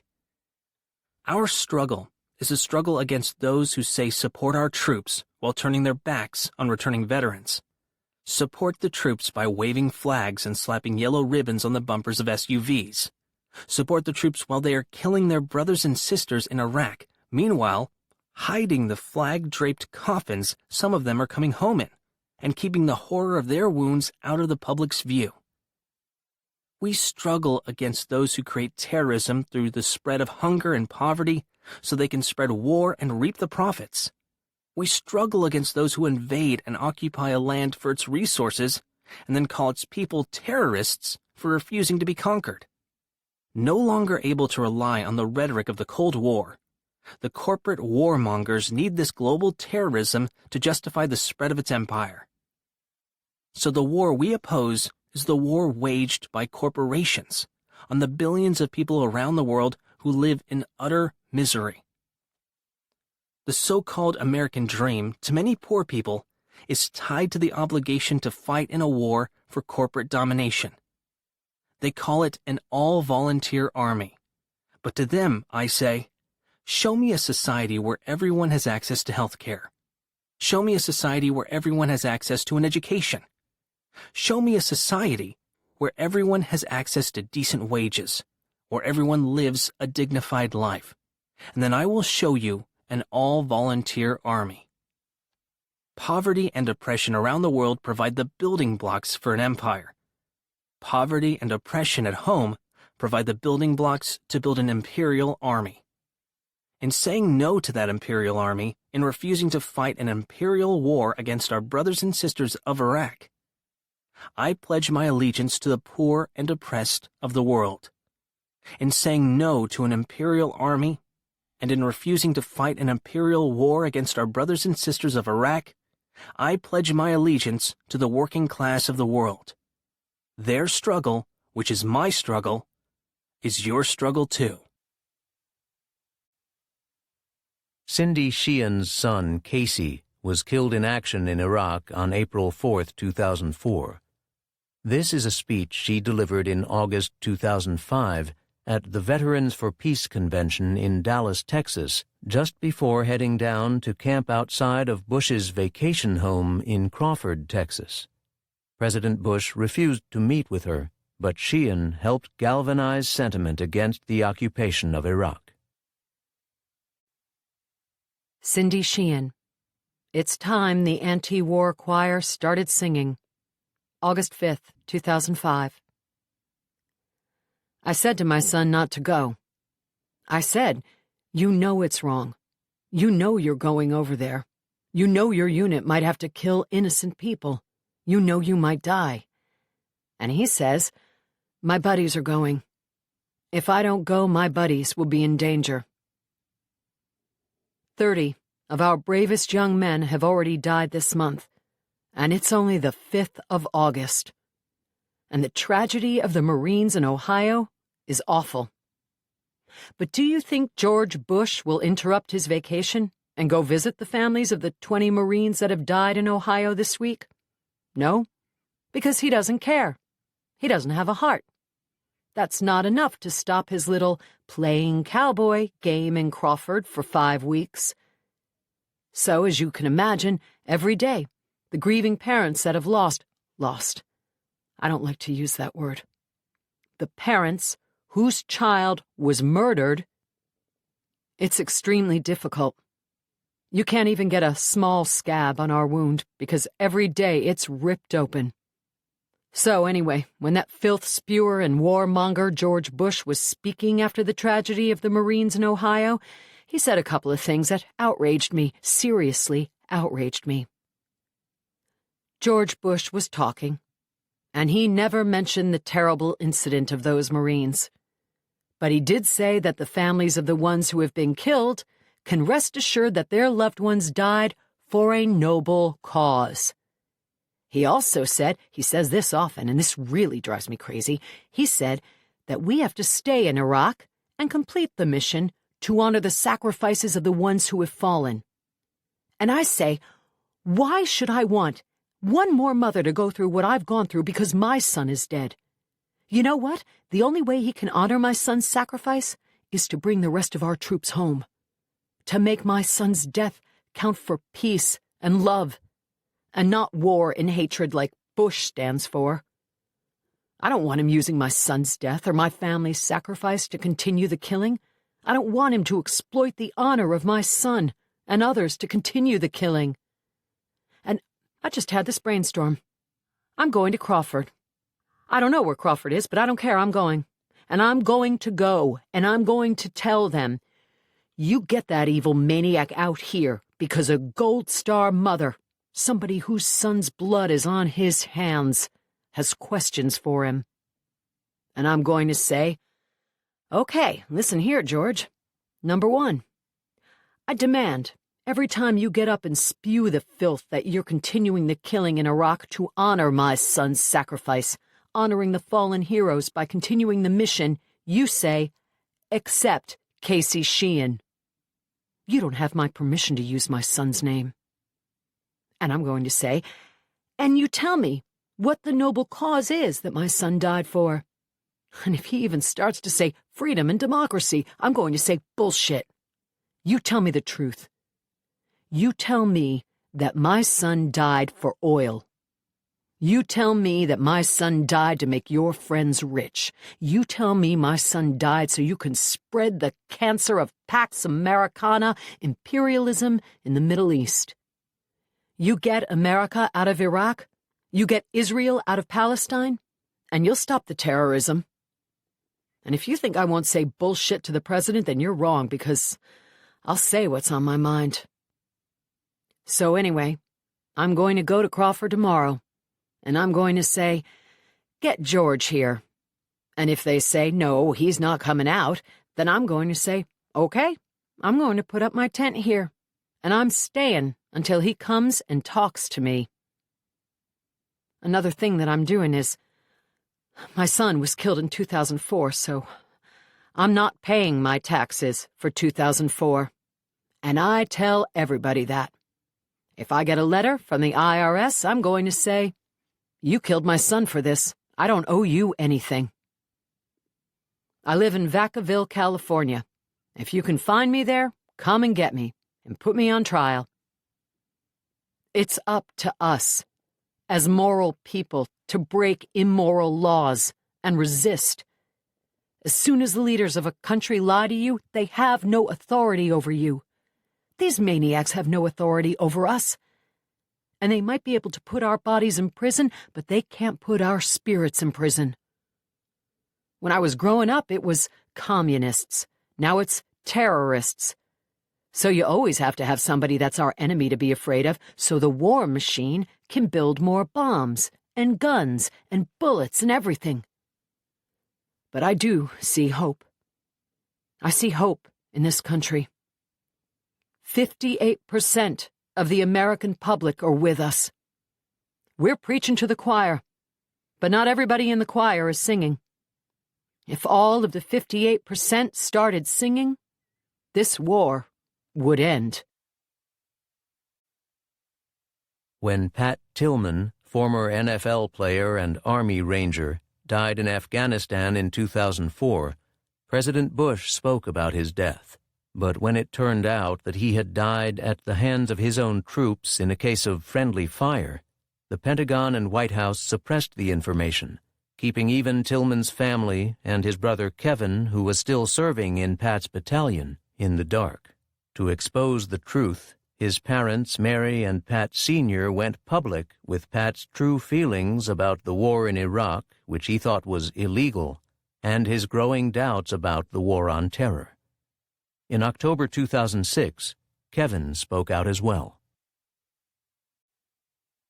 Kevin Tillman, after Pat's birthday, October 19th, 2006.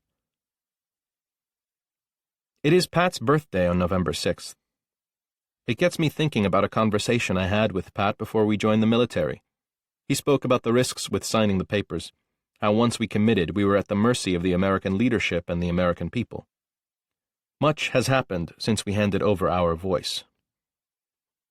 Somehow, we were sent to invade a nation because it was a direct threat to the American people, or to the world, or harbored terrorists, or was involved in the September 11th attacks, or received weapons-grade uranium from Niger, or had mobile weapons labs, or WMD, or to stop an insurgency, or to stop a civil war we created that can't be called a civil war even though it is. Somehow our elected leaders were subverting international law and humanity by setting up secret prisons around the world, secretly kidnapping people, secretly holding them indefinitely, secretly not charging them with anything, secretly torturing them. Somehow that overt policy of torture became the fault of a few bad apples in the military. Somehow, back at home, support for the soldiers meant having a 5-year-old kindergartner scribble a picture with crayons and send it overseas, or slapping stickers on cars. It's interesting that a soldier on his third or fourth tour should care about a drawing from a 5-year-old or a faded sticker on a car as his friends die around him. Somehow, the more soldiers that die, the more legitimate the illegal invasion becomes. Somehow, those afraid to fight an illegal invasion decades ago are allowed to send soldiers to die for an illegal invasion they started. Somehow, faking character, virtue, and strength is tolerated. Somehow, profiting from tragedy and horror is tolerated. Somehow, the death of tens, if not hundreds of thousands of people is tolerated. Somehow, subversion of the Bill of Rights and the Constitution is tolerated. Somehow, suspension of habeas corpus is supposed to keep this country safe. Somehow, torture is tolerated. Somehow, lying is tolerated. Somehow, reason is being discarded for faith, dogma, and nonsense. Somehow, American leadership managed to create a more dangerous world. Somehow, the same incompetent, narcissistic, virtueless, vacuous, malicious criminals are still in charge of this country. Somehow, this is tolerated. Somehow, nobody is accountable for this. Luckily, this country is still a democracy. People still have a voice. People still can take action. In spring 2009, the movement for equal rights for gay and lesbian families achieved important victories in Iowa, Vermont, and a number of other states. In Vermont, legislators cited the moving testimony of Evan Orlick Jeter, a middle school student who testified to a joint Senate and House Judiciary Committee public hearing. Here is her testimony. Evan Orlick Jeter, Statement on Marriage Equality, March 18, 2009. My name is Evan Orlick Jeter. I'm 12 years old and I live in Thetford Center. I have a wonderful family. I live with my little brother, my grandma, and 2 moms who are with me all the time and support me in whatever I do. I love them very much, and I wish that having to stand up here right now in front of this committee wasn't an issue anymore.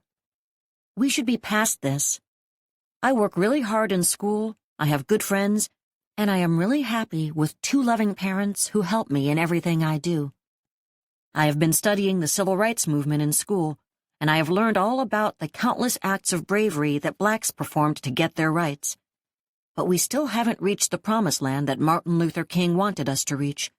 Because although black boys and white boys and black girls and white girls can play together now, we still don't accept that 2 people of the same gender can be together, married, with kids of their own.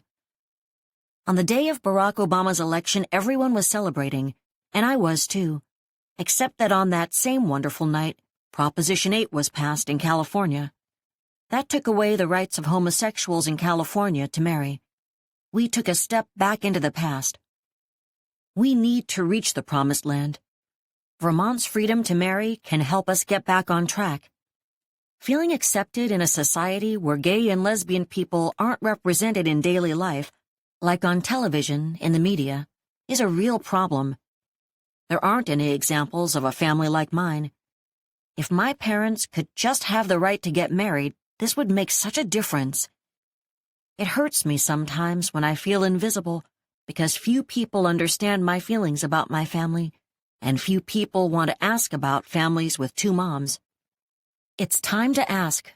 It's time to understand. And it's time to accept and honor families like mine. Passing this law will make it easier for me to talk about my family openly, and the subject won't have to stay behind closed doors. This would mean so much to me, my brother, and many others. Thank you for your time and your consideration. In May 2011, Georgia Governor Nathan Deal signed HB 87, a harsh anti-immigrant law inspired by Arizona's notorious SB 1070. The year prior, the State Board of Regents banned undocumented students from attending the top 5 public universities in the state. This speech by Gustavo Madrigal Piña was delivered on August 22, 2011, as part of the Graduation of Resistance organized by the Georgia Undocumented Youth Alliance. It was delivered on the steps of the University of Georgia Arch, where 50 years earlier Hamilton Holmes and Charlene Hunter were the first black students to matriculate, defying widespread protests against integrated schools.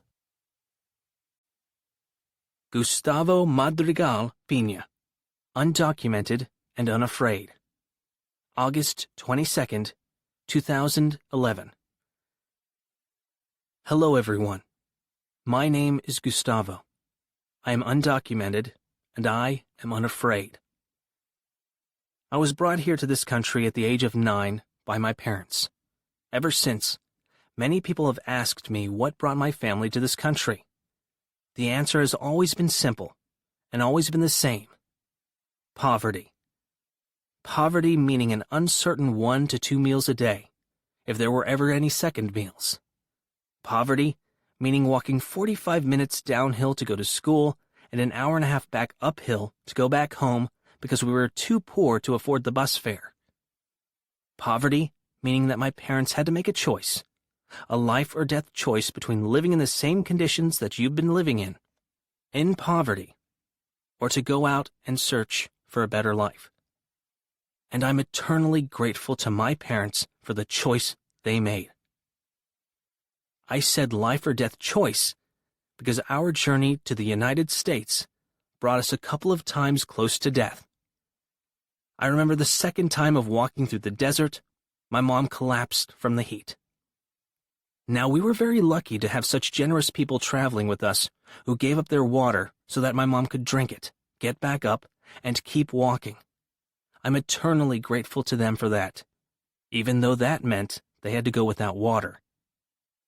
At the end of our journey, we were kidnapped by a gang. Me and my sister, we were 9 and 8 years old, respectively, at that time. They didn't care. That didn't matter to them. They stripped all of us of our clothes, our money, and our dignity. Luckily, we were let go, and we eventually made it to Griffin, Georgia, which would become my family's home for the next 10 years. I don't blame my parents for the situation that I'm in. I am grateful to them. I realize that they made the responsible and courageous choices that they had to make, that any parent in that situation, in those shoes, would have made for their kids. For my mom and dad, muchas gracias, y los quiero mucho por todo lo que han hecho por mí. Why am I sharing this with you today? It's not to gain your sympathy, but to obtain your support. To show you, but not only you, to show sympathetic and opposing politicians and everyone that I am not an illegal alien, that I am indeed a human being with rights. I would show everyone that I'm not just a number, that I'm not a part of a quota that needs to be met by President Obama every year, who, as sympathetic as he may be, is no better than Nathan Deal or Russell Pierce or Matt Ramsey with his program Secure Communities. In these troubled economic times, the state of Georgia has decided to make me and my fellow undocumented brothers and sisters an enemy and a scapegoat. How did they do this? First, they banned us from the top 5 universities here in the state of Georgia, no matter how qualified we are to attend those institutions. And then, they criminalized our very own existence and livelihood through HB 87. Well, I'm here to tell the state of Georgia that I'm not going down without a fight, that I'm here to fight for my brothers and sisters. I'm here to tell the state of Georgia that I refuse to become a second-class citizen or anything below that. I want to tell the state of Georgia that I refuse to let anyone, become a second-class citizen or anything below that. I will put up resistance as long as there's blood pumping through my veins. And I'm also here to ask you to join me and my undocumented brothers and sisters in the fight for our lives. We need to fight back. We need to organize through the struggles that we all share as part of the working class. And together, we can beat HB 87, overturn the ban, and win social and educational equality for all. I would like to wrap this up with a quote from one of my favorite people, You guys might know him, Malcolm X. I speak from a personal standpoint, but I'm pretty sure that I also speak for many of my undocumented brothers and sisters.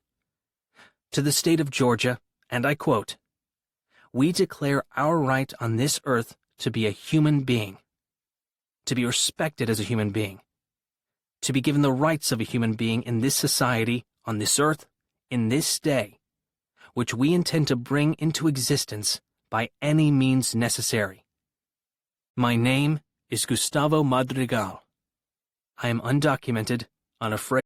For the past decade, I have heard much in the media about a possible immigration reform law, but I have learned not to believe it.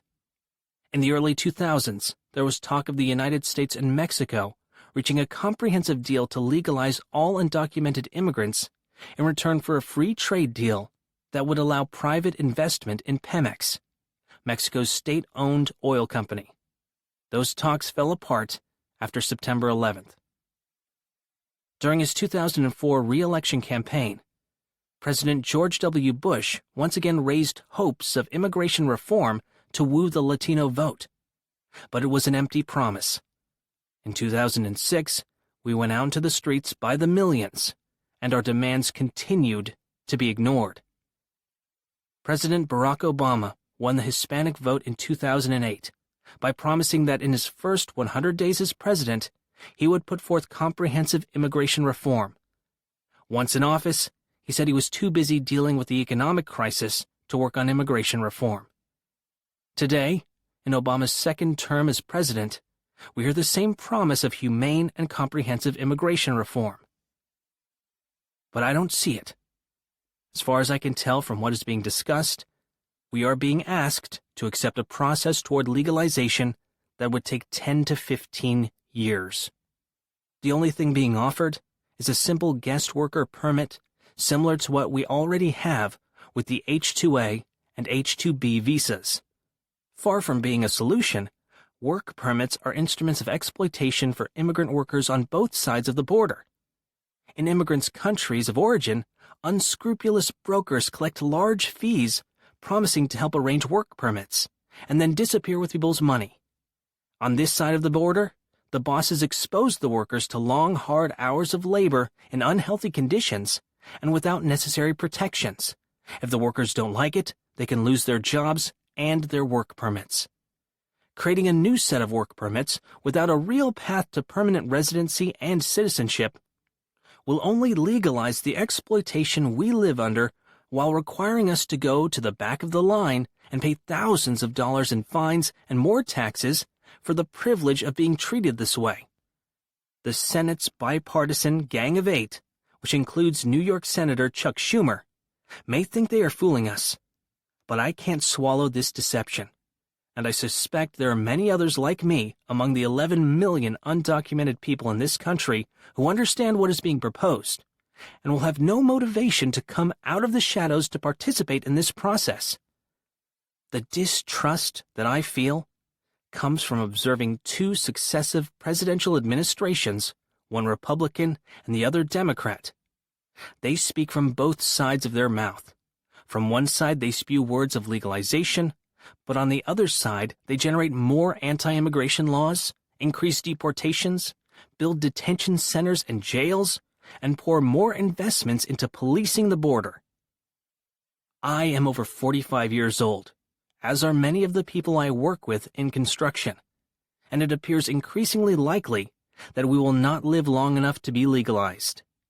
This is unjust. After almost 2 decades in this country, there are a couple of things I have learned. Firstly, don't trust the politicians. And secondly, it will only be through our own ability to organize and collectively fight for our rights that we will see improvements in our lives. 3 years after the financial crisis of 2008 hit, on September 17, 2011, hundreds and then thousands of people flooded Zuccotti Park in the heart of New York City's financial district. Catalyzed by the people's movements erupting around the globe, protesters occupied the square for weeks, uniting under the slogan, "We are the 99%," and inspired similar encampments throughout the country. Cleared out by massive and coordinated police mobilizations, the Occupy Wall Street movement put economic inequality squarely into the mainstream of national discourse. Canadian-American author and activist Naomi Klein delivered this speech articulating the hope and promise of the Occupy movement in Zuccotti Park on October 6, 2011. Naomi Klein, Occupy Wall Street, the most important thing in the world now. October 6th, 2011. I love you. And I didn't just say that so that hundreds of you would shout, I love you back, though that is obviously a bonus feature of the human microphone. Say unto others what you would have them say unto you, only way louder. Yesterday, one of the speakers at the labor rally said, "We found each other." That sentiment captures the beauty of what is being created here. A wide-open space, as well as an idea so big it can't be contained by any space, for all the people who want a better world to find each other. We are so grateful. If there is one thing I know, it is that the 1% loves a crisis. When people are panicked and desperate and no one seems to know what to do, that is the ideal time to push through their wish list of pro-corporate policies, privatizing education and Social Security, slashing public services, getting rid of the last constraints on corporate power. Amidst the economic crisis, this is happening the world over. And there is only one thing that can block this tactic, and fortunately, it's a very big thing. The 99%. And that 99% is taking to the streets from Madison to Madrid to say, no, we will not pay for your crisis. That slogan began in Italy in 2008. It ricocheted to Greece and France and Ireland, and finally it has made its way to the square mile where the crisis began. Why are they protesting? Asked the baffled pundits on TV. Meanwhile, the rest of the world asks, what took you so long? We've been wondering when you were going to show up. And most of all, welcome. Many people have drawn parallels between Occupy Wall Street and the so-called anti-globalization protests that came to world attention in Seattle in 1999. That was the last time a global, youth-led, decentralized movement took direct aim at corporate power. And I am proud to have been part of what we called the movement of movements. But there are important differences, too. For instance, we chose summits as our targets: the World Trade Organization, the International Monetary Fund, the G8. Summits are transient by their nature. They only last a week. That made us transient, too. We'd appear, grab world headlines, then disappear. And in the frenzy of hyper-patriotism and militarism that followed the September 11th attacks, it was easy to sweep us away completely, at least in North America. Occupy Wall Street, on the other hand, has chosen a fixed target. And you have put no end date on your presence here. This is wise. Only when you stay put can you grow roots. This is crucial. It is a fact of the information age that too many movements spring up like beautiful flowers but quickly die off. It's because they don't have roots, and they don't have long-term plans for how they're going to sustain themselves. So when storms come, they get washed away.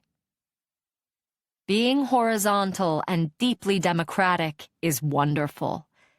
But these principles are compatible with the hard work of building structures and institutions that are sturdy enough to weather the storms ahead. I have great faith that this will happen. Something else this movement is doing right. You have committed yourselves to nonviolence. You have refused to give the media the images of broken windows and street fights it craves so desperately. And that tremendous discipline has meant that, again and again, the story has been the disgraceful and unprovoked police brutality which we saw more of just last night. Meanwhile, support for this movement grows and grows. More wisdom. But the biggest difference a decade makes is that in 1999, we were taking on capitalism at the peak of a frenzied economic boom. Unemployment was low, stock portfolios were bulging, the media was drunk on easy money. Back then it was all about startups, not shutdowns. We pointed out that the deregulation behind the frenzy came at a price. It was damaging to labor standards. It was damaging to environmental standards. Corporations were becoming more powerful than governments, and that was damaging to our democracies.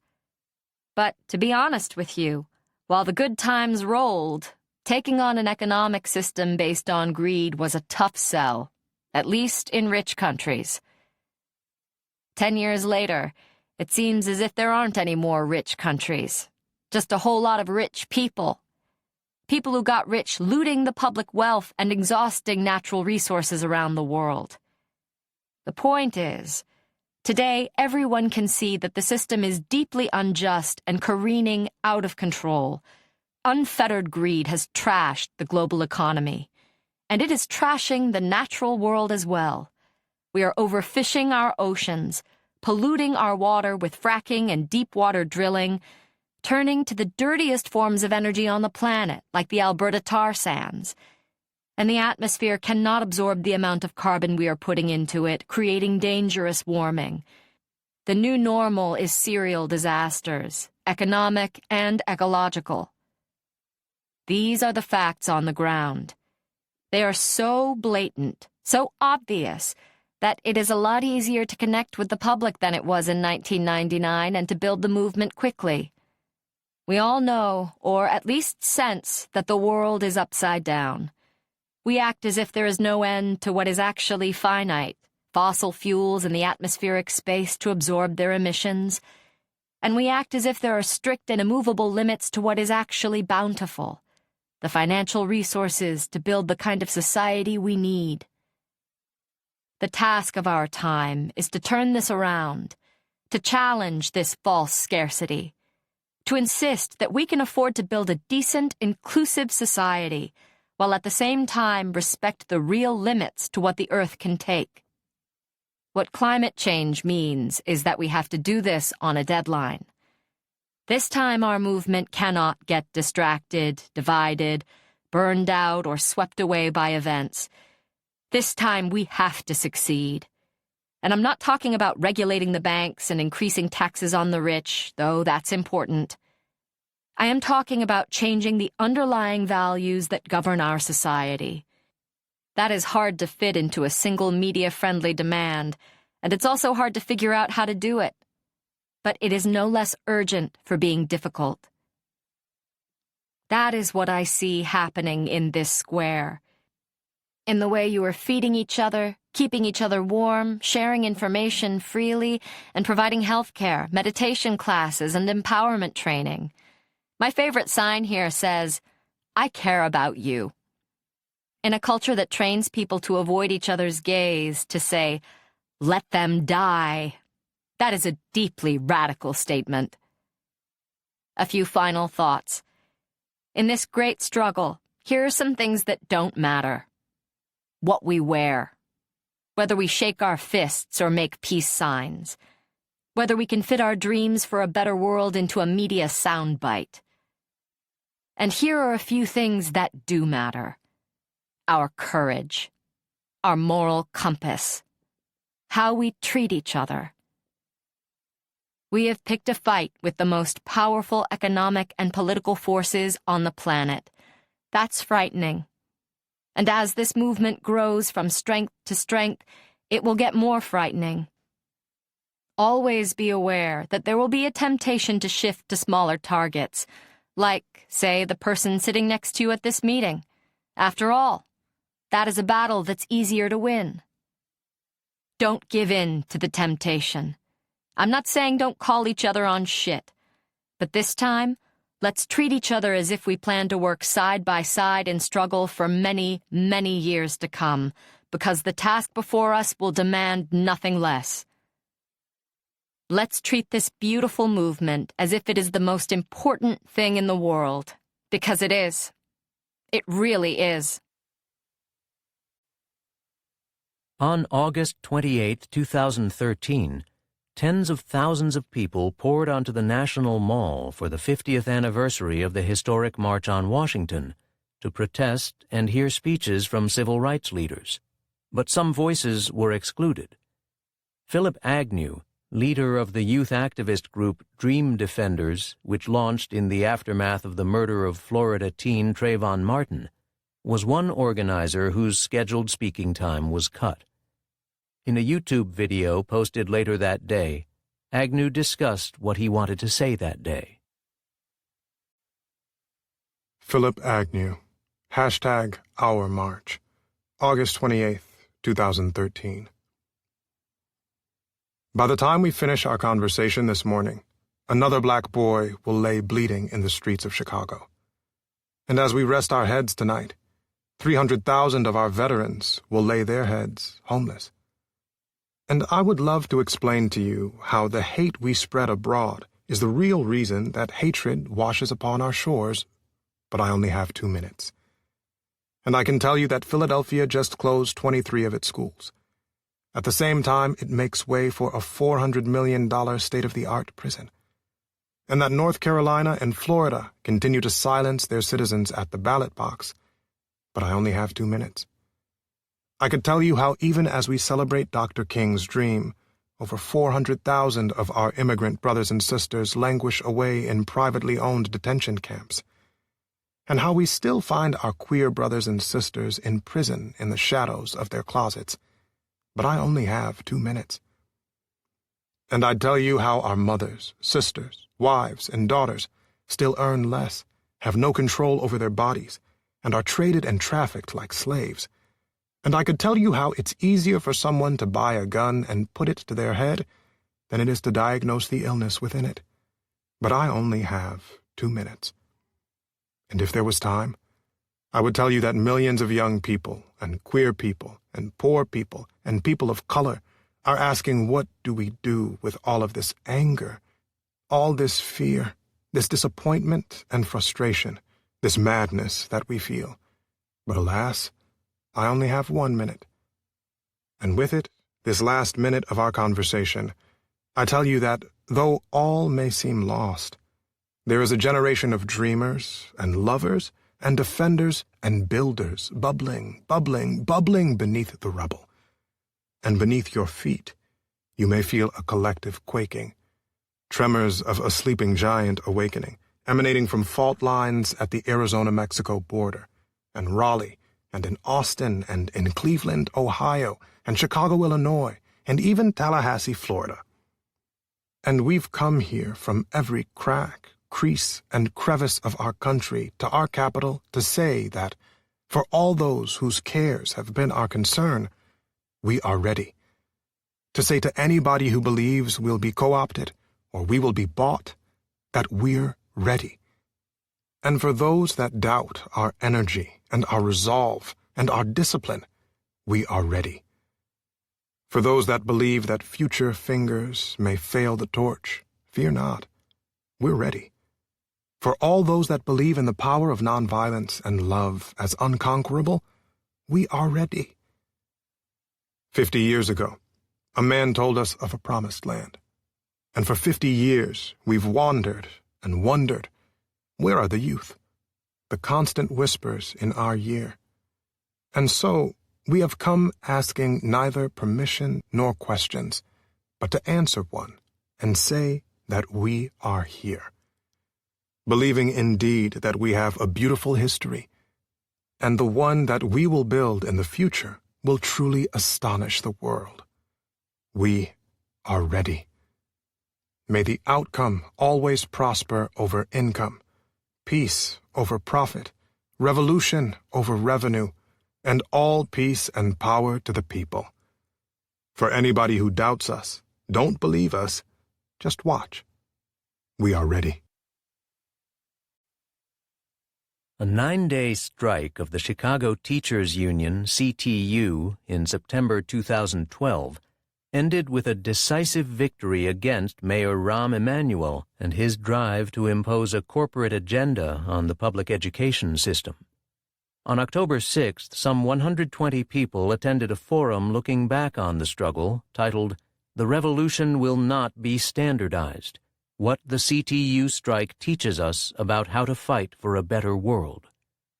Among the featured speakers at the forum was Kirsten Roberts, a preschool teacher and member of the CTU. Kirsten Roberts. We Stood Up to the Bullies. October 9th, 2012. I began teaching in 2006. My first jobs were at social service agencies, contracting with Chicago Public Schools to provide preschool on the cheap. These were non-union, very low benefits, very long working hours, high staff turnover jobs. They were also jobs working with some of the poorest and highest needs kids in the city.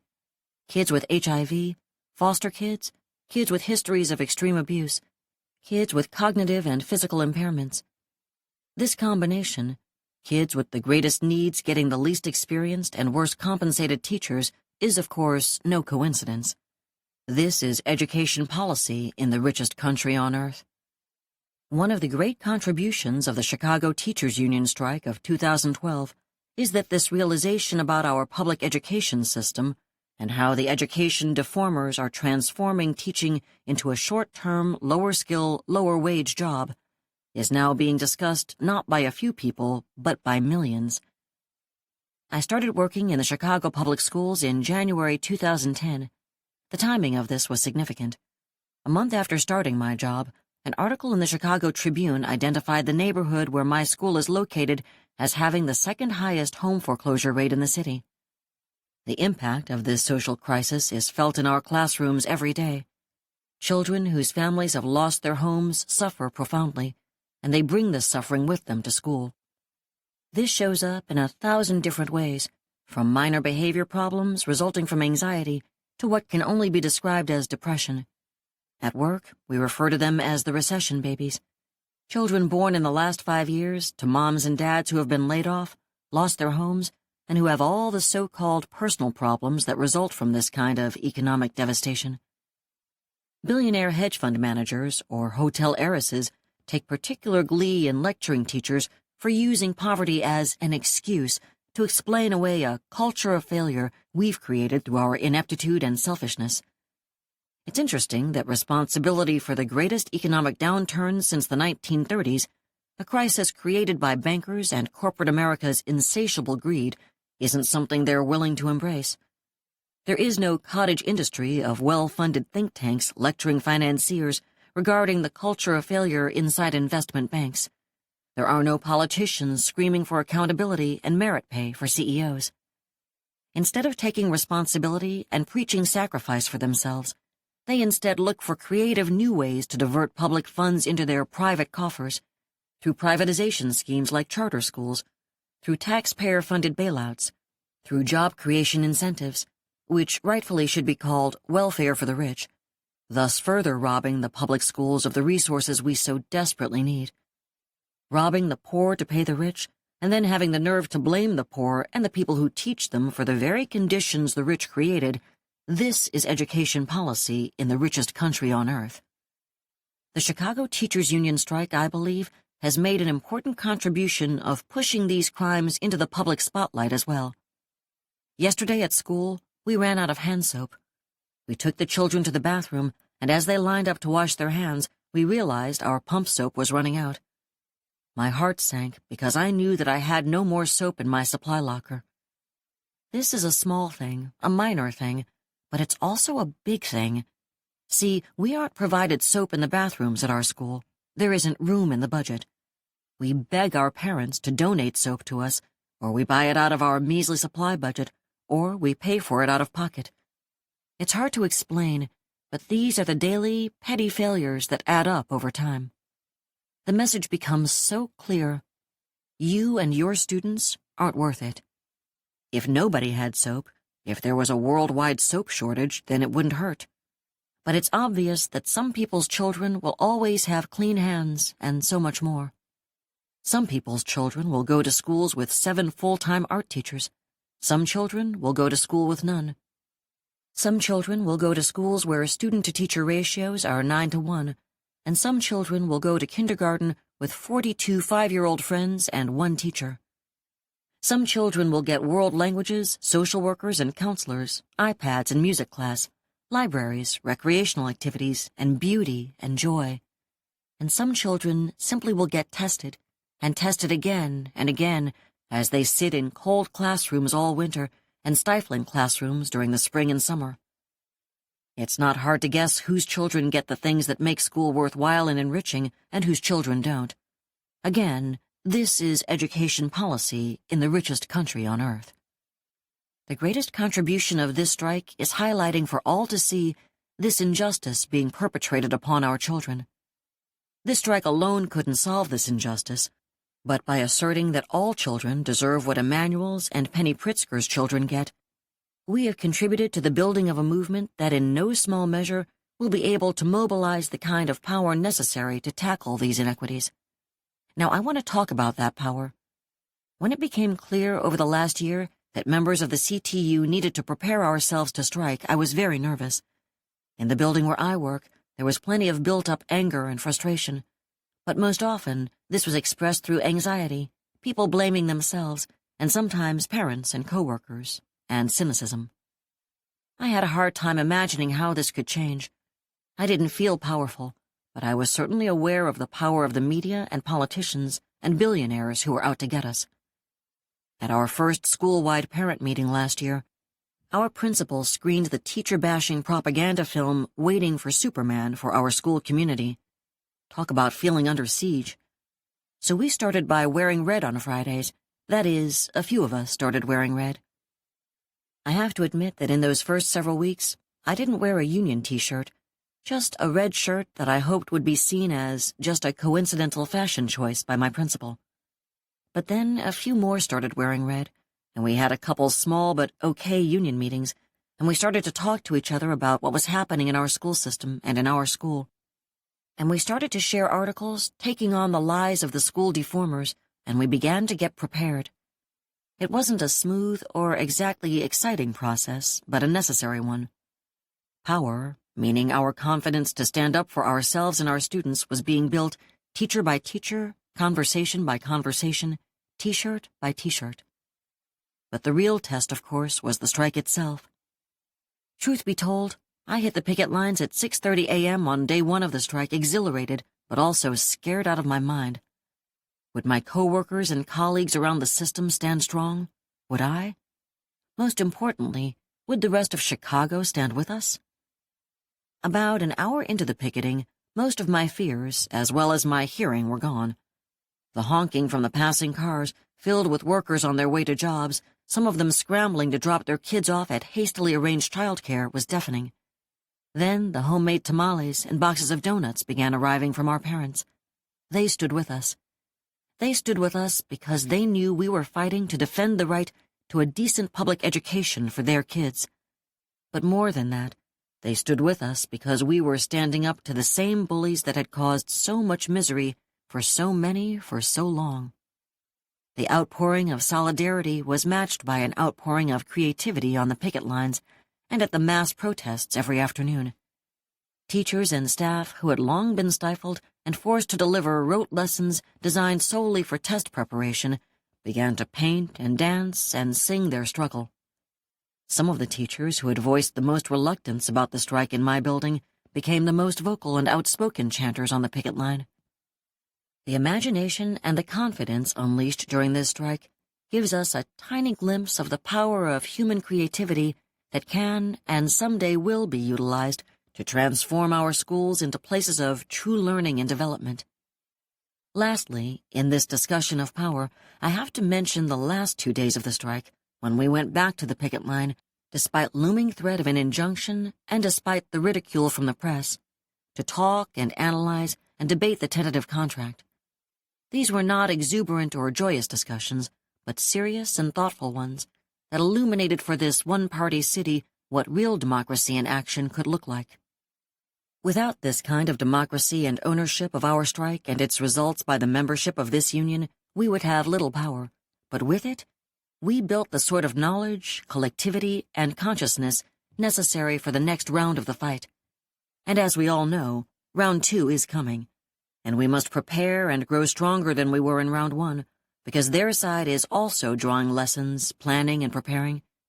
Round 2 is shaping up to be the battle over school closures. Rumors are swirling, but one thing is certain. Chicago Public Schools plans more closures and turnarounds of failing schools than we've ever seen before. As we enter into this next fight, it's more important than ever that we don't lose sight of the significance of what we're fighting for. On that note, let me quote from a letter the staff at my school sent home to our families when we returned from the strike. We fought for the belief that all students can learn and deserve high-quality public education. We fought for the right to safe, healthy, well-maintained school buildings. We fought for class size reduction because the number of students per teacher does make a difference. We fought to stop excessive student testing. We fought for more social services that our students need. We fought for equal investment and funding for all schools, for equality and equity in education. We fought for an end of poverty and violence that so many of our students struggle with every day. We also know that we must continue to stay committed to the realization of these beliefs and rights. Amber Kudla grew up in North Tonawanda, New York, a small city between Niagara Falls and Buffalo. In 2013, she graduated top of her high school class at North Tonawanda High School and delivered a speech at graduation as valedictorian, the same year New York State began implementing the Common Core testing system. Initially afraid of public speaking and cautious of making a political statement, she chose to address the proliferation of standardized testing and its impact on critical thinking, much to the dismay of her school principal. The title of her speech, which appeared in the graduation program, is the phone number of North Tonawanda's representative in the New York State Assembly, who Kudla encouraged her audience to call. Amber Kudla, 518-455-4767, June 23, 2013. Mr. Wojtyla, Mr. Fisher, honored guests, parents, friends, families, and members of the class of 2013. First and foremost, let's thank all of our families for their support and guidance over the past 18 years and for never giving up on us. We also owe our teachers and administrators many thanks for motivating us to try our hardest and for giving up their free time to help us out. They have all provided us with many great opportunities and have served as excellent role models. Now, I don't think I'm qualified to stand up here and give 250 students advice. And I'm sure you have received enough motivation and insight from Mike and Mr. Fisher, so I'll just take the opportunity to voice an opinion. What I would really like to address here is the current state of public education. This year, New York has joined 4 other states in following the Common Core standards. The goal is for every student in New York to learn the same things as every student in all of the other states. And in order to do this, we apparently have to triple the number of standardized tests that students take, in exchange for state funding. This year we took assessments at the beginning, middle, and end of each course as part of this new system. Some people think this will change our students to work harder and help the U.S. to rise above other countries in academic rankings. They say that once we adjust to the change, these tests will be beneficial. On the other hand, many teachers, principals, and administrators across the state have felt the need to retire early, since their job descriptions have changed so drastically that they hardly consider themselves educators anymore. Most say that it has become all about tests and numbers, and that there is very little focus on the students. Whether you are for or against these assessments seems to depend on how you define learning. Perhaps it is your perspective that better test scores mean your child understands more. To me, testing has little connection to learning, and knowledge is not something that can be definitively measured with grades. Regardless, These state assessments sit kids down for an exam on the first day of school, testing things that will take them at least a year to learn. That's pretty discouraging in high school, and I can't imagine what that does to a first grader's motivation. Learning should be about discovery. Does it make sense to begin your discovery with a summary of the journey? No, that's really just cheating yourself. You see, introducing subjects with the most difficult topics first is not a good way to get people excited about learning. We are students, not statistics. And these tests should have no effect on how we are taught. And they are affecting how we are taught. The thing is, our educational system is built for the average student. Multiple choice means that answers need to be watered down, so they test the most general concepts. I believe that we all have far greater potential, but we are taught how to be average. And is that really going to help us when we enter the job market and we are vying for the same job as our brilliant exchange student, Chi-Lin? As for the argument that the assessments are challenging our students more, sure, that's true. It's a challenge to fit the same amount of material into 1 year with more exams. It's a challenge to memorize loads of facts in time for the next test. It's also a challenge to eat a teaspoon of cinnamon in one bite without choking, but what are you really accomplishing? How about some statistics? The dropout rate in some parts of the U.S. is about 25%. In Finland, it is less than 1%. Why? Because in Finland, teaching is left up to the teachers. Standardized tests are few and far between, and guess what? They consistently outperform the U.S. on international math, science, and literacy tests. At this point, I'd like to throw a slightly relevant quote by a famous person into the mix to make my speech seem more legitimate. That appears to be how these things work. So, Albert Einstein once said, "Everybody is a genius, but if you judge a fish by its ability to climb a tree, it will live its whole life believing that it is stupid." We can't judge someone's intelligence by how well he or she does in a small group of isolated classes. Everyone learns differently, so education is not something that can be successfully standardized. Sure, we have to get a lot of people through the system, but there are more efficient ways of doing it. Maybe it's more cost-effective to have large impersonal classes, but to cram in so much meaningless information? We could learn a lot more if we could discover connections between biology and physics or English and history instead of memorizing lists of isolated facts just long enough to pass tests. I mean, you all know that kid in math class that would always ask the teacher, "When will we ever use this in real life?" To which the teacher responds, "You'll need it on the final exam." No, that is not the answer. You are learning math because it has useful applications. Yet the nation's mentality seems to be that we are learning these things just to pass tests. And why do we need to pass tests? To evaluate teachers and get funding. But what good is this funding if we are not learning the things that will help us to reach our full potential? I once had a teacher who, after I asked a few too many questions, told me, "It's not something you can understand. You just have to memorize it." Don't ever let anyone tell you that. You are capable of understanding anything you set your minds to. It may take time. It may take patience. But if you really want to understand something, get out there and understand it. You can't let people try to tell you who you are and what you're worth, that you aren't as smart as someone else because you scored 10 points lower than him on a standardized test. That doesn't mean anything. Grades are just numbers. It's better to learn and to understand than to get good grades. And no, one does not imply the other. Anyways, this is why I tried so hard to get out of this speech. Not because I don't respect all of you, I do. It's just that valedictorian is a label, and I don't respect what it stands for. I am not the smartest person in our class. I could learn something new from every single one of you. I'm good at memorizing things, but that's not so useful outside of the standardized world of high school. And I'm pretty sure a lot of you have been more successful than I was, unless your standard for judging success is a scantron. Now, you must be wondering why this is relevant.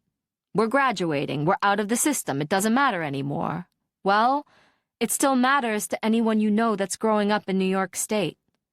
School should not be about passing tests to get more funding. School should be about learning, understanding, thinking critically, and finding something that you are passionate about. Tell your younger siblings, friends, and neighbors to think and to form their own opinions, to cautiously let their grades slide and do some actual learning. Clearly, my position is that most of the numbers you're given in high school are useless, but here's one that means something.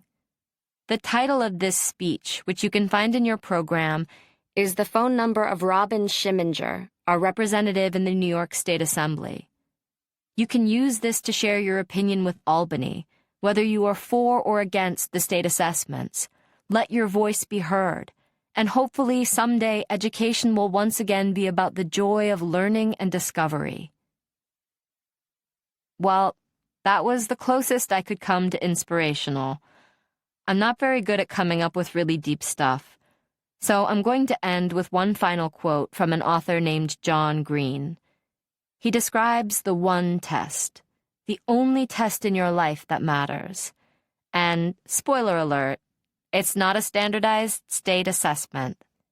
He says, "The test will measure whether you are an informed, engaged, and productive citizen of the world, and it will take place in schools and bars and hospitals and dorm rooms and in places of worship. You will be tested on first dates, in job interviews, while watching football, and while scrolling through your Twitter feed. The test will judge your ability to think about things other than celebrity marriages, whether you'll be persuaded by empty political rhetoric, and whether you'll be able to place your life and your community in a broader context. The test will last your entire life, and it will be comprised of the millions of decisions that, when taken together, make your life yours, and everything will be on it. So pay attention. Thank you. And congratulations, class of 2013. Jesse Hagopian teaches history and advises the Black Student Union at Seattle's Garfield High School. In 2013, Hagopian and his colleagues refused to administer the high-stakes, corporate-backed Measures of Academic Progress MAP test to their students.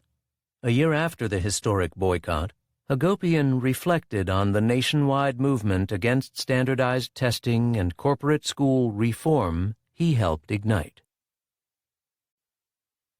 Jesse Hagopian, after we scrapped the map, January 13th, 2014. 1 year ago, my colleagues and I at Seattle's Garfield High School set off on a bold journey. We called a press conference to announce our unanimous vote to refuse to administer the Measures of Academic Progress MAP test. That announcement led to what became known as the MAP test boycott.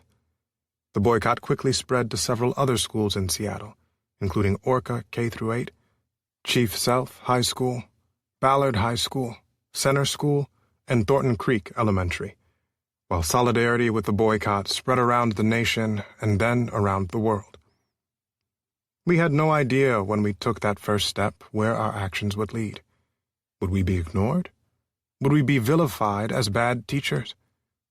Would the math and language arts teachers in the tested subjects be reprimanded, suspended, or fired?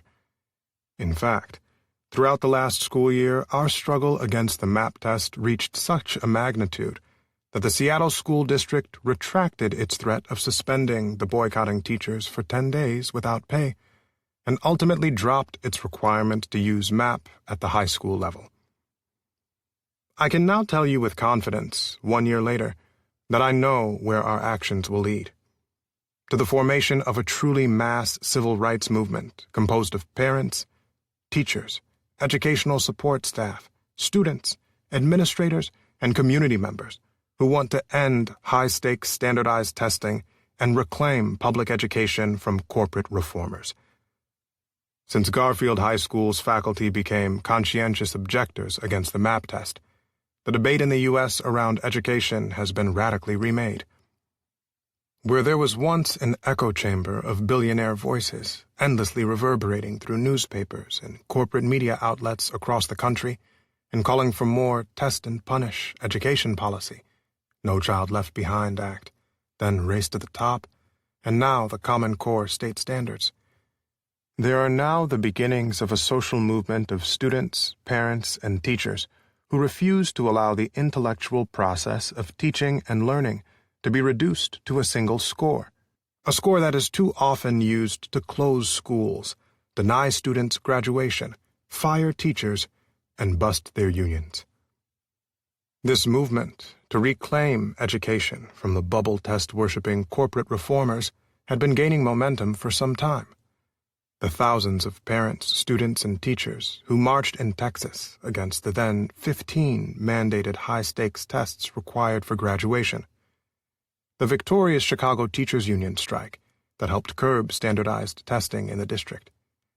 The many principals in New York State who signed on to an open letter to parents detailing the misuses of standardized testing. The Occupy Wall Street movement offshoot, Occupy Education, which was organized in cities around the nation. Montgomery County Superintendent Joshua Starr's announcement calling for a 3-year moratorium on standardized testing in his district in Maryland.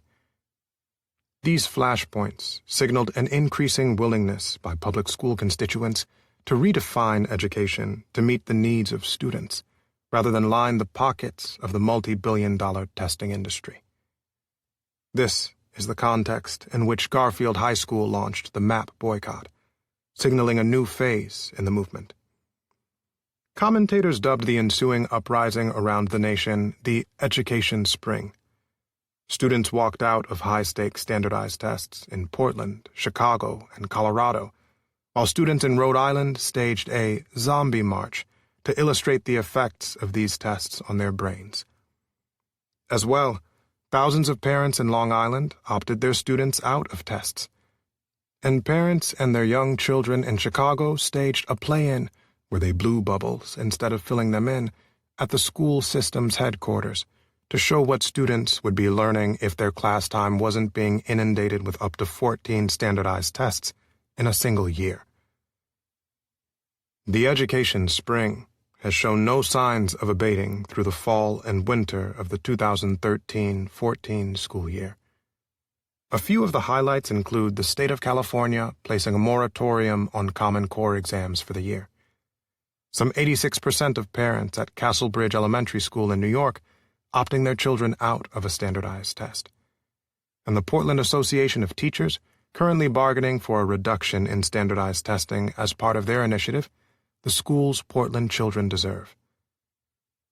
Perhaps most inspiring this school year, the St. Paul Federation of Teachers, led by Union President Mary Catherine Ricker, is demanding that the Minnesota Comprehensive Assessments be discarded in the current contract negotiations, regardless of the state law requiring it. When I spoke to her about it, Ricker told me that she takes inspiration from people like Frederick Douglass and Susan B. Anthony, who looked beyond what was legal and struggled for what was right. This movement against high-stakes standardized testing, while still young, is the largest it has ever been. Moreover, there are major plans for renewed anti-high-stakes testing initiatives being readied for the spring of 2014 by grassroots education organizations, teachers, parents, and students around the country. As the movement develops, it would do well to coalesce around some clear demands, which should include calls for an end to the high stakes attached to standardized tests, dramatic reductions in the number of standardized tests administered in the public schools, implementation of authentic assessments, such as portfolios coupled with performance-based assessments that allow students to demonstrate critical thinking skills and work over time. Reallocation of the billions of dollars now spent on standardized testing towards class size reduction, tutoring, and after-school programs, authentic forms of assessment, and the interventions that can truly improve education, rather than just endlessly ranking and sorting our youth, and allowing educators, parents, and students to direct decision-making around assessment and public education policy. On Thursday, January 30th, at the Garfield Community Center at 5:30 p.m., we will hold a celebration to commemorate the anniversary of the MAP test boycott, honor the participants of this movement whose willingness to risk their own personal well-being has helped reshape the education debate in the U.S., and chart a course for the next struggles to defend public education. Send us a letter to read at the event about how the MAP test boycott impacted you. Better yet, come on by. Then get back to work reclaiming public education in your area. Across the nation, anti-choice activists and politicians are rolling back hard-won women's health rights. They often resort to deadly violence, including the 2009 assassination of longtime Kansas abortion provider George Tiller. Michelle Farber, a midwife at women's reproductive health clinics, describes the impact of anti-choice protests on abortion providers and the women seeking their services. Michelle Farber, we all have to be brave. May 14th, 2014. For the first time in my life, I gazed out of two large windows in my office, and the thought drifted through my mind, I wonder if these windows are bulletproof. I am a nurse midwife, and I work for a large system of clinics that provides all kinds of reproductive and primary health care, from birth control to well-woman exams. But we also provide another type of reproductive health service that makes us a target for anti-choice demonstrators: abortion. I live and practice in a state where nurse practitioners, nurse midwives, and physician's assistants can be medication abortion providers. I am proud to be an abortion provider and feel grateful to be able to provide this vital service to women who chose to terminate their pregnancies. Medication abortions account for roughly a quarter of all pregnancy terminations in the U.S. today, after the abortion pill, mifepristone, Mifeprex, came on the market in the U.S. in 2000. Recently, the clinics I work for endured what is known as 40 Days for Life, a biannual demonstration in which anti-choice activists picket abortion clinics for the 40 days of Lent in the spring and again in the fall. But this 40 Days for Life campaign was not my first bout of dealing with protesters. I have been a member of Seattle Clinic Defense for years, and a reproductive justice activist since high school. I had assumed that facing anti-choice protesters as a provider would feel similar to how it did every Saturday morning when I stood out in front of the clinic. As a clinic defender, I would have no qualms about biking up to the clinic and using my name loudly when introducing myself. I wouldn't think twice about driving to the clinic. I was just another activist. They were just some more bigots. I would sip my coffee, chant and sing with my comrades, smile and wave when cars honked for choice. I even made a sign one spring while I was still in nursing school: nursing students for choice. I started my first job as a midwife a few months before 40 Days for Life began. But that didn't mean that my clinic didn't encounter protesters. Somehow, the anti-choicers know which days are in-clinic abortion days, and I was still in my training period when I encountered them for the first time. I had arrived at the clinic before they got there, but I didn't need to look outside to know that they had arrived. On in-clinic abortion days, my job is twofold, one medical and one emotional. My first task is generally straightforward. I see women to give them necessary medications before their procedure, talk to them about what to expect, and get them settled with a birth control method for afterward. My second task, helping a woman through her emotions about the day, is anything but straightforward. The wide range of emotions I see is astounding, and I feel grateful for each woman who shares her story with me.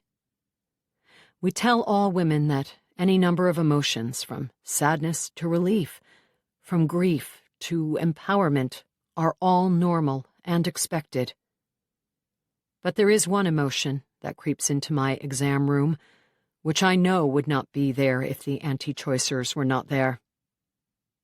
I'm scared, a tearful young woman confides in me. Tell me more about what you're scared of.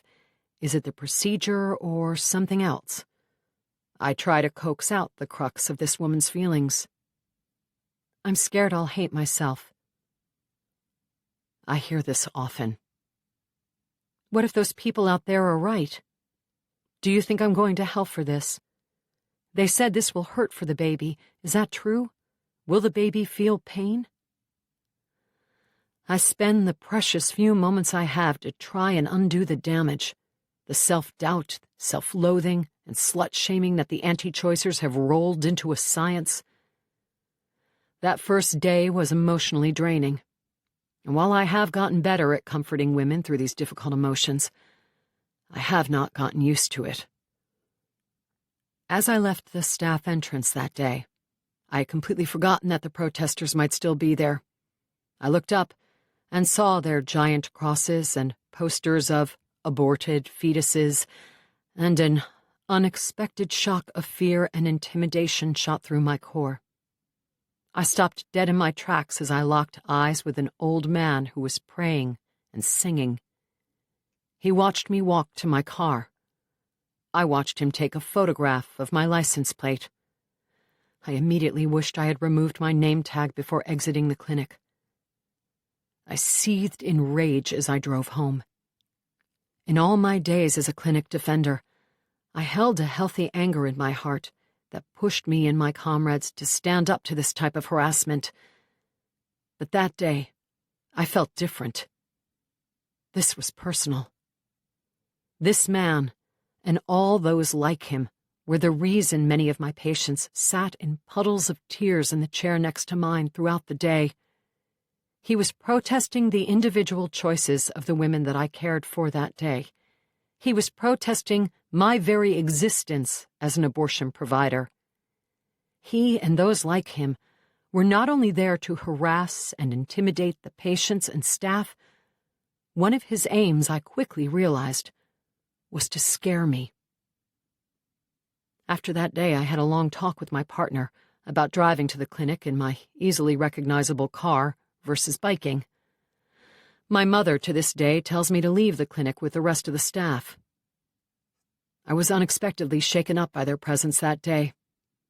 But I am glad I got to experience it before the onslaught of the 40 days of constant harassment that ensued a few months later. Every day, I parked my car in a slot right in front of the protesters, so a patient wouldn't have to listen to their shaming lies. Every day, I had patients ask me why the protesters were still there. Every day, I had protesters yell after me, Miss, we can help you. We can save you from doing this work." Every day, I faced a bundle of little crosses, surely meant to signify graves, that the protesters placed in front of the entrance to the parking lot. And on every day that I helped women begin the process to terminate a pregnancy they did not want, I tried to undo the damaging lies the anti-choicers hurl at them. I tried to remind her that she's making this decision because she is the expert about her own life, because she just had a baby and isn't ready for another one, because she fears her abusive partner will never let her leave if she has this child, because she's about to go on active duty, because she is not ready to be a parent. The Supreme Court will decide in June whether or not a Massachusetts law creating buffer zones around clinics is constitutional. These buffer zones, the opponents say, infringe on the right of free speech of anti-abortion protesters. Over the past few decades, the radical anti-choice movement has shifted strategy from one of firebombs and threats, although these still occur with startling regularity, to one of peaceful sidewalk counselors. Those who oppose the buffer zones paint the protesters as friendly old ladies, too fragile to hurt a fly and merely concerned about young women and babies. I and the rest of the clinic staff felt a wide range of emotions over those 40 days. Some days brought blood-curdling anger due to the miniature grave one protester set up. Some days we laughed at the fact that they have nothing better to do. And some days we had patients walk right up to them and cuss them out. Some days I would catch one of them taking photographs of my license plate and the plates of other cars in the parking lot, and the fear I felt on that first day would creep back into my bones unwittingly. One day, a sweet-looking child called me a baby killer as I rode past him and his parent as I started my bike commute home. Not all of the days were painful, though. Some of the most heartening experiences came when we received community support. An older lady brought by flowers and cookies with a card detailing her knowledge of the years when abortion was illegal. A few pro-choice clinic defenders stood out in the pouring rain for hours, and we each rotated going out and thanking them for standing up for what we do. That one day sticks out in my mind because each of our spirits was so lifted. It was as though the heavy blanket of opposition was made lighter, even if just for a moment. One evening in late March, about halfway through the 40 Days for Life protests, I sat with a heavy heart on my commute home one evening. I was listening to the story about how Susan Cahill's clinic in Montana was vandalized and subsequently closed. Cahill had been providing family medicine and abortion services in Montana for almost 40 years, and the collective hearts of every abortion provider were broken along with hers that day. Her clinic had been vandalized in a violent manner by the son of one of the founders of a crisis pregnancy center, the so-called peaceful sidewalk counselors. The vandal meticulously destroyed everything in the office, from exam tables and the ultrasound machine to art and family photos hanging on the clinic walls. This act revealed something clarifying about the anti-choice movement today, and something that those of us who work in abortion services know all too well. That there is a thinly veiled cloak of God's love and saving babies that is backed with much more sinister propaganda and hate. The kind of intimidation and harassment the clinic staff and I endure in order to provide a vital, life-saving service should be anything but legal, let alone condoned by the Supreme Court. Moreover, the kind of slut-shaming, judgment, and harassment that each and every one of my patients faces while attempting to access health care should not only require a buffer zone, but, in my eyes, should be outlawed as hate speech altogether. I debated whether or not to run this article under my own name, and discussed with my partner what writing openly as an abortion provider means for our lives. I am lucky in that I am not targeted personally by the anti-choice attacks. They do not picket my place of worship or my children's schools, nor put my face on "wanted, dead or alive" posters and circulate them throughout my community, all of which have been documented against other providers across the country. In the end, I knew that I must step forward and make the call to all other abortion providers to speak out against the harassment and intimidation we face in order to do our jobs. I draw immense inspiration in the bravery of Dr. Willie Parker, a physician who flies down to Mississippi twice a month to keep the doors of the state's last clinic open and speaks publicly about his work often. My wish is that we all be as brave and feel as safe to be as brave as he is. Not only to counter the narrative of the granny sidewalk counselor, but to shed light on what kind of fighting movement we need to battle back against such an organized, anti-choice, anti-woman movement. To shed light on what kind of harassment these so-called sidewalk counselors actually engage in, and to expose their greater political aims. To move the U.S. back to a time when abortion was illegal, an agenda they will try to push through by any means necessary. We owe it to all the other abortion providers who have been targeted, We owe it to our patients and their families. We owe it to Susan Cahill. We owe it to George Tiller. Epilogue. Here, to end, are lyrics to a song from poet, songwriter, musician Patti Smith. Patti Smith, People Have the Power, 1988.